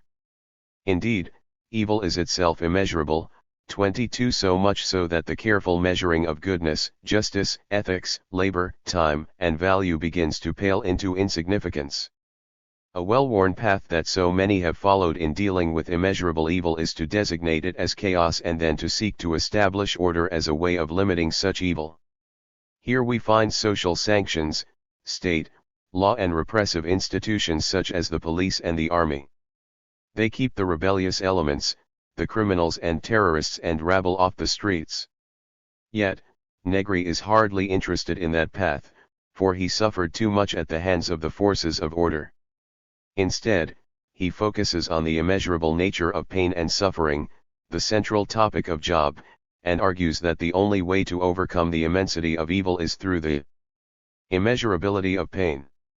Only when we have descended into the depths of immeasurable, undeserved, and guiltless pain are we able to get anywhere at all. From the midst of this undeserved suffering, power first emerges, a power that is creative. In short, one immeasurable responds to and is greater than another. Endless suffering and pain overcomes immeasurable evil and exploitation. By this time immeasure has gained a new sense, for the immeasurableness of evil now finds itself face to face with the immeasurably creative power of labor. But where do we find God in this opposition? God signifies all that is oppressive. Compare the discussion of Ernst Bloch. Even though the book of Job turns on a struggle between God and man, it is a very unequal struggle. God is far too powerful, that is, immeasurable, imbalanced, disproportionate. 23 As judge and an adversary who laughs sarcastically at an increasing rebellious Job, God becomes a cruel oppressor. God is the seal of the clearest, fiercest, deepest of social injustices. Chapter 24 screams forth human anger and desperation in this regard, from within the darkness, the misery, and the most terrible unhappiness. 24 This is a God of immeasurable evil, and certainly not the God of the scholastic theologians, for whom God was a measured and ordered being with fixed characteristics. 25. Order, positive measure. Is there any answer to such a horrible God? Negri finds many answers in the book of Job, especially immeasurable pain, which brings with it power, creation, love, labor, democracy, 26 community, lived and common time, and even value. To sum up all these responses to immeasurable evil, we may say that the value of labor may be found in democratic pain and suffering, which produces the power of creative labor. This is what it really means to live, the proper meaning of ontology. Thus, it not merely a measure that has value over against measure, but instead two types of immeasure, the one evil, oppressive and divine, and the other chaotic, creative, powerful and good. Before we know it, measure has been revalued. Not restricted to the dreadful patterns of payback, in which reward and punishment are appropriate to the initial act, measure has been dismantled and reshaped for a new task. This powerful and creative ontology that emerges from chaos is comparable to the chaotic immeasure that precedes creation, so that the world may be recreated from the beginning. In other words, through the two types of immeasure, one evil and oppressive and the other creative and powerful, a new measure emerges, the creation of a very different and just order. We may summarize the shifts as follows. Negative measure dash negative immeasure dash positive immeasure dash positive measure. If a retributive system of carefully measured patterns of labor, time, and value was bad enough, then immeasurable labor and exploitation are far worse. But in the midst of this untold pain and suffering, a new creative power emerges, one that produces a thoroughly new measure, a new order that has nothing to do with the old. The question to be asked at this point is whether Negri has merely appropriated an age-old and biblical pattern of order-chaos-order. Initially, of course, the world is ordered and thereby created out of chaos, whether the destruction of the chaotic, older gods in the Mesopotamian creation myth, Enuma Elish, or the formless and void state of the deep, the Tehom, in the account of Genesis 1. In response to such chaos, creation involves victory over chaos, variously a monster, the sea, a serpent, an older opponent from an earlier generation of the gods, the demarcation of heaven and earth, planets in their paths, seasons at the right time, and the careful ordering of created life, usually in some form of hierarchy that places humans at the top or, as is more often the case, subordinates human beings to the gods. In other narratives we have the full sequence of order-chaos-order, as in the flood narrative of Genesis 6-9. Here the initial creation, measure, has turned out to be flawed, characterized by extraordinary evil and exploitation. In order to begin again, God makes use of a beneficial chaos, the 220 flood, to wipe out the old and begin again with a new, created order. Or, in Negri's words, when measure fades into the disorder of the universe and evil is reflected in chaos, in the immeasurable, we need the collective creation of a new world that is able to reconstitute a world of values. 27 One feature of this cosmological chaos is worth emphasizing, for we too miss it, camouflaged as it is behind the screen of natural chaos. It is also, if not primarily, a political chaos. Once again Negri unwittingly brings the connection to the fore. 28 Although now in his opposition between eugenics and the monster, the one a favored theme from the Greeks onwards, meaning to be well-born, good, and beautiful, and the other a marker of what resists. In the creation myths, the monster is of course the one that must be overcome through the creation of order. These stories of creation are usually depicted as cosmogonic, creation of the natural world, theogonic, creation of the gods, and anthropogonic, human beings come into the picture. Yet this threefold distinction is far too limited, for they are also what should be called polygonic. 29 They deal with the origins of, and thereby provide ideological justification for, the current political and social order. For instance, the Mesopotamian myth Enuma Elish is keen to point out that the Babylonian king is a direct descendant of Marduk, the warrior and creator god, and the myth spends a good deal of time with the ordering of society, the construction of Babylon and the establishment of the state. Similarly, the creation story in the Bible does not end with the 7 days of Genesis 1 or indeed the alternative story of Genesis 2 with its more earthy narrative of the garden. It runs all the way through the stories of the patriarchs and matriarchs, Abraham and Sarah, Isaac and Rebekah, Jacob and Leah and Rachel, and then the 12 sons and 1 daughter, Dinah, the migration to Egypt, Moses and the Exodus, wilderness wandering and formation of a state in waiting, and then ends with the conquest of the promised land. In other words, it is primarily a political myth of creation. So, if created order means political order, then the chaos against which that order continually struggles is as much political as it is natural. Primeval abyss and catastrophic flood are inseparable from disobedience regarding the tree of good and evil in the garden, from murmuring and insurrection in the wilderness, from the perpetual challenges to the divinely given power of Moses and so on. Is Negri merely reiterating this ancient political pattern, in which order is re-established after chaos? Initially it may seem so, except for one crucial difference: all these stories tell of a ruling class, usually embodied in a petty despot, asserting its version of order over the unruly mob of chaos. Negri would be the last one to argue for such a pattern, nor would the book of Job in Negri's reading. Recall that it is Job who finds a new form of measure or order out of immeasurable pain.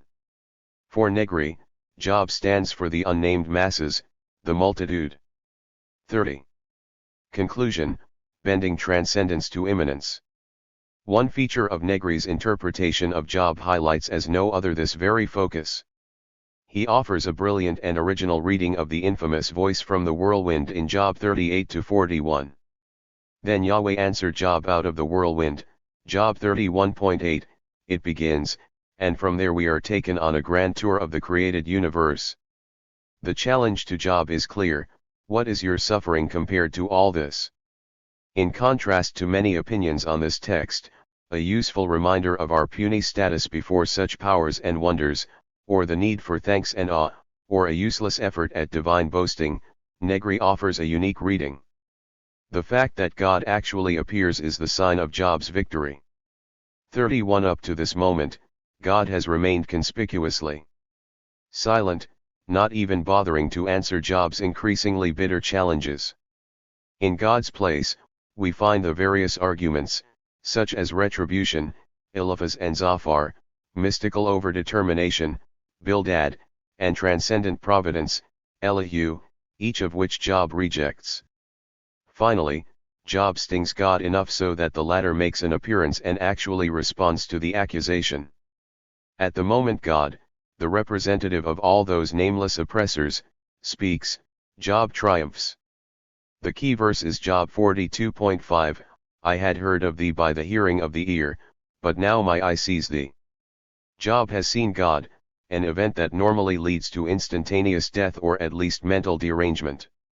Even Moses was allowed only a glimpse of the divine backside. Job has seen God, and he is not bowed.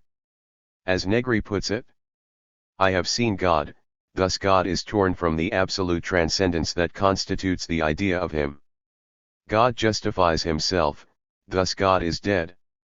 I have seen God, hence Job can speak of him, and he, Job, can in turn participate in divinity, in the function of redemption that man constructs within life, the instrument of the death of God that is human constitution and the creation of the world.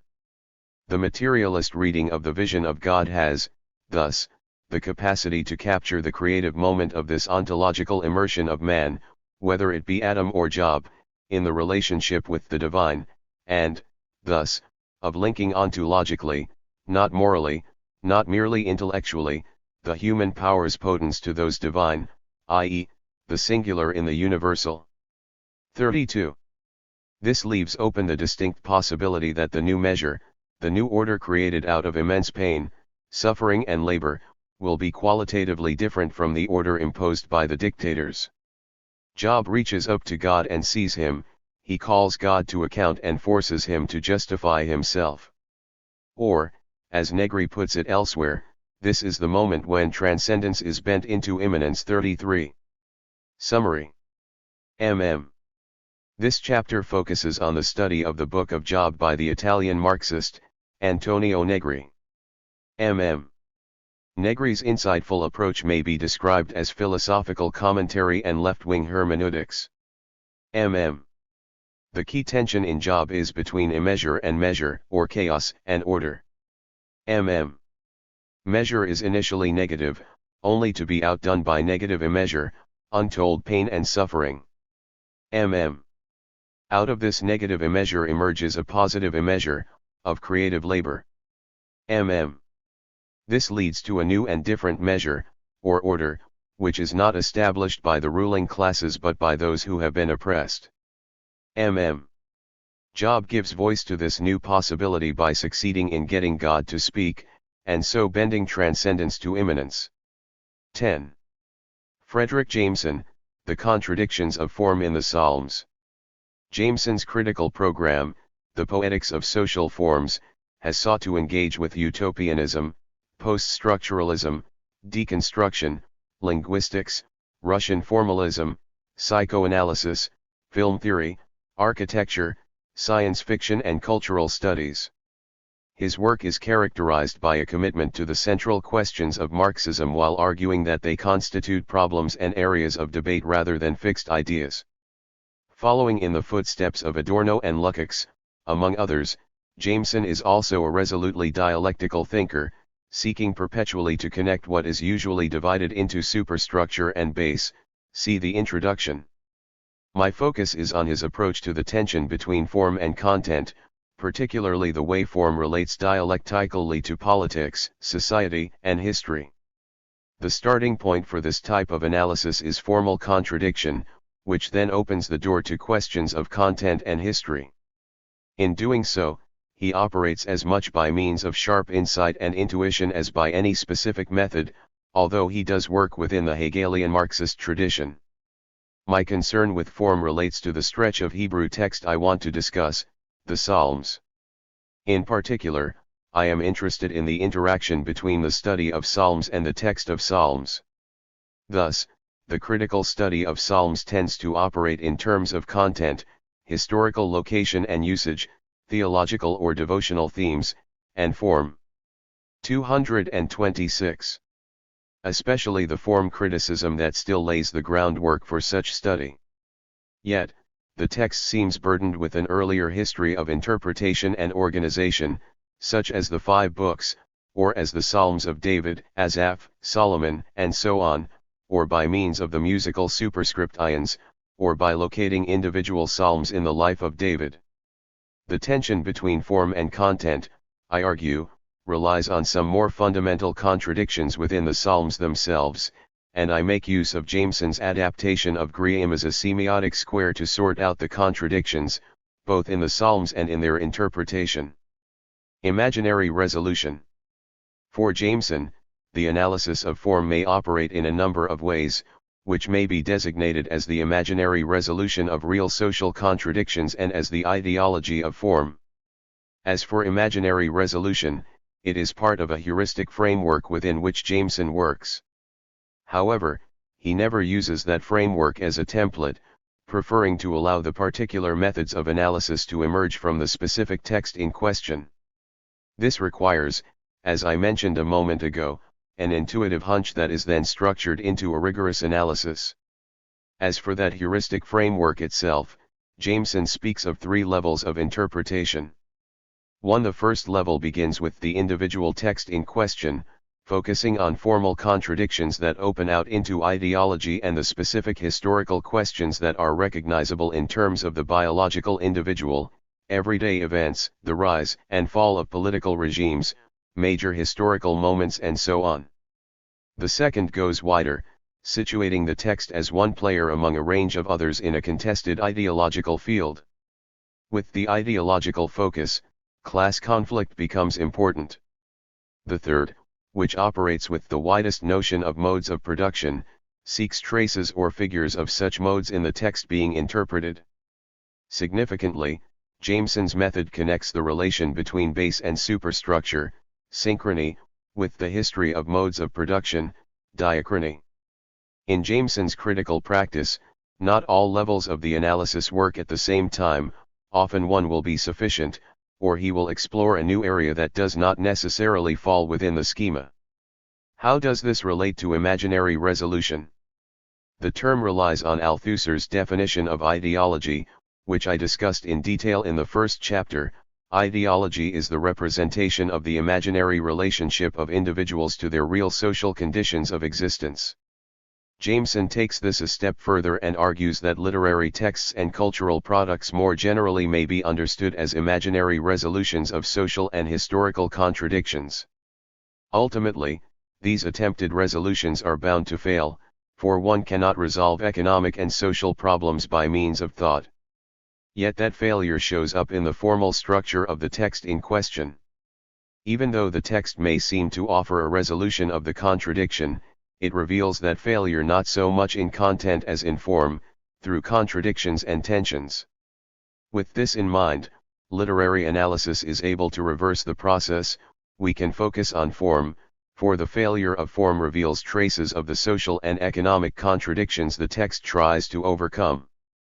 Jameson's great model is Levi Strauss's structuralist analysis of Kituvio, a Brazilian tribe, face painting in Tres Tropicais, 2, where Levi Strauss argues that the tension between the symmetrical patterns of the face and the different axes of the facial art itself is a formal effort to resolve the contradictions between the social hierarchy of Kituvio society and the social relations produced by such a hierarchy. The analogy with literary texts is that they, like other cultural products, may be described as symbolic acts, as efforts to resolve on a formal and then ideological level the contradictions to which they function as a response. Given that the resolution takes place in formal terms, textual analysis must focus, at least at its first moment, on formal analysis in order to uncover the contradictions that leave their traces in the form of the text. But what does Jameson mean by form? In his myriad texts, where definition appears more as an assumption that then alters in the process of interpretation, form may include the particular structure of a literary product, such as its organization into various stages or sequences, for instance, Thomas More's Utopia, or the arrangement of poetry, the tensions of genre that constitute genre itself, the materiality of cultural products such as film and television, and most consistently in language itself. On this last feature, he often begins an interpretation with a discussion of sentence production, the syntactical and grammatical features of a particular language, the use of certain terms over against others and the distinct practice of style. 3. Ideology of form. What of the ideology of form? A key feature of Jameson's formal analysis is contradiction, for he seeks the tensions and contradictions in form as a signal of the contradictions of ideology and ultimately of the social and economic conditions to which the text is a response. In fact, the identification of a contradiction means that the interpretation is going somewhere. A critic has not worked hard enough until contradiction emerges. Time and again Jameson's various critical gestures work towards a contradiction or series of contradictions, which then become the moment for moving on to another level of analysis.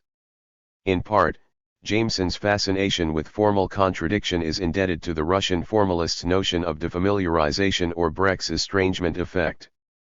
The formalists argued for an inversion of the relationship between form and content, the latter becoming the mere means of enabling the former. For instance, the details of plot and character have the primary purpose of realizing the form of the novel, or the content of a sermon is actually secondary, for its function is to create the form of the sermon itself. In the case of Brecht, this involved a whole series of strategies, such as stage directions included in the performance of a play or the absolutely deadpan delivery of lines, in order to jolt the audience into a new way of perceiving the world, a political act that sought to break the stranglehold of unquestioned assumptions about the way the world is. Too often we neglect the structures or coordinates of existence, thereby being unable to change them. Nonetheless, Jameson is not satisfied with the identification of contradictions per se. Rather, such contradictions are unstable, constantly shifting and crisscrossed with other contradictions, generating further contradictions with which texts work, all of which constitute a step towards seeking the real social contradictions that texts seek to resolve. A favored strategy of Jameson is the use of Grimm as a semiotic square, itself a development from Aristotle's logical square, in order to trace the further implications of the initial contradiction. Time and again the square appears in his work, although its use goes well beyond Grimm's. For Jameson, the square with its relations of contradiction and contrariety enables him to map out at least three factors: the ideological structure of a text, the possibilities of such an ideological structure and its limits, the closing down of other ideological possibilities. It is precisely these excluded items that then allow him to move on to another level, where the contradiction then becomes one between what is included and excluded, usually the historical, political economic features to which a text is responding. I reiterate that no set formula appears for how one may engage in formal analysis, especially via the semiotic square. Indeed, such analysis may lead an interpreter in different directions. At times, Jameson seeks specific historical moments to which a text's form can be connected. At others, it will be a move to questions of ideology and social class, ideology understood here as the conflicting types of class consciousness, between those who own the means of production and those who do not.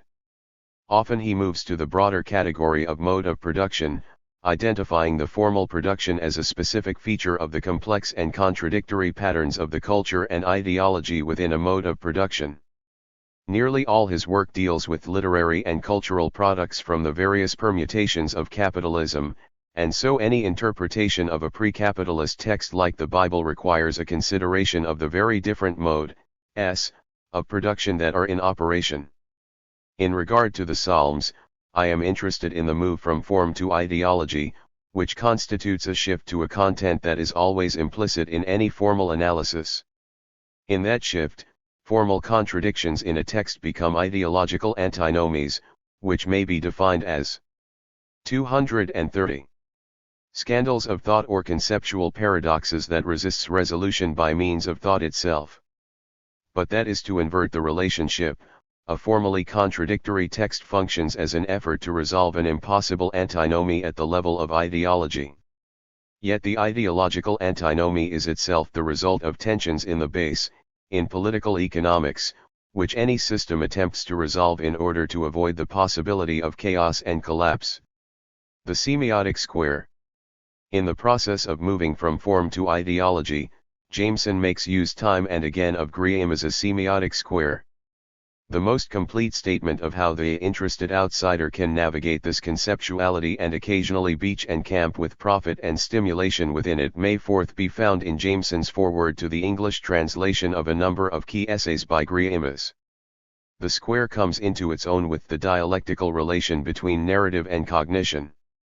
These comprise the two incompatible but dialectical forms of ideology, whose relationship the semiotic square then mediates. Thus, a narrative takes the shape of cognitive or ideological combinations, while a cognitive text is rewritten as a narrative struggle between ideas and concepts. The great advantage of the square is that it provides a visible and spatial way of representing the contradiction between narration and cognition. The mapping onto the square begins with the initial term, s. Two further signs, compound terms, appear, s being the complex term in which the initial opposition is overcome, and s being the location, as neutral term, of negation and privation. Along the sides run the lateral or deictic axes, in which the terms of s relate to one another. By now we have at least 8 possible terms, each engaged in multiple and criss-crossing layers of contradiction. While this may seem somewhat mechanical and dry in the way I have presented it, the square provides a rich and sophisticated way of dealing with the ideological tensions of a text. It enables one to map those tensions out and then track the way they relate to one another. Of course, the test is in my interpretation of Psalms, but I do want to emphasize one point from Jameson. The fourth term, at the lower left-hand corner of the diagram, is the one that requires most work. One needs patience and the filling of many pages with scribbling before the square works itself out. Jameson regularly used the square after its first appearance in the Prison House of Language, 5. But I should point out that the square is not always appropriate for every text and that the way one uses it is determined by the text under analysis. Crucially, the purpose of the square is twofold. First, it maps all of the available ideological positions with the text, or any cultural product. Second, it enables one to see what is excluded in that system. Those excluded items then become the key to relating the ideological contradictions in question to their socio-economic context. My own specific use of Jameson's work for interpreting the Psalms is to focus on the question of form, precisely because that has been the major aspect of Psalm study, in order to locate the formal contradiction. Then I resort to my own version of the semiotic square in order to explore the ideological limits and exclusions that operate within the Psalms and scholarship concerning them. The problem of the Psalms. As I suggested earlier, the study of the Psalms falls within 2 broad categories: the study of their devotional, historical, or thematic content, and the study of form. Indeed, form criticism, which initially persuaded Biblical Studies 6 as to its viability through Psalm study and which has set the agenda in so many ways since, attempted to cover both dimensions. The forms of the various Psalms were first analyzed and then the famous Sitz im Leben, setting in life, of those forms, which turned out to be a rather limited notion of historical context. Variations on these 2 great continents of Psalm study, which I will divide roughly between form and content, still seem to be in operation. Let us begin by taking a step back to the earliest efforts at organizing the Psalms, efforts that appear in the various peripheral signs and texts. Notably, these efforts are partial, seeming to run out of steam at a certain point in the process. Initially, there is the organization into books, the 5 books that echo the Torah at least, 141 in Book I, 42 to 72 in Book II, 73 to 89 in Book 3, 90 to 106 in Book 4 and 107 to 50 in Book V. Apart from this loose effort, which has no discernible reason for its organization in terms of the Psalms themselves, another effort at organization appears. Now most, but not all, of the Psalms fall into 2 large groups, the first marked by those various half-known and guessed-at directions, possibly of a musical tone, with the dominant feature being the phrase to the choir master. These include 4 to 6, 8, 9, 11 to 14, 18 to 22, 31, 36, 39 to 42, 44 to 9, 51 to 62, 64 to 70, 75 to 7, 80, 81, 84, 85, 88, 109, 139, 140. The other group is then the Psalms ascribed to David, although at times these overlap with the previous category, 4 to 6, 8, 9, 11 to 17, 19 to 21, 22 to 9, 31, 32, 35 to 41, 53, 55, 61, 64, 65, 68 to 70, 86, 101, 103, 108-10, 122, 124, 132, 138-41, 143-5. A further grouping seems to arise from those psalms identified with various moments in David's biography, in a pattern reminiscent of musicals: Psalms 3, 7, 18, 30, 34, 51, 52, 54, 56, 57, 59, 60, 63, and 142. I want to take this as a distinct group, for they stand in contrast to the ones with the various musical notations, to which one may add the songs of ascents, 120-9, 131-4. These psalms smell of liturgy, collective worship perhaps, but I am jumping the gun a little. What they seem to do is provide a counterpoint to the very personal nature of the psalms ascribed to David at crucial moments of his life, even though this group of personal psalms at first appears closely related to the more general category of David's psalms. By now the various efforts at organization begin to run into one another, creating more confusion than clarity. Indeed, the Psalms of David are part of another group of superscript authorship, the sons of Korah, 42, 44-7, 49, 84, 85, 87, 88, Asaph, 50, 73-83, Solomon, 72, 127, Ethan the Ezrahite, 89, and even Moses, 90. It seems to me that we have the raw material for an initial square, one that will turn out to be somewhat temporary, yet useful in pointing the way forward. The initial contradiction is that between the musical superscript ions and David's personal life, which stand at odds with one another in the traditional arrangement of the Psalms. The former are obscure, half understood, apparently in the context of worship and collective liturgy, whereas the latter is highly personal, the Psalms in question being individual responses to significant moments in a life. The negative to the musical notations is comprised of the plethora of psalms ascribed to David, the sons of Korah. 234. Asaph, Solomon, Ethan the Ezrahite and Moses, characterized by identification according to a distinct author over against the anonymous choir master and other bits and pieces of information that flowed free. The two terms of David's life and the individual authors become part of the lateral axis, on the right-hand side, that is characterized by the specificity of life and author, a way of fixing the Psalms in a particular way.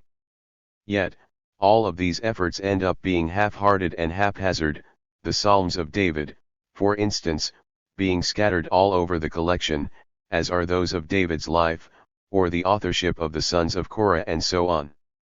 In other words, the effort at ordering, of locating the Psalms, runs aground at each turn. And so we find the elusive final term, the one I have identified with a question mark. Is it perhaps the organization in terms of the 5 books, an entirely arbitrary arrangement that rides roughshod over the others, disregarding what goes on in the other categories to achieve order at any price? However, this is only a preliminary square, one that maps the initial efforts at formal organization without facing the problem. And this problem shows up with the remaining psalms that are left free of any identifier, not located in any way until the arbitrary arrangement into 5 books. In other words, the question that the psalms raise is, what is to be done with this floating, disordered collection?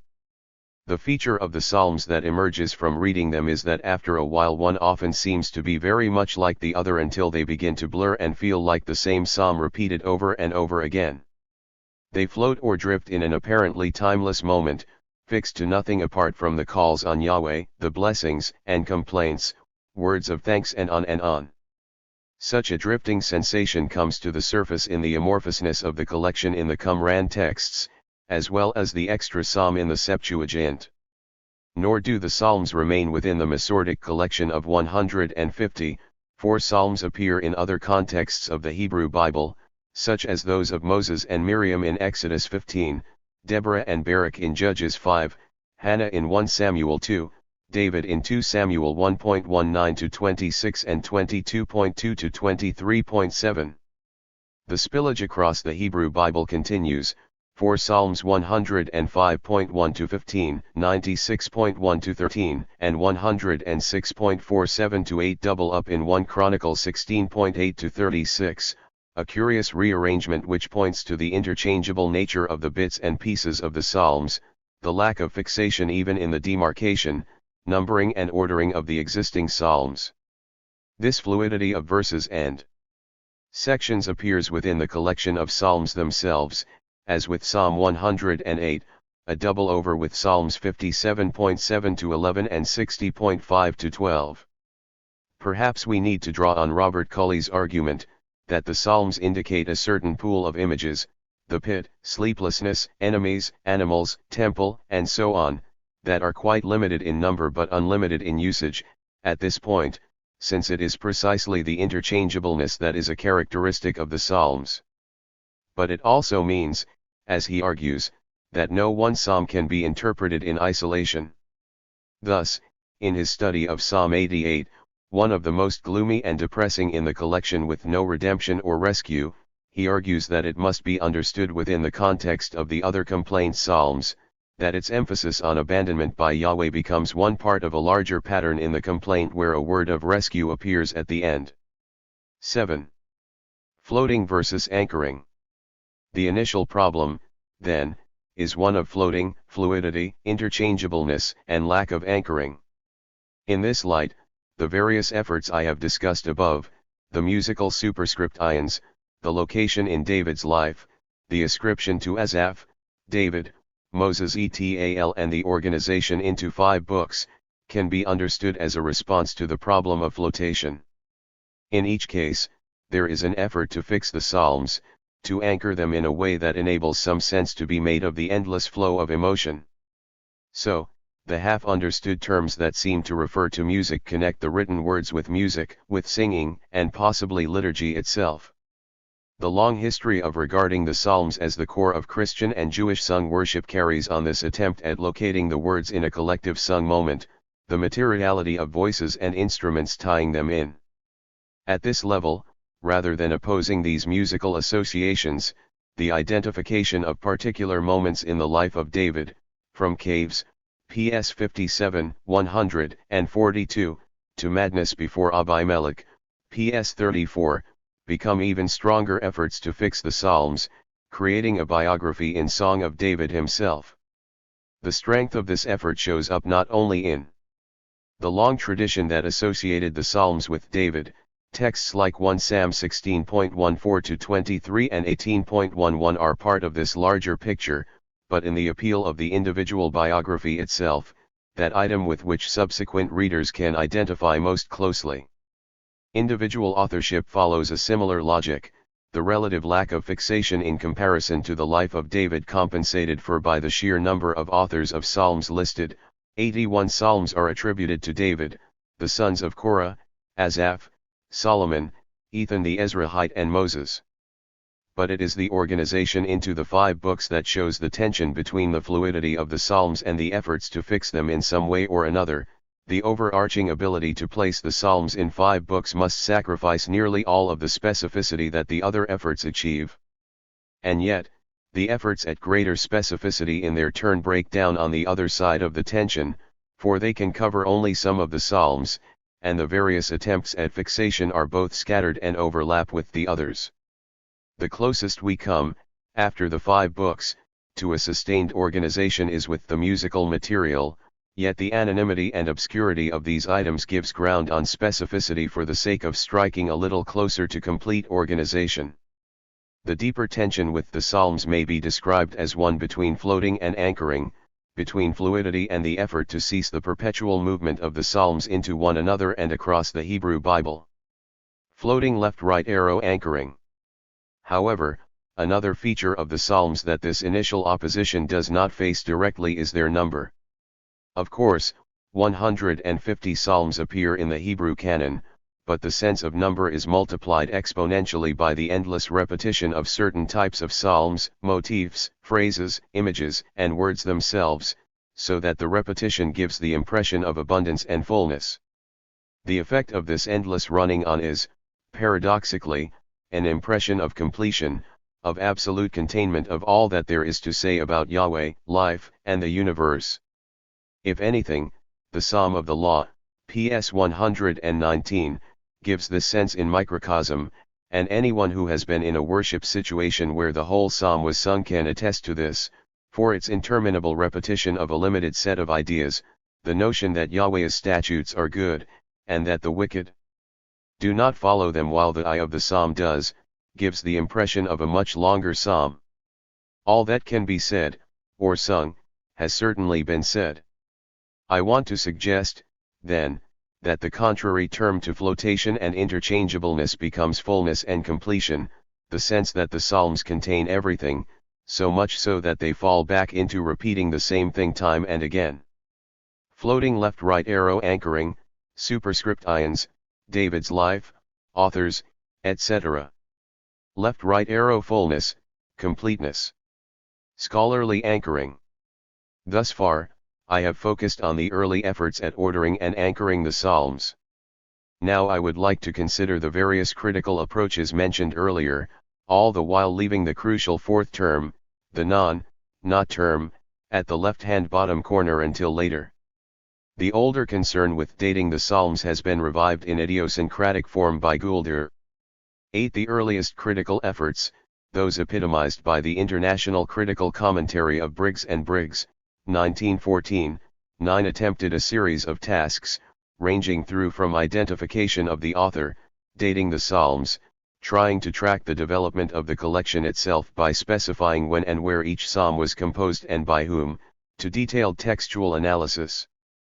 This critical text, published at the moment the First World War was engulfing Europe, embodies all that was best about biblical scholarship in the 19th century, a combination of what was then termed lower, textual, and higher, what we now term source, criticism. Its enterprise is one that falls within a certain logic, namely that of treating the text as a layer, a sensor, which the critic must outflank in order to get behind it to the real concerns of biblical scholarship, the history of the text itself and the history from which it arose. Thus, in an effort that still remains unsurpassed for its thoroughness with the available sources as well as the linguistic skills of the authors, the commentary of Briggs and Briggs contains the most detailed textual analysis, including the use of the various versions, Greek, Latin and Syriac, in order to establish the earliest possible text behind the Masoretic text and the subsequent manuscript history of the text. At the same time that such a comprehensive task was undertaken, Briggs and Briggs attempted to determine the various ages of the Psalms in place of the overweening desire to speculate on an author, although they do that too. In other words, while they denied the Davidic authorship, or even that of Asaph or Solomon or Moses, they sought to fix the Psalms as far as possible in a temporal sequence. The concern with the impossible task of identifying an author still tempts some. For instance, for Krauss it was a private individual, 10 for Moenkel the temple staff were responsible, 11 Gulder has it that Psalms 51 to 72 were composed by one of David's priests, 12 whereas for Turnai it was the Levitical singers in the late period of the chronicler, c. 300 BCE. 13 My suggestion is, then, that commentaries like those of Briggs and Briggs, or the extraordinary and idiosyncratic revival of this older project in the effort to fix the Psalms as completely as possible in Gulder's work, along with the continued effort at constructing endless hypotheses regarding authorship, function as the lateral or deictic axis that links both fixation and completeness. Another group of critics follow a similar logic, the effort to locate the historical context of the Psalms, although with a very different focus from the now fossilized historical critical efforts of Briggs and Briggs and the like. I think here, for instance, of the social scientific work of Gerstenberger.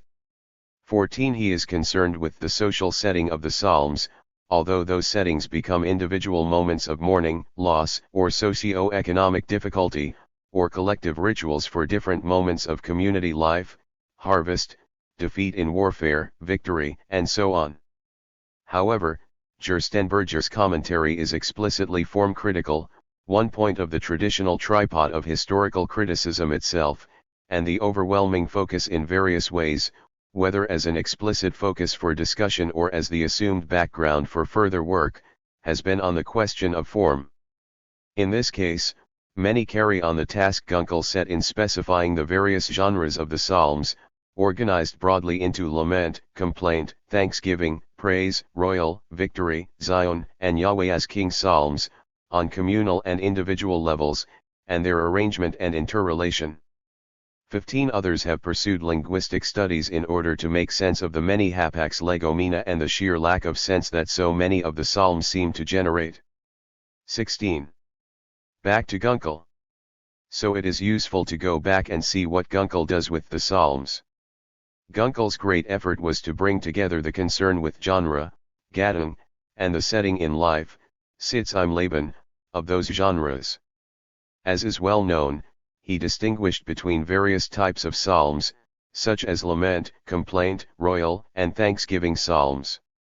With a background in German Pietism, he tended to ascribe the psalms to anonymous individuals, although in a collective context, his romantic image of the campfire around which the oral tradition was passed on, but what interests me here is less the fixation that the whole notion of Sitz im Leben implies 17 as the alternative and still highly promising notion of form.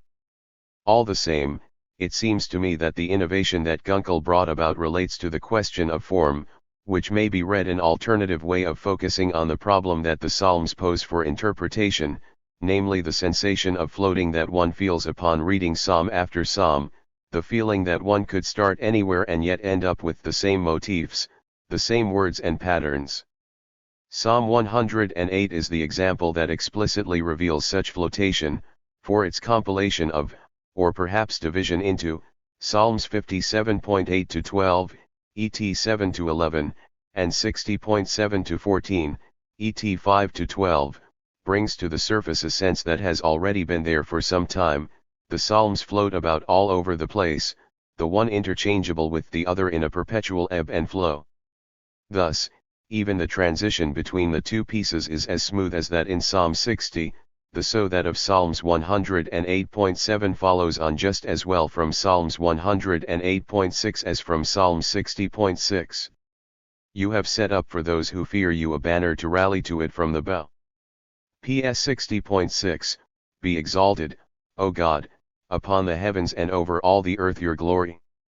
PS 108.6. So that your beloved may be delivered. Rescue with your right hand and answer me. PSS 60.7 and 108.7. It is not that Psalm 108 is the odd example in the collection, even in connection with the various pieces, PSS 105.1 to 15, 96.1 to 13 and 106.47 to 8, that make up 1 Chronicles 16.8 to 36, but that it is the obvious example that characterizes the Psalms as a whole, the moment when the tendency of the whole collection rises to the surface and becomes clear. What Gunkel attempted was not a fixation in time and place, but a way of making sense of the interchangeableness of the Psalms. With enough examples in the collection itself, Gunkel distinguished between lament and complaint, thanksgiving and praise, royal and victory and psalms of Zion and Yahweh as King. In one sense, this is of course an alternative mode of fixing the Psalms in a manner reminiscent of those that sought to order the Psalms in terms of author, the biography of David or musical directions, but in the emphasis on oral material it differs qualitatively from these efforts, as well as the earlier historical critical efforts at dating the literature and searching for the historical situation. To be sure, Gunkel was too much of a historical critic not to deal with these questions as well, but these interests must be seen as an effort to anchor the tossing ship of form itself, which has a tendency to float free from such fixation. Another way of putting it is that the potential of Gunkel's analysis of form has yet to be realized, as hinted by the scattered attempts at literary readings, set free from the older concerns of historical criticism itself. 18 What Gunkel achieved was less a fixation of the Psalms into various forms as the recognition of their fluidity, since the various forms themselves serve to highlight precisely this feature of the Psalms. What I mean is that what we now have, and Psalms criticism cannot escape the delineation into various forms after Gunkel, are vast blocks of material within which the free flow of the Psalms is enhanced. This is especially true of the larger groupings such as lament, complaint, and thanks, within which the flow of motifs and terminology is allowed to run without the effort at fixing them that has characterized so much criticism. In his studies of the complaints, Robert Cully has emphasized that no one complaint psalm can be read without the others in mind, or rather without the form of the complaint psalms as a whole impinging on the particular psalm in question. And yet, Psalms criticism gives in repeatedly to the temptation to take on a small identifiable chunk. The overwhelming focus is on individual psalms, or psalms of the sons of Korah, or most notably the royal psalms, which are few in number. But even with the forms in place, the boundaries themselves remain fluid and debated, for not all of the psalms fit neatly into the various forms. For instance, Psalms 57 and 60 are complaints with their characteristic pattern of complaint and rescue, but in their combination in Psalms 108 they become a psalm of praise, although even here it is not a pure praise psalm, the echo of the complaint in the final verses of Psalm 60 recurring at the close of 108. Form criticism, then, and the possibilities that still remain to be realized, comprises the complex term, across the top, of the semiotic square, the connection between floating and anchoring, not merely in terms of form and setting in life, but also in the tension of the study of form itself, the incomplete delineation of various forms, the focus on oral texts and the recognition of the fluidity of the Psalms in the attempt to identify various forms. Devotion, theology, and emptiness. We have explored almost all of the ideological possibilities opened up by the Psalms. However, 3 items remain to be identified, namely, the lateral axis, left side, neutral term, bottom, and the evasive fourth corner of the basic square, bottom left. Now they fall into place more easily. To begin with, I suggest that the left-hand lateral axis is the realm of personal devotion and piety. So many studies of the Psalms end up here, arguing that the Psalms themselves express either a personal devotion or a collective piety, a direct response of the heart to God. In fact, such devotional readings often form the other side of critical scholarship. 19. The element of religious commitment that biblical critics time and again suspend in order to undertake their critical work. Apart from such studies, the long tradition of the Psalms' central role in both Jewish and Christian lectionaries, let alone their basis for singing, seeks to make use of them in a way that carries on their initial purpose. Or they may be used in countless private devotional activities, biblical scholars lending their hands to Bible study booklets produced by the various churches, collections of prayers and readings, or the occasional text that emphasizes their function in such a private realm. The devotional use of the Psalms gives free rein to the fluid and interchangeable sense of the Psalms, but what is the other term with which it connects, that difficult fourth term on the bottom left? In order to identify it, let me begin with what is known as the neutral term, the one that links the 2 items across the bottom of the diagram. Here we may find theology. As the full diagram below shows, theology is distinct from devotion, since the systematic nature of theology is a distinct enterprise from piety itself. Even more, we should maintain the difference between theology and biblical criticism. Again, see the diagram. Often the two are linked, as we find with the work of Krauss and Anderson, for instance, or even Westermann, who attempt to base their theological reflections on biblical material.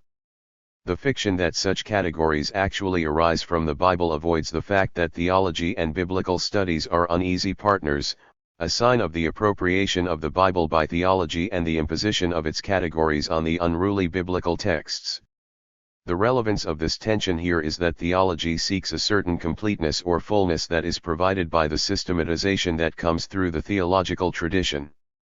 Through its key categories, God, anthropology, hamartology, Christology, salvation, sanctification, and eschatology, the master narrative of theology brings to bear a complete system on the material at hand. Under the umbrella of theology too may be located the search for thematic consistency. This search may not be overtly theological, but its desire for ideological coherence reveals a theological impulse. Gottwald, for instance, argues that there is a movement from lament to praise, 20, whereas Alter sees the themes of death and rebirth and the human, God relationship, 21, while others find themes of hope and refuge. 22. Finally, we can identify the elusive double negative of the bottom left-hand corner of the original square. This is where the lateral axis, devotion, and the neutral term, theology, touch. After much scribbling and blackening of pages, I suggest that this term is emptiness. We need to be careful at this point, for by emptiness I mean not futility but an absence. Both theology and devotion concern what cannot be verified, an apparent lack in the structure that actually maintains the whole structure. The term for that emptiness is variously God, Yahweh, El, and so on. These names may be seen as inadequate placeholders for what cannot be adequately named. Indeed, both theology and devotion must negotiate that tricky tension between absence and presence. The God that concerns them is not present in any conventional sense.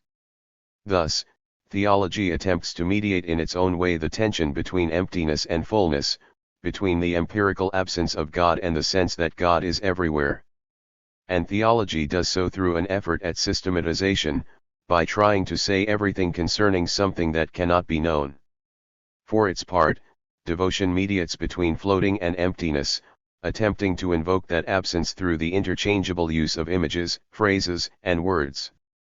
As the diagram indicates, emptiness is also the negative of the drive to fix and locate the Psalms in some way or another. Devotional interpretations then become the combination of both interchangeableness and emptiness, while theology brings together the desire for a complete explanation and the absent nature of its referent. I can now complete the ideological possibilities of the Psalms and their scholarship as follows. Conclusion: ideological limits. I hope that this effort at spatially mapping the ideological possibilities and tensions of the Psalms, and its scholarship, exhausts all of the available possibilities. This is precisely what Jameson intends with his deployment of the semiotic square. Or rather, it is one role that the square plays. The other is that it enables one to identify what has been excluded. As we would expect with an ideological system, its impression of completeness, of having said everything there is to say, is based upon the exclusion of what cannot be included. Here that difficult to identify fourth term of the basic square, the term that I held until the end, becomes the signal of what is excluded. With the Psalms, that item is none other than its prime concern, God, the one who occupies the space of emptiness. The whole system of the Psalms is then based on what is not part of the system. Yet, this is merely the first step in identifying what is excluded, for the deity becomes an indicator of the socio-economic system, the mode of production, within which the Psalms arise. 246. Summary. Frederick Jameson, the foremost Marxist in the USA, draws from Althusser to argue that literature functions as an imaginary resolution of real social and economic contradictions. One way in which these attempted resolutions appear is through formal tensions in a text. Jameson deploys Grimm as a semiotic square to map the ideological possibilities and limits of a text.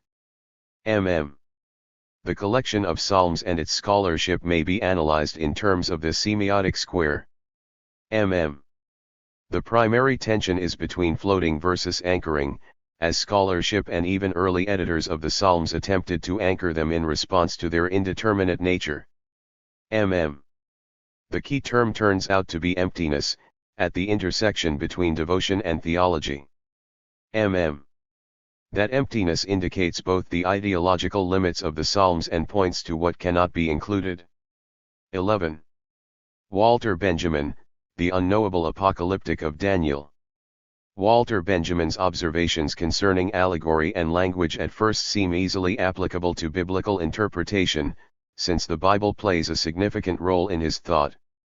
The catch is that it is not easy to extract a method of interpretation from his work. So I seek some insights, especially regarding the gap between language and what it is supposed to represent, between the word and thing to which the word refers. These insights provide me with a way of dealing with some of the problems of Daniel 7-12 and its visions. In this text we find a tension between the elusive and metaphorical language of the vision and a desire both by the text and subsequent scholars to fix the text to particular historical events and times. In other words, the language of Daniel 7-12, apocalyptic language, is both referential and anti-referential. Benjamin aids us in seeing how it is both at the same time. The modalities of allegory. For Benjamin, language constantly resists being tied to its referent. This argument appears in his studies of allegory and of language. 248. With which I deal in turn. 1. As for allegory, the most significant statement appears in his early The Origin of German Tragic Drama, only to become the underlying method of his Arcades project. 2. Allegory of course has a tradition in biblical criticism that runs back to the earliest interpretation of the Bible, used by Origen for instance, who himself adapted a strategy used by the rationalist Hellenists who found the myths of ancient Greece a little too crude for comfort and so interpreted them allegorically, as emotions, or the faculties of human activity, or as the forces of nature and so on.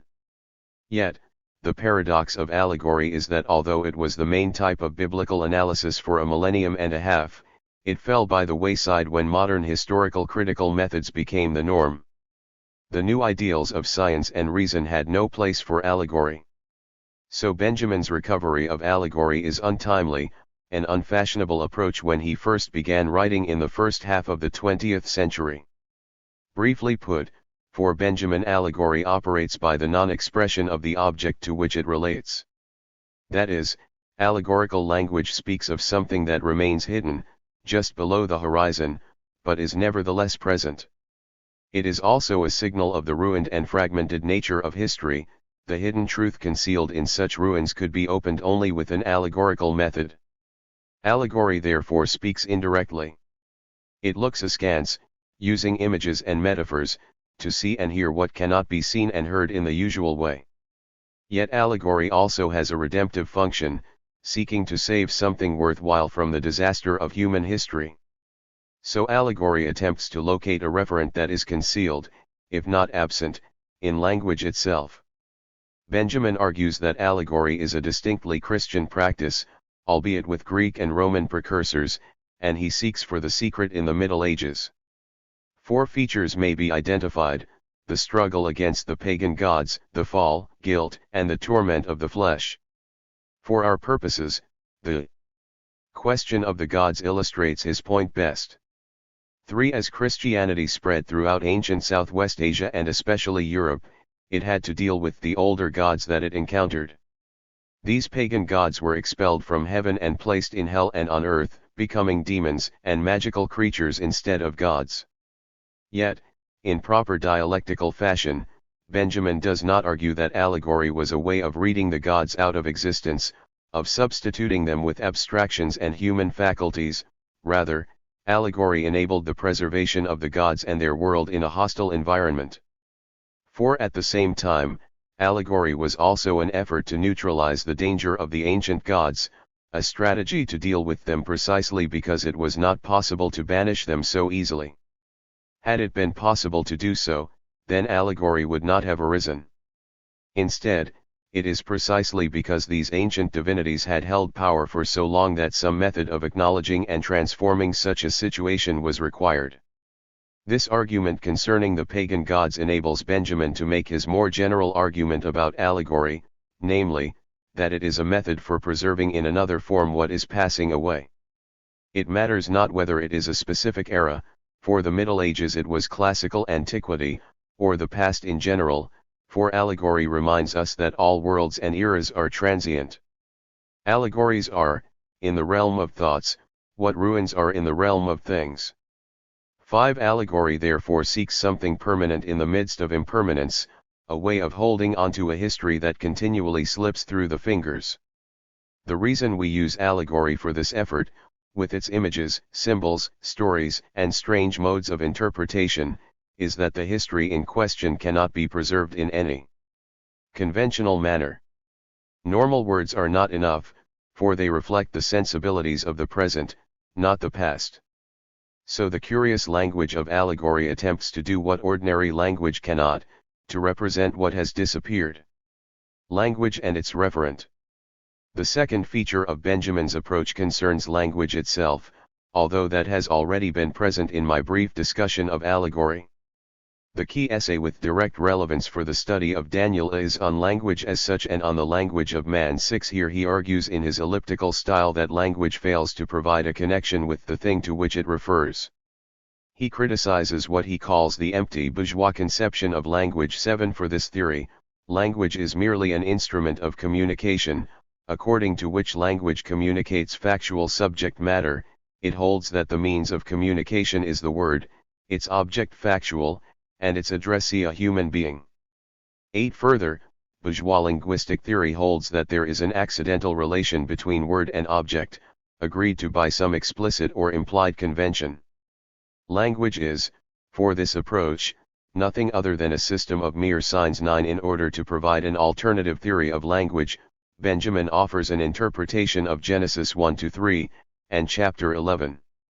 He begins by accounting for the bourgeois theory of language, that words mean something and are addressed to another person, by means of the fall. That fall is not merely the result of the disobedience of Adam and Eve in Genesis 3, but also the story of the Tower of Babel in Genesis 11.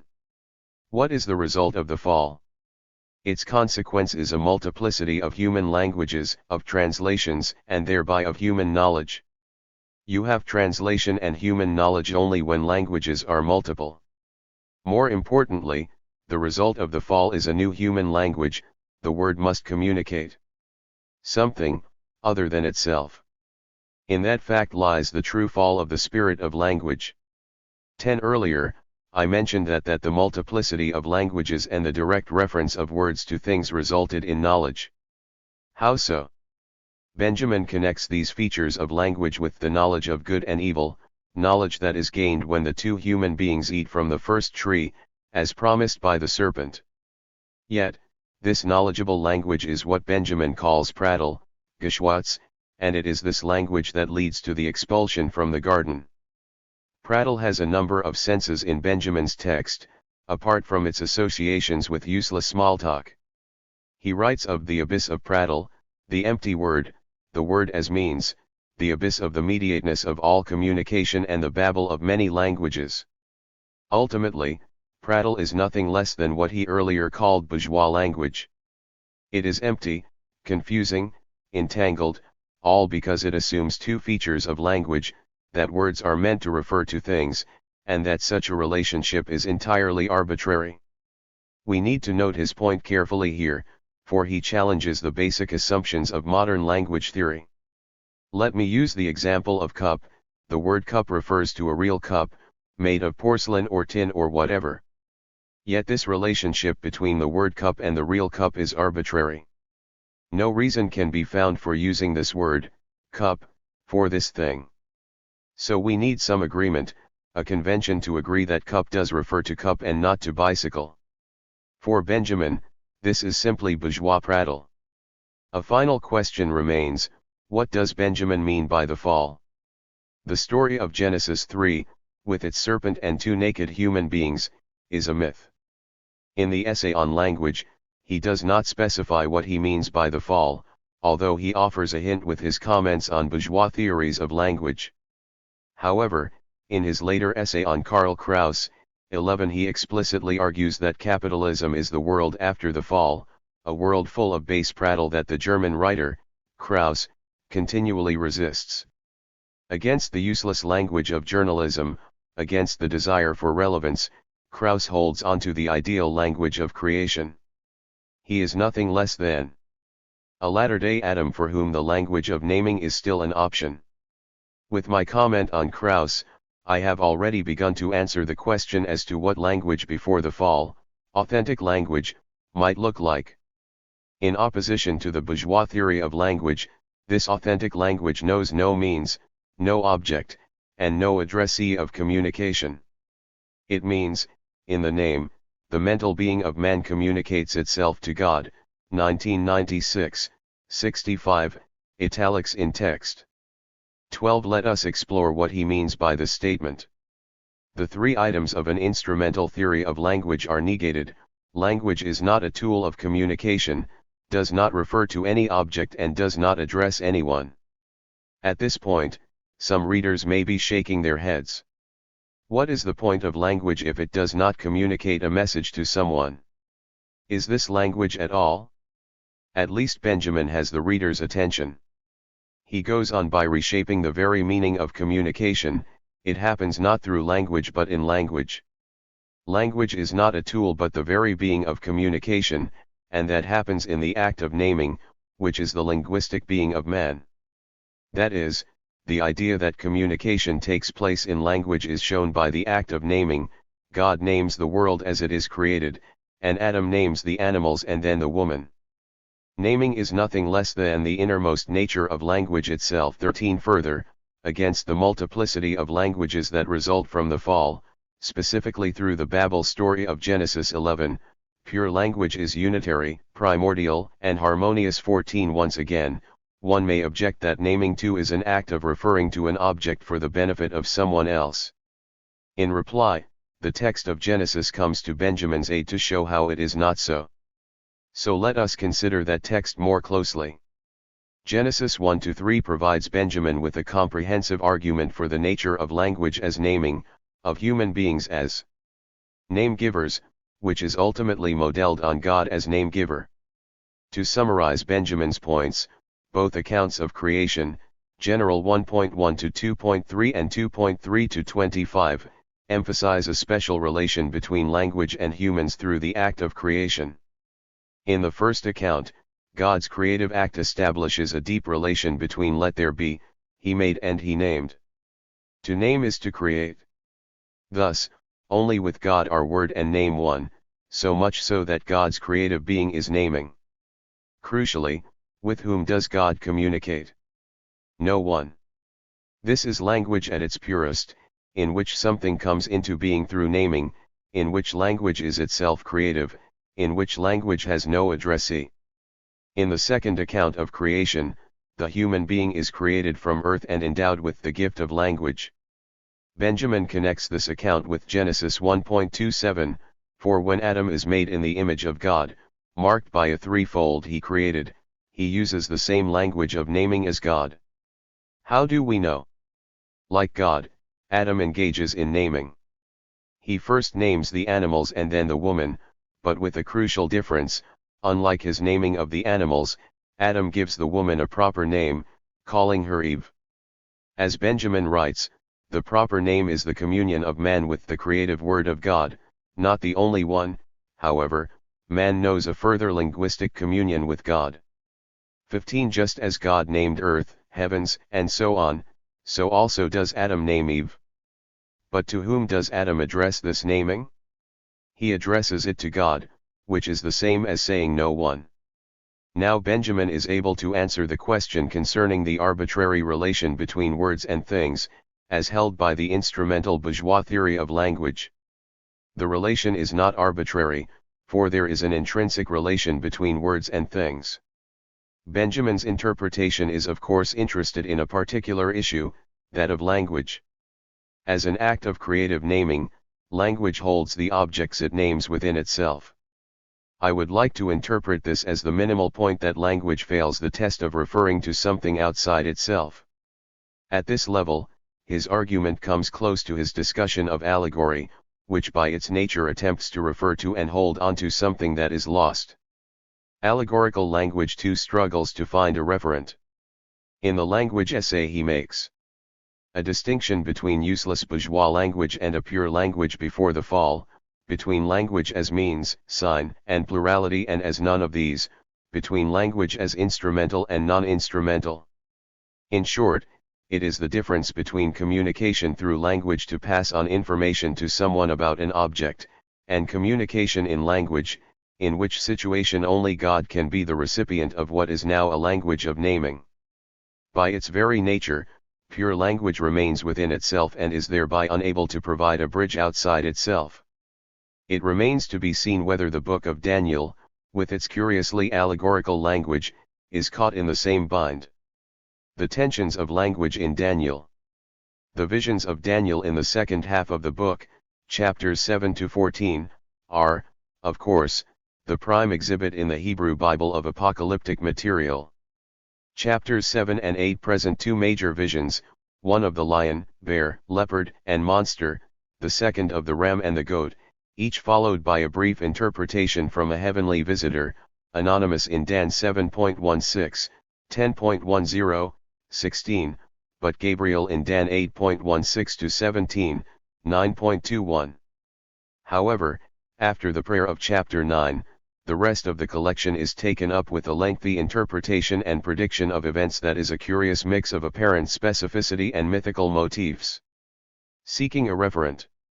Following the cue of the text, critics have rarely been able to resist the temptation to crack the code of the apocalyptic language. They seek a firm referent or two that can then anchor the text.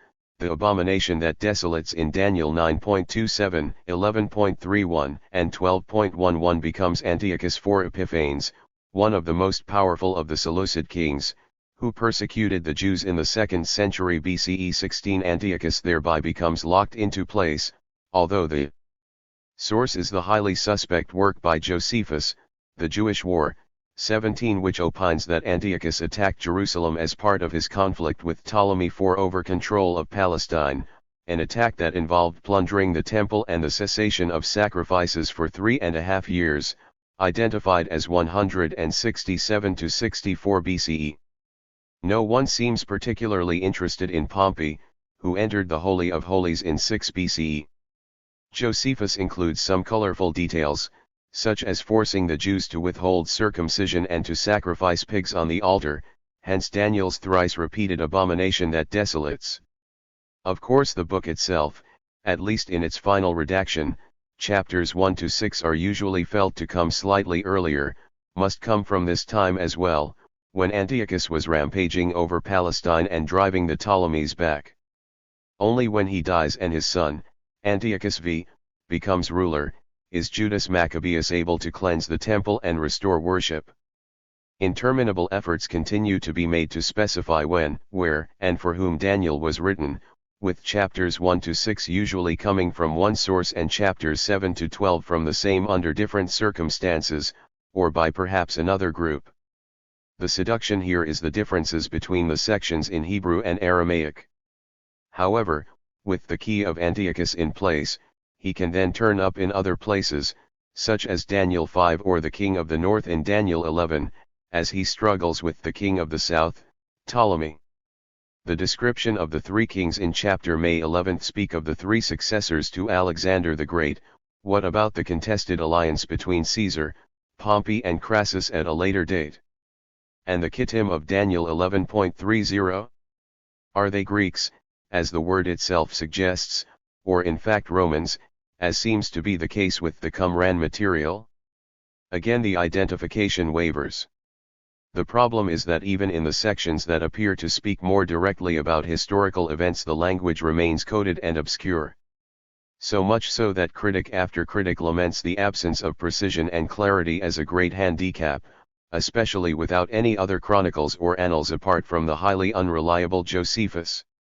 T. Clark, 1964, John J. Collins, Daniel, Hermania, Minneapolis, Fortress, 1993, Lewis F. Hartman and Alexander Delela, The Book of Daniel, Anchor Bible, Garden City, Doubleday, 1978. 17 Flavius Josephus, The Jewish War, trans. G. A. Williamson, Harmon Swarth. Penguin, 1984-75, p. 33i, 37. 256. The task of cracking the code continues, with the four beasts of chapter 7 or the ram and goat of chapter 8. The minimal interpretation of the first vision leaves critics guessing, Assyria, Babylon, Persia, Greece, or Rome. But the second vision is more helpful. The ram with the two horns are the kings of Media and Persia, Dan 8.20, but one must take an imaginary step to identify Cyrus as the ram himself, the one who unites the Medes and the Persians. The he-goat then becomes the king of Greece, Dan 8.21, but we need to postulate Philip of Macedon to get anywhere. Or is that Alexander the Great? The four horns are the four weaker kings who follow, Dan 8.22, but the problem here is that three of Alexander's generals divide up the empire between them, not four, unless Alexander himself is the fourth, but he is hardly a weak king. As for the one king who gets rid of the four, is that a Roman general, Pompey perhaps? Again, we cannot be sure. By the time the text gets to the point of superhuman intervention against this final king, Dan 8.25, most critics feel that the text has reverted to an apocalyptic schema where myth overtakes history. If all of this was not complex enough, the convoluted material in Daniel 11 beggars identification, although many have tried to line up various Ptolemies and Seleucids. 18 Apart from these perpetual efforts to tie the text of Daniel down to the ebb and flow of quotidian events and the particularity of political history, we also find the inevitable search for a historical context for the book as a whole. Was it Mesopotamian or Hellenistic, and does it show Canaanite influences? 19 Some have followed Hansen's argument, drawing on the work of Ernst Troeltsche's distinction between church and sect, as well as Berger and Luckmann's notion of the social construction of reality, that apocalyptic material often appears in the context of oppressed groups. Stringent criticism of imperial overlords are coupled with the hope of an extraterrestrial rescue. 20 Gottwald is more specific, 21 drawing on deprivation theory, as well as comparisons with the cargo cults of Melanesia, Polynesia, and other places, where Christianity was radically redrawn in terms of the apocalyptic benefits of emergent capitalism, and with the material from millenarian groups in various times and places, for instance, the Hussites or Munzer's peasants in Germany, in order to make sense of the apocalyptic language of Daniel. 22.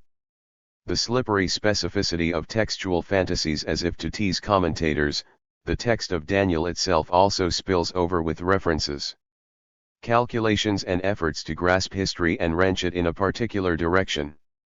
The conventional dating formula is the most obvious, also found elsewhere in the Hebrew Bible. So, Daniel 7.1 has, in the first year of Belshazzar king of Babel, Daniel 8.1, in the third year of Belshazzar the king, Daniel 9.1, in the first year of Darius son of Ahasuerus, Daniel 10.1, in the third year of Cyrus king of Persia. The obvious point here is that no one takes these dates as anything but chronological fictions, for the text of Daniel itself appears a good deal later. They are then literary devices. Note the pattern of 1 and 3 that also recurs in many of the stories and visions, that attempt to place the book at a much earlier moment, turning the visions into predictions of the future. But do the specific identifications of kings and nations in the vision or dream interpretations function in a similar manner? Commentators are not so ready to ascribe these to the whim of an anonymous author or two. Thus, the identities of Media, Persia, and Greece in 8.20 to 1 and 10.20 seem to grant a specificity lacking elsewhere in the book. But as soon as the text allows us a whiff of history, it blows it away just as quickly, for the kings of Media and Persia are not named. The list of absent names is long: the king of Greece and the four others of 8.22, the prince of Persia in 10.13 and 10.20, the prince of Greece in 10.20, the four kings of Persia in 11.2, the mighty king of Greece in 11.3, the king of the south and the king of the north in chapter 11, the daughter of the king of south in 11.6, and so on. The only ones who are named apart from Daniel are characters like Gabriel, 8.16, 9.21, and Michael, 10.13, 21, 12.1, but only someone in an altered state of consciousness is going to suggest that these customers are verifiable historical figures. The paradox is that just as the text takes off into the purer realms of apocalyptic speculation, it becomes very specific indeed. There seems to be a direct ratio between the communication of explicit detail and pure fantasy. I have in mind the numerological material that the heavenly visitors provide Daniel in moments of blinding insight. The key lies with the solar calculations based on the numbers 7 and 10. The year itself is divided into weeks, but then the years themselves fall into lots of 7 again, with climactic moments determined by either dividing 7, 3.5 is common, or multiplying 7s and 10s. Thus, the Jubilee itself falls after 70 years, but the massive apocalyptic Jubilee after 490 years. The first of these calculations appears in Daniel 9.2. Daniel, perceived the number of years which, according to the book of Jeremiah the prophet, must pass before the end of the desolations of Jerusalem, namely, 70 years. But the book of Daniel provides the numbers, and so Gabriel the mathematician spells it out for Daniel. The end of transgression and sin, for which Daniel has just offered a prayer asking for forgiveness, will come in 70 weeks of years, Dan 9.24, that is, 490 years. This breaks into 7 weeks for the arrival of the Anointed One, Dan 9.25, 62 weeks to rebuild Jerusalem, 9.25, until the sanctuary is destroyed, 9.26. A prince, different from the Anointed One, will then make a covenant with many for 1 week, and then for half of the week he is going to ensure the sacrifices cease. All of these weeks seem to refer to weeks of years, so we end up with 49 years until the Anointed Prince, 434 years to rebuild the temple, 7 years for the covenant with the prince, a total of 490, and 3½ years for the cessation of sacrifice. But the 3 weeks of Daniel's mourning and fasting last for just 3 normal weeks, preferable to 21 years, or weeks of days as the text has it, Dan 10.2-3, in order to distinguish from the other weeks, those of years. Further specific temporal markers include the appointed time in 11.27 and 11.29, the time of the end in 11.40 and 12.49, and the curious a time, 2 times, and half a time in 12.7, see also 7.25, in answer to Daniel's question as to when the wonders will end. While the 1,290 days, although contrast the 2,300 evenings and mornings of Dan 8.14, from the first desecration of the temple specifies the days of the 3½ years, the 1,335 days for which those who are blessed must wait seem to fall outside any of the schemas thus far. The equivalent is 3 superscript 2 superscript 3 years. Even though the apocalyptic speculation concerning the crucial time of the end operates with an internal logic, this has not stopped commentators from trying to sort out the dates. If the 3½ years refers to Antiochus Epiphanes' desecration of the temple, then they suggest we can start to see how the text calculates events both backward to the exile, and the rebuilding of the temple, and forward to the much anticipated end when Michael will roll in with the heavy artillery.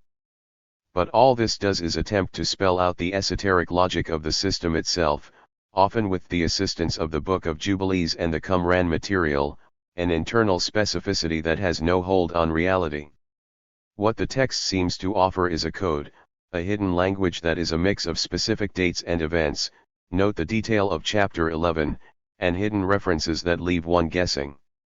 For instance, then shall arise in his place one who shall send an exactor of tribute through the territory of the kingdom, but within a few days he shall be broken, neither in anger nor in battle, Dan 11.20. The text is tantalizingly confident about the details and yet keeps everything closed. Who is the one, or the exactor of tribute, and what does the reference to his being broken mean? My own suspicion is 260. That we have the characteristic features of the coded language of political groups, insurrectionary movements that wish to keep their information hidden. Even so, I must be wary of trying to crack the code, like some infiltrator wishing to uncover a plot. Instead, we need to recognize that the language remains beyond our reach. Here I would suggest is an analogy to Benjamin's own esoteric writing practice, which was designed not to yield its content easily at all. In a similar way to Daniel, critics of Benjamin struggle to determine with greater specificity what he actually means, hence the tendency for that criticism to resort to detailed exegesis of his texts. Is there a coherent system to his thought? Do some texts have priority over others? Or does his work fall to pieces in the process of interpretation? The language of Daniel resists all of these moves to sort out the meaning, whether by critical scholars or by the text itself. What are we to make of this peculiar and for many highly uncomfortable language, violent, extraterrestrial, misogynist, and visionary? One avenue is to seek its precursors, whether in Persian dualism, Hellenistic syncretism, emergent Gnostic influences, prophecy in the Hebrew Bible and its eschatological, Isa 24-7, 40-55, 56-66, Zech 9-14, Joel, Malachi, or visionary tendencies, Ezekiel, Zech 1-8, cosmic wisdom, the royal cult, ancient Semitic myth, whether Babylonian or Canaanite, or a mix of some or all of these factors from both within and without the Hebrew Bible. 23. Alternatively, the source of the apocalyptic language of Daniel lies with its form, although on this question critics revert to definitions of apocalyptic, such as revelation given by otherworldly beings with temporal and spatial dimensions in narrative frame. 24. The features of such language include novel phraseology, numerical systems, especially the 3+1 pattern, quotation, allusion, and paraphrase of other material in the Hebrew Bible. 25. The symbolic world of the text has distinct temporal and spatial coordinates that see no problem making connections between the everyday events of politics and the extraterrestrial realm of angels, archangels, heavenly visitors, and armies. In fact, these are all part of one continuum, and the distinction between worldly and otherworldly is foreign to the text itself. The kings of Media and Persia, of Greece, of the north and south are as much part of this world as are Michael and Gabriel. The language of naming. But I want to suggest that apart from searching for precursors and influence, or tackling the question of form, or even exploring comparisons between the Greek and Aramaic versions, 26. Benjamin's own comments on language are very pertinent for Daniel.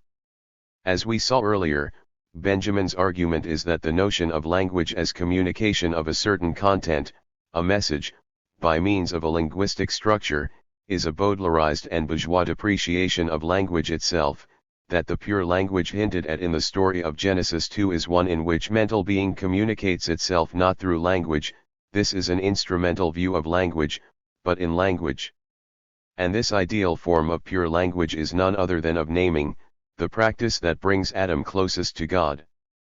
At creation, Adam has no one with whom to communicate except God, which is as good as communicating with himself. He does so through the name, which for Benjamin is the very nature of language itself. I want to suggest that in Daniel, especially chapters 7-12, this pure language of naming is also found, but in order to get there I need to make a number of moves. To begin with, the text is full of names, whether explicit, mythical or obtuse. But what of the geographical references, such as Media, Persia, Greece, and Chaldea, or Edom, Moab, the Ammonites, Egypt, Libya and Ethiopia, Dan 11.41-43, or the province of Elam on the river Ula, Dan 8.2-15, or the Tigris and Uphaz, the source of gold, Dan 10.4-5, as well as Jerusalem, Judah, and Israel. Here we have a mythical geography in which known and unknown place names provide the setting for an apocalyptic schema with its own agenda. These geographical names are less concerned with the actual geography, but rather have a similar function to the personal names, such as Daniel, Belshazzar, Michael, Gabriel, Moses, Cyrus, and Darius. They are names with no referent. The latter two are of course kings of the past, but for this text they belong to a mythical panoply that hardly accords with any reality. To isolate them from all the other names in the text creates a false impression of the world of the text.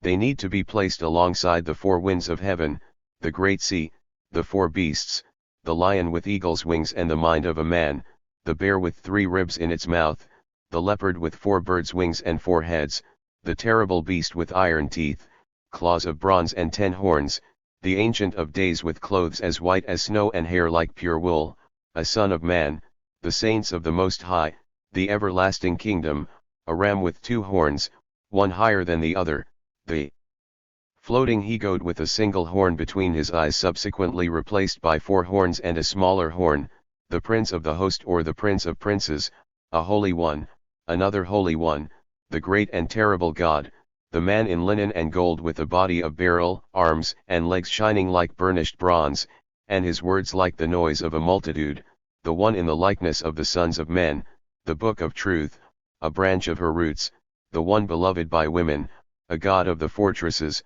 the time of trouble. Those who awake from the dust at the end time to everlasting life or to everlasting contempt, the wise who shine like the brightness of the firmament, who are like the stars, the 2 beings clothed in linen who stand on either side of the stream, one of whom raises both arms to heaven and the purified ones who make themselves white. I have run through most of the names in Daniel 7-12, for it seems to me that too often they are forgotten in the rush to speak of the names that seem to have some known referent, those that communicate information beyond the closed system of the apocalyptic text.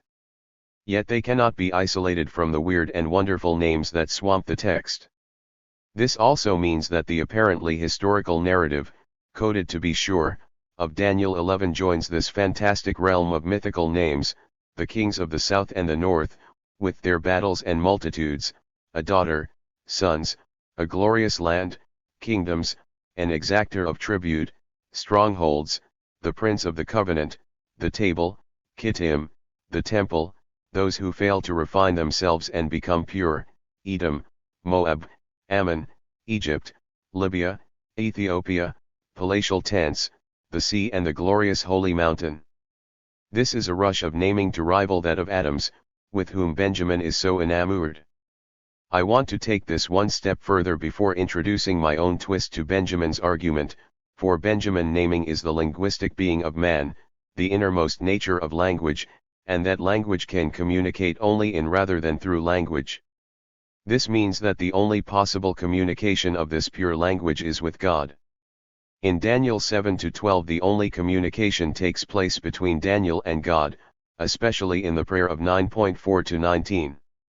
Otherwise, communication takes place between Daniel and various heavenly visitors, named or unnamed, intermediaries for God himself. And what does Daniel do in his confession of sin for the whole people? He drags out names from the Hebrew Bible, the prophets, kings, princes, fathers, people of the land, Judah, Jerusalem, Israel, Moses, the laws, and Egypt. Again we have a closed system, one of internal reference to the Hebrew Bible itself, which can make sense only in light of those other narratives.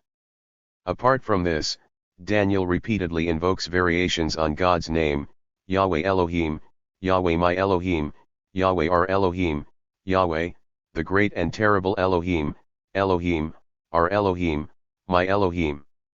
This is Benjaminian naming to a heightened degree, a language that is sufficient unto itself. No wonder the text is inaccessible, even playing with its reader by seeming to offer specific historical anchors only to wrest them away into a mythical world that has its own logic. Benjamin's limits. Thus far, I have followed Benjamin's method quite closely in order to interpret Daniel 7 and related chapters. He does indeed provide some distinct insights that enable us to see that text in a different way. However, a question may be lurking in the reader's mind as I have engaged with Benjamin: what is Marxist about his work? Mystical, esoteric, theological even, these are the terms that more readily come to mind. Benjamin was a curious Marxist. 264. Seeking to juxtapose his theological and biblical reflections with Marxist insights.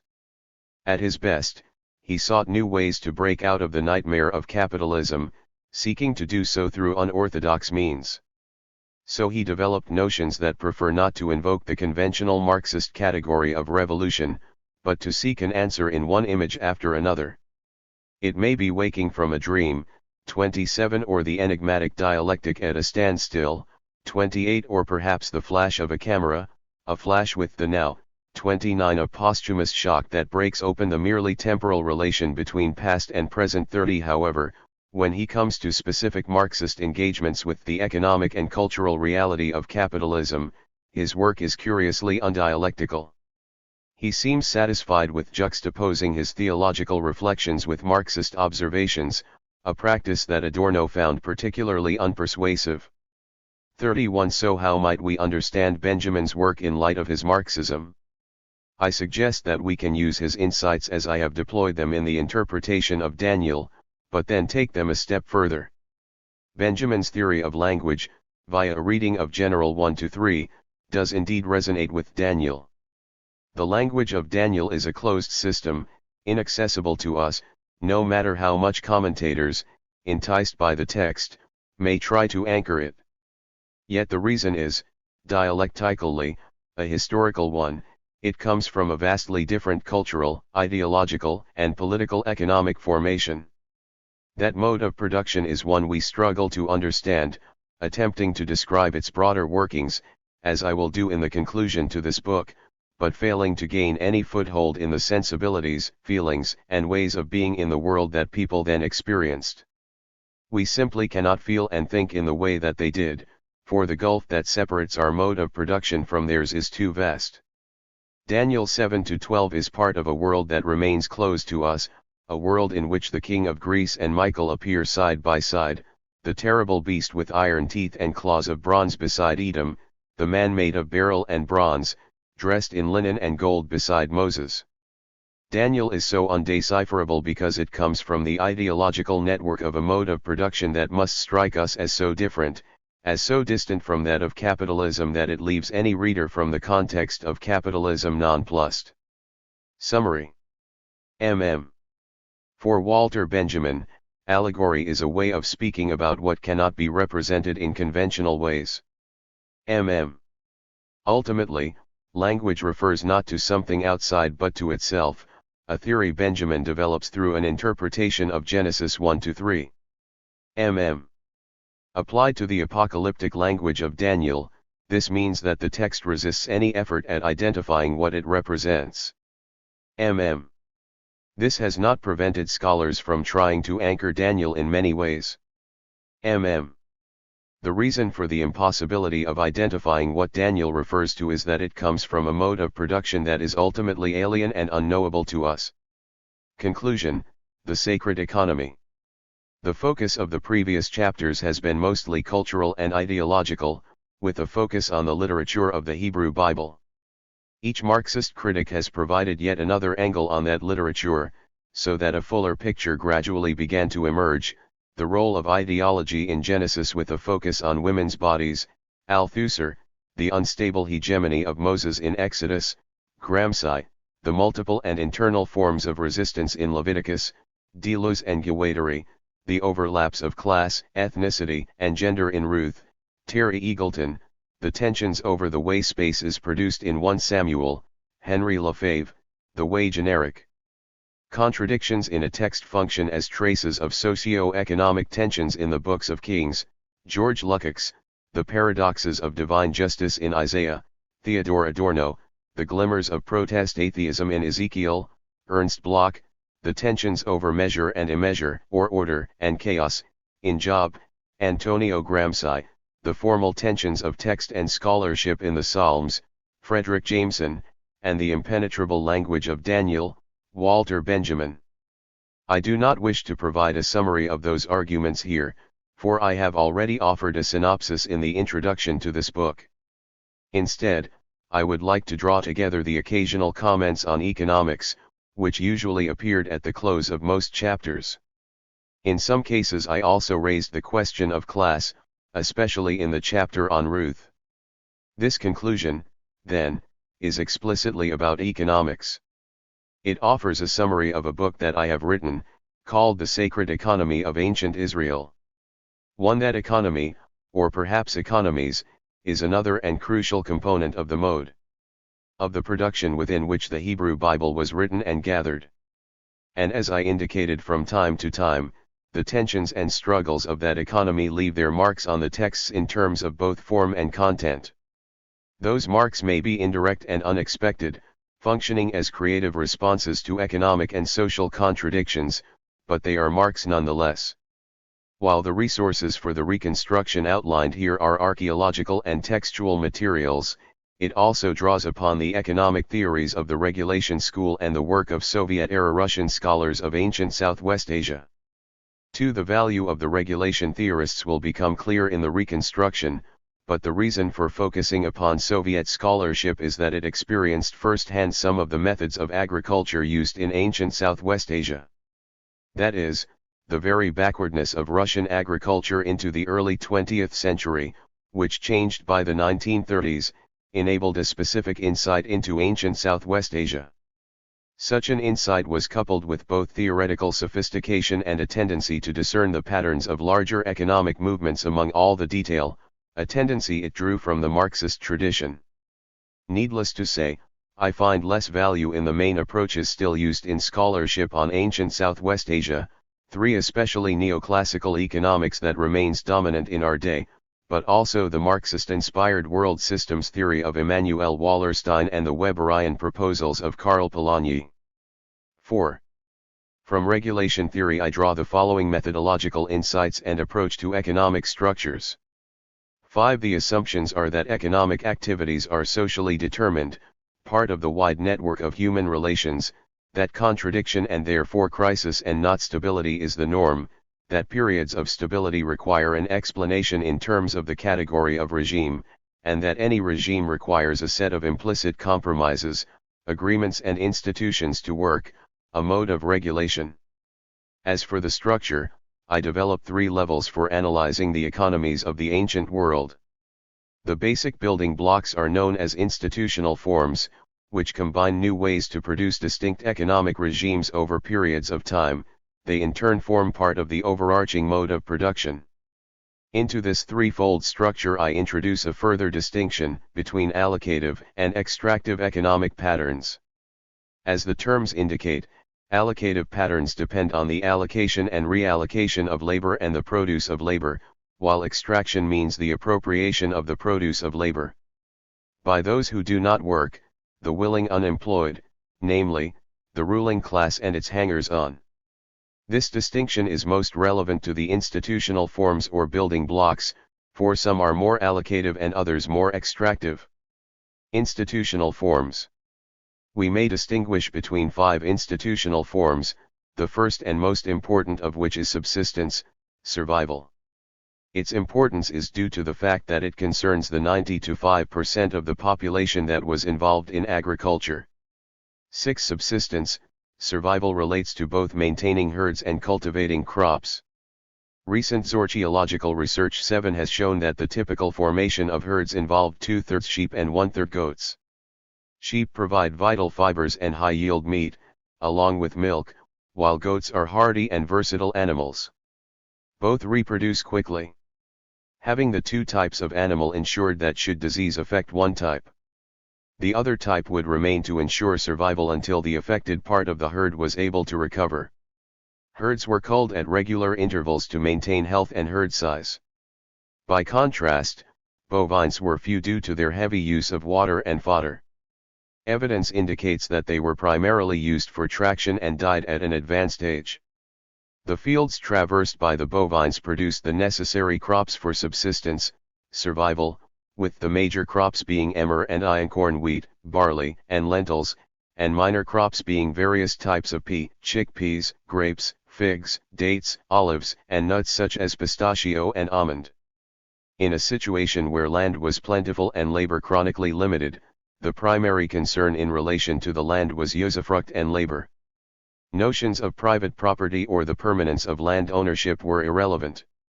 Agricultural villages, with populations of typically 75 to 150, used a system of land shares, Kilikat Hasade or Musha, a practice widespread in societies focused on subsistence, survival. In order to optimize labor, ensure soil preservation and consistent crops and ameliorate risk, natural and human, members of village communes would allocate to each other strips of usually non-contiguous land. These were social units of measurements rather than clear demarcations of land for the purpose of ownership. The most common method of allocating these land shares was by lot, in order to ensure that all had to work the better and worse land at some time or other. Other methods included argument, often lengthy, and agreement by the whole village commune, or by male heads of households or elders.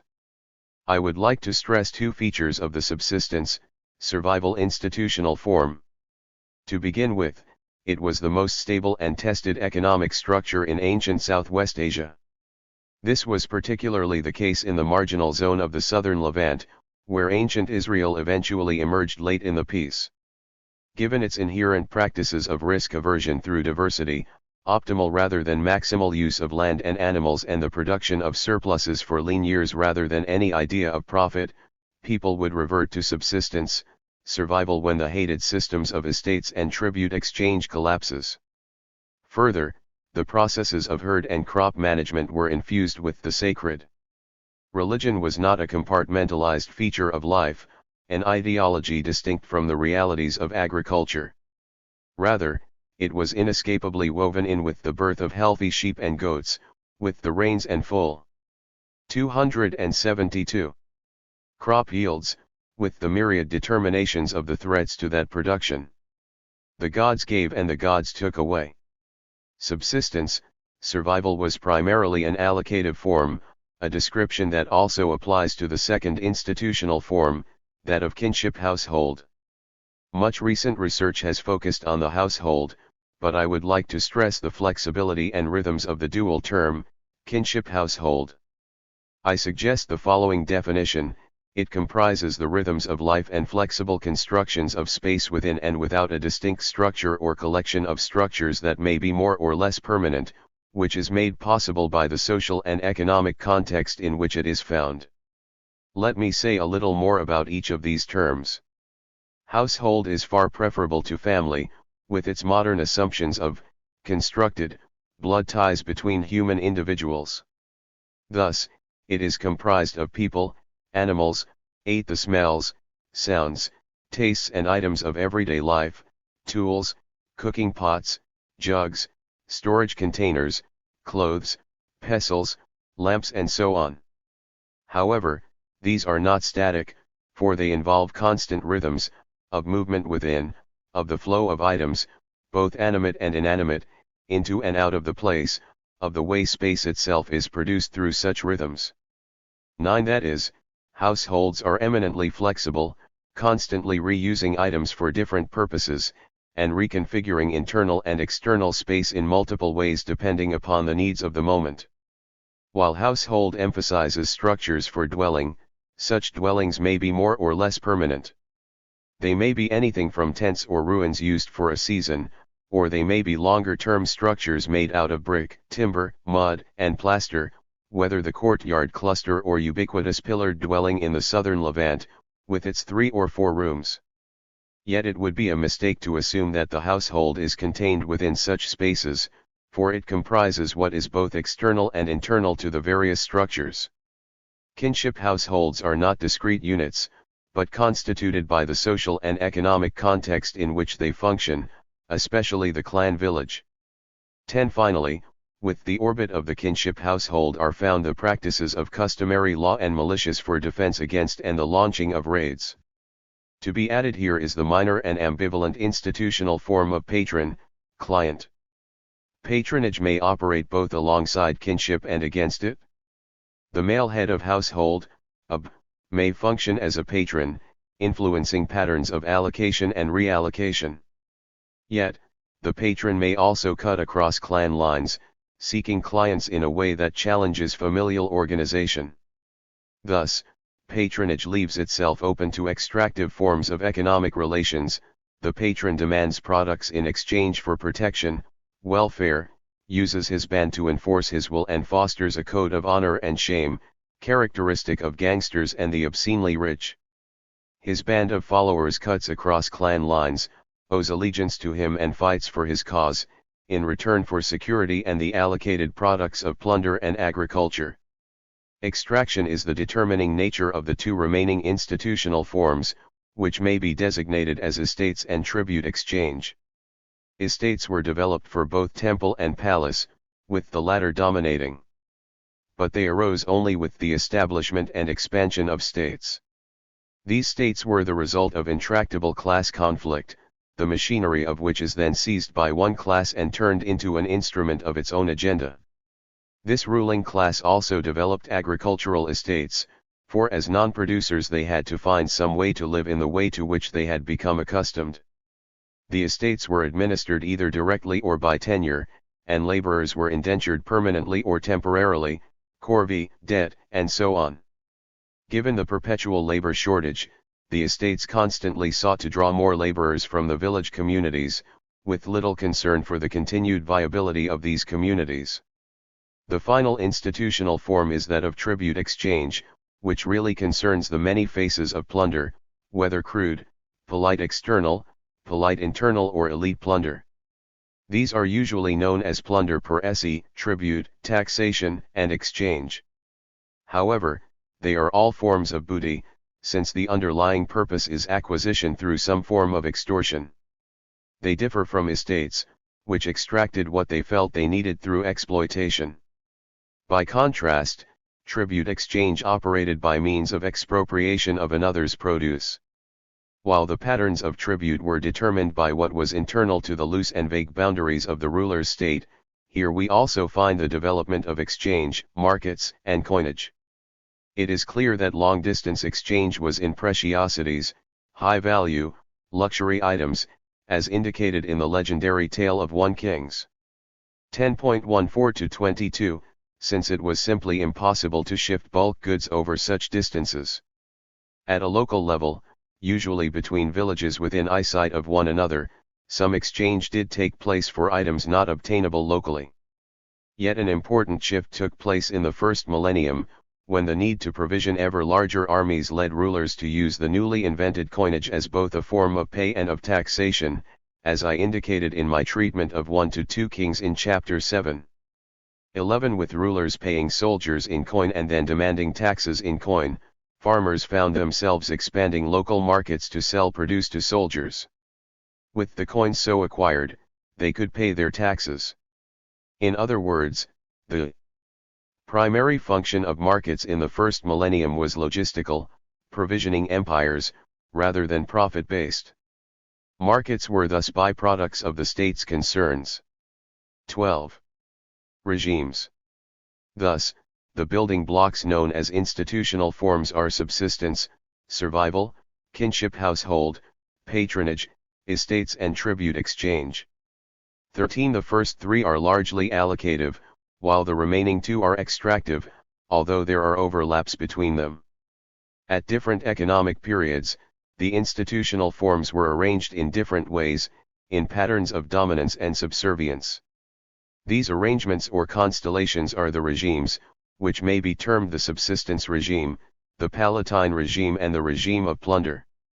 Obviously, the dominant form in each constellation is, respectively, subsistence, estates and tribute exchange. Here only the first is allocative, characteristic of the bulk of the population engaged in agriculture, while the other two are extractive, the approaches of the little and big kingdoms and their brutish potentates. With the regimes we can move from a largely synchronic analysis to a diachronic one that traces the conflicts and changing patterns of regimes over time. The subsistence regime was characteristic of what are usually called times of economic crisis or chaos, ever present, but notable in the third millennium, the middle of the second millennium and in the closing centuries of the second millennium. In this last period, the much-studied settlements in the Judean hills appear. It was the dominant regime found in the southern Levant and thereby of ancient Israel. I argue that it was in fact the most stable of all regimes, and usually the most creative of times. Usable inventions happened during such periods. The Palatine regime, an extractive one, characterized the efforts of various potentates and despots to seize control of states and support themselves and their dependents by means of agricultural estates. Inherently unstable, the Palatine regime rose and collapsed time and again, only to run completely out of steam by the 13th century. In its place, the regime of booty characterized the first millennium and its large empires. It varied between crude plunder, Assyrian Empire, and the more refined forms of taxation and tribute, enabled by the use of coinage and development of markets as byproducts of the state's overriding concerns with provisioning its military and bureaucracy, Persian or Achaemenid Empire. The regime of Budi was also deeply unstable, and fell apart readily, as the spectacular collapse of these empires shows only too well. What is the place of ancient Israel, whenever it arose in the first millennium BCE, within these larger economic patterns?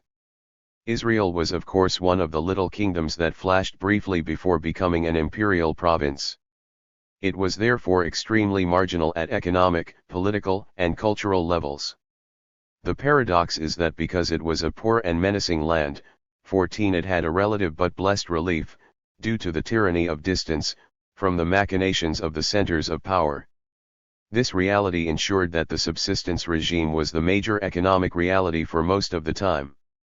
It may have been subject from time to extractive patterns, whether by neighboring powers that sought to bring it under their temporary sway, or during the short period of being a little kingdom, or during its provincial status later in the first millennium, but it kept reverting to the tried and resilient regime of subsistence, with its core institutional form of subsistence, survival. However, I would like to emphasize the internal contradictions that are constitutive of the whole system. These differing regimes, constructed out of the institutional forms in their different combinations, together form what I call the sacred economy. An earlier term for this system is the Asiatic mode of production, but since I have offered a wholesale reconstruction of the mode of production, I prefer to speak of the sacred economy. The contradictions of that mode of production operated at two levels, between the different regimes and between the institutional forms that made up those regimes. At the level of regimes, the tensions appear between the subsistence regime and the regimes of palatine estates and of plunder. Whenever people, that is, the vast majority of those engaged in subsistence agriculture, had the opportunity, they reverted to a subsistence regime, since it was the most stable and ensured long-term survival. However, the palatine regime of estates and, in the first millennium, the regime of plunder sought to make the subsistence farmers subservient to their imperial aspirations. In particular, the palatine regime preferred to undermine the village communes of subsistence farmers, since estates had higher yields and served their own needs more directly. Village communes under the intermittent control of despots yielded only 10% in taxation, while estates yielded between 1/3 and 1/2 for the ruling class. For their part, the subsistence farmers would break from the estate system when the pressure became too great. Tried and true tactics were deployed time and again. They would leave crops unharvested, take to the hills to join the nomads, habaru, relocate villages out of the reach of despotic forces, or willingly take part in the destruction of an oppressive ruler's power whenever the opportunity arose. Similar tactics were also used during the first millennium when the regime of plunder became dominant. So we find these tensions between and within the different regimes. Within the regimes, the institutional forms of subsistence, survival struggled with those of estates and tribute exchange. Between the regimes, the subsistence regime constantly resisted the imposition of palatine and plundering regimes. I mentioned earlier that ancient Israel operated primarily under a subsistence regime. Yet that regime did face perpetual struggle. Internal to Israel, it had to contend with sporadic efforts to install 278. A belated estate system, belated because in the first millennium the estate system was obsolete. Elsewhere, the regime of plunder had become dominant, and it impinged on ancient Israel in terms of external imperial expansion. So here too, especially when Israel became the province of Yehud, the subsistence regime faced the perpetual threats of a regime of plunder. Here may be found the socio-economic tensions within which the Hebrew Bible was written and compiled. Another way of describing this tension is in terms of allocation versus extraction, with the former characteristic of subsistence, survival, and the latter of estates and tribute exchange. Sacred tensions. It is precisely these tensions that provided the troubled background in which the Hebrew Bible in all its variety arose. Given those many layered tensions, one would expect that they would appear also in the texts I have studied. With Exodus 18 and Leviticus 16, Delos and Guattari, it was the multiple modes of resistance, which may now be read as forms of the constitutive resistance of subsistence, survival to Palatine and plundering regimes, both forms of what Delos and Guattari call the signifying regime. In 1 Samuel 1-2, Lefebvre, it appeared in the shifting productions of space in light of local and external factors, where we may see the impression of a regime of plunder on the local tensions between estates and subsistence. With 1-2 Kings, Lukács, the generic tensions reveal an ideological effort to deal with the belated effort in the southern Levant to install a Palatine regime when in most other places in ancient Southwest Asia we find a regime of plunder. With Job, Negri, it becomes the challenge to Yahweh, the effort to bend transcendence to immanence in a way that asserts the validity of those who challenge the powers that be. In the Psalms, Jameson, it is the contradictions of form, which may now be read as the formal trace of irresolvable socio-economic tensions. These tensions also have other manifestations, such as the obsession over controlling wombs in Genesis 25 in light of the chronic shortage of labor, Althusser, or the twisting identifications of class and ethnicity in the suppression of gender in Ruth, Eagleton, or the ambivalence of Moses as a liberating or oppressive figure in Exodus 32, Gramsci, or the breakdown of the idea of ruling class justice in Isaiah 5, Adorno, let alone the protest atheism of Ezekiel, Bloch. But I have not yet indicated how these manifold textual representations relate to the various institutional forms and regimes within the mode of production I have called the sacred economy. They certainly do not relate in a one-to-one, or allegorical, fashion, where a particular economic tension may be pegged to a cultural and literary one. Instead, the idea of mode of regulation offers an explanation. Earlier, I indicated that any period of relative stability, a regime, requires an explanation, rather than a period of crisis, for that was the norm. How does a regime achieve stability for a time? It requires cultural and ideological elements, along with institutional structures, which function to produce a series of compromises between the conflicting elements of a regime. To quote Lippietz, there are two aspects of the process.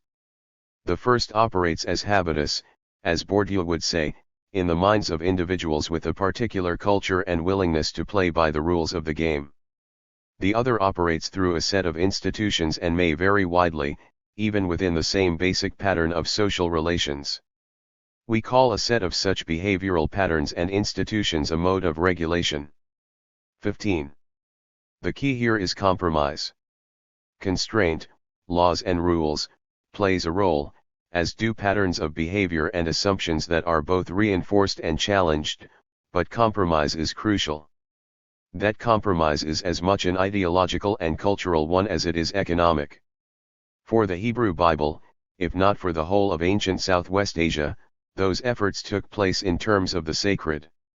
And when we have compromise, we have those unsatisfied with the compromise, those who challenge the compromise since they have given up too much. We also have continual efforts to overcome the tensions that the compromise seeks to ameliorate. For the Hebrew Bible, those efforts are literary and theological. Yet a literary and theological effort at overcoming a tension succeeds only at an ideological level, for it cannot resolve a socio-economic tension. We would expect then that, in their very effort to overcome such tensions, those tensions will recur in all manner of unexpected ways. Summary. This chapter proposes a model for the economy of ancient Southwest Asia, in which Israel and the province of Yehud arrived late on the scene. It uses regulation theory and Soviet-era Russian methods as its basis. The 5 building blocks, institutional forms, of that primarily agricultural economy are subsistence, survival, kinship household, patronage, estates and tribute exchange. These institutional forms are arranged in different combinations over time to produce 3 regimes, the subsistence regime, the Palatine regime and the regime of plunder. The Palatine regime characterized the period until the 13th century BCE, while the regime of plunder dominated in the first millennium BCE. The subsistence regime was the preferred regime by the vast majority of farmers, and they reverted to it whenever they had the opportunity, times of crisis. It was the characteristic regime of the marginal zone of the southern Levant where Israel appears. The literary and ideological tensions of the Hebrew Bible are the result of the compromises, modes of regulation, that were necessarily expressed in terms of the sacred. These compromises were needed for each regime to function for a while and were also the causes of their repeated collapse. All of these features are parts of the mode of production I call the sacred economy.